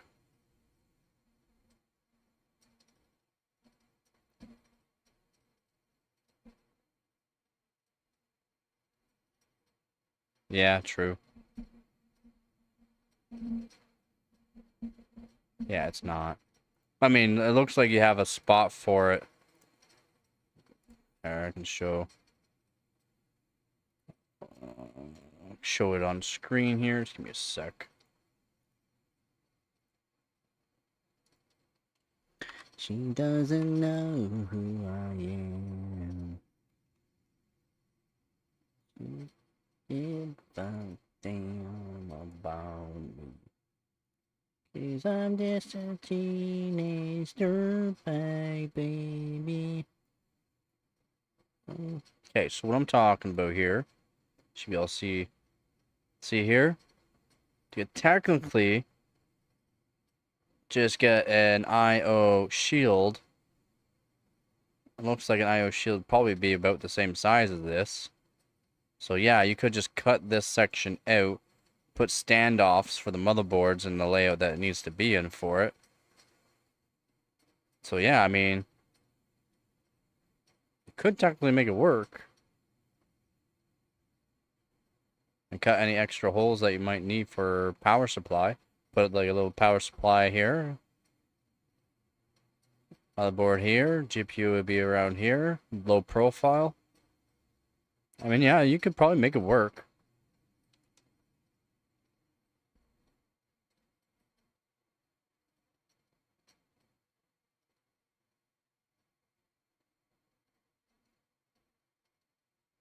Yeah, might be able to do it.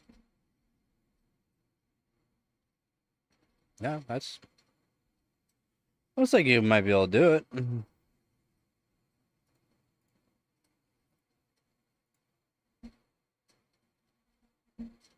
Especially if like you find one cheap, broken or whatnot. Pick one up for like 20 or 30 bucks. Be a fun little project.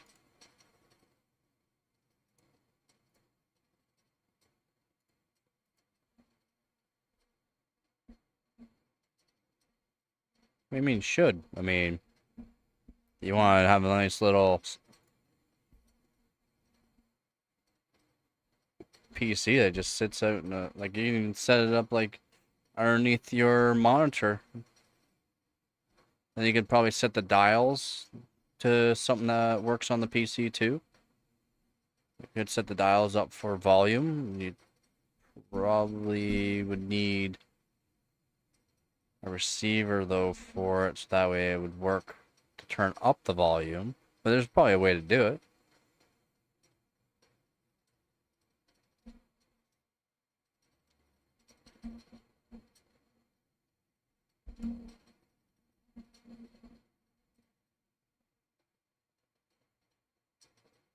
And it goes like this.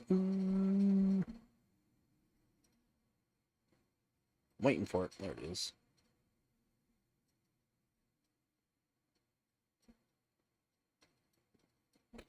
Look. $5,000.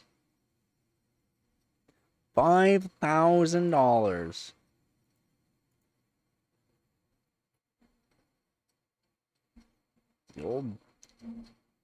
The old tubes.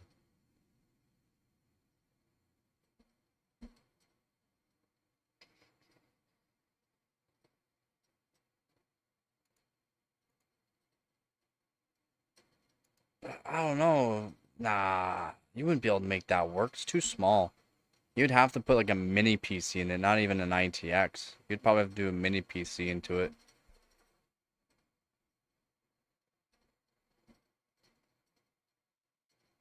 Like gunning it out and making sure you can make the tubes work. You could probably do that.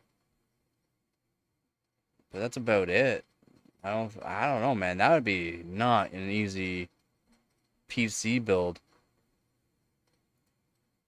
That would not be an easy PC build.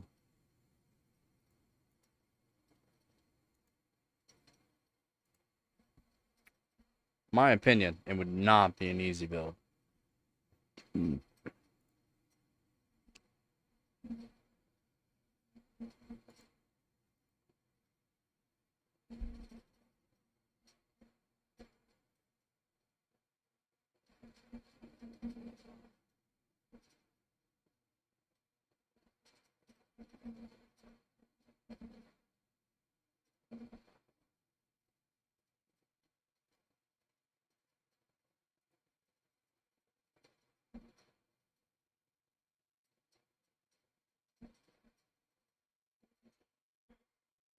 I mean, yeah, it looks cool for sure. Took an S100 cooler and mounted a 20 film stand close. It would definitely take you a while.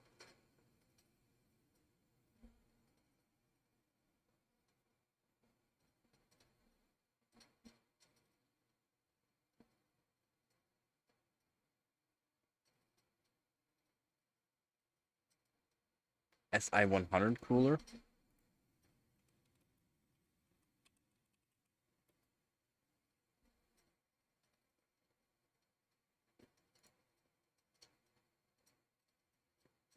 Top of that little low profile cooler.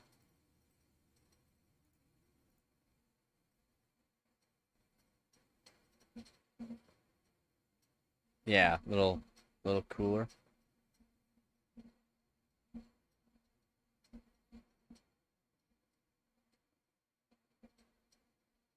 Yeah, thermal, right? Yeah, it's just a little low profile cooler. A beefy low profile cooler though. Probably good for what, 100 watts maybe? 120? Yeah, I'll see.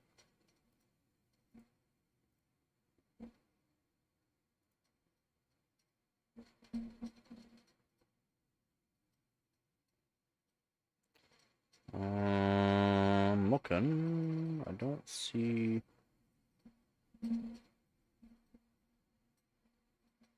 Rating.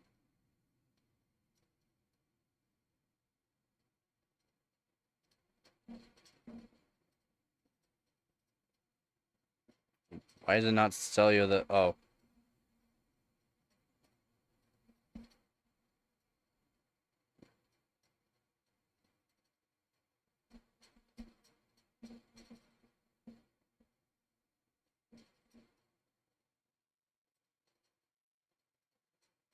Yeah, about 100 watts.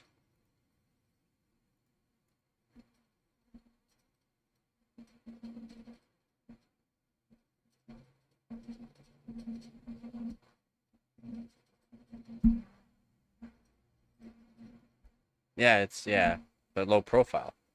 Smart. Yeah, it's about 100 watts. People are saying. It doesn't actually have a rating for it.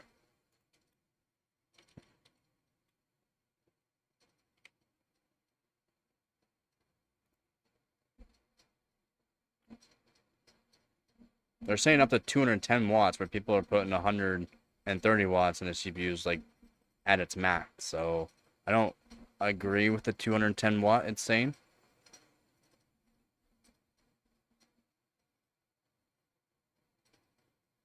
So everywhere I'm reading, everyone's putting like 130 watts max, and it's maxing it with the CPU temperature. Or like a 7600. Yeah, most people are putting on like a 100-watt CPU.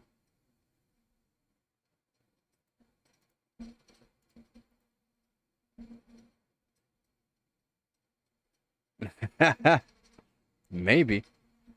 Has the same issue the pure assassin though. The heat pipes are yeah, so probably lapping it would make it better, in my opinion. I'm going to. I'm gonna lap it. I'm gonna lap that cold plate down on it. Yeah, it has a big cold plate, eh? And it's you can make it so it works way better. Yeah, that's what I was reading. Like a max of 125 watts. A max.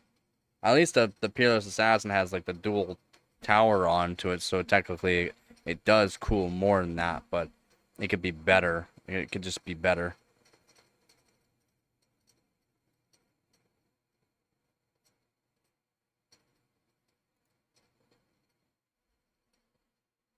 The new ones have a mini cooler built into the case.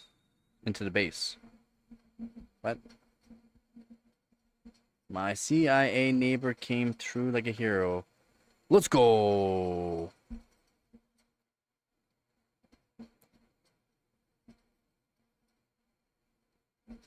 I'm glad you're able to get what you needed. She said, I got to get the wine maiden, baby.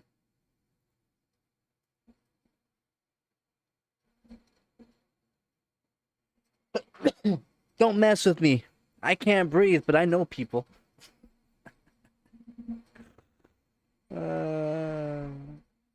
A triple fan with Pierce Assassin found it helped mildly. Yeah, mildly. It's designed for two, and enough air goes through it with two fans. I passively cooled the 3770K easily. Passively cooled it. No fans on it with the Pierce Assassin 120 SE. So up to like 75 watts passively. It's nice. Yeah, I may not be able to walk very far, but I can call some people.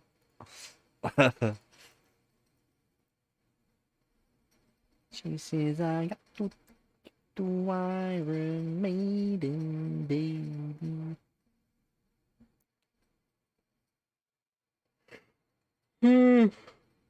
Don't say baby.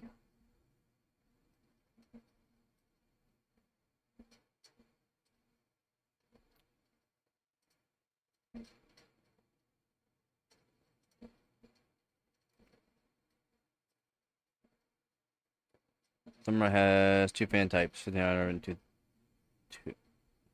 Yeah, 2000. Yeah, 2000. I was gonna say.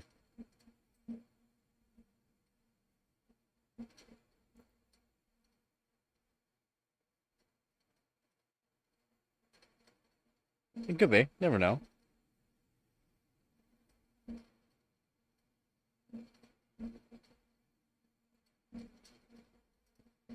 That and a nickel will get you a piece of bubblegum 20 years ago.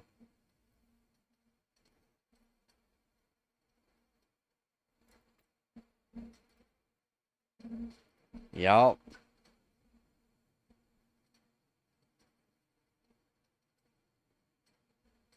Bum, bum, ba-na-na-na.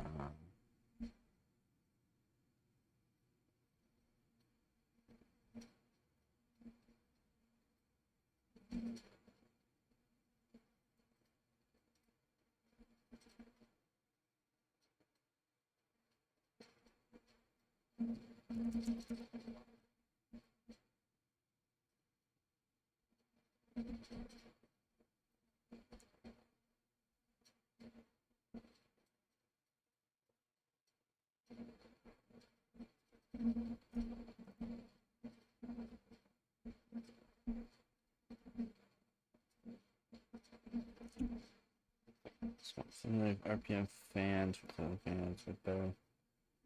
Yeah, having more flow, right? More airflow. Adding fans technically does not add your flow.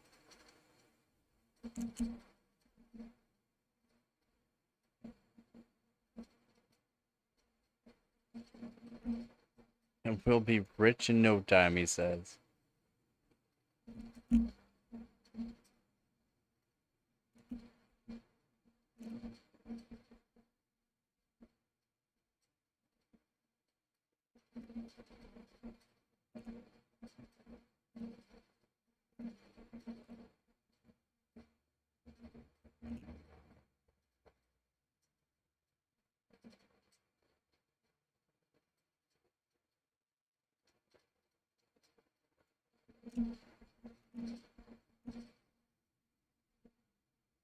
Wow.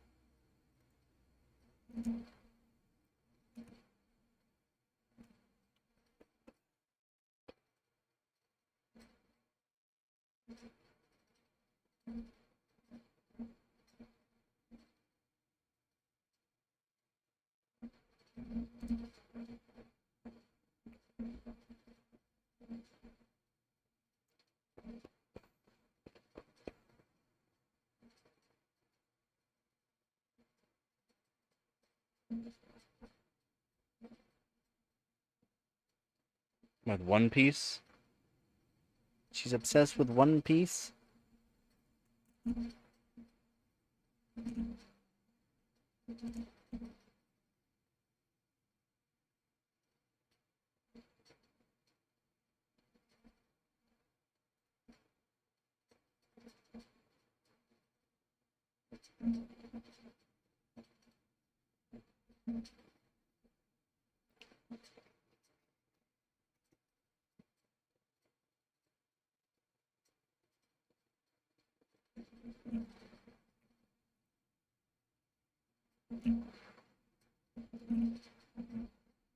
going to be computers built into everything. What's your name, Born? Say my name, say my name. My name's Jeff.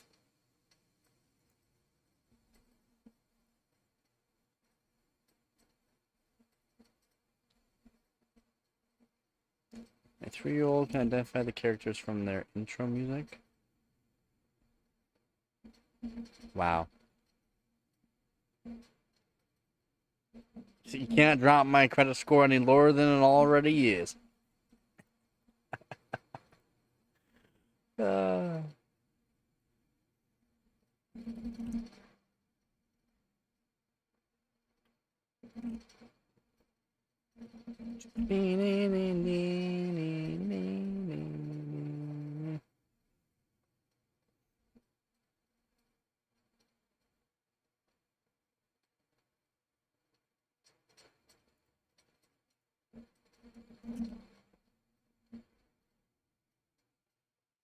Yeah, you can. Yeah, you can. Yeah.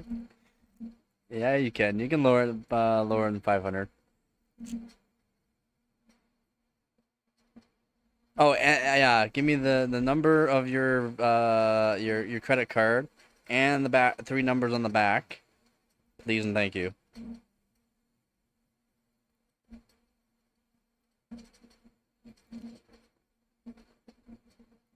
Yeah, you can lower than 500.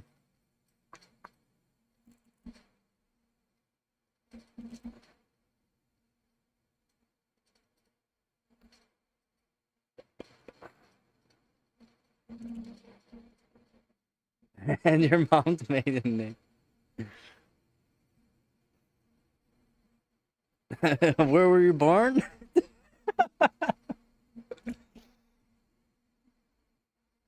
What was your favorite pet's name? Oh.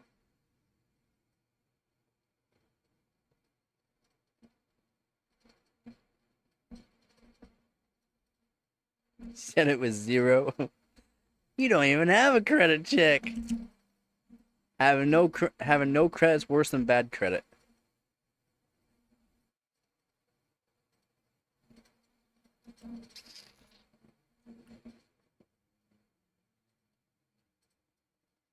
Oh my god, there's a Voodoo 3. Someone's selling a Voodoo 3, $200 though. Someone is selling a Voodoo 3. I would love to pick up a couple Voodoos.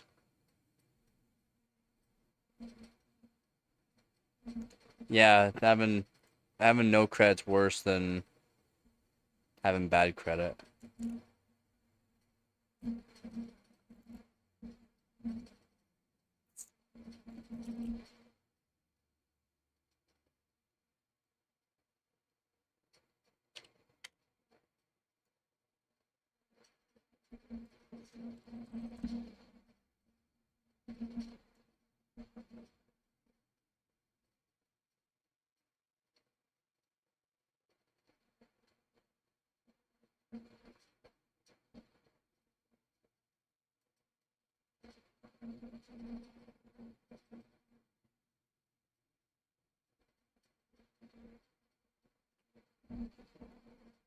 Yeah, 7,000 down on 9,000, yeah.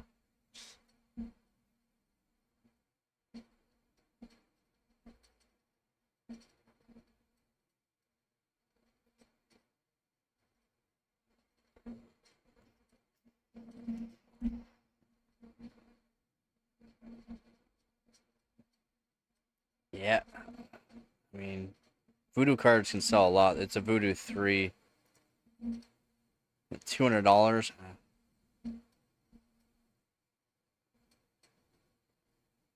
It's not one that's really worth a whole lot of money.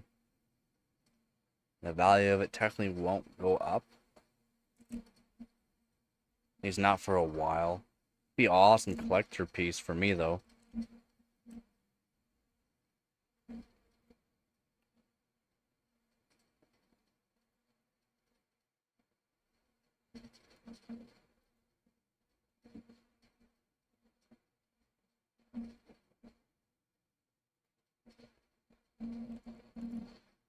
No, I don't remember LAN parties. I lived out in the country.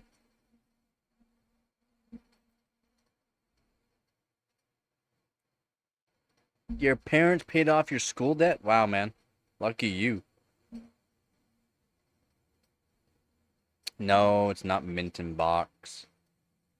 Um,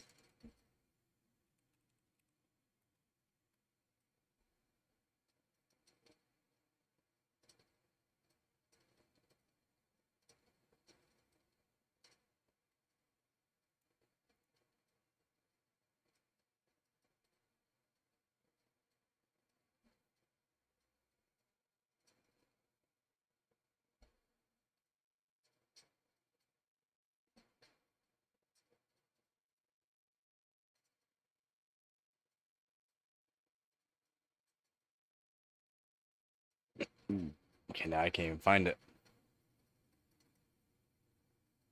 There it is. No.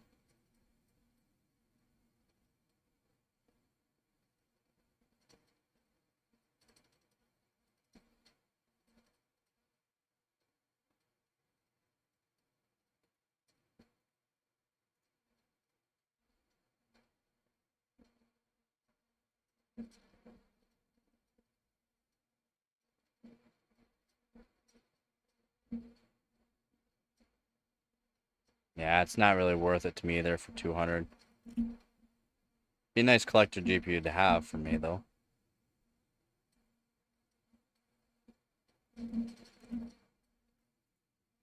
Sounds like somebody has a little ADD.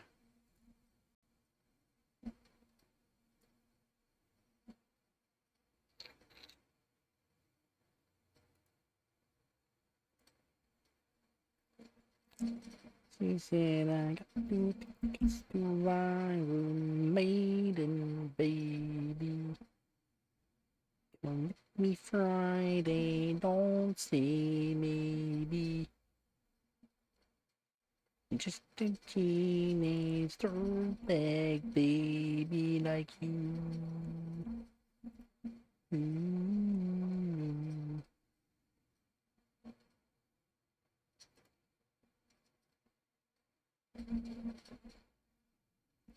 I don't want to know what happens there, boy.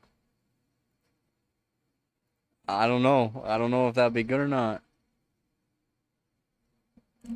Who are you? Oh, what was I thinking about again? But you're my son. No.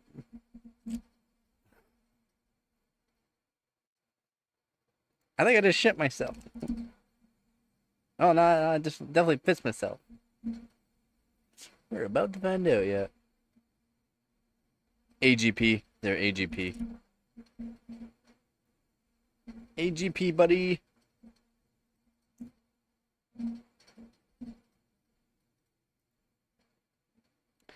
You sure you don't even believe it? I do.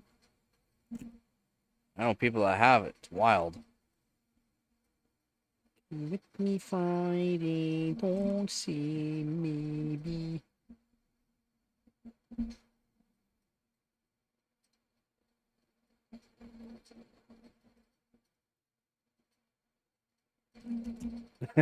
I can't wait.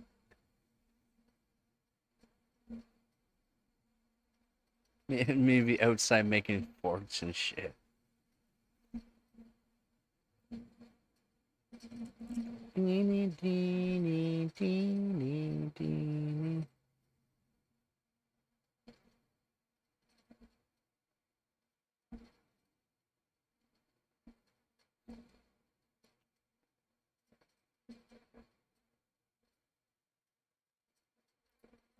Oh.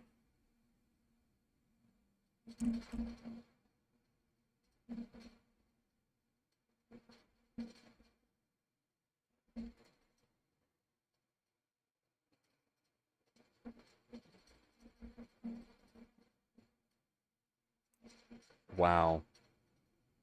Get a room, you two. We would if we built a fort. Oh, man.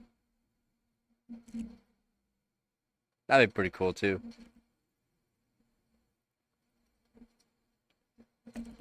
Come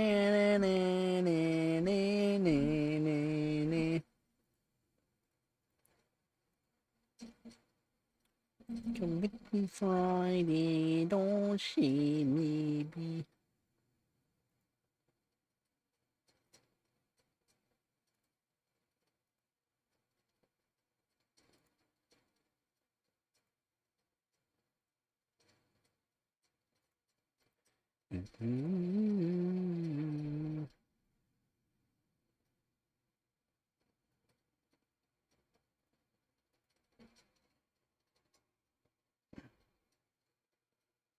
Want to buy an old carnival? You want to buy an old carnival? Wait,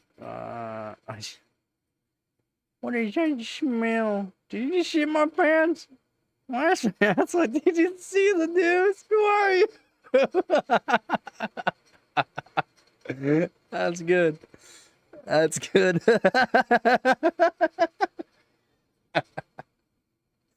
I can I can see it now.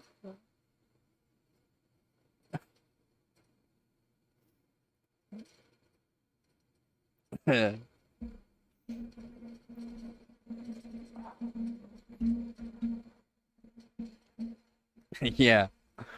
Oh, that's good.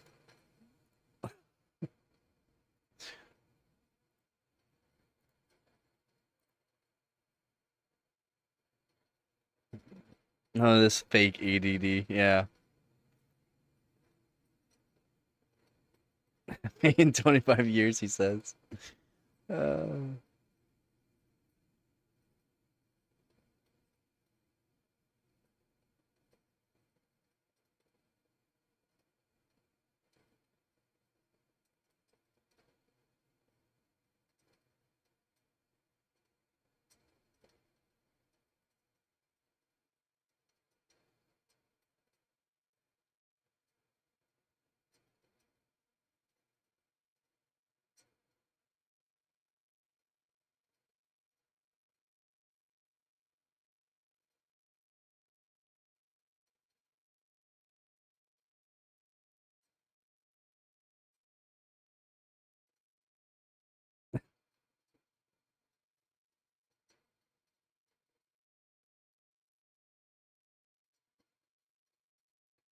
was Counter Rock going nuts?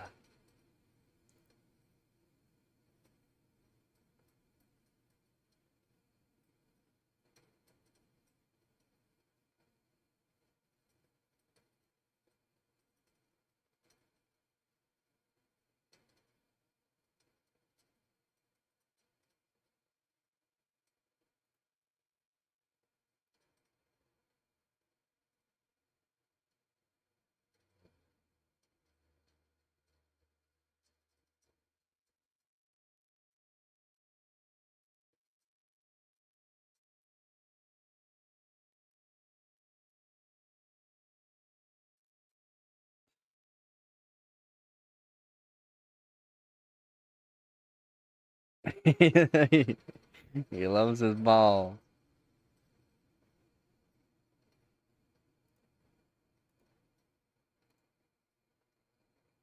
Yeah, no doubt. Sounds like he did good.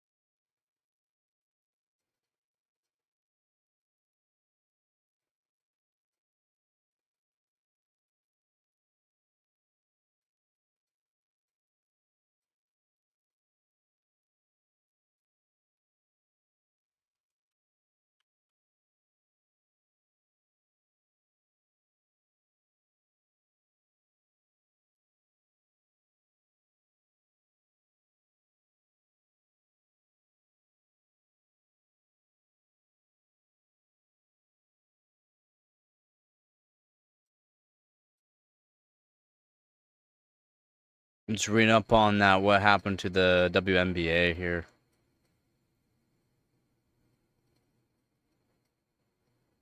Is your name really Nelson?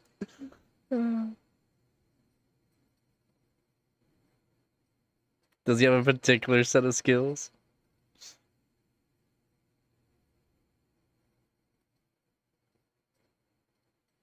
He gotta wait in line. Yeah, didn't everyone look at the WNBA? Trying to see what's... So... The league reported revenue of 200 million, double their 102 million income from 2019, but in June... It's 9% league revenue.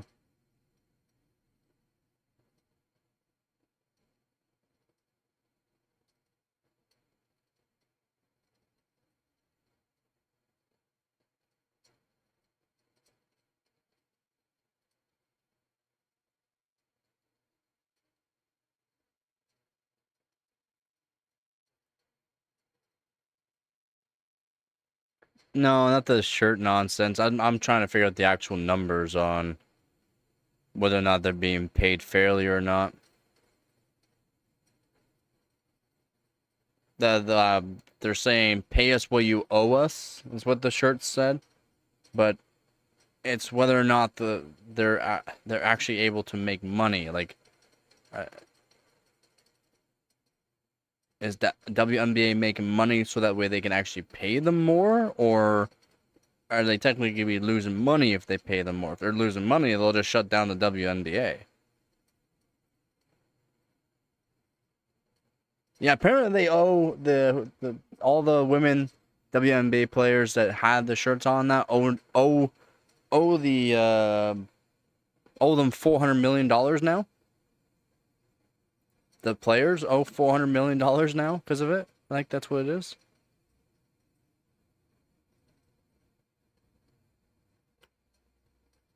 The WNBA lost $40 million US in 2024.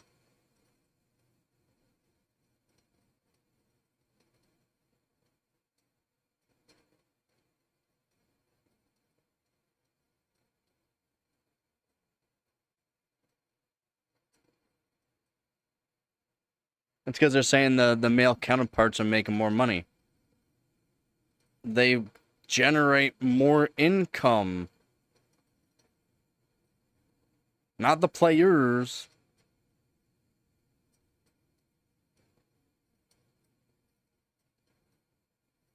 I mean, I don't know about that. Gotta remember, white chicks, white guy, they can't jump. I'm trying to read on all this, but there's a lot of just dumb stuff people are saying.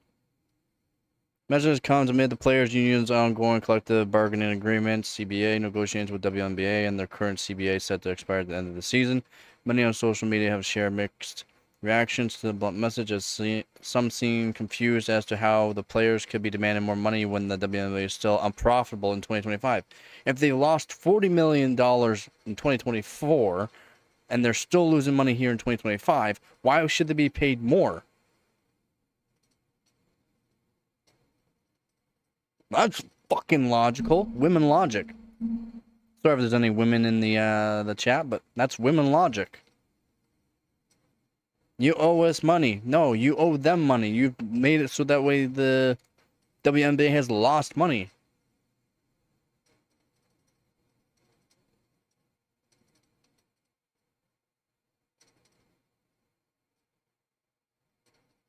Income based on revenue, they probably earn a higher percentage than the guys. Yeah. They're losing money, so I mean, of course they're making more money than the guys. The NBA is actually making profit. The players can make more money because they're turning the revenue around for the NBA. Sales of tickets, more people watching on TV, paying pay-per-views and stuff like that, whatever it is.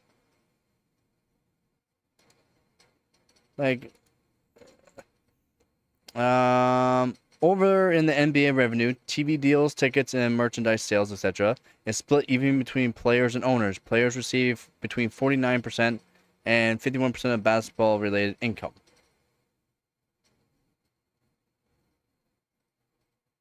In the WNBA, players reportedly only receive 9.3% of league revenue.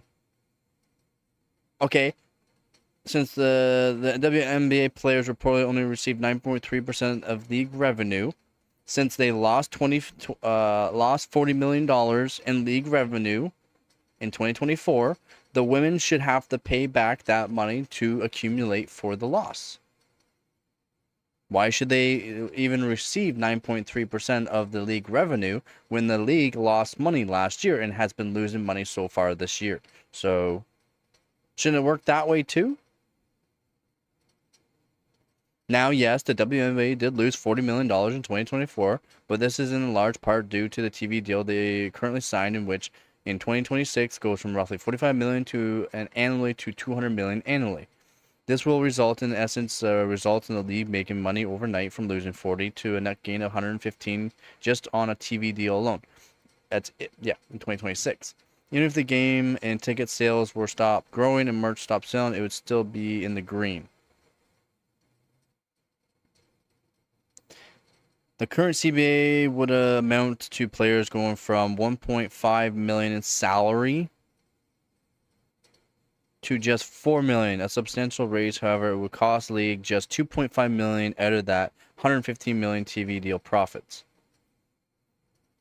If the players got 40%, that's just $17.204 million as a salary cap.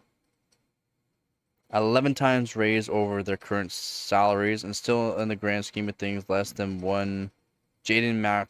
Who cares about he, and him just alone probably makes more money than the whole WNBA.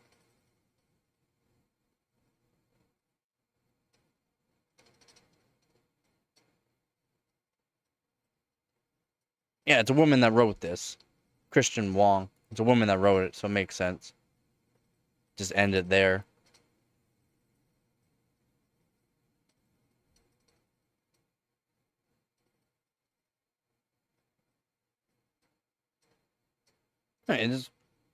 There's no logic. There's no logic. If they're not making money, why should you be paid more when they're losing money just by paying you?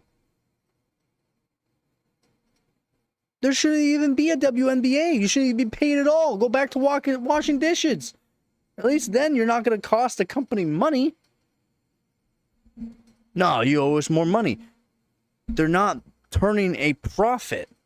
How can they give you more money if they're not turning a profit? They would technically make more money here coming with the TV deals in 2026.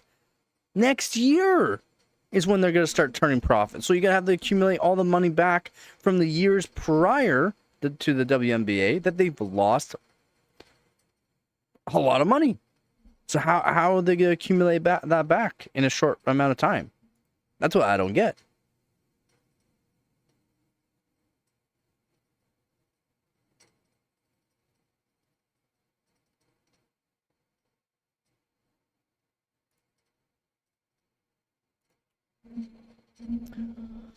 Yeah. Then the best caller was in record breaking from Saturday night as she set a new high for the All-Star game with 36 points. Good for you, 36 points. But much of the attention was focused on what happened for the game when the players warmed up with the shirts message, "Pay us what you owe us." The move came from players in the league failed to reach a deal on new collective bargaining agreement. Do they have a point though? Evaluating athlete pay is notoriously tricky because sports accounting always includes a certain amount of voodoo. That's especially true in the WNBA, whose fortunes literally and figuratively are tied with WNBA's, for better or worse. The relationship has evolved through many years, and many current WNBA teams have no direct ties with the NBA. Why would they have direct ties with NBA? It's not even. It's women and men. So why should there be direct ties? Although some remain under NBA ownership, NBA Commissioner Adam Silver refers to the two leagues as integrated. They shouldn't even be tied together at all, or integrated, in quotations. And they have bundled their broadcast rights together in a massive 11-year deal. Brutal. So 2018, they lost $10 million. And reports last fall said the WNBA was due to lose $40 million in 2024.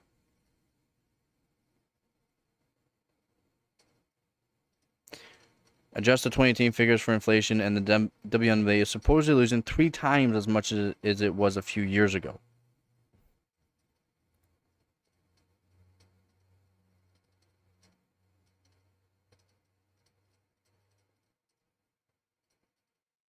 Yeah, period, right?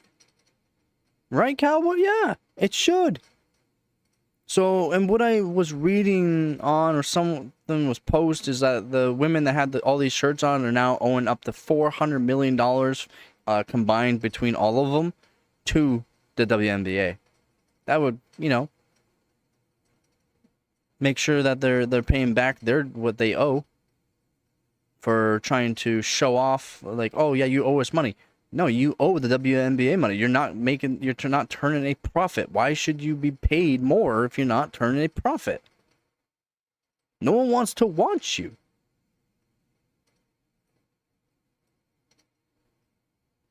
The third total league revenue jump. Again, there's nothing. I have nothing against the women, whatever sports and all that. But if you're not generating money, if people don't want to watch you,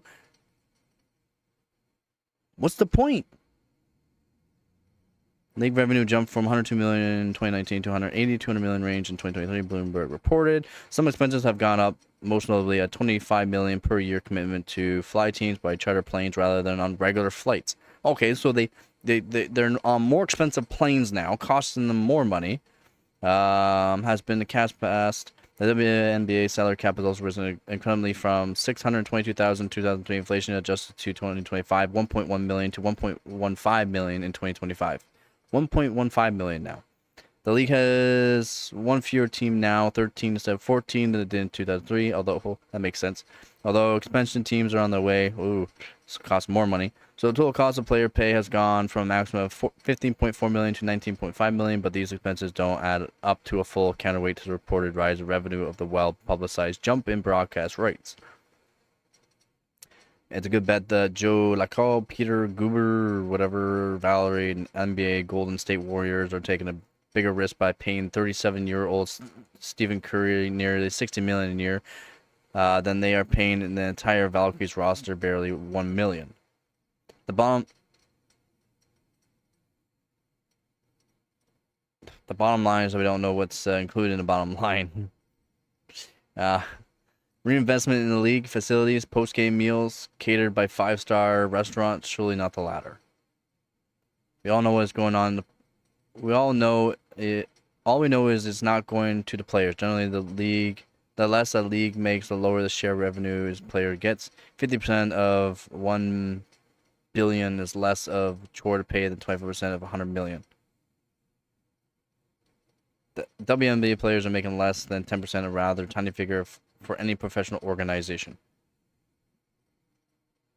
They haven't turned a profit.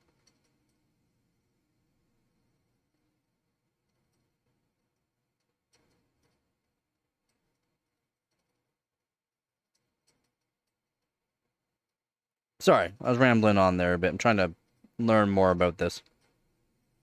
So big and veiny. What I'm seeing is women's sports is growing fast, which is sweet, but growth means reinvestment, not mansions and Bugattis. How long has basketball been around for? How long has NBA been around for?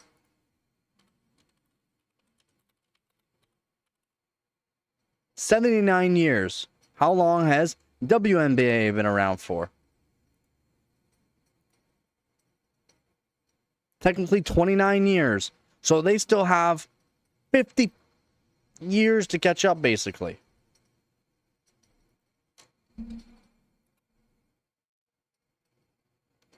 They still have 49 years to catch up. And they want to be paid the same? And they're not even turning a profit?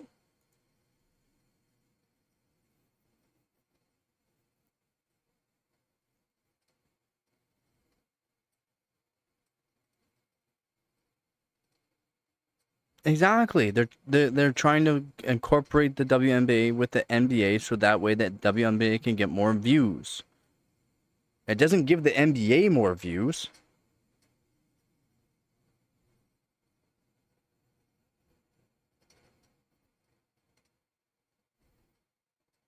All they want is the money that they don't even care about the game or the exactly.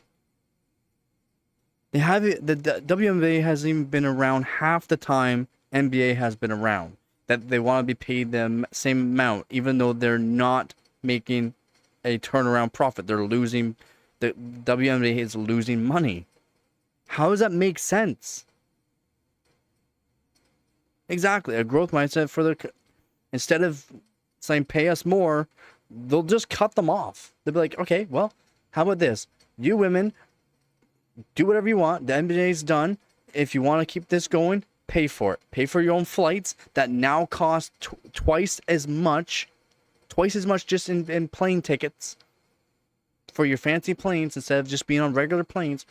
Pay pay your own way then. Pay your own way. And get the views and get the contracts. And make sure you do a turnaround profit or else you'll go nowhere.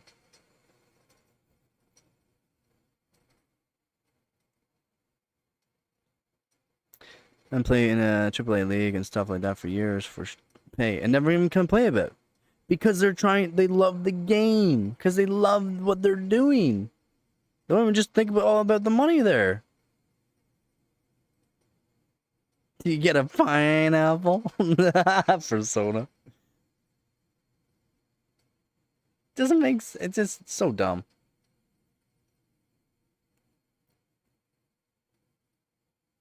How much? Hold on.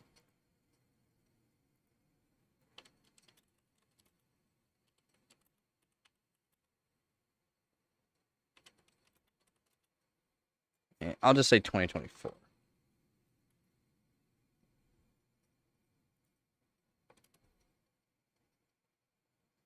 So the not WNBA, the NBA totaled a total revenue of $11.3 billion just in 2024.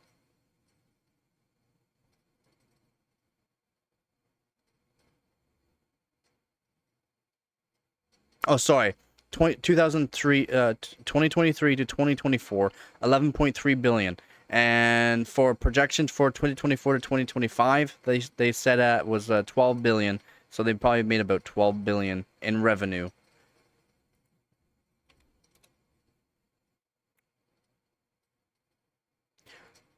And the WNBA lost approximately $50 million in 2024. Yeah, but they definitely deserve to be paid more.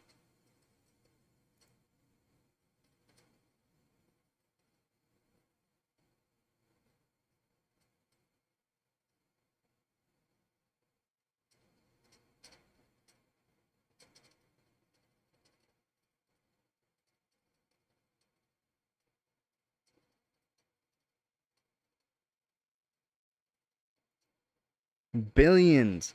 $12 billion just last year. In the last 2 years, the NBA has made $23 million, over $23 billion.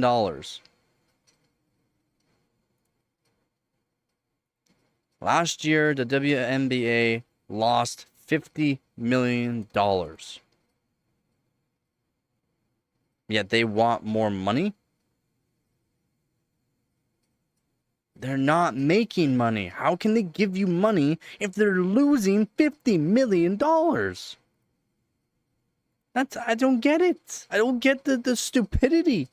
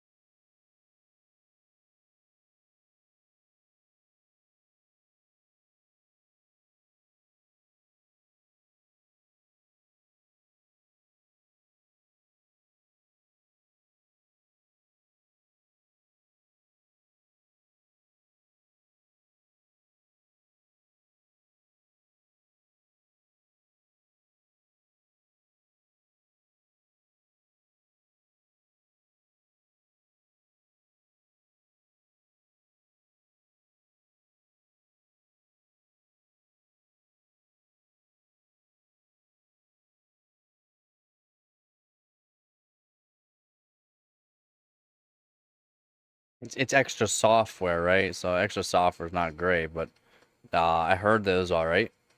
Pretty easy to use.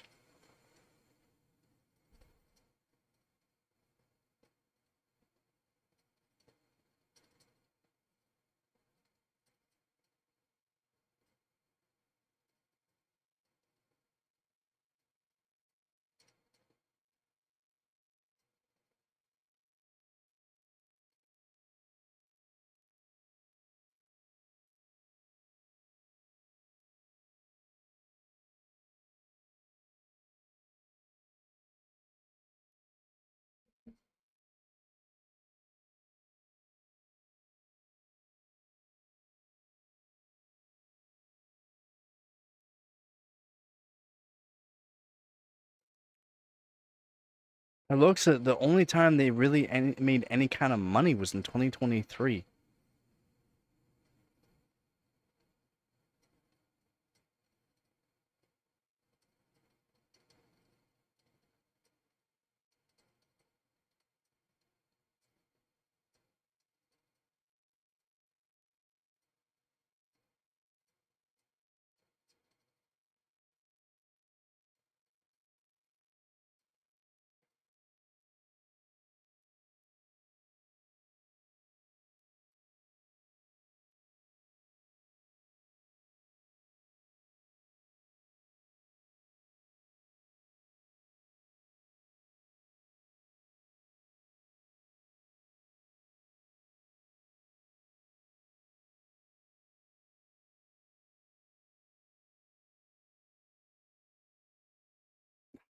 Oh no, there's so many mixed things for it. The price for performance on their AOs is insane, but I don't have a screen. Uh, I'm pretty sure it still uses the same software, doesn't it? If you hook it up for RGB or whatever you're doing with it.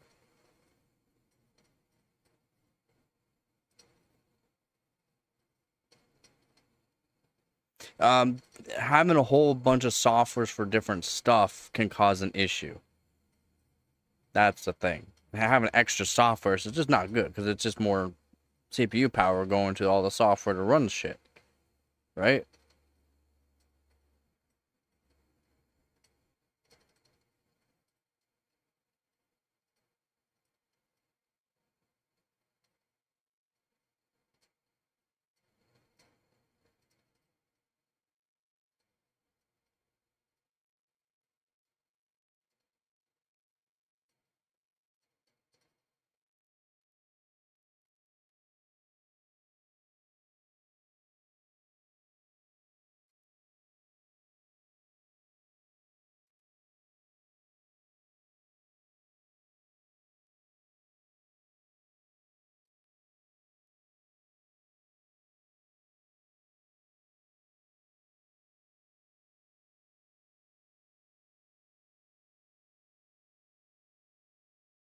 And I was right. Yeah, if the players wanted to technically get 50% of what they're making, they would have to ditch the league and all the debt that the NBA has accumulated over the past 25 years, which is 100% not the players' problem, as it isn't their debt.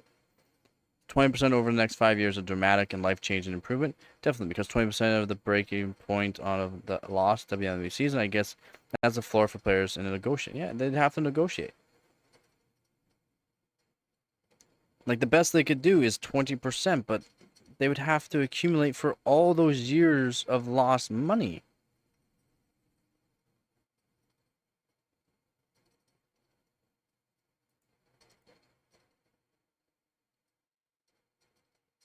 I mean, they should be happy with that what they're actually gonna get for an increase. They should go for 15 to 20% instead of 10% roughly. But I mean, even a 20% increase of wage, what they're making, would be way better than what they're making, right? I think. Whatever.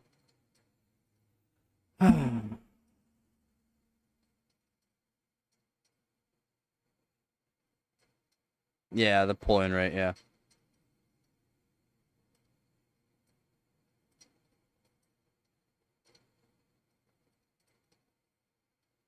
So I could put a Skyrim GIF, GIF, GIF with two Fs.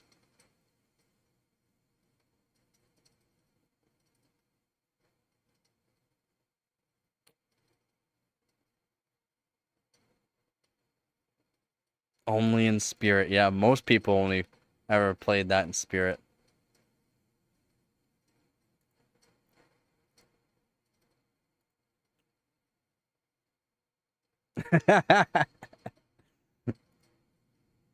Ain't like some YouTubers. No thanks.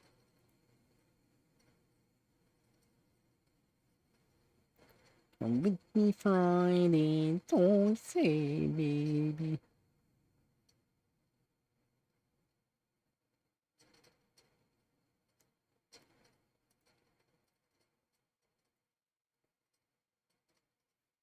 What are you posting now?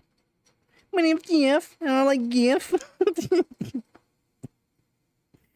uh,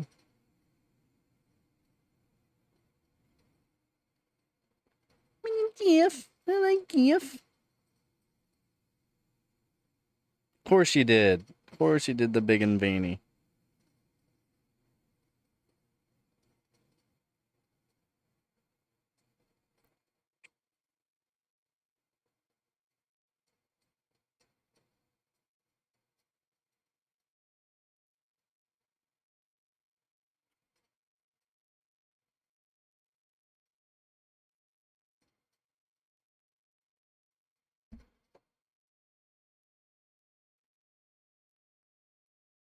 Yeah, exactly. You gotta drop $20 for me to shake some ass, man. God damn.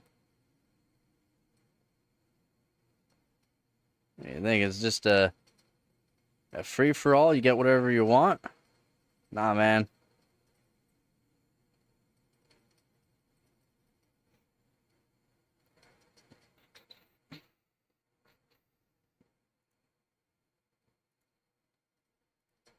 Come with me Friday, don't you, baby?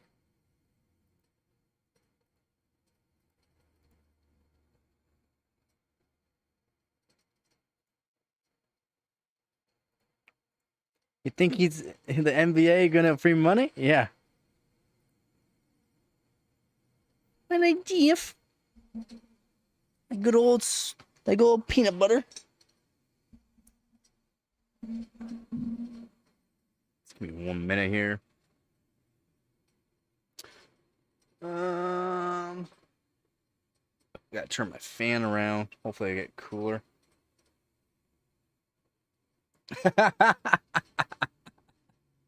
All I can afford for the twerking fun, guys. You guys got another $18 to make up for this twerk. Joking. Best I got for you for $2.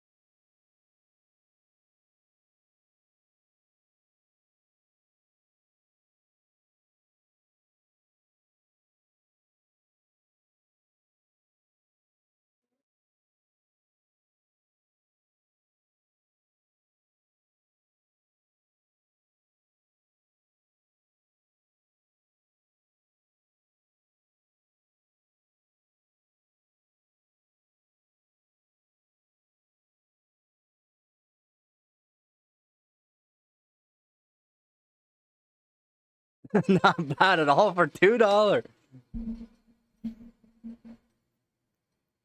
Oh, of course you did. Of course you did, Squeeze. I paid more for less. One time I said $5, it didn't even do that. Well, no, this stream's already made me 46 bucks, so. Again, thank you very much, you guys. Thank you very much. I twerk like a white chick, I think. Not great.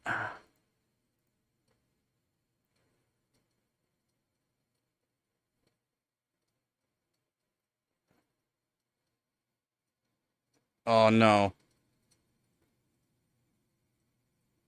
$20 is $20.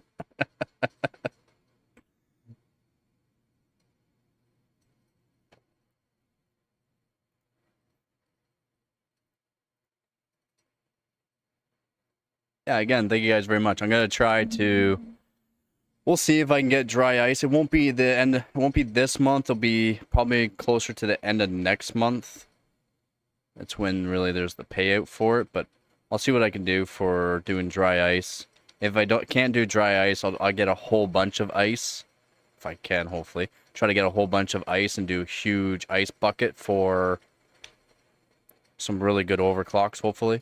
I'm going to try to get dry ice because it'll give me some really good scores. Well, that's the goal. Now, if I can afford another GTX 770, I'll get another GTX 770, modify it, and then do SLI for the competition as well. There's like some around my area, but the price is not right. The price is just not right. And there's one person with a water-cooled one. I would love it, because the price is right, especially water-cooled.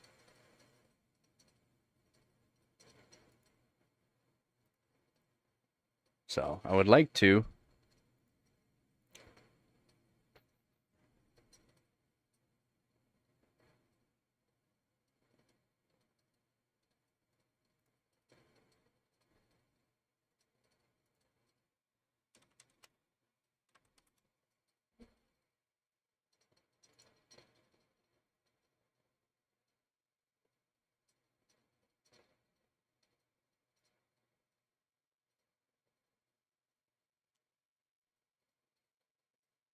And they got one for parts for $5.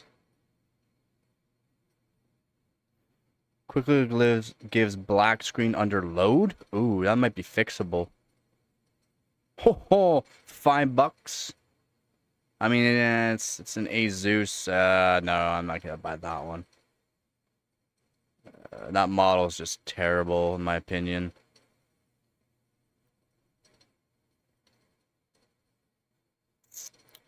But yeah, $50. I don't want to pay $50 for a 770.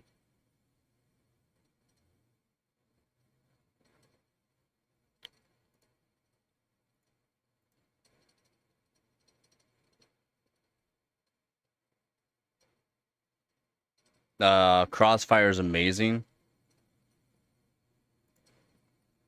It's technically better. It's better than SLI in a way. Yeah, I have a bunch of ATI cards. I would like to actually get a couple RX 580 8 gigs so that way I can do Crossfire for the competition.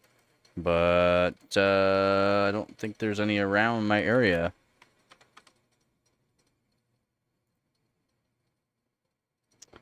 Oh, they are. It's not really within my budget though. I don't really have a budget. One for $50, that's like priced where they should be. But then there's other ones that are just priced way too high. Not worth it. Like I want $200 for an RX 580. They sell for $50. That's what they sell for. Not 200.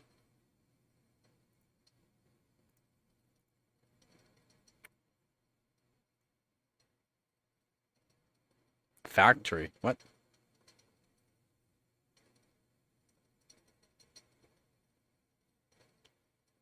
Was Pine for acquire Pine? What? You know, my budget is yeah, basically, yeah. I don't have a budget for. I would love to get a couple RX 580s because I already know how to I already know how to modify the what BIOS to use, and I know what strap timings to use for it. So I already know how to fully tune them up to do really good performance. It's just I don't have a budget for that. And yeah, I know $100 for a budget doesn't. It's not a huge budget, but it's not even within my budget. Oh, thank you very much, Vep. Don't make me shake my ass again. Pine graphics cards. They became FXS or was acquired by them? Oh, I didn't know that.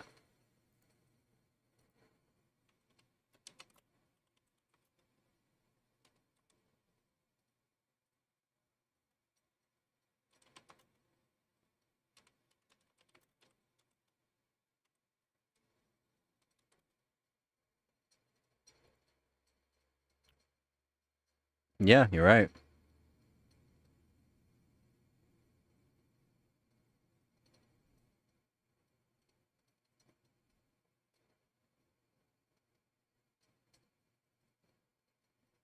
Well, that's pretty cool. I learned something new there. Again, thank you very much there, Vep.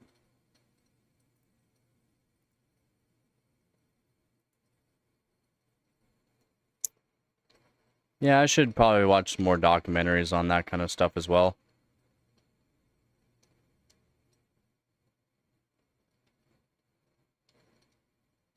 I'm like a caveman, and I'm generally underneath the rock most of the time. Oh, show, he says.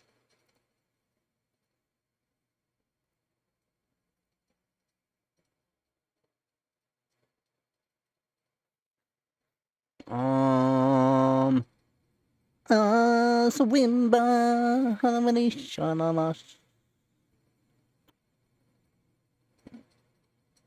I mean, there's like Sapphire Nitro RX 580s, but they're nowhere near me. That's the sad part. Like the graphics cards that I would want to buy, because every graphics card around my area, they're wanting way too much. Where I would be like, here's the price I would pay. They would even look at the message. It's like this is the price what they sell for. Why are you selling them for like 5 times the amount of used price for them? That's what I don't get around my area.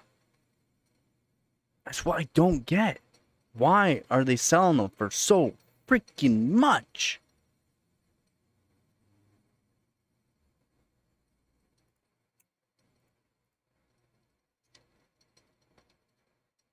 Yeah, and I'm cool with being a hermit.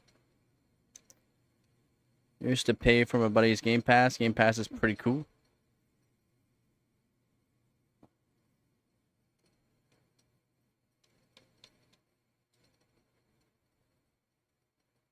What do I have to make? What do we have to make sexy? What? Used to pay for my buddy's Game Pass. Game Pass is. You say Game Pass is cool? You think it's cool having to pay for a Game Pass? I don't think so.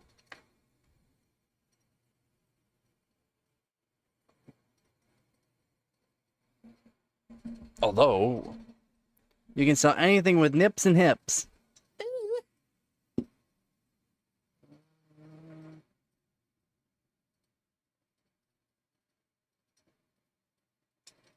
I should probably grab the 920 and solder on a new resistor onto it. I guess, yeah, able to get new games.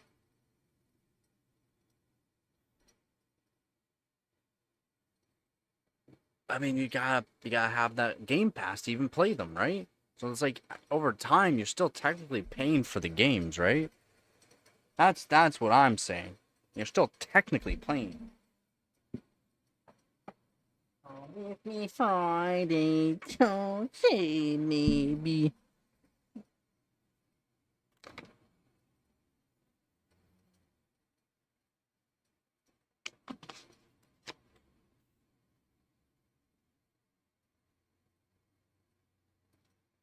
Oh, fans are cheap. Those fans you can buy really cheap on them. I mean, 25090s. I mean, the 5090s were a little bit better than the 5080s. And at least the 5090s, you know for sure they're going to be 8 gigs.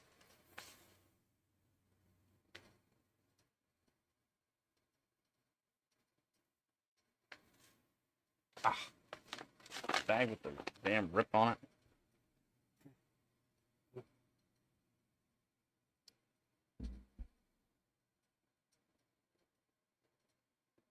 Oh yeah, of course PlayStation would follow. And then, like, if you wanted to go online, well, there you go. You have to pay for it. But, yeah. Of course they're gonna do it, right? Because it's a huge amount of money. Some people only get to play once in a while anyways, and it's like, well, a person gets to play and then they still have to buy games, and oh, they're gonna buy games from us too? Well, Game Pass and gonna buy games and gonna do DLCs and gonna do this. It's like, oh, they're making profit. I mean, $130 for 2 of them. Literally one of those. They're literally want $200 for a 5090 RAM air. 200 for one.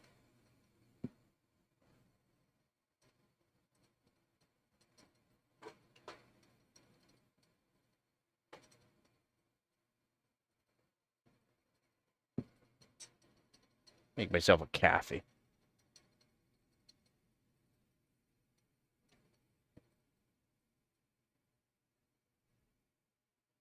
$180 for 35070s? That's not bad. No, you should be around. They should actually only be $50 a piece.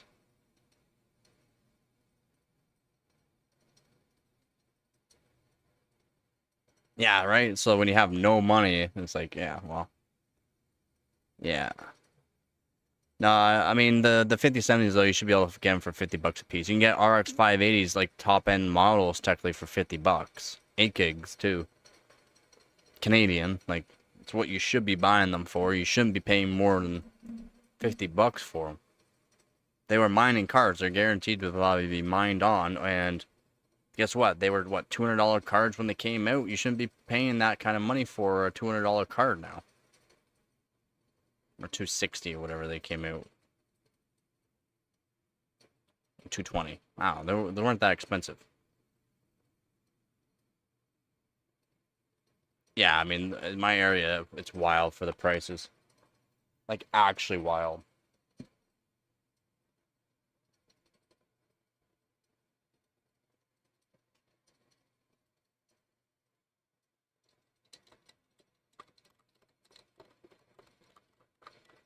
Exactly. Who owns 3? And you probably had like 50 of them, and you already sold a whole bunch.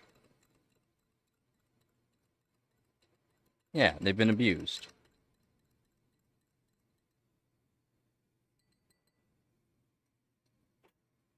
Exactly.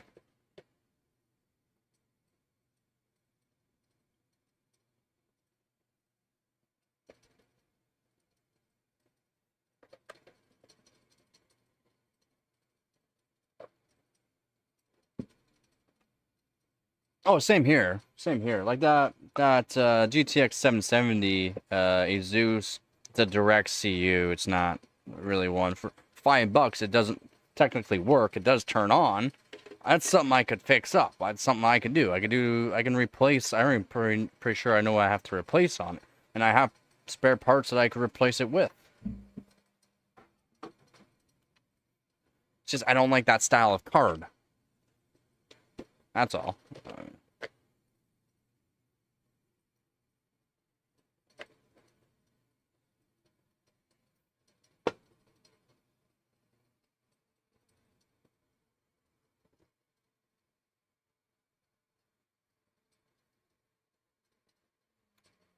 And I like my EVGA, especially for older cards. I like EVGA. And then good luck trying to find a nice Galax graphics card, an old one. It's so hard to find Galax ones, and I would love to have some Galax graphics cards. Just not around my area.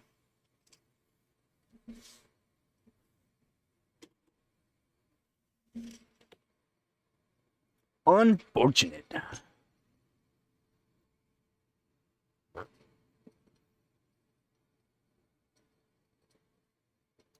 But yeah, maybe I'll solder up the 920.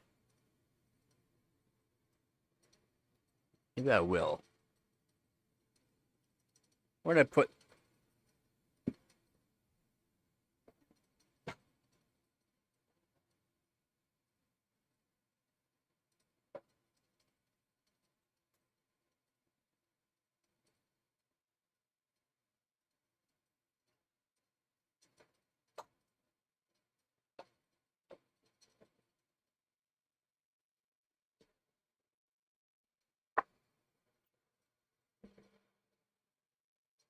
Yeah, exactly.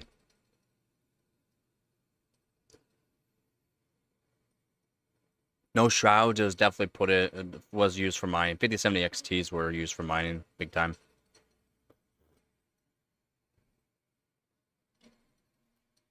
Yeah, check the resistance on this.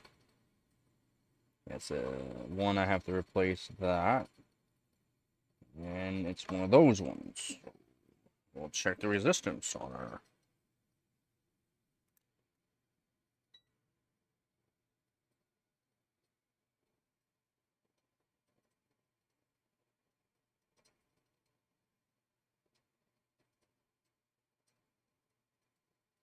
Nine ohm. 9 ohm.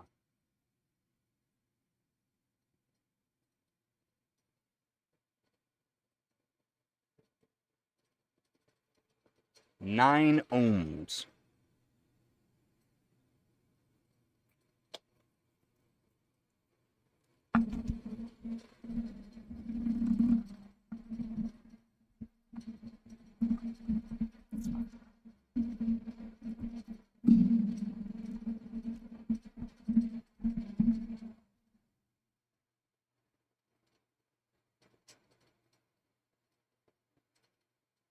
So this is the resistor that I have to change.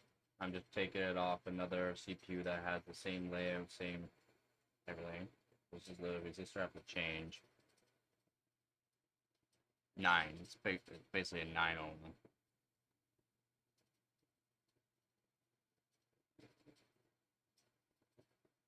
Around there.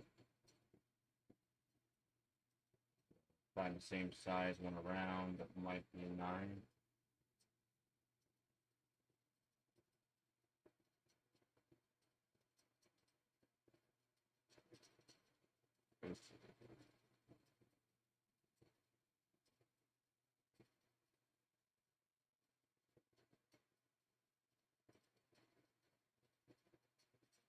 Yeah.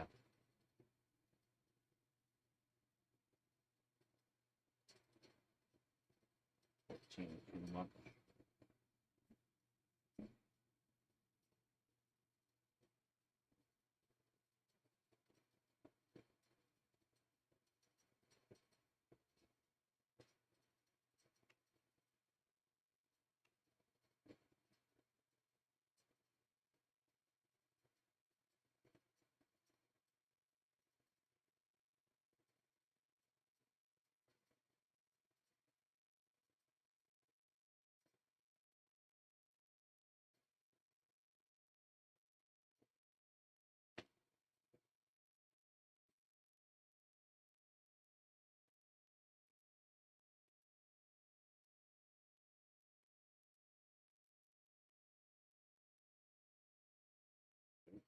Still don't do much.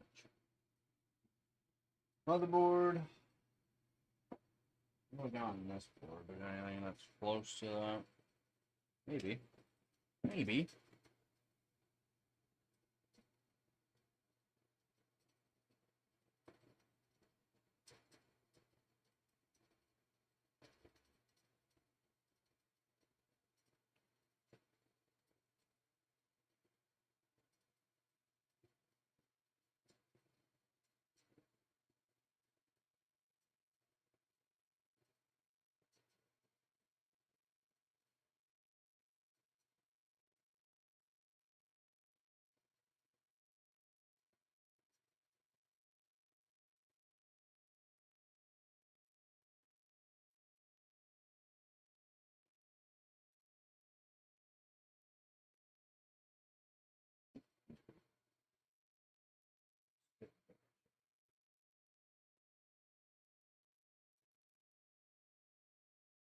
9.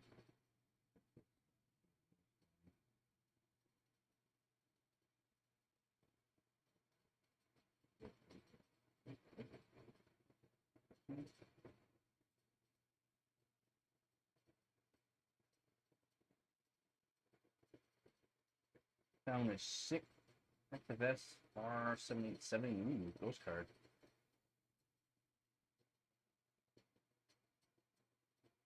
Yeah, exactly. I mean, if you're a collector like me for some GPUs, it's just nice to have them. It's awesome.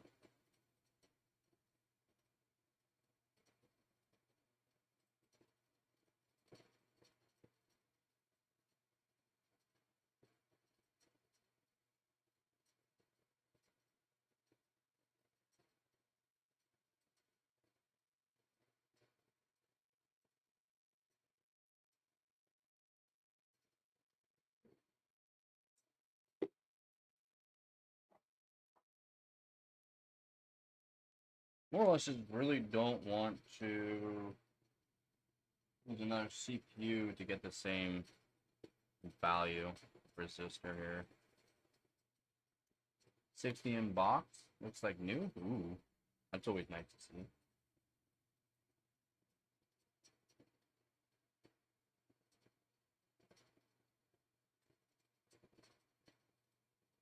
see. $69. Nice.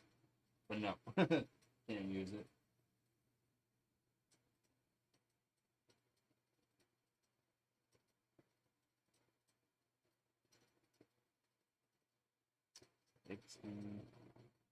Come on. There's gotta be something around that I can use.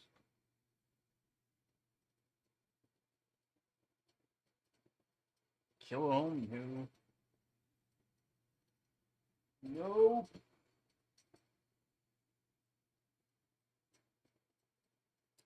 I really don't want to have to use something off another CPU. I just don't. Yeah, I have an abundance of them. I don't want to though.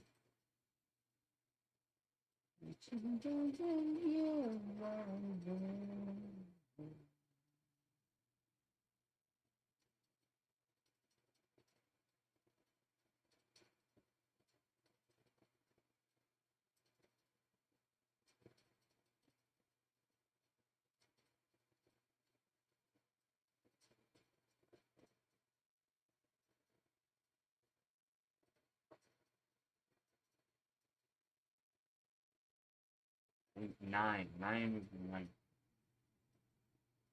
9 ohm. 9 ohm. Ohm.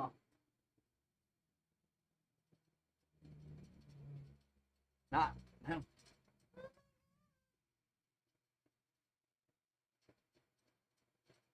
Yeah. Yeah. 5050 is like a 3060 12 gig. Yep. Ray tracer, of course. Ray tracing can be better.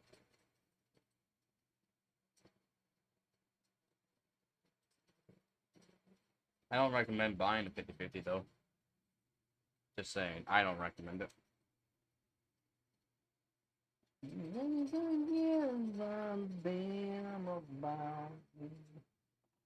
Well, I guess I'm desoldering off of another CPU.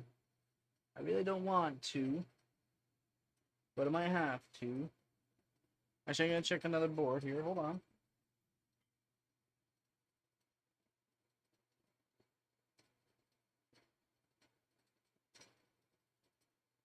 Ooh, I might have found something. We'll see. We'll see. Yeah, the new ray tracing cores are better. Same thing with on the 9000 series from AMD. Better.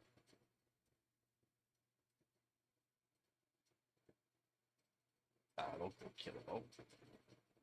Yeah, kill it. Of course.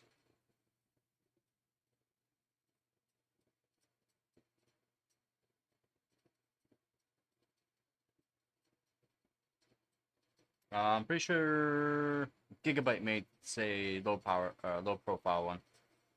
Gigabyte 5050. Search up Gigabyte 5050 low profile.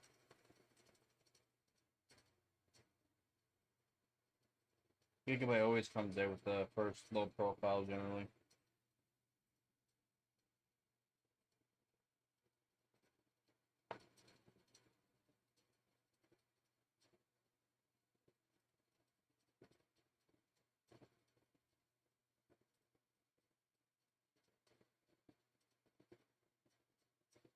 Oh, this one would work.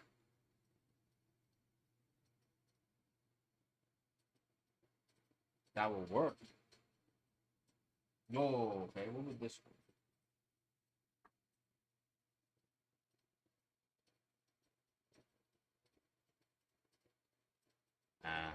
That's a little much. Let me grab a toothbrush here.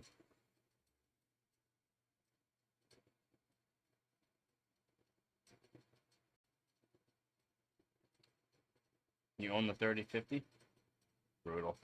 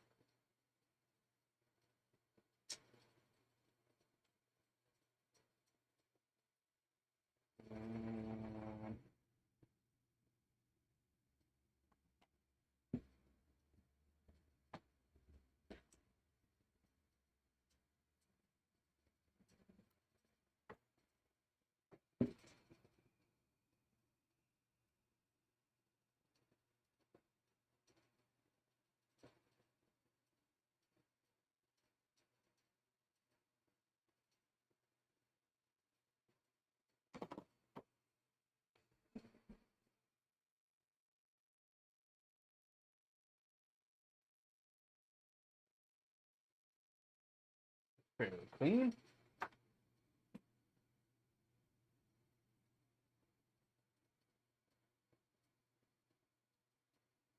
And if I was mentally stable.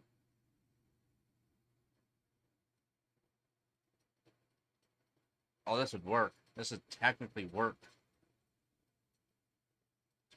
Basically within range. So that would technically work. I could desolder that. Friday, don't say me. Whoa. Cool down. Cool down. Put that on there. Settle down, donkey.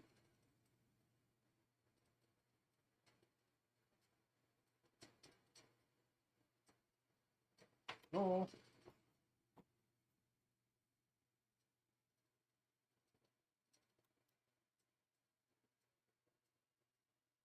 Tweezers? Where's my tweezers? Get your tweezer here.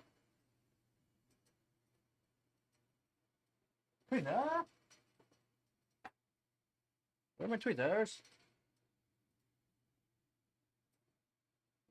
I just had a set of tweezers here for this. Get your tweezer here. There they are.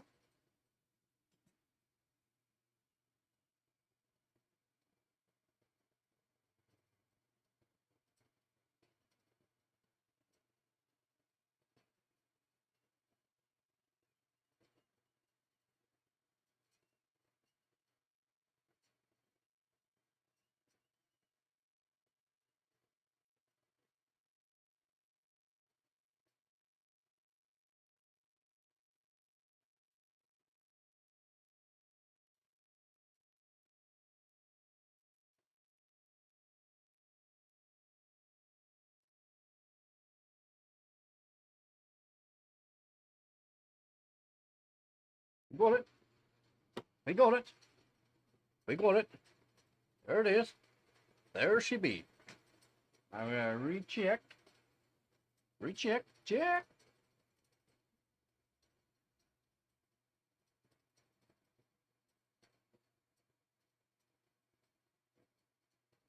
Okay. Stop moving. Check. Check. Oh. Oh no. Yeah, okay, beep all you want. I still need you. Where'd it go? Oh no, I might have lost it. That's not good. Maybe I should have moved it off of that. Oh, no.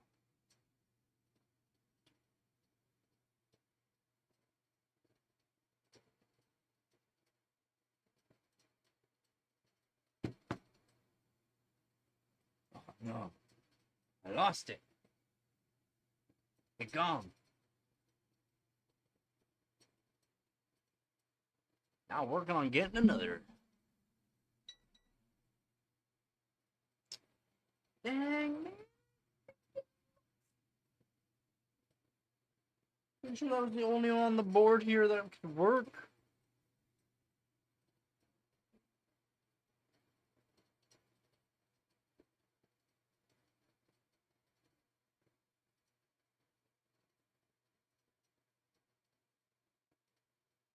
It's too much for that one. Why?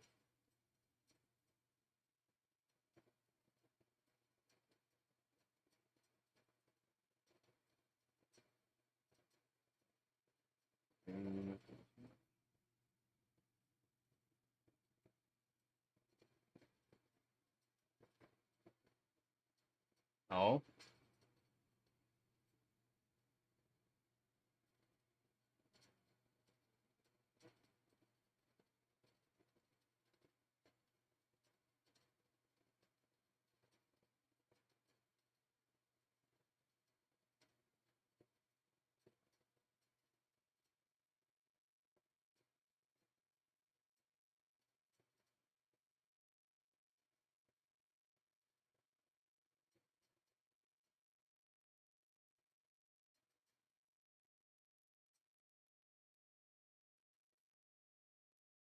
Maybe one of these. Maybe. It's only artifacts at one block radius. Oh, it flicks at one block. Oh, yeah, artifacts.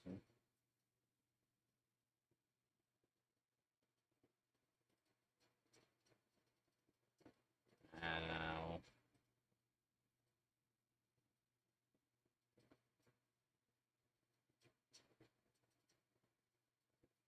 No.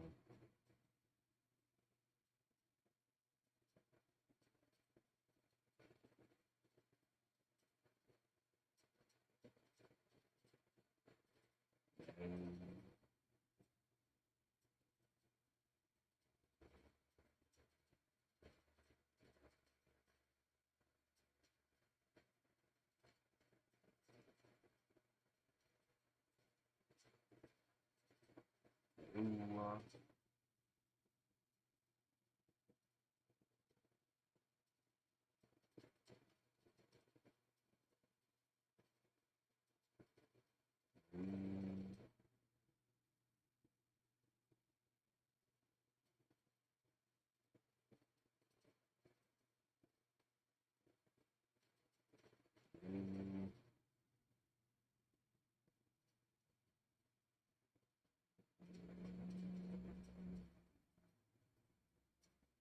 What internet slows down, but already up.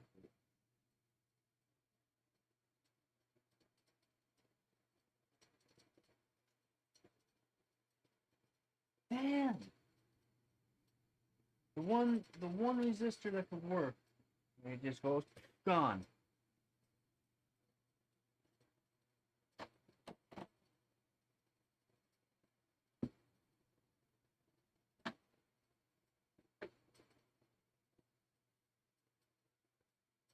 Oh, oh, I found a couple here. Hold on.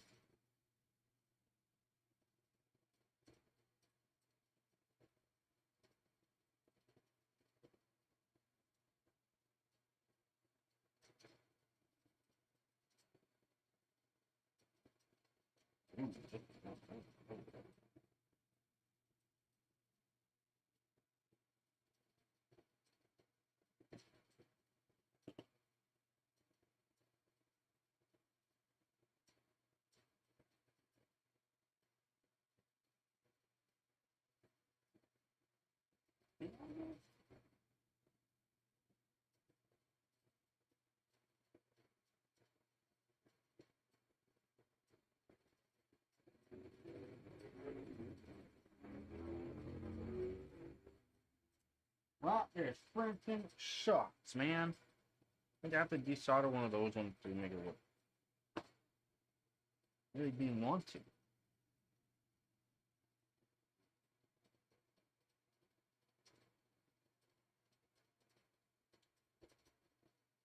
Before it's too late.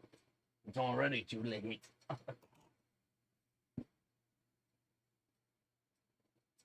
She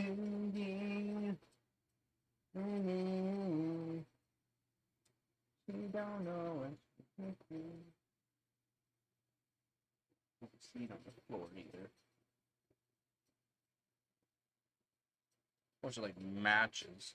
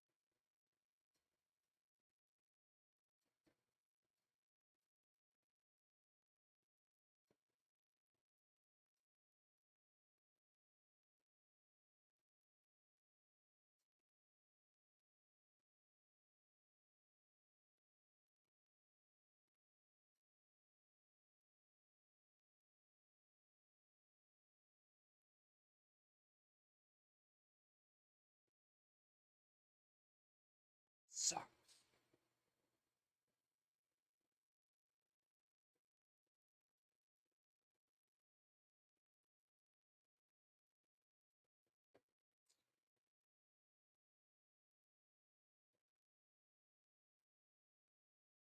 Man, you can't say what you didn't want to be said. That's what I'm thinking with that resistor that just went flying. It really needed it too. Really don't want to take the resistor off another CPU.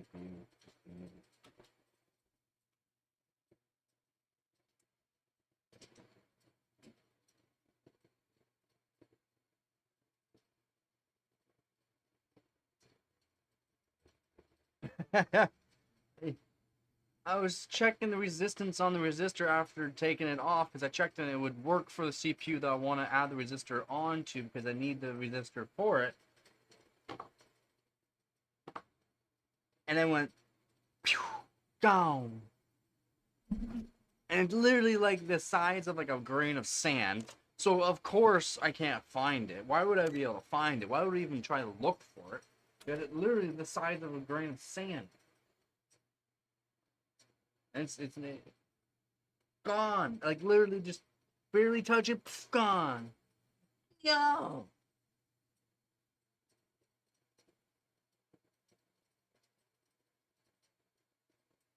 That's enough said for now. That's enough said for now. Like, I can't believe it. I can't believe it, man. Just gone. Just desoldered it. I don't want to. You can't make me. I guess I have to desolder it off of another CPU. That sucks. I just don't think a i7 920 is gonna be that good for the test. It's not really worth it. It's not worth it. Not worth it, man.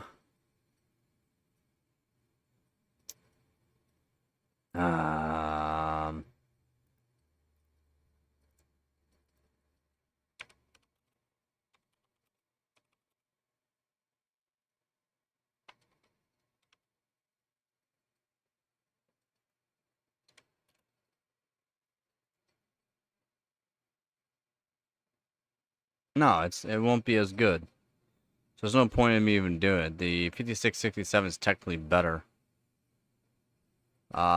Frequency, nah, yeah, the 5667 is technically better. It's technically better. Yeah, it's not worth it. So, I mean, it really sucks that after one of the moves over the last year, a bunch of my stuff got destroyed. And don't have a lot of stuff, unfortunately, but and my i7 930 doesn't work. Let's play tic-tac-toe. I'll go first.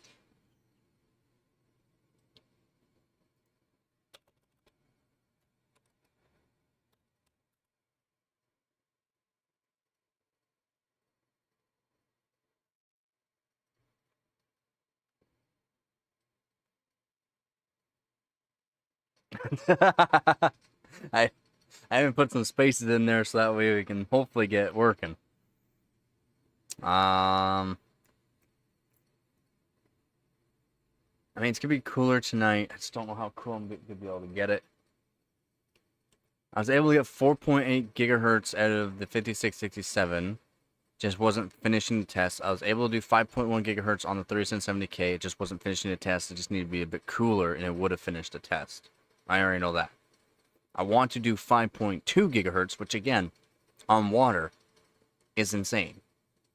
I've already beat a single stage phase change 3770K, and I've gotten a decent score for the competition with it. But at 5.2, I know for sure it'll be really good contender.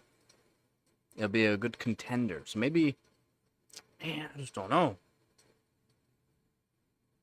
It's where the dry ice will definitely come in handy if I get some dry ice. Because I'll probably be able to do, I'll say 5.5, maybe.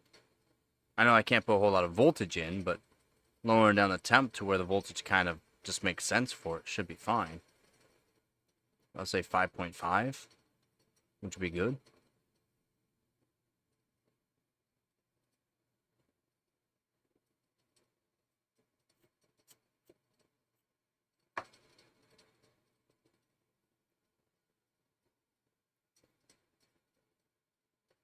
I believe there's a place not too far from here.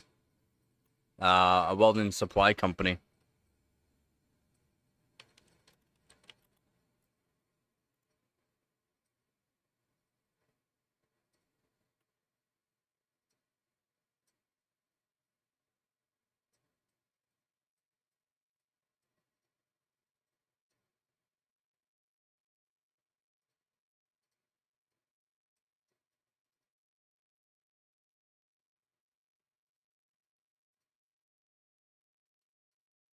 And I think there's a dry place that actually delivers too.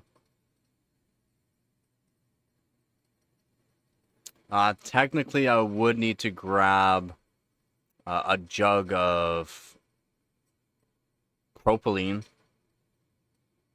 just so that way the water doesn't freeze. I wouldn't use water. I'd use like a propylene.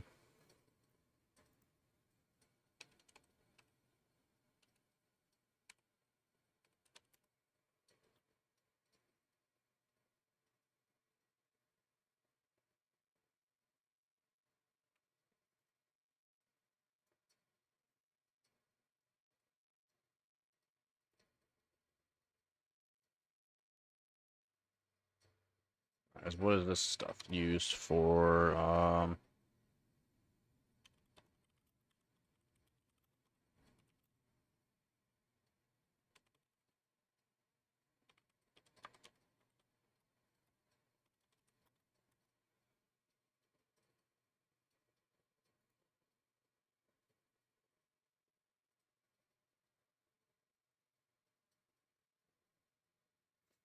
Just need like antifreeze, basically. Something that's good for low temp. Yeah, like you can get a whole bunch of different grades. Nah, maybe Walmart in the States did. Our Walmart's never sold dry ice.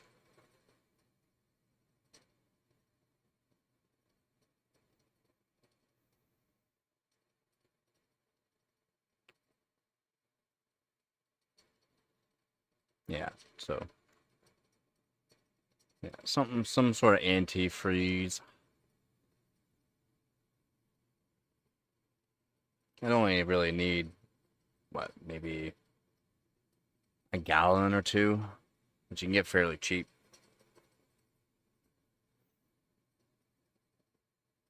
And yeah, I would put that through my loop.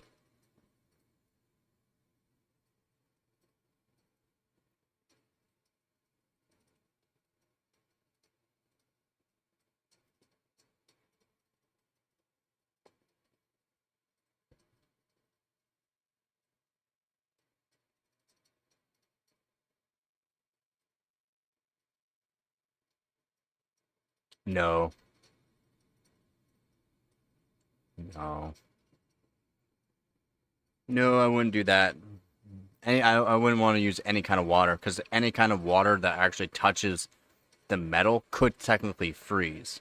So like the any metal in the pump, any metal in the actual block could freeze up, and it's just gonna clog it if it freezes,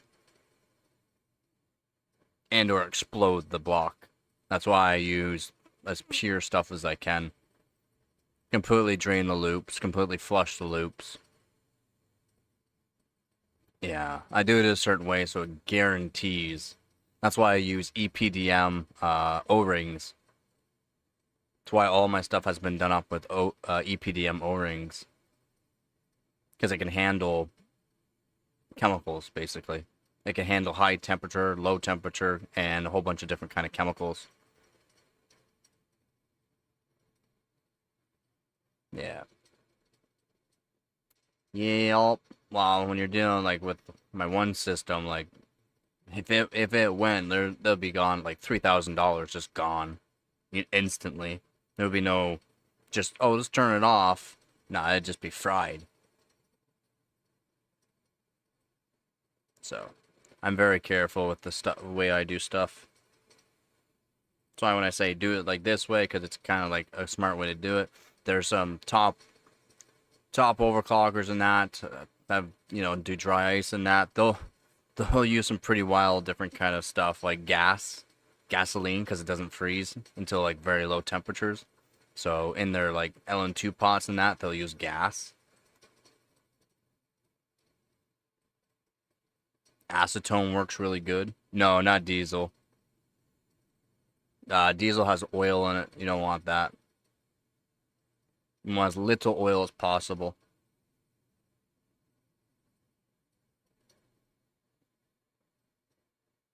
So technically, I mean, plain fuel would technically work too. That's why I use certain seals. That's why I tell people if you're going to be using these kind of chemicals, make sure you check the seals in your units.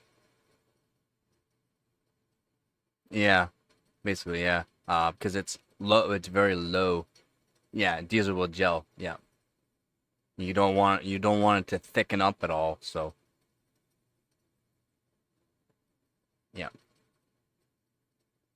Vodka, yes, but you have to make sure it's a very high proof vodka because there'll be water in it, right? There's still we're talking below your freezers at home only go down to like -6, maybe -8. We're talking -67-ish. So a little bit of a different temperature. Vodka would the water in the vodka would technically freeze. And yes, there's water in vodka. Yeah, exactly. Antifreeze. Well, I wouldn't get the stuff with kind of lubricants added in. I'd get like a pure. It wouldn't be the kind of antifreeze you use in your cars. I'm talking antifreeze you use in ultra cold Canadian winterization for their homes or RVs, just for pipes so it doesn't gel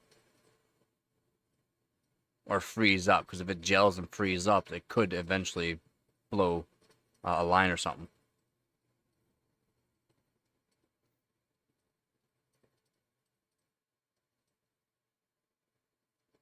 Yeah, not all antifreeze have lubricants.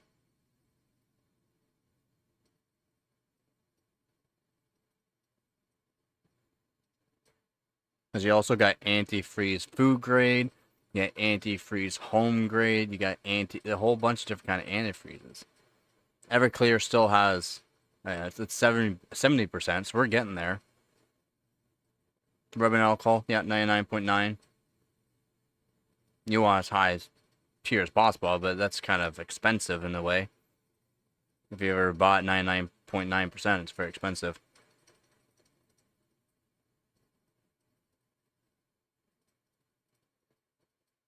Can't use distilled water. I can't use water. Yeah, no, I'm not talking car antifreeze. No, no, no, no. Yeah, I used car antifreeze. Um, it's Canadian winter though. It's Canadian winter. I liked it because it did have a little bit of a lubricant, but it does thicken up when you start getting a cold. It does thicken up, which then you're losing flow. That's the only thing that sucks about it. The stuff I have in my main system right now is good till like -60. It's not normal antifreeze though. Not for cars. It's flammable.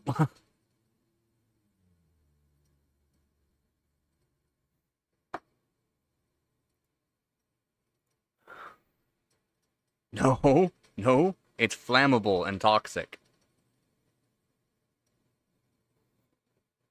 Yeah, yeah. Uh, Polypropylene type glycol, I think they use it. Pretty close to it. Yeah, that's for cars, which is okay to use in cold systems for your, but you just gotta realize it does thicken up for when you get really cold. And if you do really cold with dry ice, it will literally gel up that. Uh, what I'm using, it's kind of designed like it. There are other types, and I've been told by top guys that do a lot of dry ice and that, and have done dry ice loops like the way that I've done it, is that stuff I'm using works just fine. It will thicken up a little bit, but not as much as other antifreeze. They do recommend a pure type, though. It's a pure type. I forgot what it's called. It's a pure type of antifreeze. Like mine's pretty pure, but the stuff they have or is talking about, I'm not sure what it's called again. I'll have to see what it's called that they used.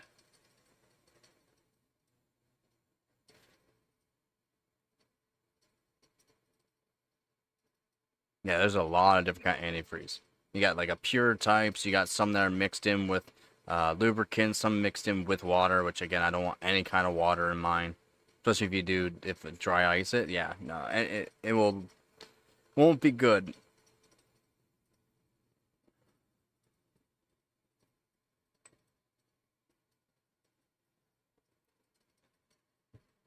That would be good to use right now. Like some dry ice would be really nice.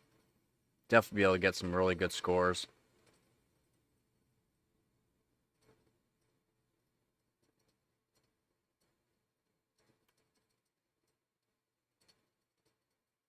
Yeah. You can use that, but you can only go so low, and it does thicken up. The colder you go, it thickens up a lot. It's not like it's going into a car where the car engine will keep it all warm. Or has like a massive pump that's literally pumped by the engine, so it can literally siphon any, if it is thickened up before you turn on the engine, it can actually bring it in. Or if it doesn't bring it in, it's fine until it warms up, the engine warms up, then it'll start circulating it. That's the thing.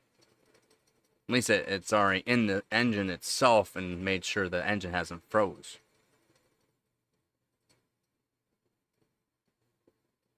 Yeah, I know. Yeah. I used it, but yeah, it's not cheap, that's for sure.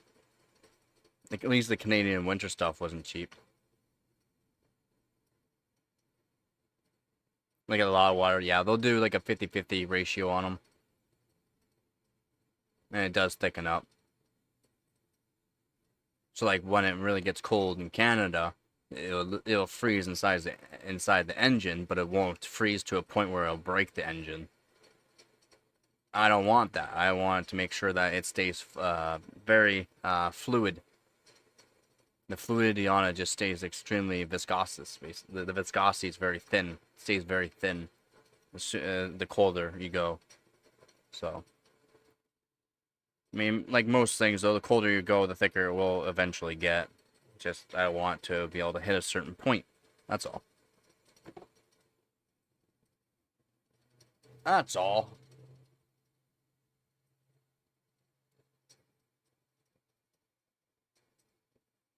We use it, then we're setting them up and breaking them down. Yep. Yeah, try to save as much as possible. I hear you on that. Yup. Ooh, yeah. Dirtbag.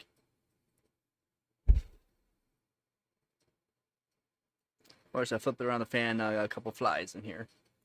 Every time I flip around the fan, every time I flip it around,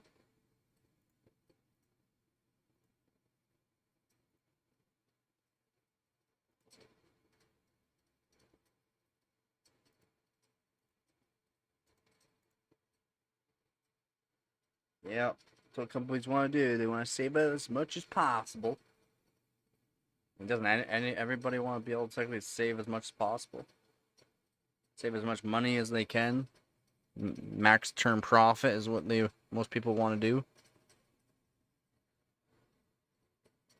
Right. Kind of what I would want to do.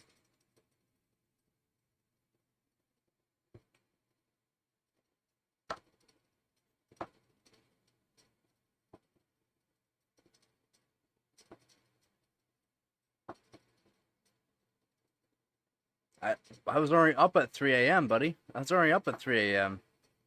I was doing overclocking before I started streaming, and then I was doing overclocking while I was streaming early this morning. I was up at 3 a.m. It's just, it doesn't cool down. Like, this is a huge room. It takes a lot to cool it down, especially when it's like 30, 34, 35 degrees Celsius in here. And then it might be 10 degrees outside, but to cool down this whole room takes forever.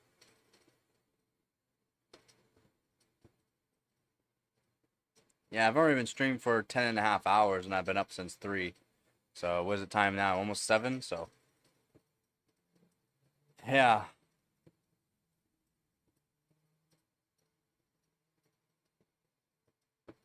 And tonight's supposed to get fairly chilly, too, but I need to be able to chill the place. It's been taking forever.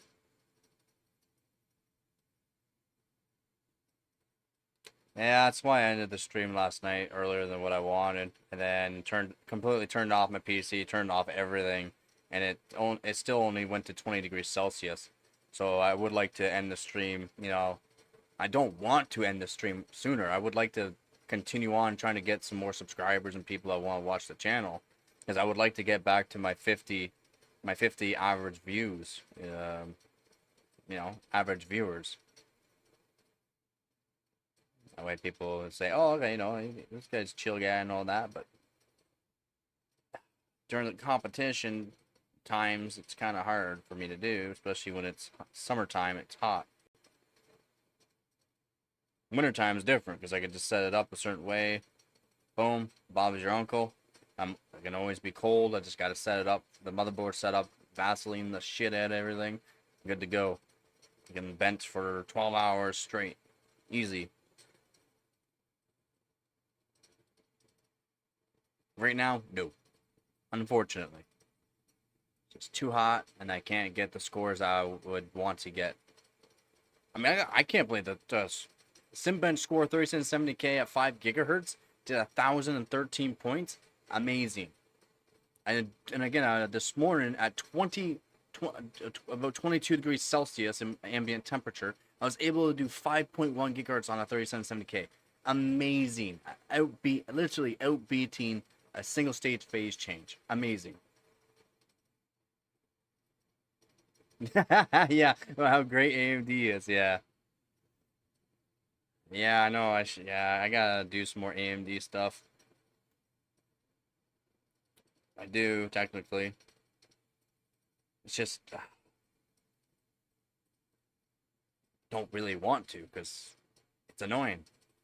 Yes, AMD is good. The price right now just doesn't make sense for a lot of things. That's all. It doesn't make sense. And all these stupid leaks, even though they're rumors, the word of mouth from people that have been wrong more than they've been right. It's just annoying. Just annoying.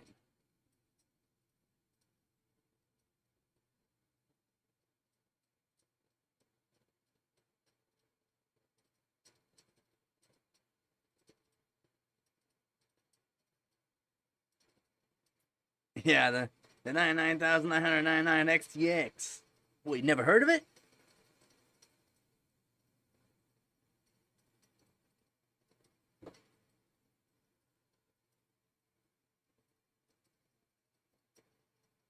I'll tell you all about it. It's gonna hit 12 gigahertz.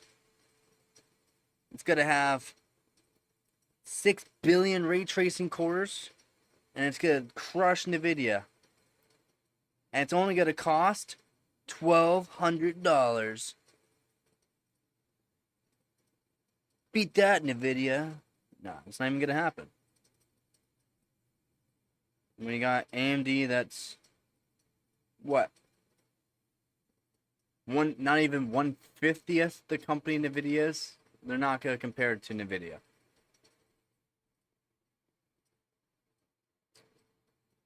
Unfortunate.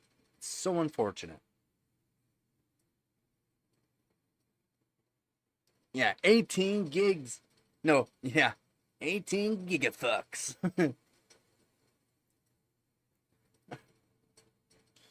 uh, no, it's gonna have 1 terabyte of VRAM. God.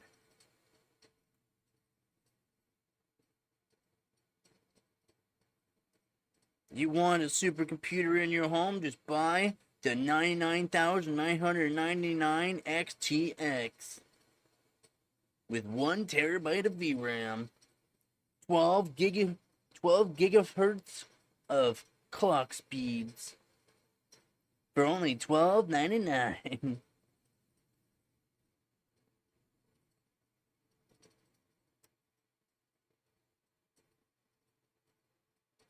They have 16. Yeah, 9 is more than 8. I mean, they already got 16, 24, 24 on their old GPUs. They got 16 now. So they'll have to have 17 to outbeat it. We have 500 watt brushless motor fans to cool that 12 gigahertz. And one teraflop. No, I'm just gonna have. We're just gonna have 600 petabytes of storage. A VRAM.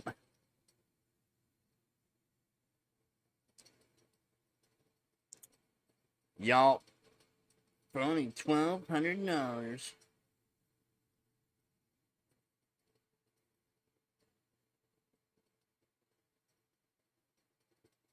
Yeah.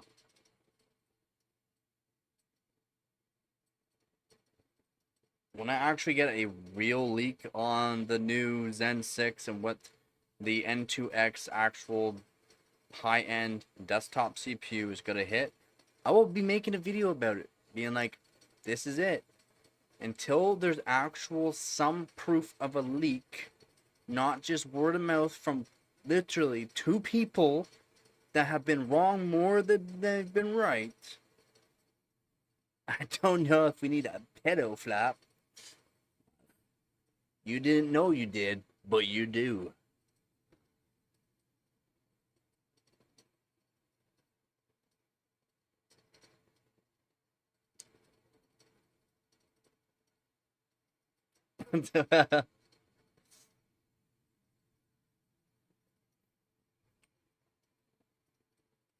Yeah. Just brutal. You're big. Yeah.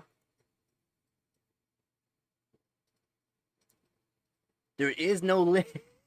There is no list. What list? You said you're on. You said you're on that list. What list? There ain't no list.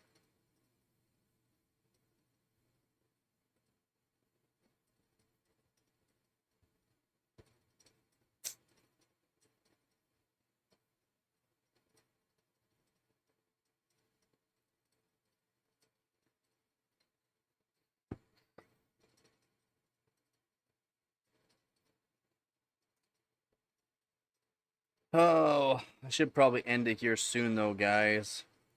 That way I can start to get the room cooler sooner than later.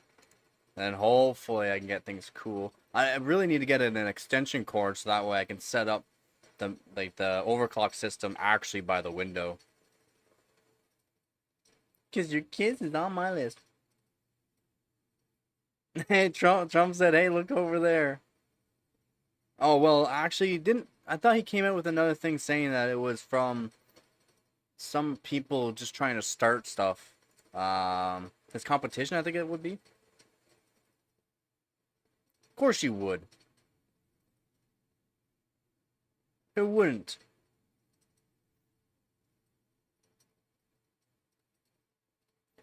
I have a fan that moves 1,100 gallons of air per minute in the fan, in the window. What more do you want me to do? The roof is right there. The roof is literally right there, and it holds the heat. And then I move all this air, and I have to move a ton of air. And it still only goes down to, like, last night, it only went down to 20, or about 22 degrees Celsius in my room. It was 10 degrees Celsius out there, outside. I'm trying. That's why I said I'd rather try to end it. I don't want to end the stream soon, but I want to end the stream so that way I can get the room cool. I need an extension cord, a good extension cord, so I can put it, the actual system right by the window. 1,100 gallons of air per minute I'm moving. It's moving air. I'll give a house tour, or a room tour. I'm not giving a house tour.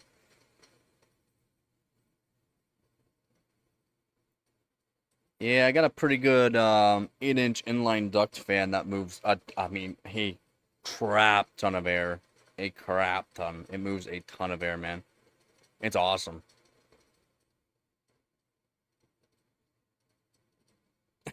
I don't need to be cool. I'm fine with the temperature. Gabby's gotten used to it. She just lays in the box now. She's happy. Yes, 8-inch.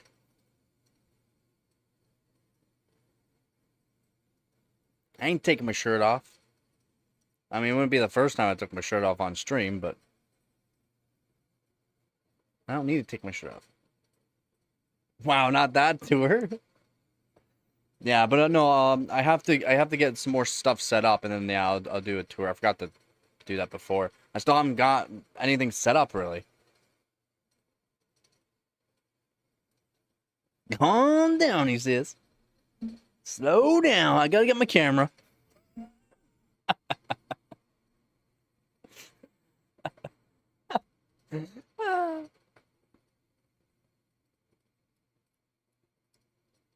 Where can I find this shirtless Dan shirt? What? Have you ever seen somebody with Tourette's twerk? Yeah, unfortunately. Wasn't that long ago. Was it like 2 weeks ago?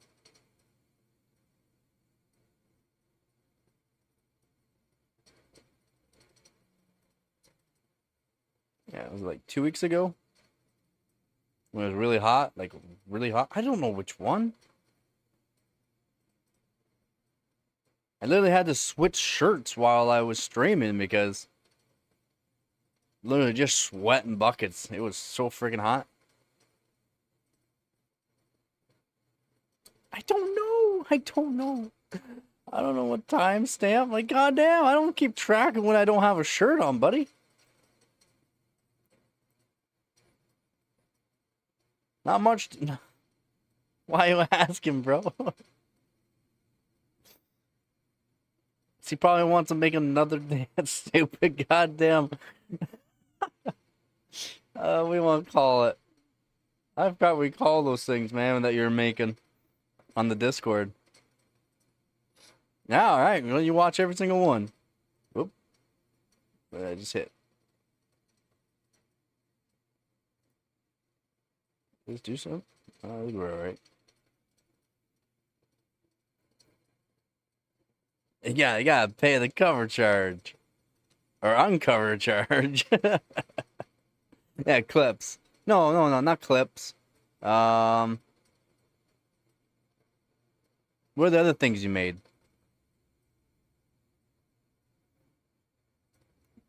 The stickers? I'm gaining views from the clips? What? Yeah, it's just for Discord, yeah. Research, yeah, research.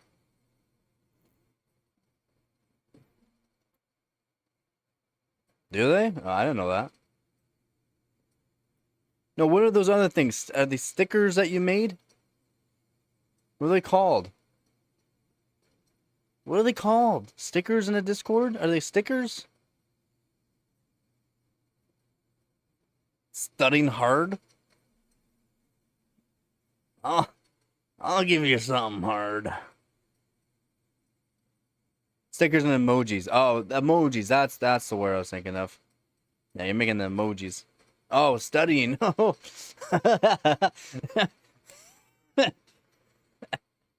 uh, we're mean two completely different things.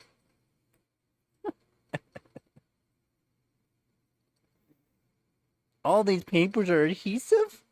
What? Everything just keeps sticking to me.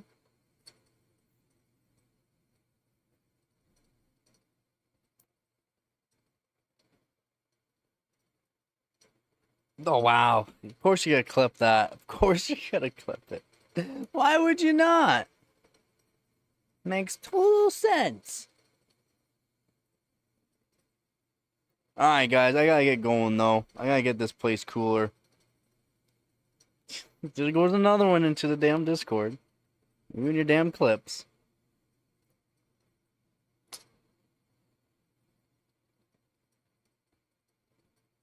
Save it for later. That's what he does. Yeah, I gotta get the place cooler. I gotta get cooler because I want to get some good scores tomorrow. Hopefully, we'll get full runs of 5.1 gigahertz. Be amazing. 3 clips this stream. Of course you did. Of course. I'll try to be on early tomorrow. I'm not sure how early you guys will be on, but I'm gonna try to be on early tomorrow. I mean, I've already been streaming for 11 hours. Been up since 3, though.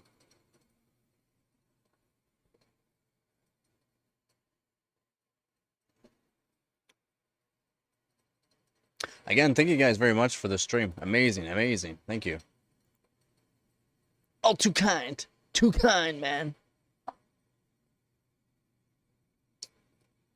All right. Have a good on, bud. I hope you guys all have a good night as well. Hopefully it's not too hot for you guys. Bye, Squeeze. Bye-bye, Squeeze.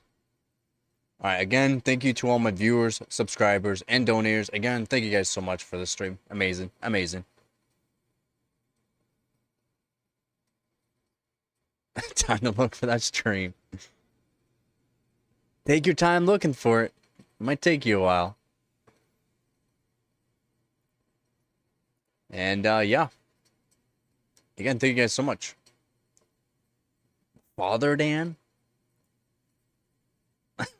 You better get on your knees and start praying. Yep, good. Best of luck there, Squeeze. So again, thank you all for this stream. Amazing. Thank you very much. Thank you, Vap. Thank you, everyone, for the donations. Amazing. Thank you very much. So, again, as always, don't forget, get her done. Peace. Oh, Lord. Take them to church, he says. All right, guys. 4 clips, he says. Wow. All right. Have a good night, you guys. Peace.